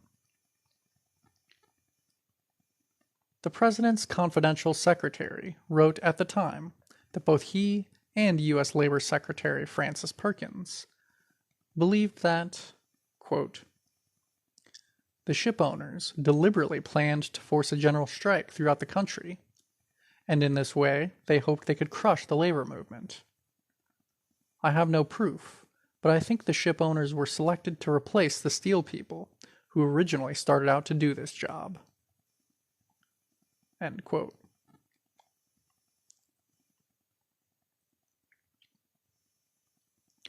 The reactionary wing of the bourgeoisie were no doubt enraged at the New Deal's refusal to try and return to the outmoded past at bayonet point. Almost 3 years later, in the pivotal labor battle of the 1930s, the New Deal forced General Motors to reach a deal with their striking Flint, Michigan employees. GM had attempted to end the Flint sit-down with force, using both a battalion of hired thugs and the local Flint police. Lengthy street battles with the police over union food deliveries to the sit-downers resulted in many strikers shot and beaten. 14 were shot in one day. But also in union control over the streets. In the famous, quote, "Battle of Bull's Run," the auto workers, fighting in clouds of tear gas, forced the cops to run for their lives. The local repressive forces available to GM were unequal to the task.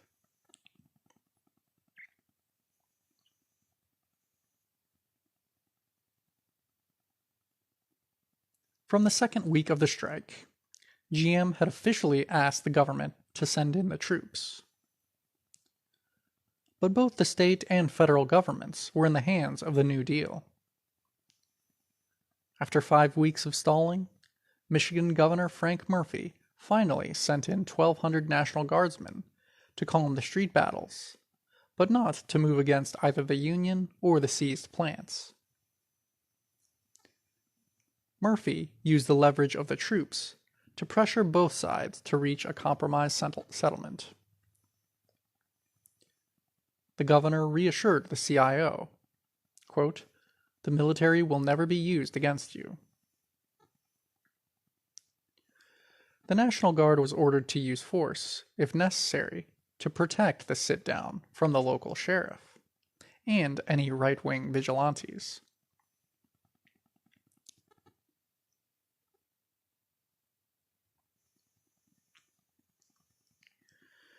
The administration had both the President's Secretary and the Secretary of Commerce call GM officials, urging settlement with the Union.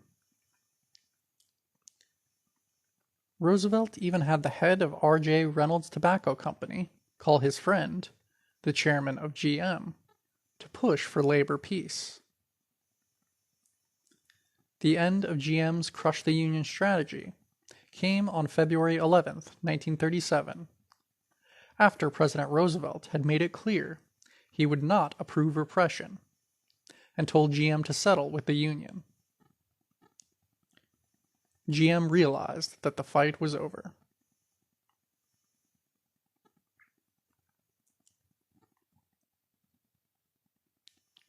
The important effect of the pro-CIO national strategy can be seen if we compare the 30s to earlier periods.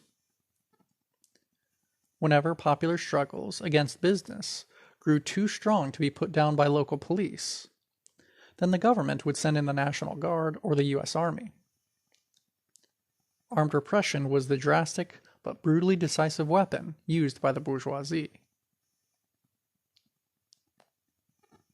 And the iron fist of the U.S. government not only inspired terror, but also promoted patriotism to split the settler ranks. The U.S. Army broke the great 1877 and 1894 national railway strikes. The coast-to-coast repressive wave, led by the U.S. Department of Justice against the IWW during 1917-24, effectively destroyed that, quote, un-American movement, even without Army troops. Yet no such attempt was made during the even more turbulent 1930s. President Roosevelt himself turned to CIO leaders, in the words of the New York Times, quote, for advice on labor problems, rather than to any old-line AFL leader. End quote.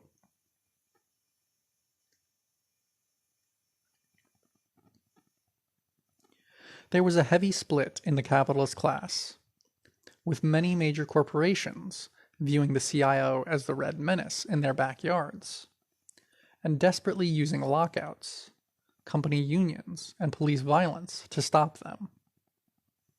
Not all, however. Years before the CIO came into being, Gerald Swope of General Electric had told AFL President William Green that the company would rather deal with one industrial union than 15 different craft unions. And when the Communist Party-led United Electric Workers, CIO, organized at GE, they found that the company was glad to make a deal.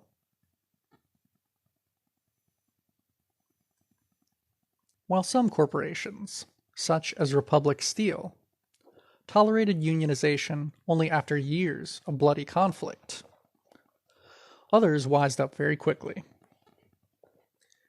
U.S. Steel tried to control its employees by promoting company unions. But in plant after plant, the company unions were taken over by CIO activists.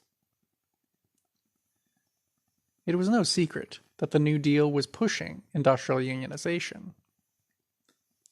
In Aliquippa, Pennsylvania, Jones and Laughlin Steel, Colorado, had simply made union militants, quote, disappear. One steelworkers organizer was later found after having been secretly committed to a state mental hospital. New Deal Governor Pinchot changed all that, even assigning state police bodyguards to protect CIO organizers.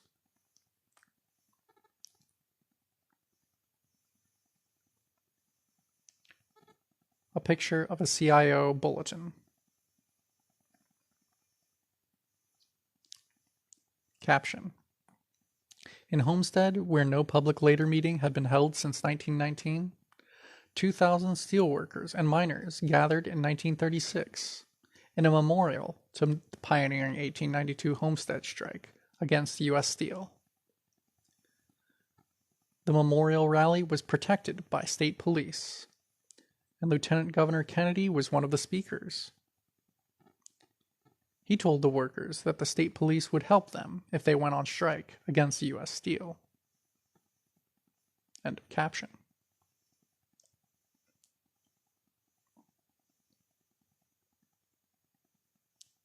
With all that, it is understandable that U.S. Steel decided to reach a settlement with the CIO. 2 weeks after the Flint sit-down defeated GM, U.S. Steel suddenly proposed a contract to the CIO. On March 2, 1937, the Steelworkers Union became the officially accepted bargaining agent at U.S. steel plants. The corporation not only bowed to the inevitable, but by installing the CIO, it staved off even more militant possibilities. The CIO bureaucracy was unpopular in the mills. Only 7% of the U.S. Steel employees had signed union membership cards. In fact, Lee Pressman, the Communist Party lawyer for the Steelworkers Union, said afterwards that they just didn't have the support of the majority. Quote, "There is no question that we could not have filed a petition through the National Labor Relations Board or any other kind of machinery asking for an election. We could not have won an election." End quote.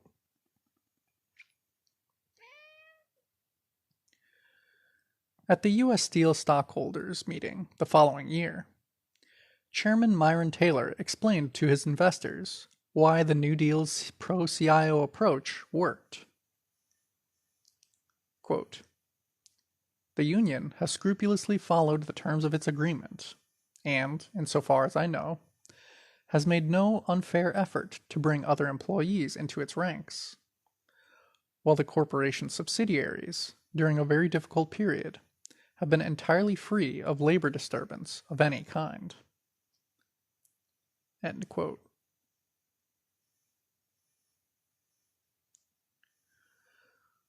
By holding back the iron fist of repression, by encouraging the CIO, the New Deal reform government cut down, quote, labor disturbance among the Euro-American proletariat.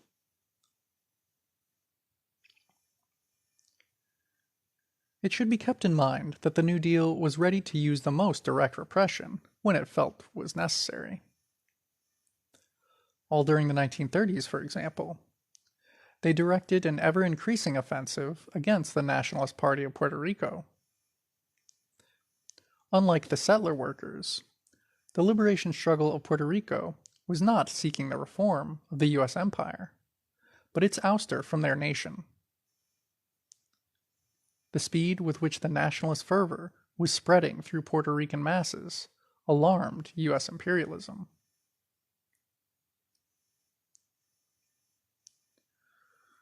So, the most liberal, most reform-minded U.S. government in history repressed the nationalists in the most naked and brutal way. By 1936, the tide of pro-independence sentiment was running high, and Don Albizu Campos, president of the Nationalist Party, was without doubt the most respected political figure among both the intellectuals and the masses. School children were starting to tear down the U.S. flag from the school flagpoles and substitute the Puerto Rican flag. In the city of Ponce, the school principal defied a police order to take the Puerto Rican banner down. The New Deal response was to directly move to violently break up the nationalist center.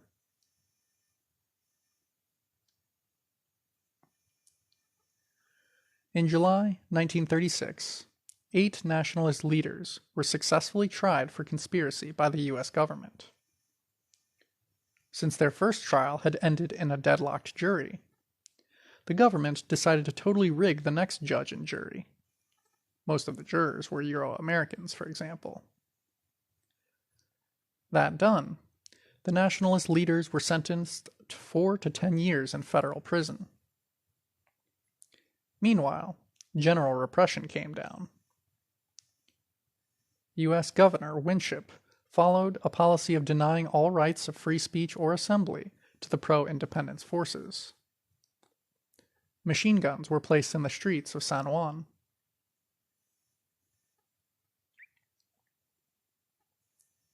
On Palm Sunday, 1937, 1 month after President Roosevelt refused to use force against the Flint sit-down strike, the Ponce massacre took place. A nationalist parade, with a proper city permit, was met with U.S. police gunfire. The parade of 92 youth from the Cadets and Daughters of the Republic, nationalist youth groups, was watched by 150 U.S. police with rifles and machine guns. As soon as the unarmed teenagers started marching, the police began firing and kept firing. 19 Puerto Rican citizens were killed, and over 100 wounded. Afterwards, President Roosevelt rejected all protests and said that Governor Winship had his approval. The goal of paralyzing the pro-independence forces through terrorism was obvious.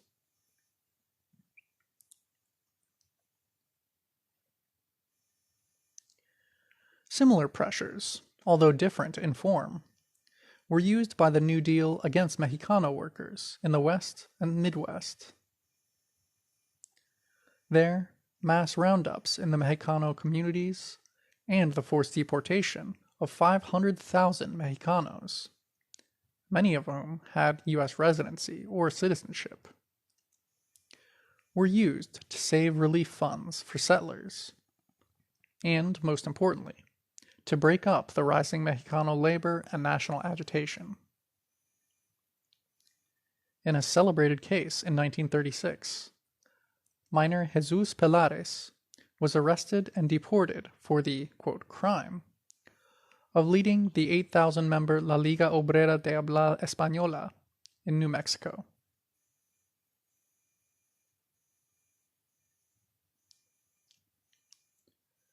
The U.S. government used violent terror against the Puerto Rican people and mass repression against the Mexicano people during the 1930s. But it did nothing like that to stop Euro-American workers, because it didn't have to. The settler working class wasn't going anywhere.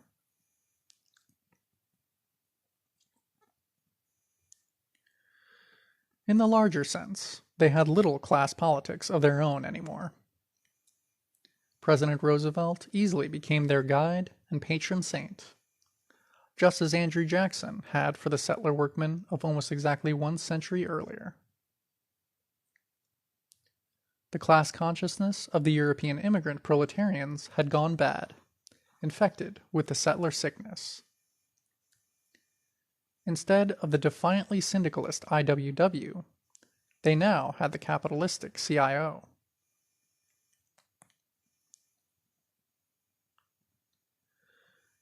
This reflected the desires of the vast majority of Euro-American workers.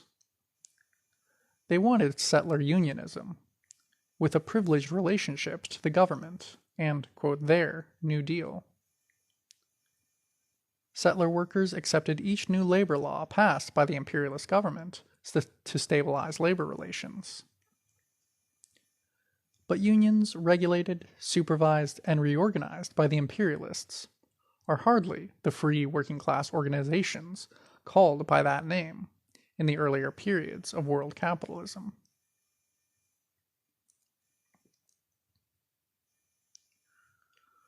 One reason that this CIO settler unionism was so valuable to the imperialists was that, in a time of labor upheaval, it cut down on uncontrolled militancy and even helped calm the production lines. Even the, quote, left union militants were forced into this role. Bob Travis, the Communist Party leader of the 1937 Flint sit-down, reported only months after besting General Motors, quote,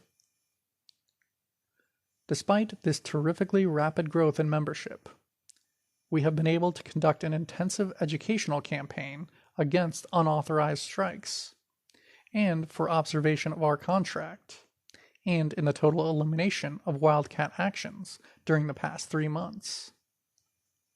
End quote. Fortune, the prestigious business magazine, said in 1941, quote, "Properly directed, the UAW can hold men together in an emergency.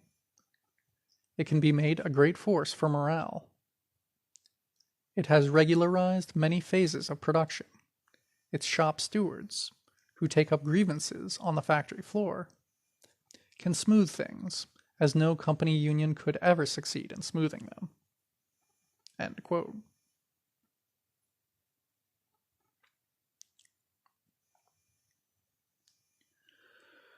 The Euro-American proletariat during the 30s had broken out of industrial confinement, reaching for freedoms and a material style of life no modern proletariat had ever achieved. The immense battles that followed obscured the nature of the victory. The victory they gained was the firm positioning of the Euro-American working class in the settler ranks, re-establishing the rights of all Europeans here to share the privileges of this oppressor nation. This was the essence of the equality that they won. This bold move was, in the settler tradition, sharing the American pie with more European reinforcements, so that the empire could be strengthened. This formula had partially broken down during the transition from the America of the frontier to the industrial America. It was the brilliant accomplishment of the New Deal to mend this break.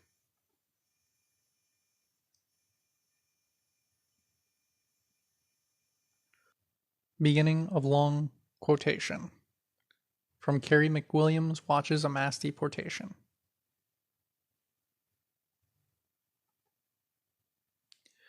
I watched the first shipment of, quote, repatriated Mexicans leave Los Angeles in February 1931.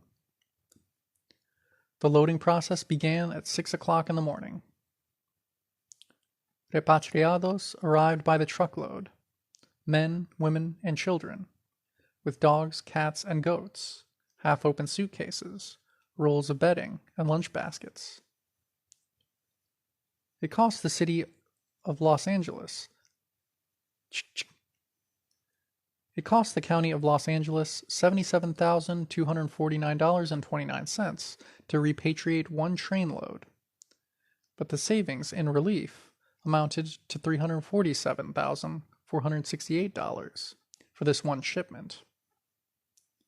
In 1932 alone, over 11,000 Mexicans were repatriated from Los Angeles. The strikes in California in the 30s, moreover, were duplicated wherever Mexicans were employed in agriculture.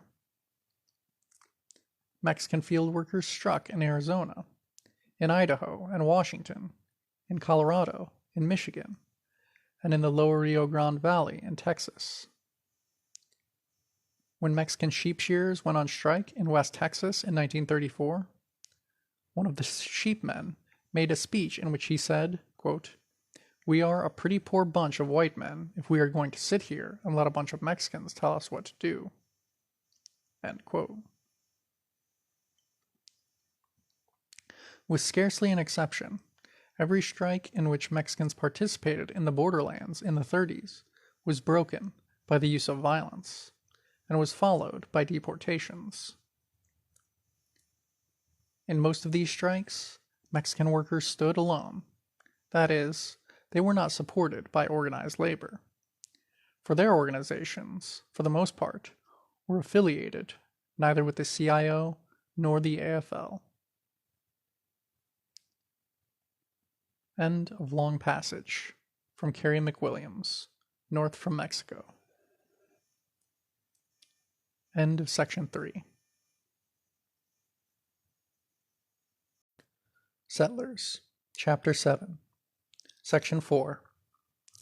The CIO's Integration and Imperialist Labor Policy.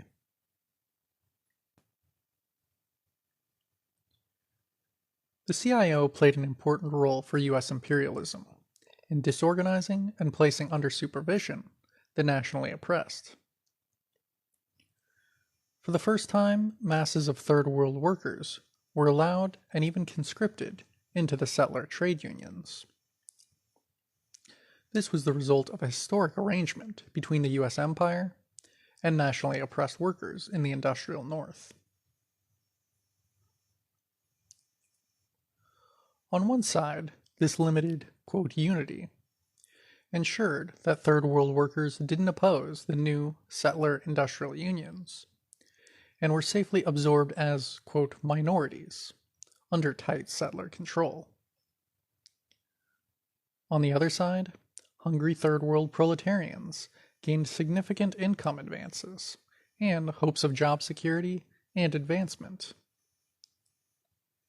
It was an arrangement struck out of need on both sides, but one in which the Euro-American labor aristocracy made only tactical concessions while strengthening their hegemony over the empire's labor market.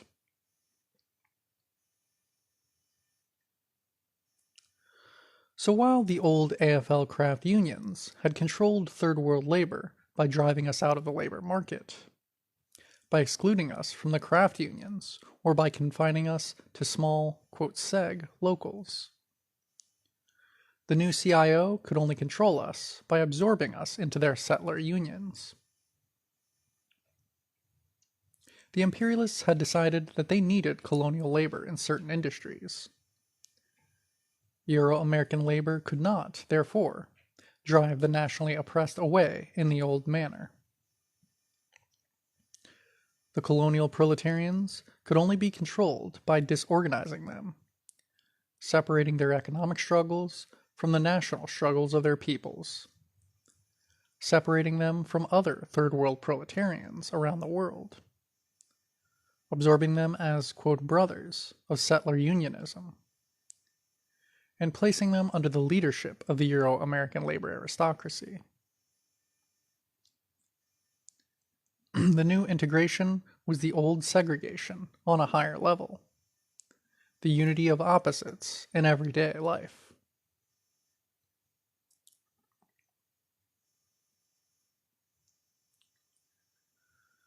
We can see how this all worked by reviewing the CIO's relationship to African workers.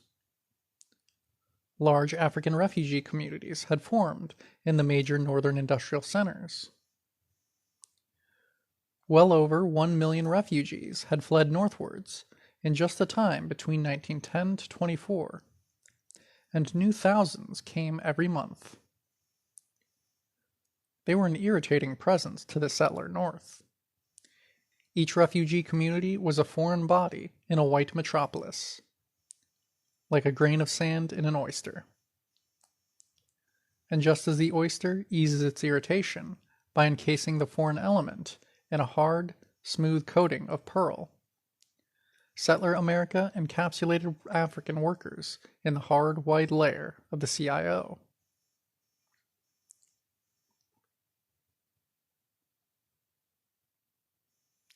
Despite the, quote, race riots and the hostility of Euro-Americans, the African refugees streamed to the north in the early years of the century. After all, even the troubles of the north seemed like lesser evils to those fleeing the terroristic conditions of the occupied national territory. Many had little choice, escaping the revived Ku Klux Klan. Increasingly forced off the land, barred from the new factories in the South. Africans were held down by the terroristic control of their daily lives.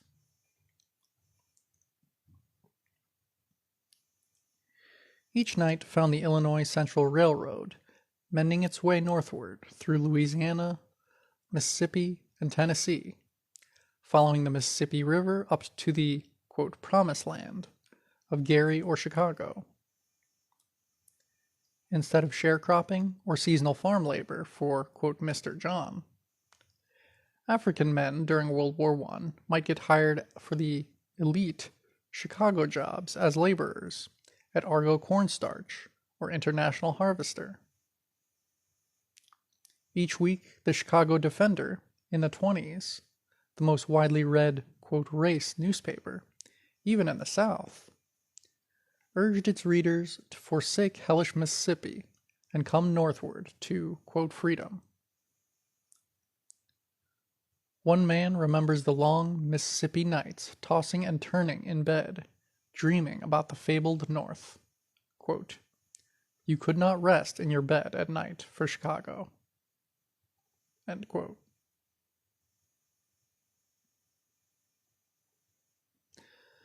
The refugee communities were really small New African communities, where the taut rope of settler domination had been partially loosened. Spear's Black Chicago says, quote, in the rural South, Negroes were dependent upon white landowners in an almost feudal sense. Personal supervision and personal responsibility permeated almost every aspect of life.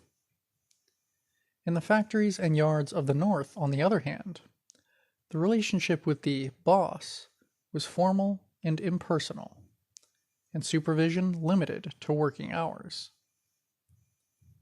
End quote.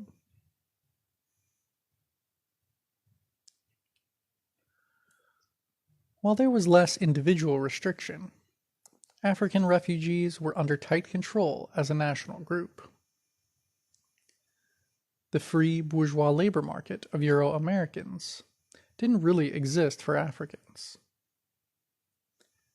Their employment was not individual, not private. They got work only when a company consciously decided to use African labor as a group. So that African labor in the industrial North still existed under colonial conditions, driven into specific workplaces and specific jobs.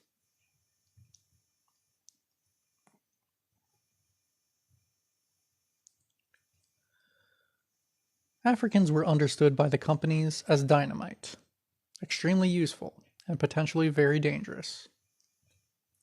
Their use in northern industry was the start, though little understood at the time, of gradually bringing the new European immigrants up from proletarians to real settlers. Imperialism was gradually releasing the, quote, hunky and, quote, dago from laboring at the very bottom of the factories. Now, even more Euro-Americans were being pushed upward into the ranks of skilled workers and supervisors. And if the African workers were paid more than their usual colonial wages in the South, they still earned less than, quote, white man's wages. Even the newest European immigrant on the all-white production lines could look at the African laborers and know his newfound privileges as a settler.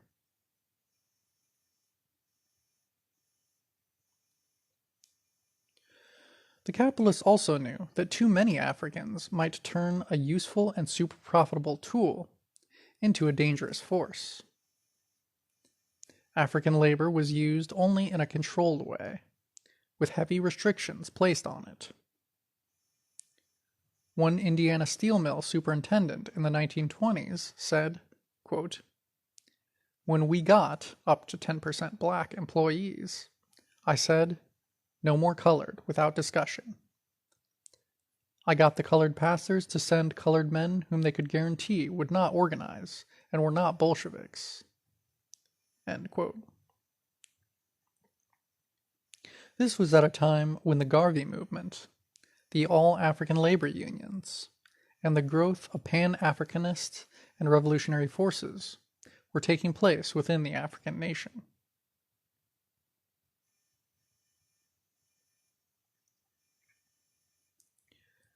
The northern factories placed strict quotas on the number of African workers, not because they weren't profitable enough, not because the employers were, quote, prejudiced, as the liberals would have it, but because the imperialists believed that African labor could most safely be used when it was surrounded by a greater mass of settler labor.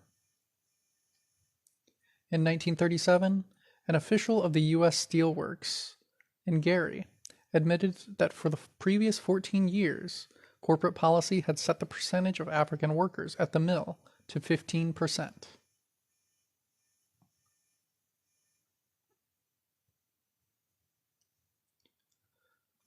The Ford Motor Company had perhaps the most extensive system of using African labor under plantation-like control, with Henry Ford acting as the planter. A special department of Ford management was concerned with dominating not only the on-the-job life of African workers, but the refugee community as well. Ford hired only through the African churches, with each church being given money if its members stayed obedient to Ford. The company also subsidized African bourgeois organizations. His African employees and their families constituted about 1/4 of the entire Detroit African community. Both the NAACP and the Urban League were singing Ford's praises and warning African auto workers not to have anything to do with unions. One report on the Ford system in the 1930s said, beginning of quote,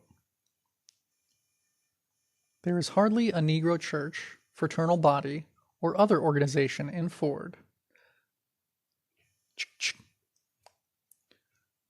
There is hardly a Negro church, fraternal body, or other organization in which Ford workers are not represented.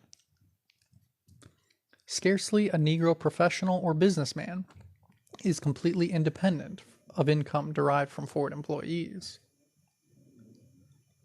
When those seeking Ford jobs are added to this group, it is readily seen that the Ford entourage was able to exercise a dominating influence in the community." End quote.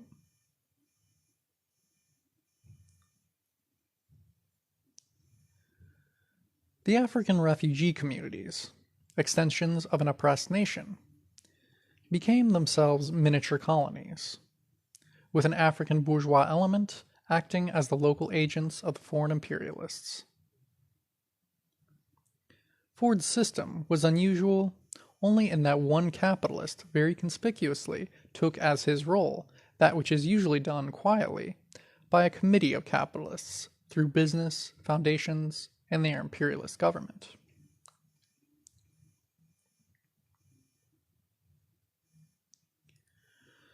This colonial existence in the midst of industrial America gave rise to contradiction, to the segregation of the oppressed creating its opposite in the increasingly important role of African labor in industrial production.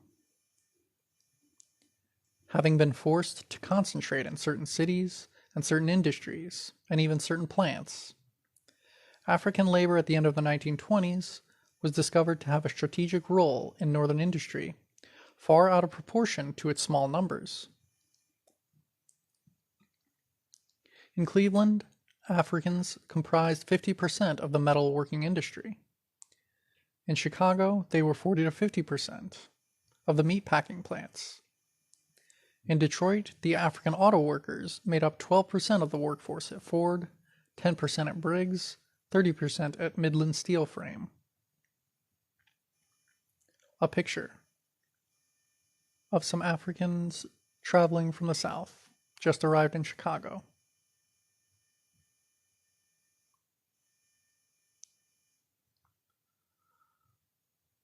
Overall, African workers employed in the industrial economy were concentrated in just 5 industries: automotive, steel, meatpacking, coal, railroads.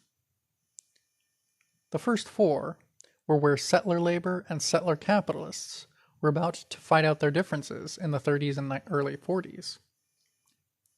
And African labor was right in the middle.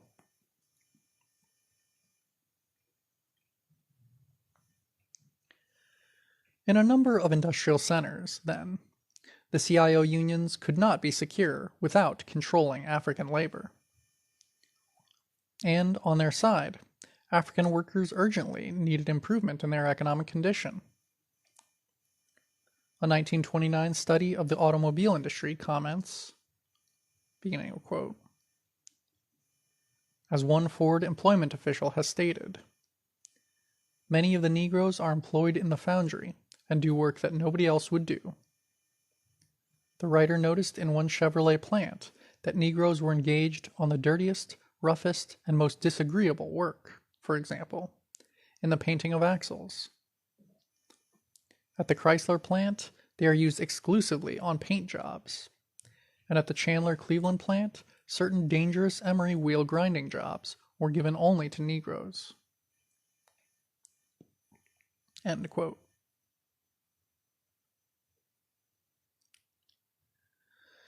In virtually all auto plants, Africans were not allowed to work on the production lines, and were segregated in foundry work, painting, as janitors, drivers, and other, quote, service jobs. They earned 35 to 38 cents per hour, which was 1/2 of the pay of the Euro-American production line workers. This was true at Packard, at GM, and many other companies.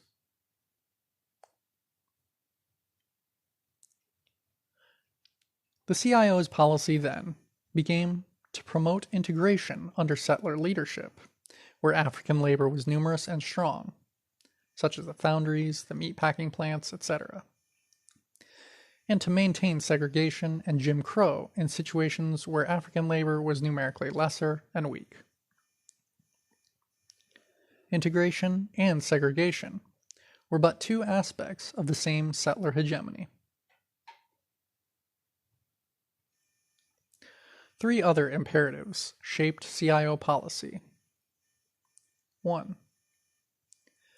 To maintain settler privilege in the form of reserving the skilled crafts, more desirable production jobs, and the operation of the unions themselves to Euro-Americans.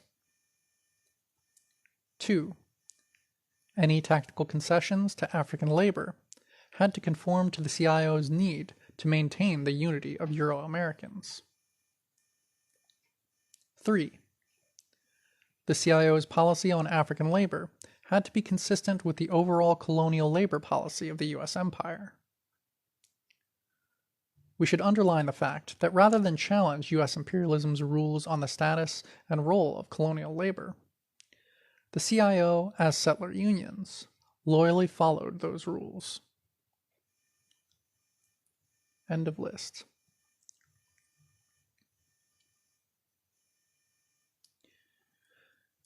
To use the automobile industry as a case, there was considerable integration within the Liberal United Auto Workers, UAW-CIO.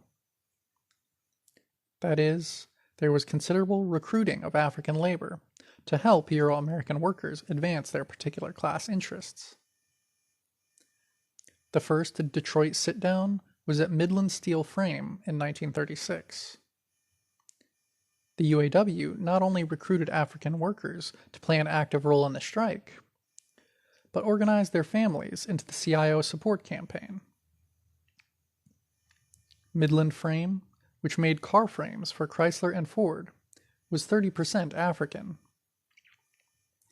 There, the UAW had no reasonable chance of victory without commanding African forces, as well as its own.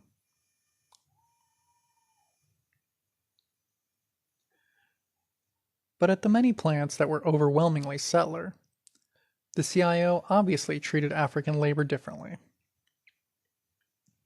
In those majority of the situations, the new union supported segregation. In Flint, Michigan, the General Motors plants were Jim Crow. Africans were employed only in the foundry or as janitors, at substandard wages. Many, of course, did other work, although still officially segregated and underpaid as, quote, janitors. Not only skilled jobs, but even semi-skilled production line assembly work was reserved for settlers.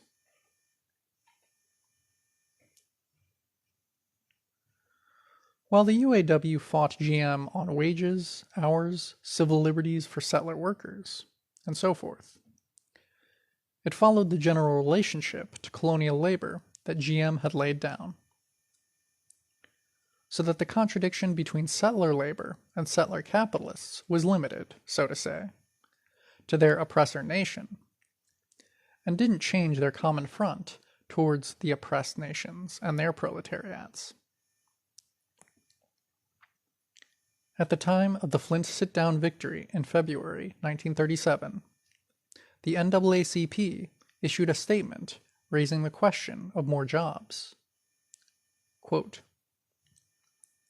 "Everywhere in Michigan, colored people are asking whether the new CIO union is going to permit Negroes to work up into some of the good jobs, or whether it's just going to protect them in the small jobs they already have in General Motors." End quote.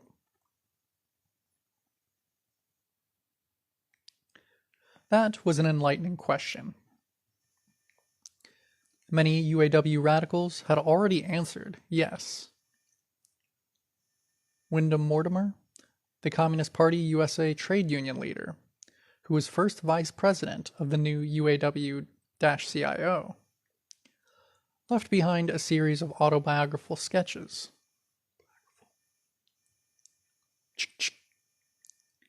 Wyndham Mortimer, the Communist Party USA trade union leader, who was first vice president of the new UAW-CIO, left behind a series of autobiographical sketches of his union career when he died.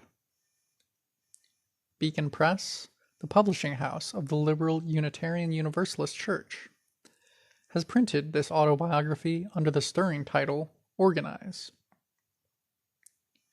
In his own words, Mortimer left us an inside view of his secret negotiations with African auto workers in Flint. Mortimer had made an initial organizing trip to Flint in June 1936 to start setting up the new union. Anxious to get support from African workers for the coming big strike, Mortimer arranged for a secret meeting. Beginning of long quote. A short time later, I found a note under my hotel room door. It was hard to read because so many grimy hands had handled it. It said, "Tonight at midnight," followed by a number on Industrial Avenue. It was signed Henry. Promptly at midnight, I was at the number he had given. It was a small church and was totally dark. I rapped on the door and waited. Soon the door was opened, and I went inside. The place was lighted by a small candle, carefully shaded to prevent light showing. Inside there were 18 men, all of them Negroes, and all of them from the Buick foundry. I told them why I was in Flint, what I had hoped to do in the way of improving conditions and raising their living standards. A question period followed. The questions were interesting in that they dealt with the union's attitude toward discrimination and with what the union's policy was towards bettering the very bad conditions of the Negro people. One of them said, quote, "You see, we have all the problems and worries of the white folks, and then we have one more. We are Negroes." End quote. I pointed out that the old AFL leadership was gone. The CIO had a new program, with a new leadership, that realized that none of us was free unless we were all free. Part of our program was to fight Jim Crow. Our program would have had a much better chance of success if the Negro worker joined with us and added his voice and presence on the union floor. Another man arose and asked, quote, "Will we have a local union of our own?" I replied, "We are not a Jim Crow union, nor do we have any second-class citizens in our membership." The meeting ended with 18 application cards signed and $18 in initiation fees collected. I cautioned them not to stick their necks out, but quietly to get their fellow workers to sign application cards and arrange other meetings. End of long quotation.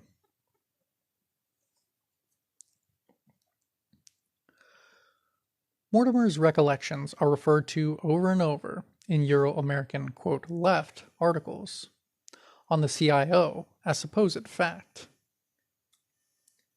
In actual fact, there was little African support for the Flint sit-down. Only 5 Africans took part in the Flint sit-down strike, nor was that an exception.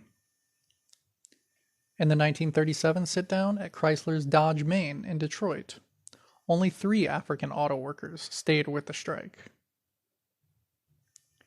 During the critical organizing years of the UAW, African auto workers were primarily sitting out the fight between the settler labor and settler corporations. It was not their nation, not their union, and not their fight. And the results of the UAW-CIO victory proved their point of view.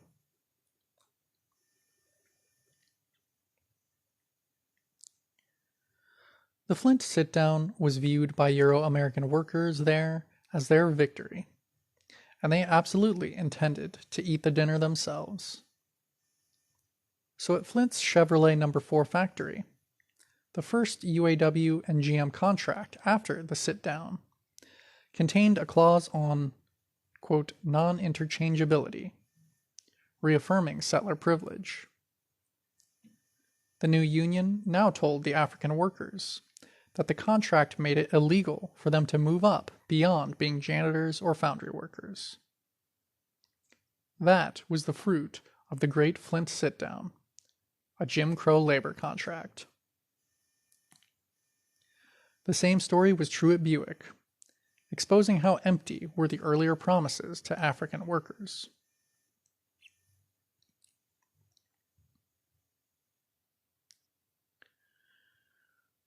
This was not limited to one plant or one city. A history of the UAW notes, quote, as the UAW official later conceded, in most cases the earliest contracts froze the existing pattern of segregation and even discrimination. End quote. At the Atlanta GM plant, whose 1936 sit-down strike is still pointed to by the settler, quote, left, as an example of militant Southern labor history. Only total white supremacy was good enough for the CIO workers. The victorious settler auto workers not only used their newfound union power to restrict African workers to being janitors, but did away altogether with even the pretense of having them as union members. For the next 10 years, the Atlanta UAW was all white.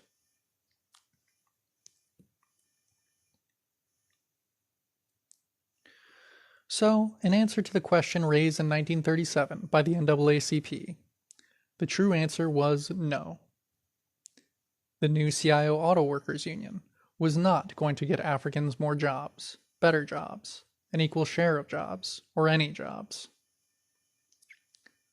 This was not a, quote, sellout by some bureaucrat, but the nature of the CIO. Was there a big struggle by union militants on this issue? No. Did at least the Euro-American, quote, left, there being many members in Flint, for example, of the Communist Party USA, the Socialist Party, and the various Trotskyists, back up their African, quote, union brothers in a principled way? No.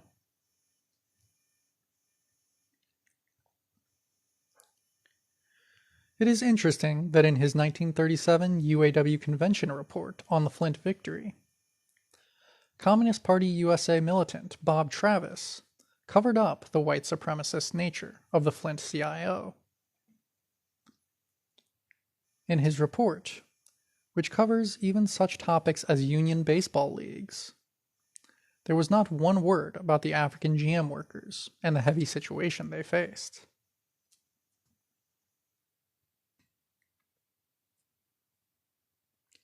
And if that was the practice of the most advanced settler radicals, we can well estimate the political level of the ordinary Euro-American worker.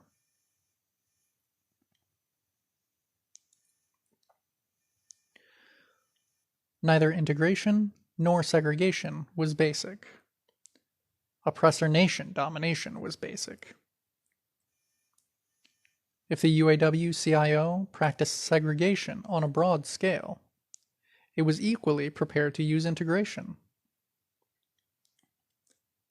When it turned after cracking GM and Chrysler to confront Ford, the most strongly anti-union of the big three auto companies, the UAW had to make a convincing appeal to the 12,000 African workers there. So special literature was issued. African church and civil rights leaders negotiated with, and, most importantly, African organizers were hired by the CIO to directly win over their brothers at Ford.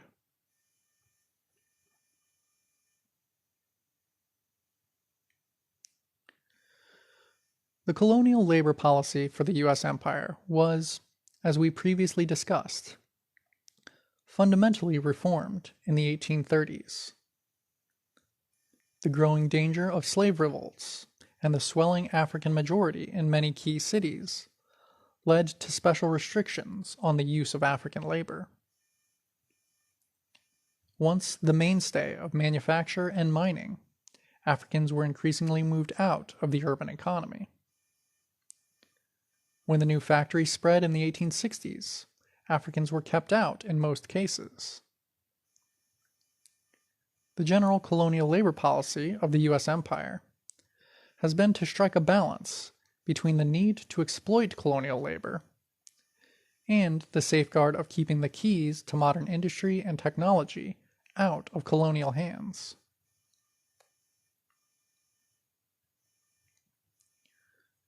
On an immediate level, African labor, as colonial subjects, were moved into or out of specific industries as the U.S. Empire's needs evolved.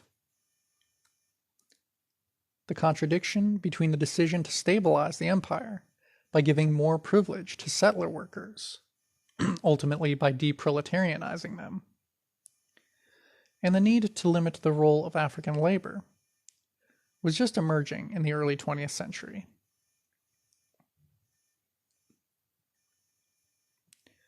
So, the CIO did not move to oppose open, rigid segregation in the northern factories until the U.S. government told them to during World War II. Until that time, the CIO supported existing segregation, while accepting those Africans as union members who were already in the plants. This was only to strengthen settler unionism's power on the shop floor. During its initial 1935 to 41 organizing period, the CIO maintained the existing oppressor nation-oppressed nation's job distribution. Settler workers monopolized the skilled crafts and the mass of semi-skilled production line jobs, while colonial workers had the fewer unskilled labor and broom-pushing positions.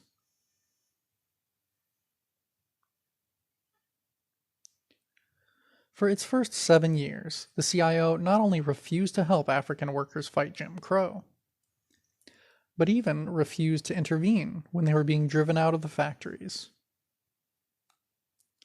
Even as the U.S. edged into World War II, many corporations were intensifying the already tight restrictions on African labor. Now that employment was picking up with the war boom, it was felt not only that Euro-Americans should have the new jobs, but that Africans were not yet to be trusted at the heart of the imperialist war industry.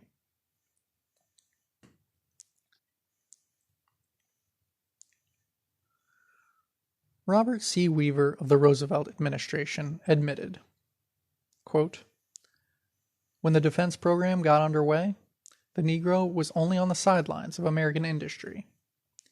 He seemed to be losing ground daily." End quote. Chrysler had decreed that only Euro-Americans could work at the new Chrysler tank arsenal in Detroit. Ford Motor Company was starting many new all-settler departments, while rejecting 99 out of 100 African men referred to Ford by the U.S. Employment Service. And up in Flint, the 240 African janitors at Chevrolet No. 4 plant learned that GM was going to lay them off indefinitely. During 1940 and early 1941, while settler workers were being rehired for war production in great numbers, African labor found itself under attack.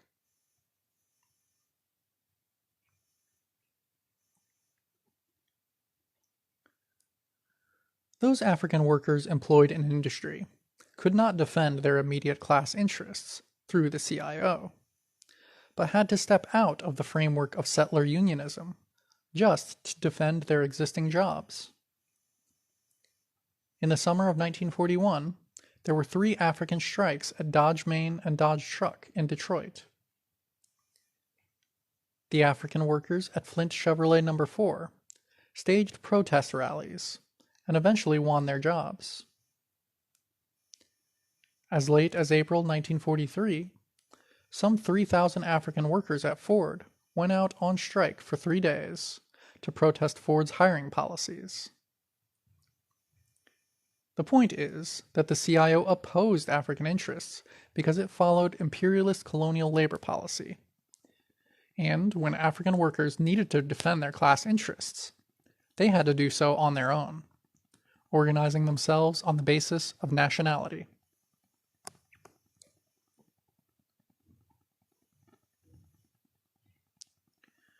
It was not until mid-1942 that the CIO and the corporations, maneuvering together under imperialist coordination, started tapping African labor for the production lines.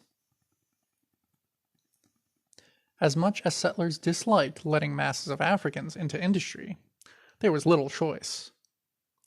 The winning of the entire world was at stake in a, quote, rule or ruin war. As the U.S. Empire strained to put forth great armies, navies, and air fleets to war on other continents, the supply of Euro-American labor had reached the bottom of the barrel. To U.S. imperialism, if the 1.5 million African workers in war industry helped the empire conquer Asia and Europe, it would be well worth the price.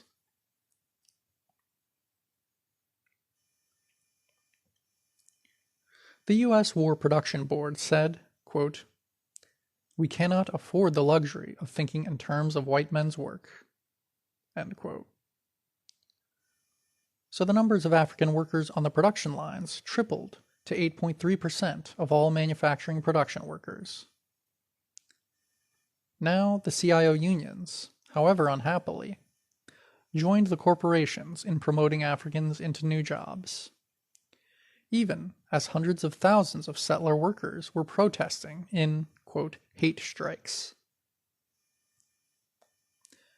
The reality was that settler workers had government-led imperialist unions, while colonial workers had no unions of their own at all.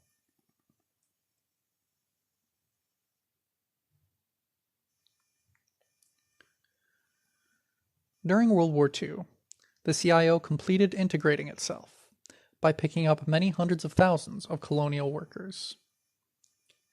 Many of these new members, we should point out, were involuntary members. Historically, the overwhelming majority of Africans who have belonged to the CIO industrial unions in the past 40 years never joined voluntarily.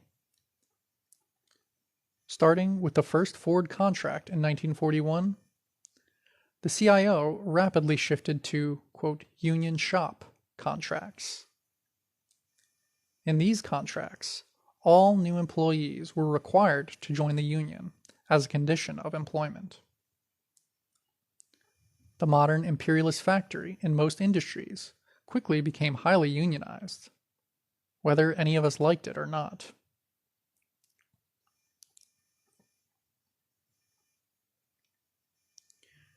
The U.S. government, depending on the CIO as a key element in labor discipline, encouraged the, quote, union shop. The U.S. War Labor Board urged corporations to thus force their employees to join the CIO. Quote, too often, members of unions do not maintain their membership because they resent discipline of responsible leadership. End quote.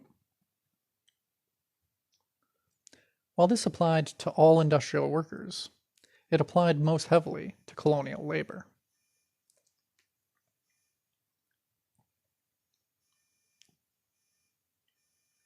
The government and the labor aristocracy were impatient to get colonial workers safely tied up. If they were to be let into industry in large numbers, they had to be split up and neutralized by the settler unions, voluntarily or involuntarily. In the Flint Buick plant, where 588 of the 600 African workers had been segregated in the foundry, despite earlier CIO promises, the union and GM expected to win them over by finally letting them work on the production lines.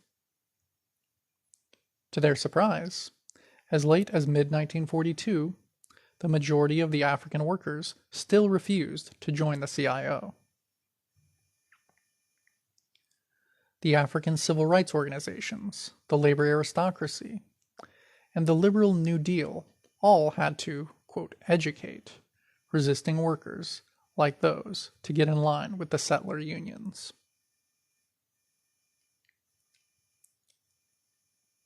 The integration of the CIO, therefore, had nothing to do with increasing job opportunities for Africans or building, quote, working-class unity. It was a new instrument of oppressor nation control over the oppressed nation proletariats. End of chapter 7. Settlers by J Sakai. Chapter 8. Imperialist War and the New American Order. Section 1. G.I. Joe defends his supermarket. A picture of FDR selling war bonds. Full cooperation of organized labor in efforts to win World War II was enlisted by President Roosevelt. Roosevelt insisted that labor be represented on the War Labor Board as equals with business to help maintain both production and labor standards and to settle disputes. Labor's drive to sell revenue-raising war bonds was symbolized in this poster representation to Roosevelt at the White House by then AFL President William Green and Secretary Treasury George Meany. Quote, the Saturday Evening Post ran a series by GIs on what I am fighting for.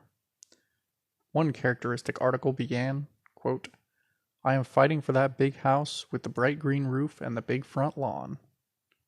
End quote.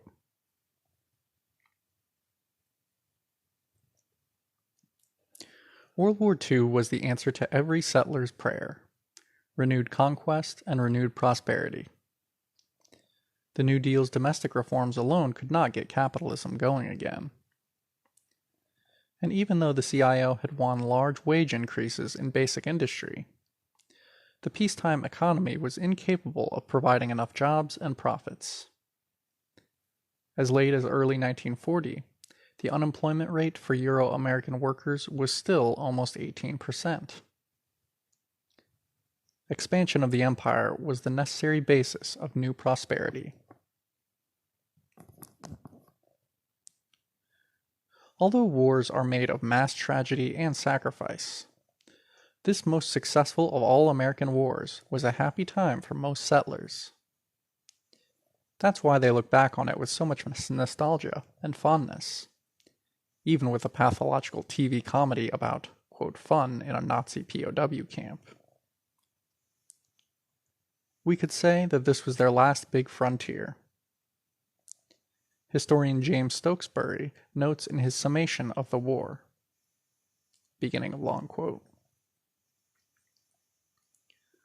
"One of the great ironies of the American war effort was the way it was borne disproportionately by relatively few people.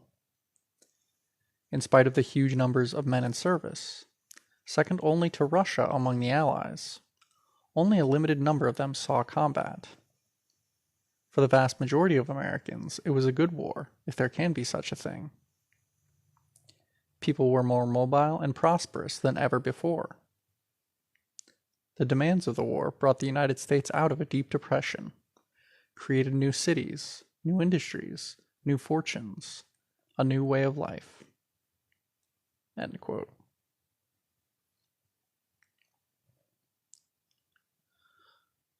Isolated in its Western Hemispheric empire, far from the main theaters of fighting, U.S. imperialism suffered relatively little.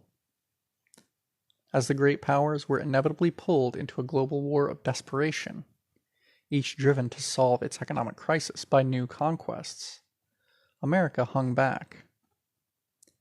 It hoped, just as in World War I, to wait out much of the war and slip in near the end to take the lion's share of the kill.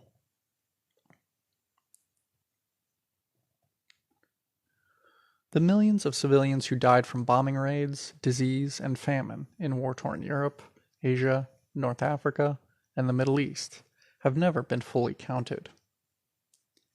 The full death toll is often put at an unimaginable 60 million lives. America was spared all this, and emerged triumphant at the war's end with citizenry, colonies, and industry completely intact. Even U.S. military forces suffered relatively lightly compared to the rest of the world. Military deaths for the major combatants are revealing. Germany, 7 million. Russia, 6 million. Japan, 2 million. China, 2 million. Great Britain, 250,000. USA, 400,000. More Russian soldiers died in the Battle of Stalingrad alone than total U.S. military casualties for the whole war.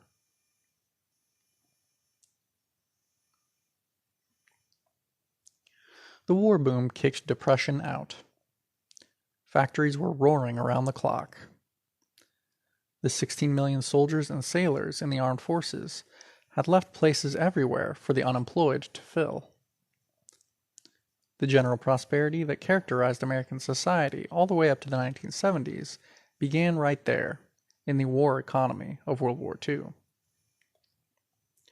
The war years were such a prosperous upturn from the Depression that the necessary propaganda about, quote, sacrificing for the war effort had a farcical air to it. Lucky Strike, the biggest selling cigarette, caught the settler mood perfectly when it changed its package color from green to white, and then announced nonsensically in big ads, "Lucky Strike Green is going off to war."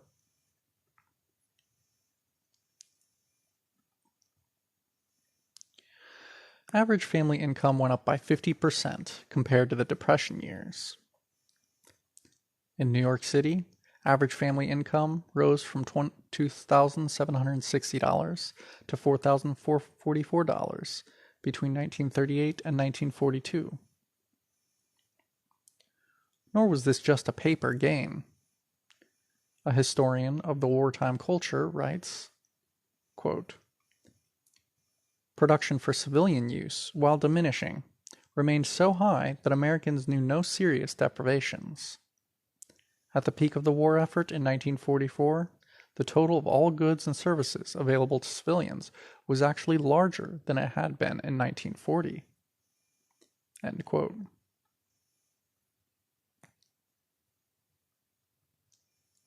The number of supermarkets more than tripled between 1939 and 1944. Publishers reported book sales up by 40% by 1943. The pari-mutuel gambling take at the racetracks skyrocketed 250% from 1940 to 1944. Just between 1941 and 1942, jewelry sales were up 20 to 100% by areas. By 1944, the cash and bank accounts held by the U.S. population reached a record $140 billion. That same year, Macy's department store in New York City had a sale on Pearl Harbor Day, which produced their most profitable business day ever. Once again, the exceptional life of settler America was renewed by war and conquest. This is the mechanism within each American cycle of internal conflict and reform.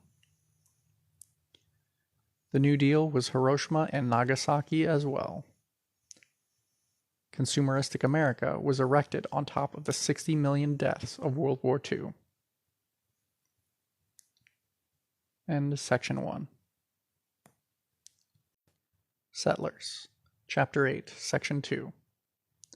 The political character of the war. Quote, by George Jackson. In the U.S., World War II was the principal cause of the total breakdown of the working class movement and its revolutionary consciousness. Resistance to the war would have seemed like simple common sense. If Stalin gave the order to support the U.S. war effort, he was a fool. In any case, the old vanguard's support should have been for the people's struggle inside the U.S. End quote. In its March 29, 1939 issue, the Pittsburgh Courier, one of the major African newspapers, ran an editorial on the coming World War that summed up what most colonial peoples in the world thought about it. Beginning of long quote. The democracies and the dictatorships are preparing to do battle in the near future. The referee is imperialism, who stands ready to award the decision to the victor. The stake is the right to exploit the darker peoples of the world. The audience consists of the vast majority of those who happen to be non-whites. They have no favorite because it makes no difference to them which party wins the fight. They are only interested in the bout taking place as soon as possible. The audience knows that the destruction of white civilization means the emancipation of colored people, and that explains why they eagerly await the opening gong. The democracies which now control the dark world have never extended democracy to the dark world. Their meaning of democracy is for white people only, and just a few of them. The dictatorships frankly declare that if they win, they will do as the democracies have done in the past. The democracies, as frankly, declare that if they win, they will continue to do as they have been doing. End of quote. This remarkable editorial was accurate, however unscientific its way of putting it, as to the real-world situation. The, quote, war to save democracy was an obvious lie to those who had none, whose nations were enslaved by U.S. imperialism. While there was no real support for either German or Japanese imperialism, there was considerable satisfaction among the oppressed at seeing the arrogant Europeans being frightened out of their wits by their supposed, quote, racial inferiors. One South African Boer historian recalls, quote, it seemed possible that the Japanese might capture Madagascar and that South Africa itself might be attacked. The Cape colored people were not at all alarmed at the prospect. Indeed, they viewed the Japanese victories with almost open jubilation. Their sympathies and hopes were with the little yellow-skinned men who had proved too smart for the British and Americans. End quote. Nor was this feeling just in Africa. In colonial India, the site of the British, quote, master, suddenly begging his subjects to help save him from the Japanese armies, revealed to many that their oppressor was a, quote, paper tiger. The British generals soon learned that their Indian colonial troops were more and more unwilling to fight for the British Empire. The Communist Party USA was so alarmed at African disinterest in fighting Asians that it issued a special pamphlet for them recounting the crimes of the Japanese Empire against Ethiopia, urging Africans to honor, quote, the allegiance of the Negro people with the progressive sections of the white population, end quote.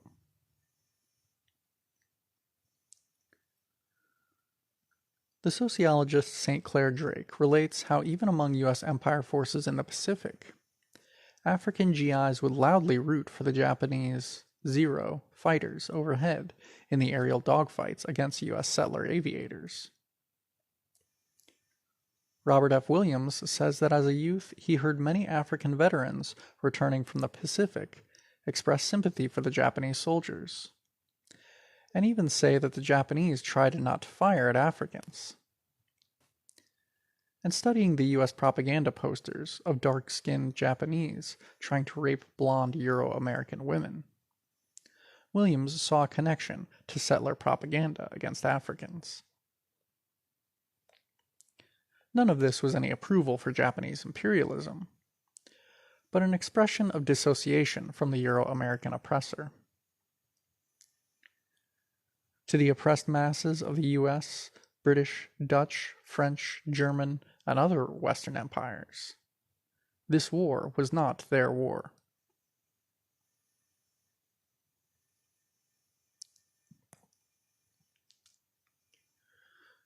It is important to deal with the nature of U.S. involvement in the war.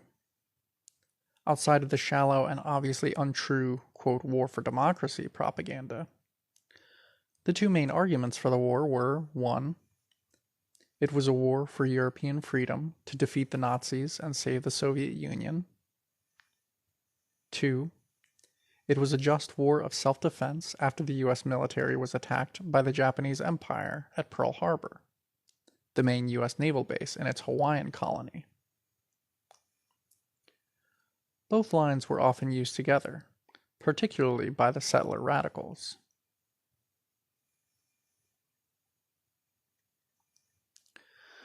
Perhaps the U.S. Empire could have led a, quote, crusade in Europe to defeat Nazism, but it didn't. In strict fact, German fascism was defeated by the Russian people. U.S. global strategy clearly called for stalling as long as possible in fighting Hitler, in hopes that Germany and Soviet Russia would ruin and exhaust each other. As late as April 1943, Soviet forces were fighting 185 Nazi divisions, while the U.S. and British empires were together fighting 6. The heart and muscle of the German army, almost 250 divisions, got destroyed on the Eastern Front against the Russian people. That's why the Russian military lost 6 million troops fighting Germany, while the U.S. lost 160,000.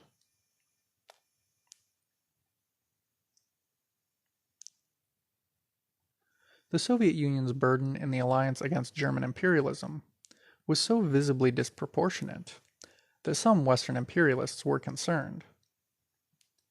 South African General Jan Christian Smuts warned in 1943, quote, "To the ordinary man, it must appear that it is Russia who is winning the war. If this impression continues, what will be our post-war position compared to that of Russia?" End quote. Finally, in the last 6 months of the war, the Allies landed 2 million soldiers in France in order to get in on the German surrender and control as much of Europe as possible. Those US and British divisions faced a vastly inferior German opposition, only 40% as large as the Allied force, because the bulk of Hitler's forces were tied up with the main war front against Russia.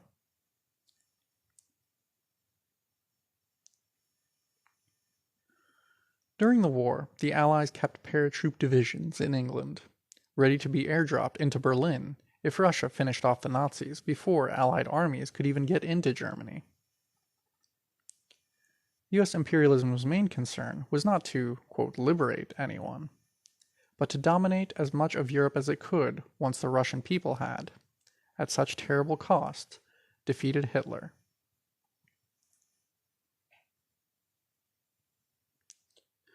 American war plans included being careful not to interfere with the Nazis' genocidal sterilization of Europe.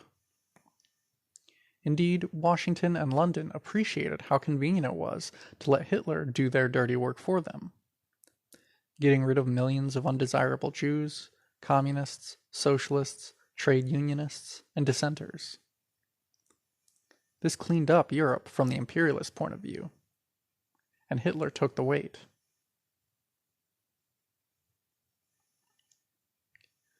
The Allies were notorious in blocking Jewish evacuation from the path of the oncoming Nazi conquest. Roosevelt refused to lift restrictions on Jewish immigration.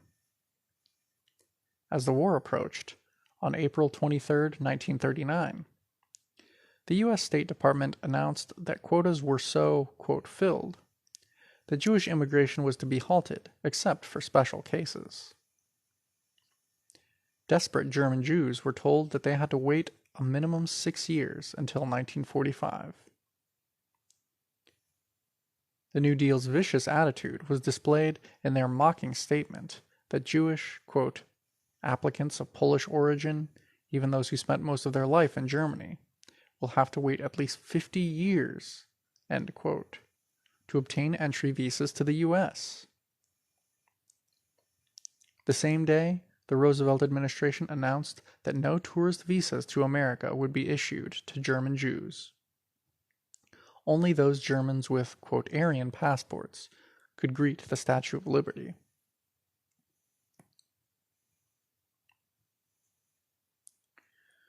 During the war, the U.S. rejected pleas from the Jewish underground that they use bombers to knock out the rail lines to the death camps, and even knock out the ovens themselves.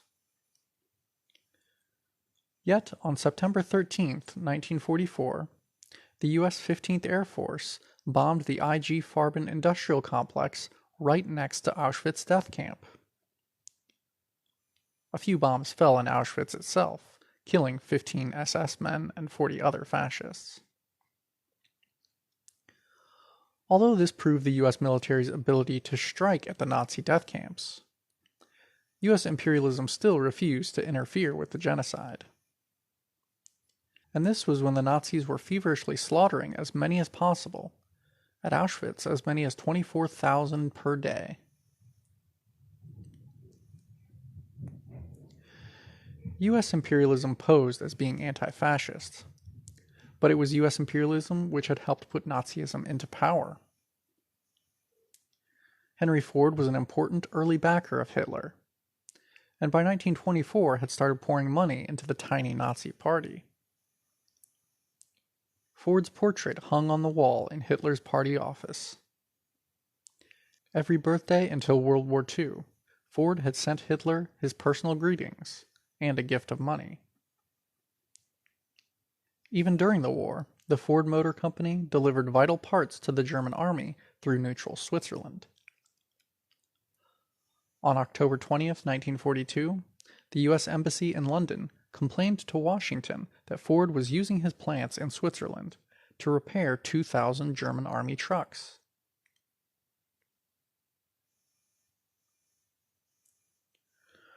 Ford was just one example out of many.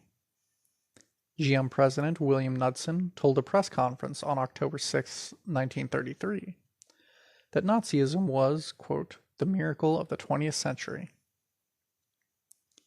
GM in Germany contributed 0.5% out of all its employees' wages as a weekly mass donation to the Nazi Party.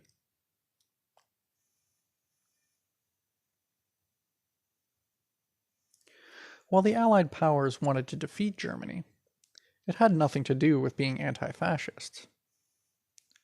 Both President Roosevelt and British Prime Minister Winston Churchill favored Mussolini and his fascist regime in Italy. even after the European War broke out in 1939. Roosevelt privately urged Mussolini to be neutral and try to mediate a British-German détente. Churchill, for his part, wanted to preserve the Mussolini fascist regime since, quote, the alternative to his rule might well have been a communist Italy. End quote. Churchill saw fascist Italy as a possible ally. He later wrote regretfully about Mussolini. Quote, he might well have maintained Italy in a balancing position, courted and rewarded by both sides and deriving an unusual wealth and prosperity from the struggles of other countries. Even when the issue of the war became certain, Mussolini would have been welcomed by the Allies. End quote.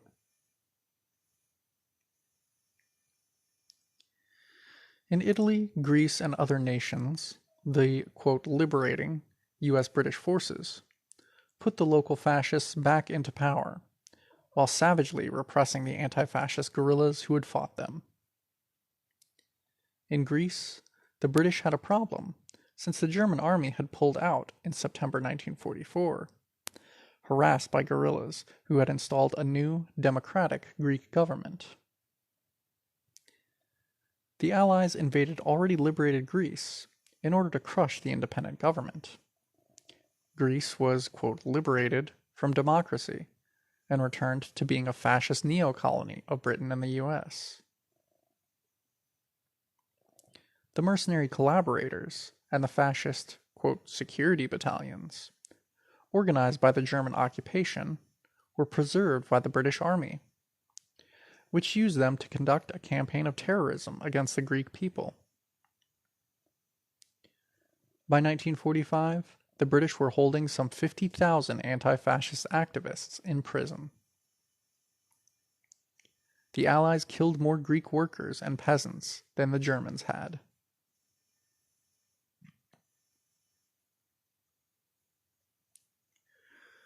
The main focus of America's military interests had nothing to do with democratic or humanitarian concerns, but with expanding the empire at the expense of its German and Japanese rivals.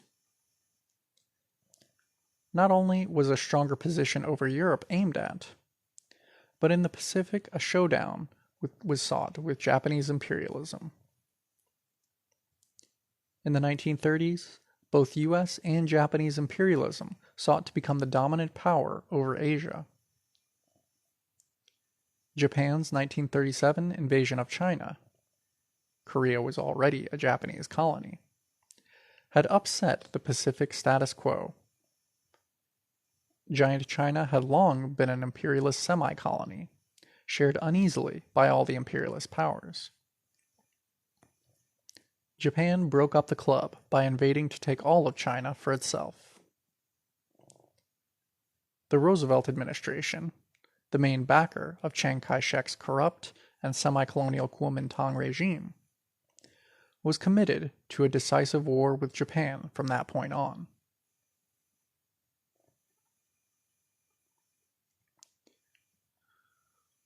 Both the U.S. Empire and the Japanese Empire demanded in secret negotiations the partial disarmament of the other and a free hand in exploiting China.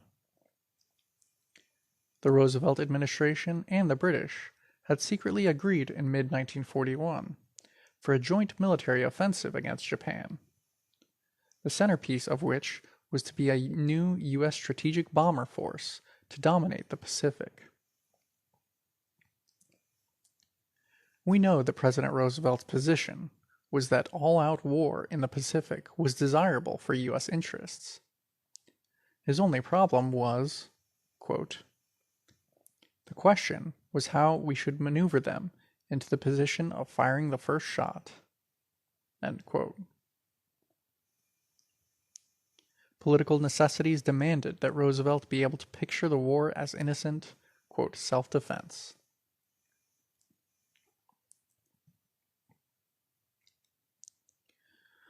The New Deal started embargoing strategic war materials, notably scrap iron and petroleum, going to Japan. There was a coordinated Western campaign to deny Japanese imperialism the vital oil, rubber, and iron its war machine needed.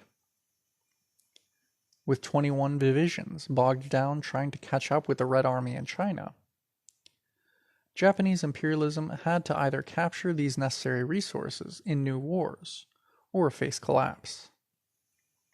The move was obvious.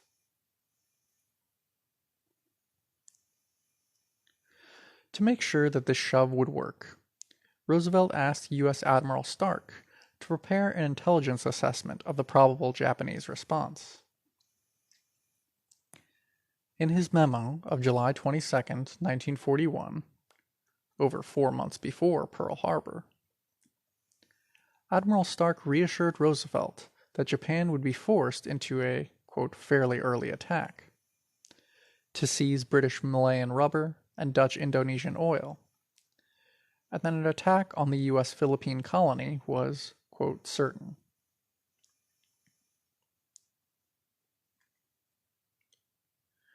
The New Deal wanted and expected not only an all-out war for the Pacific, but a, quote, surprise Japanese attack as well. Their only disappointment on December 7, 1941, was that instead of concentrating on the Philippines, the Japanese military struck first at Hawaii. There was no question of, quote, self-defense there. The Pacific War was the mutual child of imperialist competition and imperialist appetites.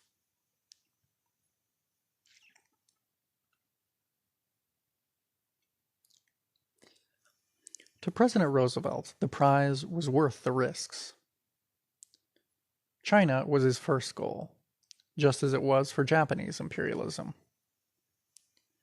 A friend of the president recalls, quote, "At the White House, the making of FDR's China policy was almost as great a secret as the atom bomb."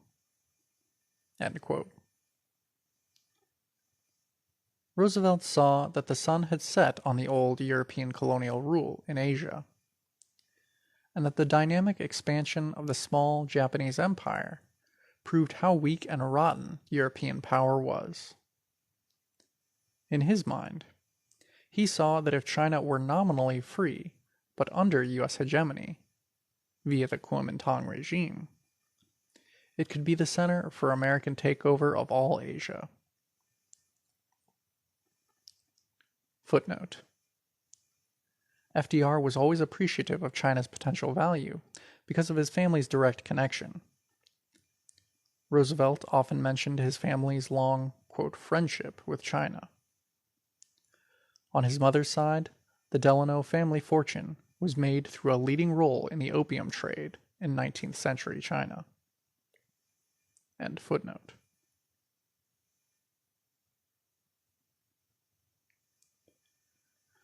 British Prime Minister Winston Churchill, after meeting with Roosevelt and his staff, wrote a British general in some alarm, quote, "I must enlighten you about the American view. China bulks as large in the minds of many of them as Great Britain." End quote.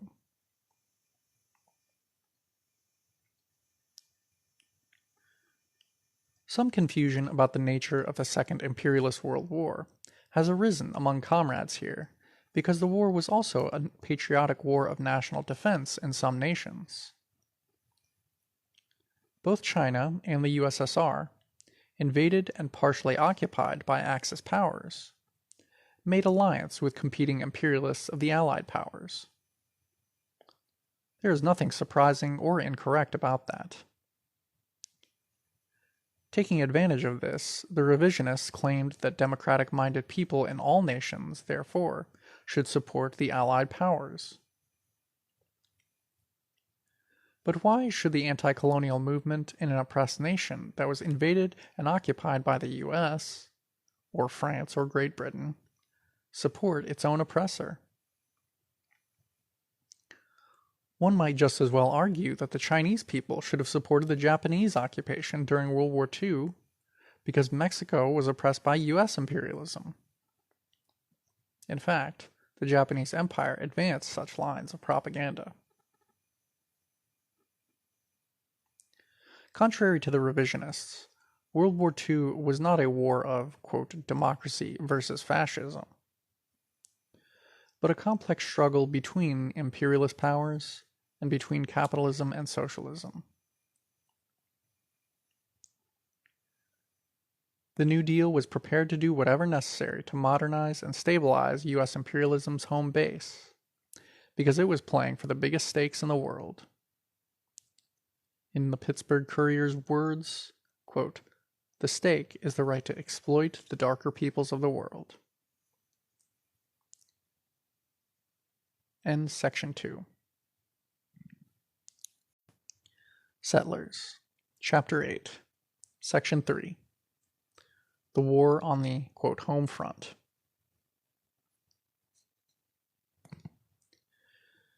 As Euro-American settlers gathered themselves to conquer Asia, Europe, Africa, and hold on to Latin America, they started their war effort by attacking the oppressed closest at hand, those already within the U.S. empire. In Puerto Rico, the colonial occupation tightened its already deadly hold on the masses, so that their very lives could be squeezed out to help pay for the U.S. war effort. It is to the eternal honor of the Nationalist Party, already terribly wounded by repression, that it resisted this imperialist mobilization as best it could. The Nationalist Party denounced the military conscription of Puerto Rican youth, who were to be cannon fodder for the same U.S. Army that was oppressing their own nation. On the eve of selective service registration in 1940, the Nationalist Party declared, quote, "If Puerto Ricans are the first line of defense of democracy in America, we claim the right to fight in the front line, and for that reason we demand that democracy be a reality in Puerto Rico, recognizing our national sovereignty." End quote. The newspapers on the island were afraid to print nationalist statements for fear of U.S. prosecution, a fear that the U.S. government said was well founded.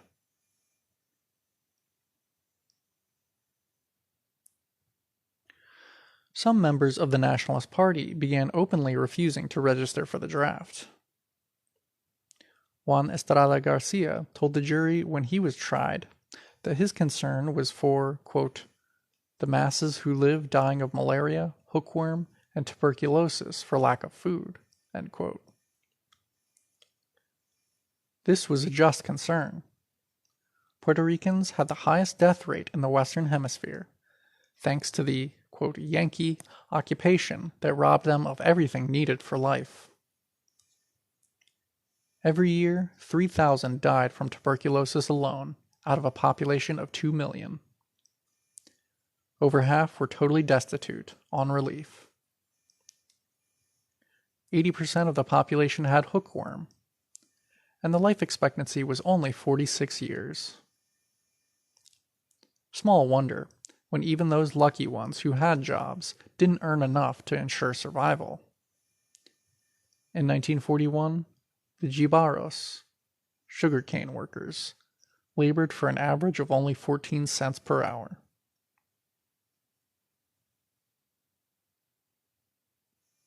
A picture of U.S. soldiers stationed in Puerto Rican streets. A picture of U.S. soldiers marching down a Puerto Rican.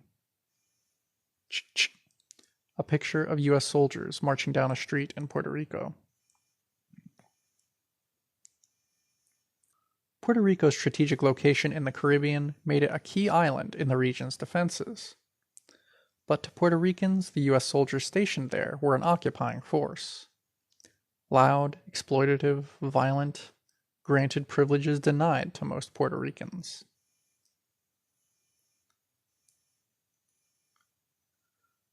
The war effort only intensified the misery. The relative prosperity that delighted Euro-Americans with the war was reversed in Puerto Rico. Starvation grew much worse. The New Deal WPA jobs program closed down in 1942. Unemployment more than doubled. with food shipments deliberately restricted. Prices soared 53% in 1 year.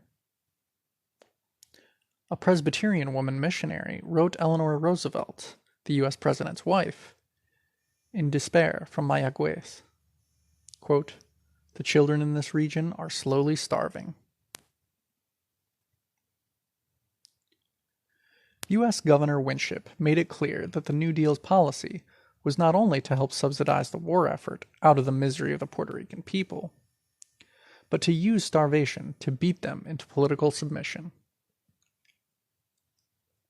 In his 1939 report, Winship proudly announced that the colonial administration was already extracting millions of dollars from starving Puerto Rico for the coming war.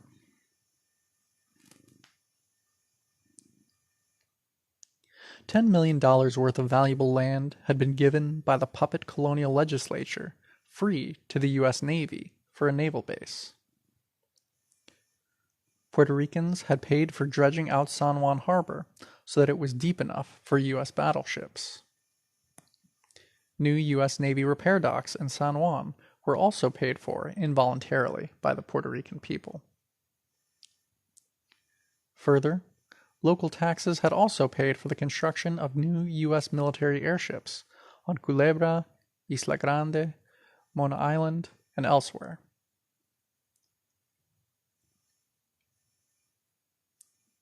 In desperately poor Puerto Rico, the local taxes collected by the imperialist occupation forces were used for their own military needs, rather than clinics or food.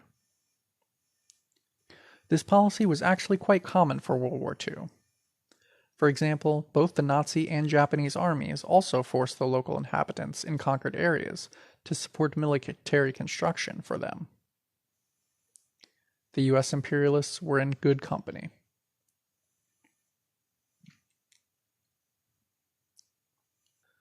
While it may have seemed like bad propaganda to so obviously increase misery among the Puerto Rican people, the New Deal believed otherwise. It was economic terrorism.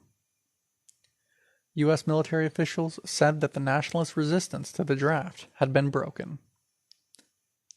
They admitted that the reason hungry Puerto Ricans were submitting to the draft was that even army rations were, quote, pay and food exceeding prevailing island wages, end quote. It appeared to the military, however, that only 1/3 of the eligible men could be used due to widespread physical debilitation from disease and malnutrition. Still, America's, quote, war to save democracy was off to a good start.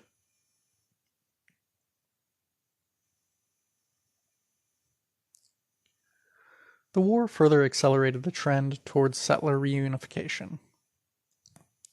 The stormy conflicts between settlers in the 1930s had a healing effect, like draining a swollen wound.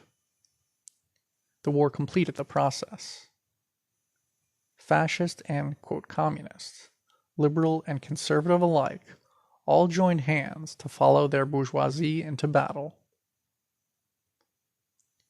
In one small California town, the press discovered that the first man in line to register for the draft was James Romoschiaretta, a veteran of Mussolini's fascist blackshirts, who proudly told everyone that he was now 100% American.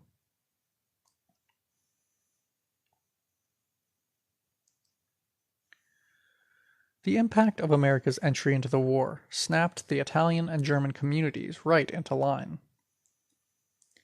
The Italian-American petty bourgeoisie had been both loyally pro-U.S. imperialism and pro-fascist Italy.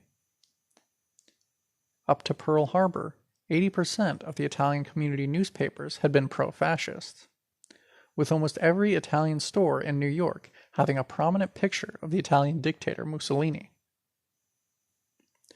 Only the radical political exiles, most of them trade unionists who fled Italy just ahead of the blackshirts, were openly anti-fascist.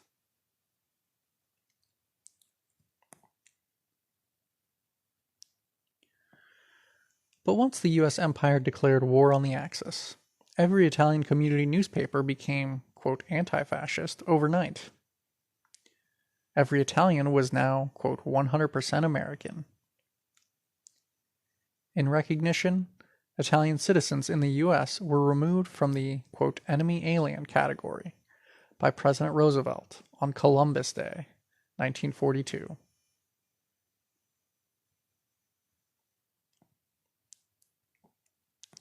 This growing settleristic unity promoted by the war sharply increased attacks on the nationally oppressed.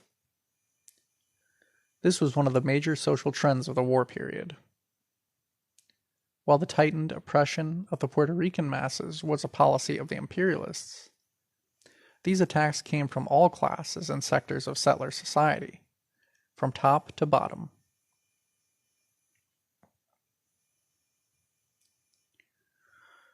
On the West Coast, the settler petty bourgeoisie, primarily farming interests and small merchants, used settler chauvinism and the identification of Japanese as members of a rival imperialist power to plunder and completely remove the Japanese population. Just as the Chinese had been robbed and driven out of mining, agriculture, and industry in the 19th century, so now Japanese would be driven out.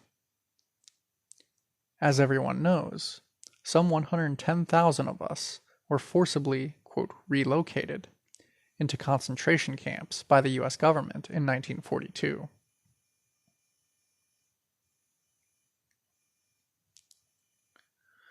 Settler rule had restricted and hemmed in Japanese labor into the national minority economy of specialized agriculture, wholesale and retail food distribution, and domestic labor. In 1940, these three categories accounted for 84% of all Japanese employment. But even this little was too much for the settler petty bourgeoisie on the West Coast. But even this little was too much for the settler petty bourgeoisie on the West Coast.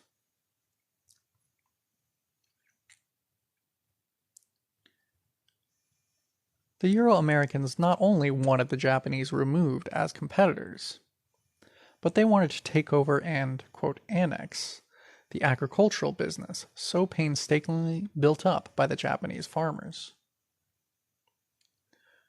The typical Japanese farm of the period was very small, averaging only 42 acres each, less than 1/5 of the average size of Euro-American farms in California. But these intensively developed lands, which comprised only 3.9% of California's farmland, produced fully 42% of the state's fresh fruits and vegetables. The settler farm lobby wanted our business, which was too valuable to be left to the, quote, Japs.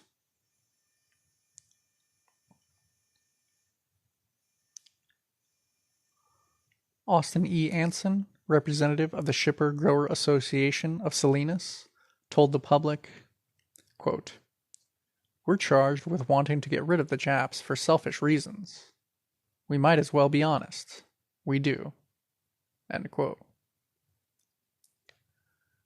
Through their political influence, these interests got U.S. Senator Hiram Johnson to pull together the West Coast congressional delegation as a bloc and push through the concentration camp program.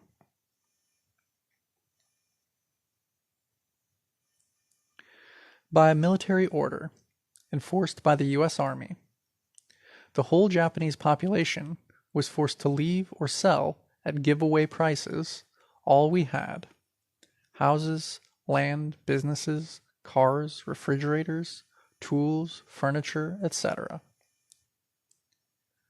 The Federal Reserve Bank loosely estimated the direct property loss alone at $400 million 1942 dollars. The real loss was in the many billions, and in lives. It was no loss to settlers, who ended up with much of it. West Coast settlers had a festive time, celebrating the start of their war by greedily dividing up that $400 million in, quote, Jap property. It was a gigantic garage sale held at gunpoint. This was just an early installment in settler prosperity from World War.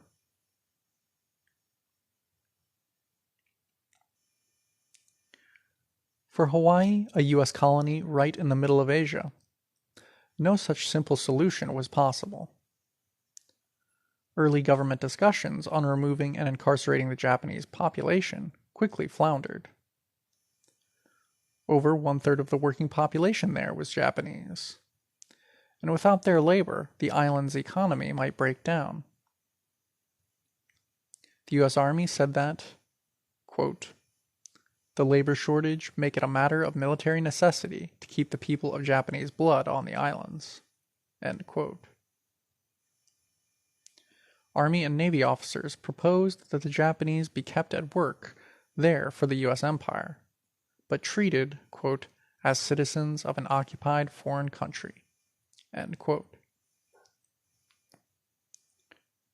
A picture of a Burma Shiv sign reading, quote, "Slap the Jap with iron scrap."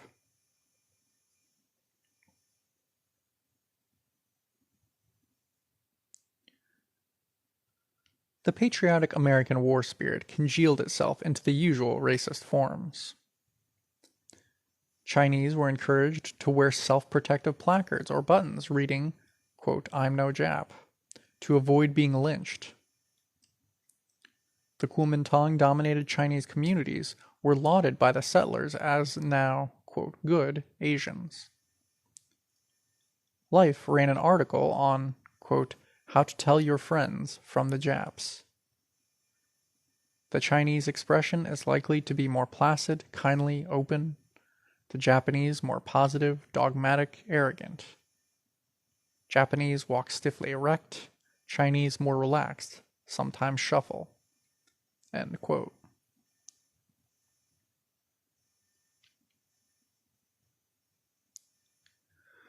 Of course, these imaginary differences only express the settler code, wherein hostile or just victimized Asians were, quote, "bad," whereas those they thought more submissive, who, quote, "shuffle," were temporarily, quote, "good." Every effort was made to whip up settler chauvinism and hatred, an easy task. The famous war indoctrination film, quote, "My Japan," produced by the Defense Department, opens to an actor portraying a Japanese soldier bayoneting a baby, with the commentary that all Japanese, quote, "like to kill babies." German fascist propaganda about the, quote, "racial crimes of the Jews" was no more bizarre than American propaganda for its own war effort.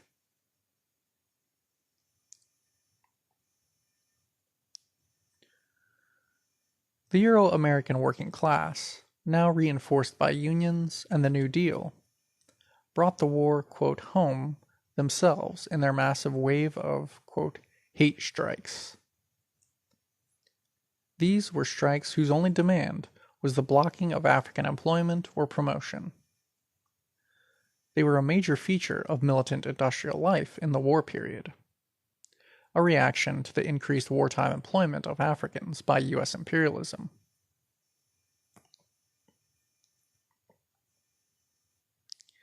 In the auto industry, which was the heart of war production, the, quote, "hate strikes" started in October 1941. There were 12 major such strikes in auto plants just in the first 6 months of 1943. Dodge, Hudson, Packard, Curtiss-Wright, Timken Axle, and many other plants witnessed these settler working class offensives. The UAW-CIO and the Detroit NAACP held a, quote, "brotherhood rally" in Detroit's Cadillac Square to counteract the openly segregationist movement. That rally drew 10,000 people. But shortly thereafter, 25,000 Packard workers went out on, quote, "hate strike" for 5 days.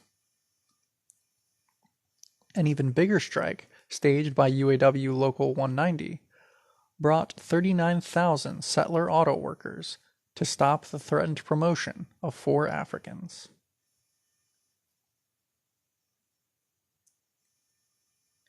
These, quote, hate strikes took place coast to coast in a wave that hit all industries. In Baltimore, Bethlehem Steel's Sparrows Point plant went out in July 1943. In that same area, a major Western electric plant was so solidly closed down by its December 1943 hate strike that the U.S. Army finally had to take it over. The same thing happened when Philadelphia municipal transit workers closed down the city for 6 days in August 1944 to block the hiring of 8 African motormen. 5,000 U.S. Army troops were needed to get transit going again. The U.S. government calculated that just in the spring of 1943 alone, the U.S. government calculated that just in the 3 spring months of 1943 alone, some 2.5 million man-hours of industrial production were lost in hate strikes.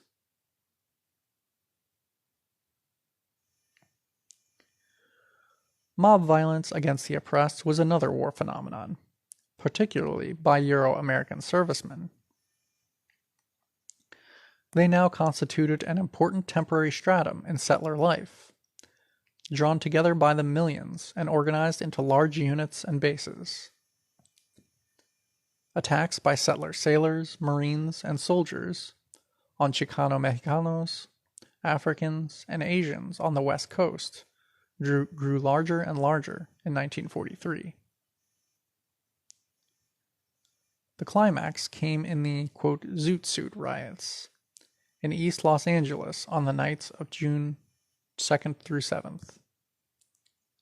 They were so named because the Euro-Americans were infuriated that the, quote, hip clothing styles of Chicano-Mexicano youth expressed disrespect for, quote, American culture. Groups of settler servicemen would beat up and cut off the clothing of Chicano-Mexicano men.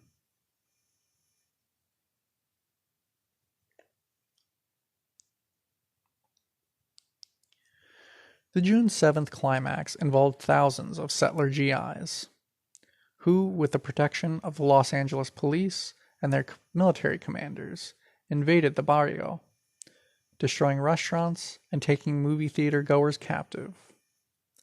Streetcars were seized, and one African who was pulled off had both eyes cut out. Finally, the social chaos and the intensely angry wave of anti-U.S. feeling in Mexico grew so large that the U.S. military ordered their troops to stop.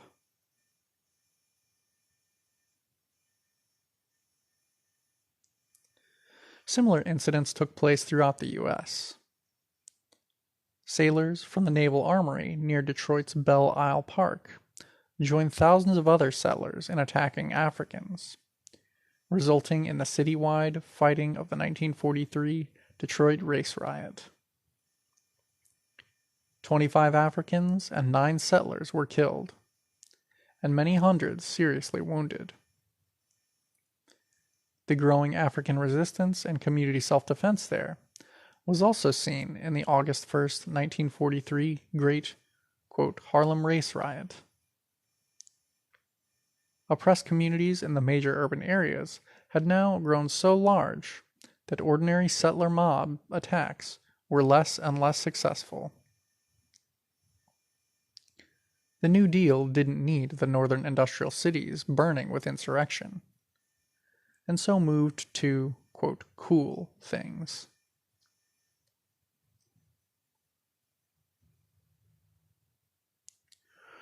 Bourgeois historians, in writing about the various multi-class settler offensives on the home front, invariably relate them to the, quote, tension and uncertainty of the war. But these government-sponsored attacks and repressions were not random explosions of, quote, tension.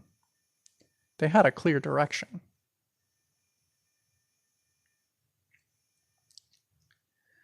It is easy to see this by contrasting the above events to the treatment of the thousands of German POWs brought to the U.S. after their defeat in North Africa. These enemy soldiers met no mob violence or other attacks from, quote, tense Euro-Americans. In fact, the German army prisoners were widely treated with hospitality and respect by Euro-Americans, and fed and housed like settlers. Many were let out on, quote, work release to join the civilian U.S. economy, with some even going off on their own to live on small Midwestern family farms.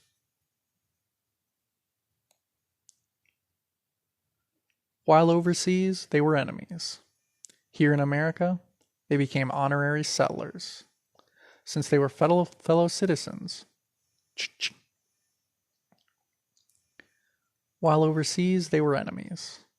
Here in America, they became honorary settlers, since they were fellow citizens of European imperialist powers, in contrast to the colonial subjects. Literally, captured Nazi officers were freer than Albizu Campos or the Honorable Elijah Muhammad. One African in the U.S. Army wrote about how his unit was sent in 1942 to open Smoky Hill Army Airfield in Salinas, Kansas. They discovered, to no surprise, that they were barred from the town's best movie theater, the hotels, restaurants and grills, and so on.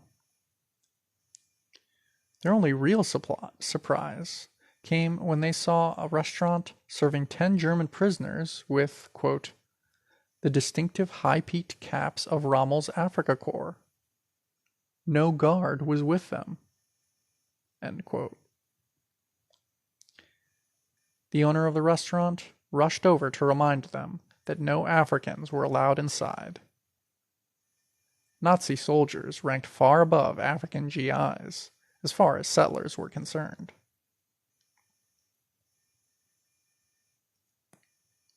The, quote, race riots were the war, just on the, quote, home front. This was not the only development in the relationship between the U.S. Empire and the nationally oppressed. Underneath the violent surface, not separated from the violence, but drawing power from it, there grew a trend of neocolonialism within the U.S. Empire. End of Chapter 8.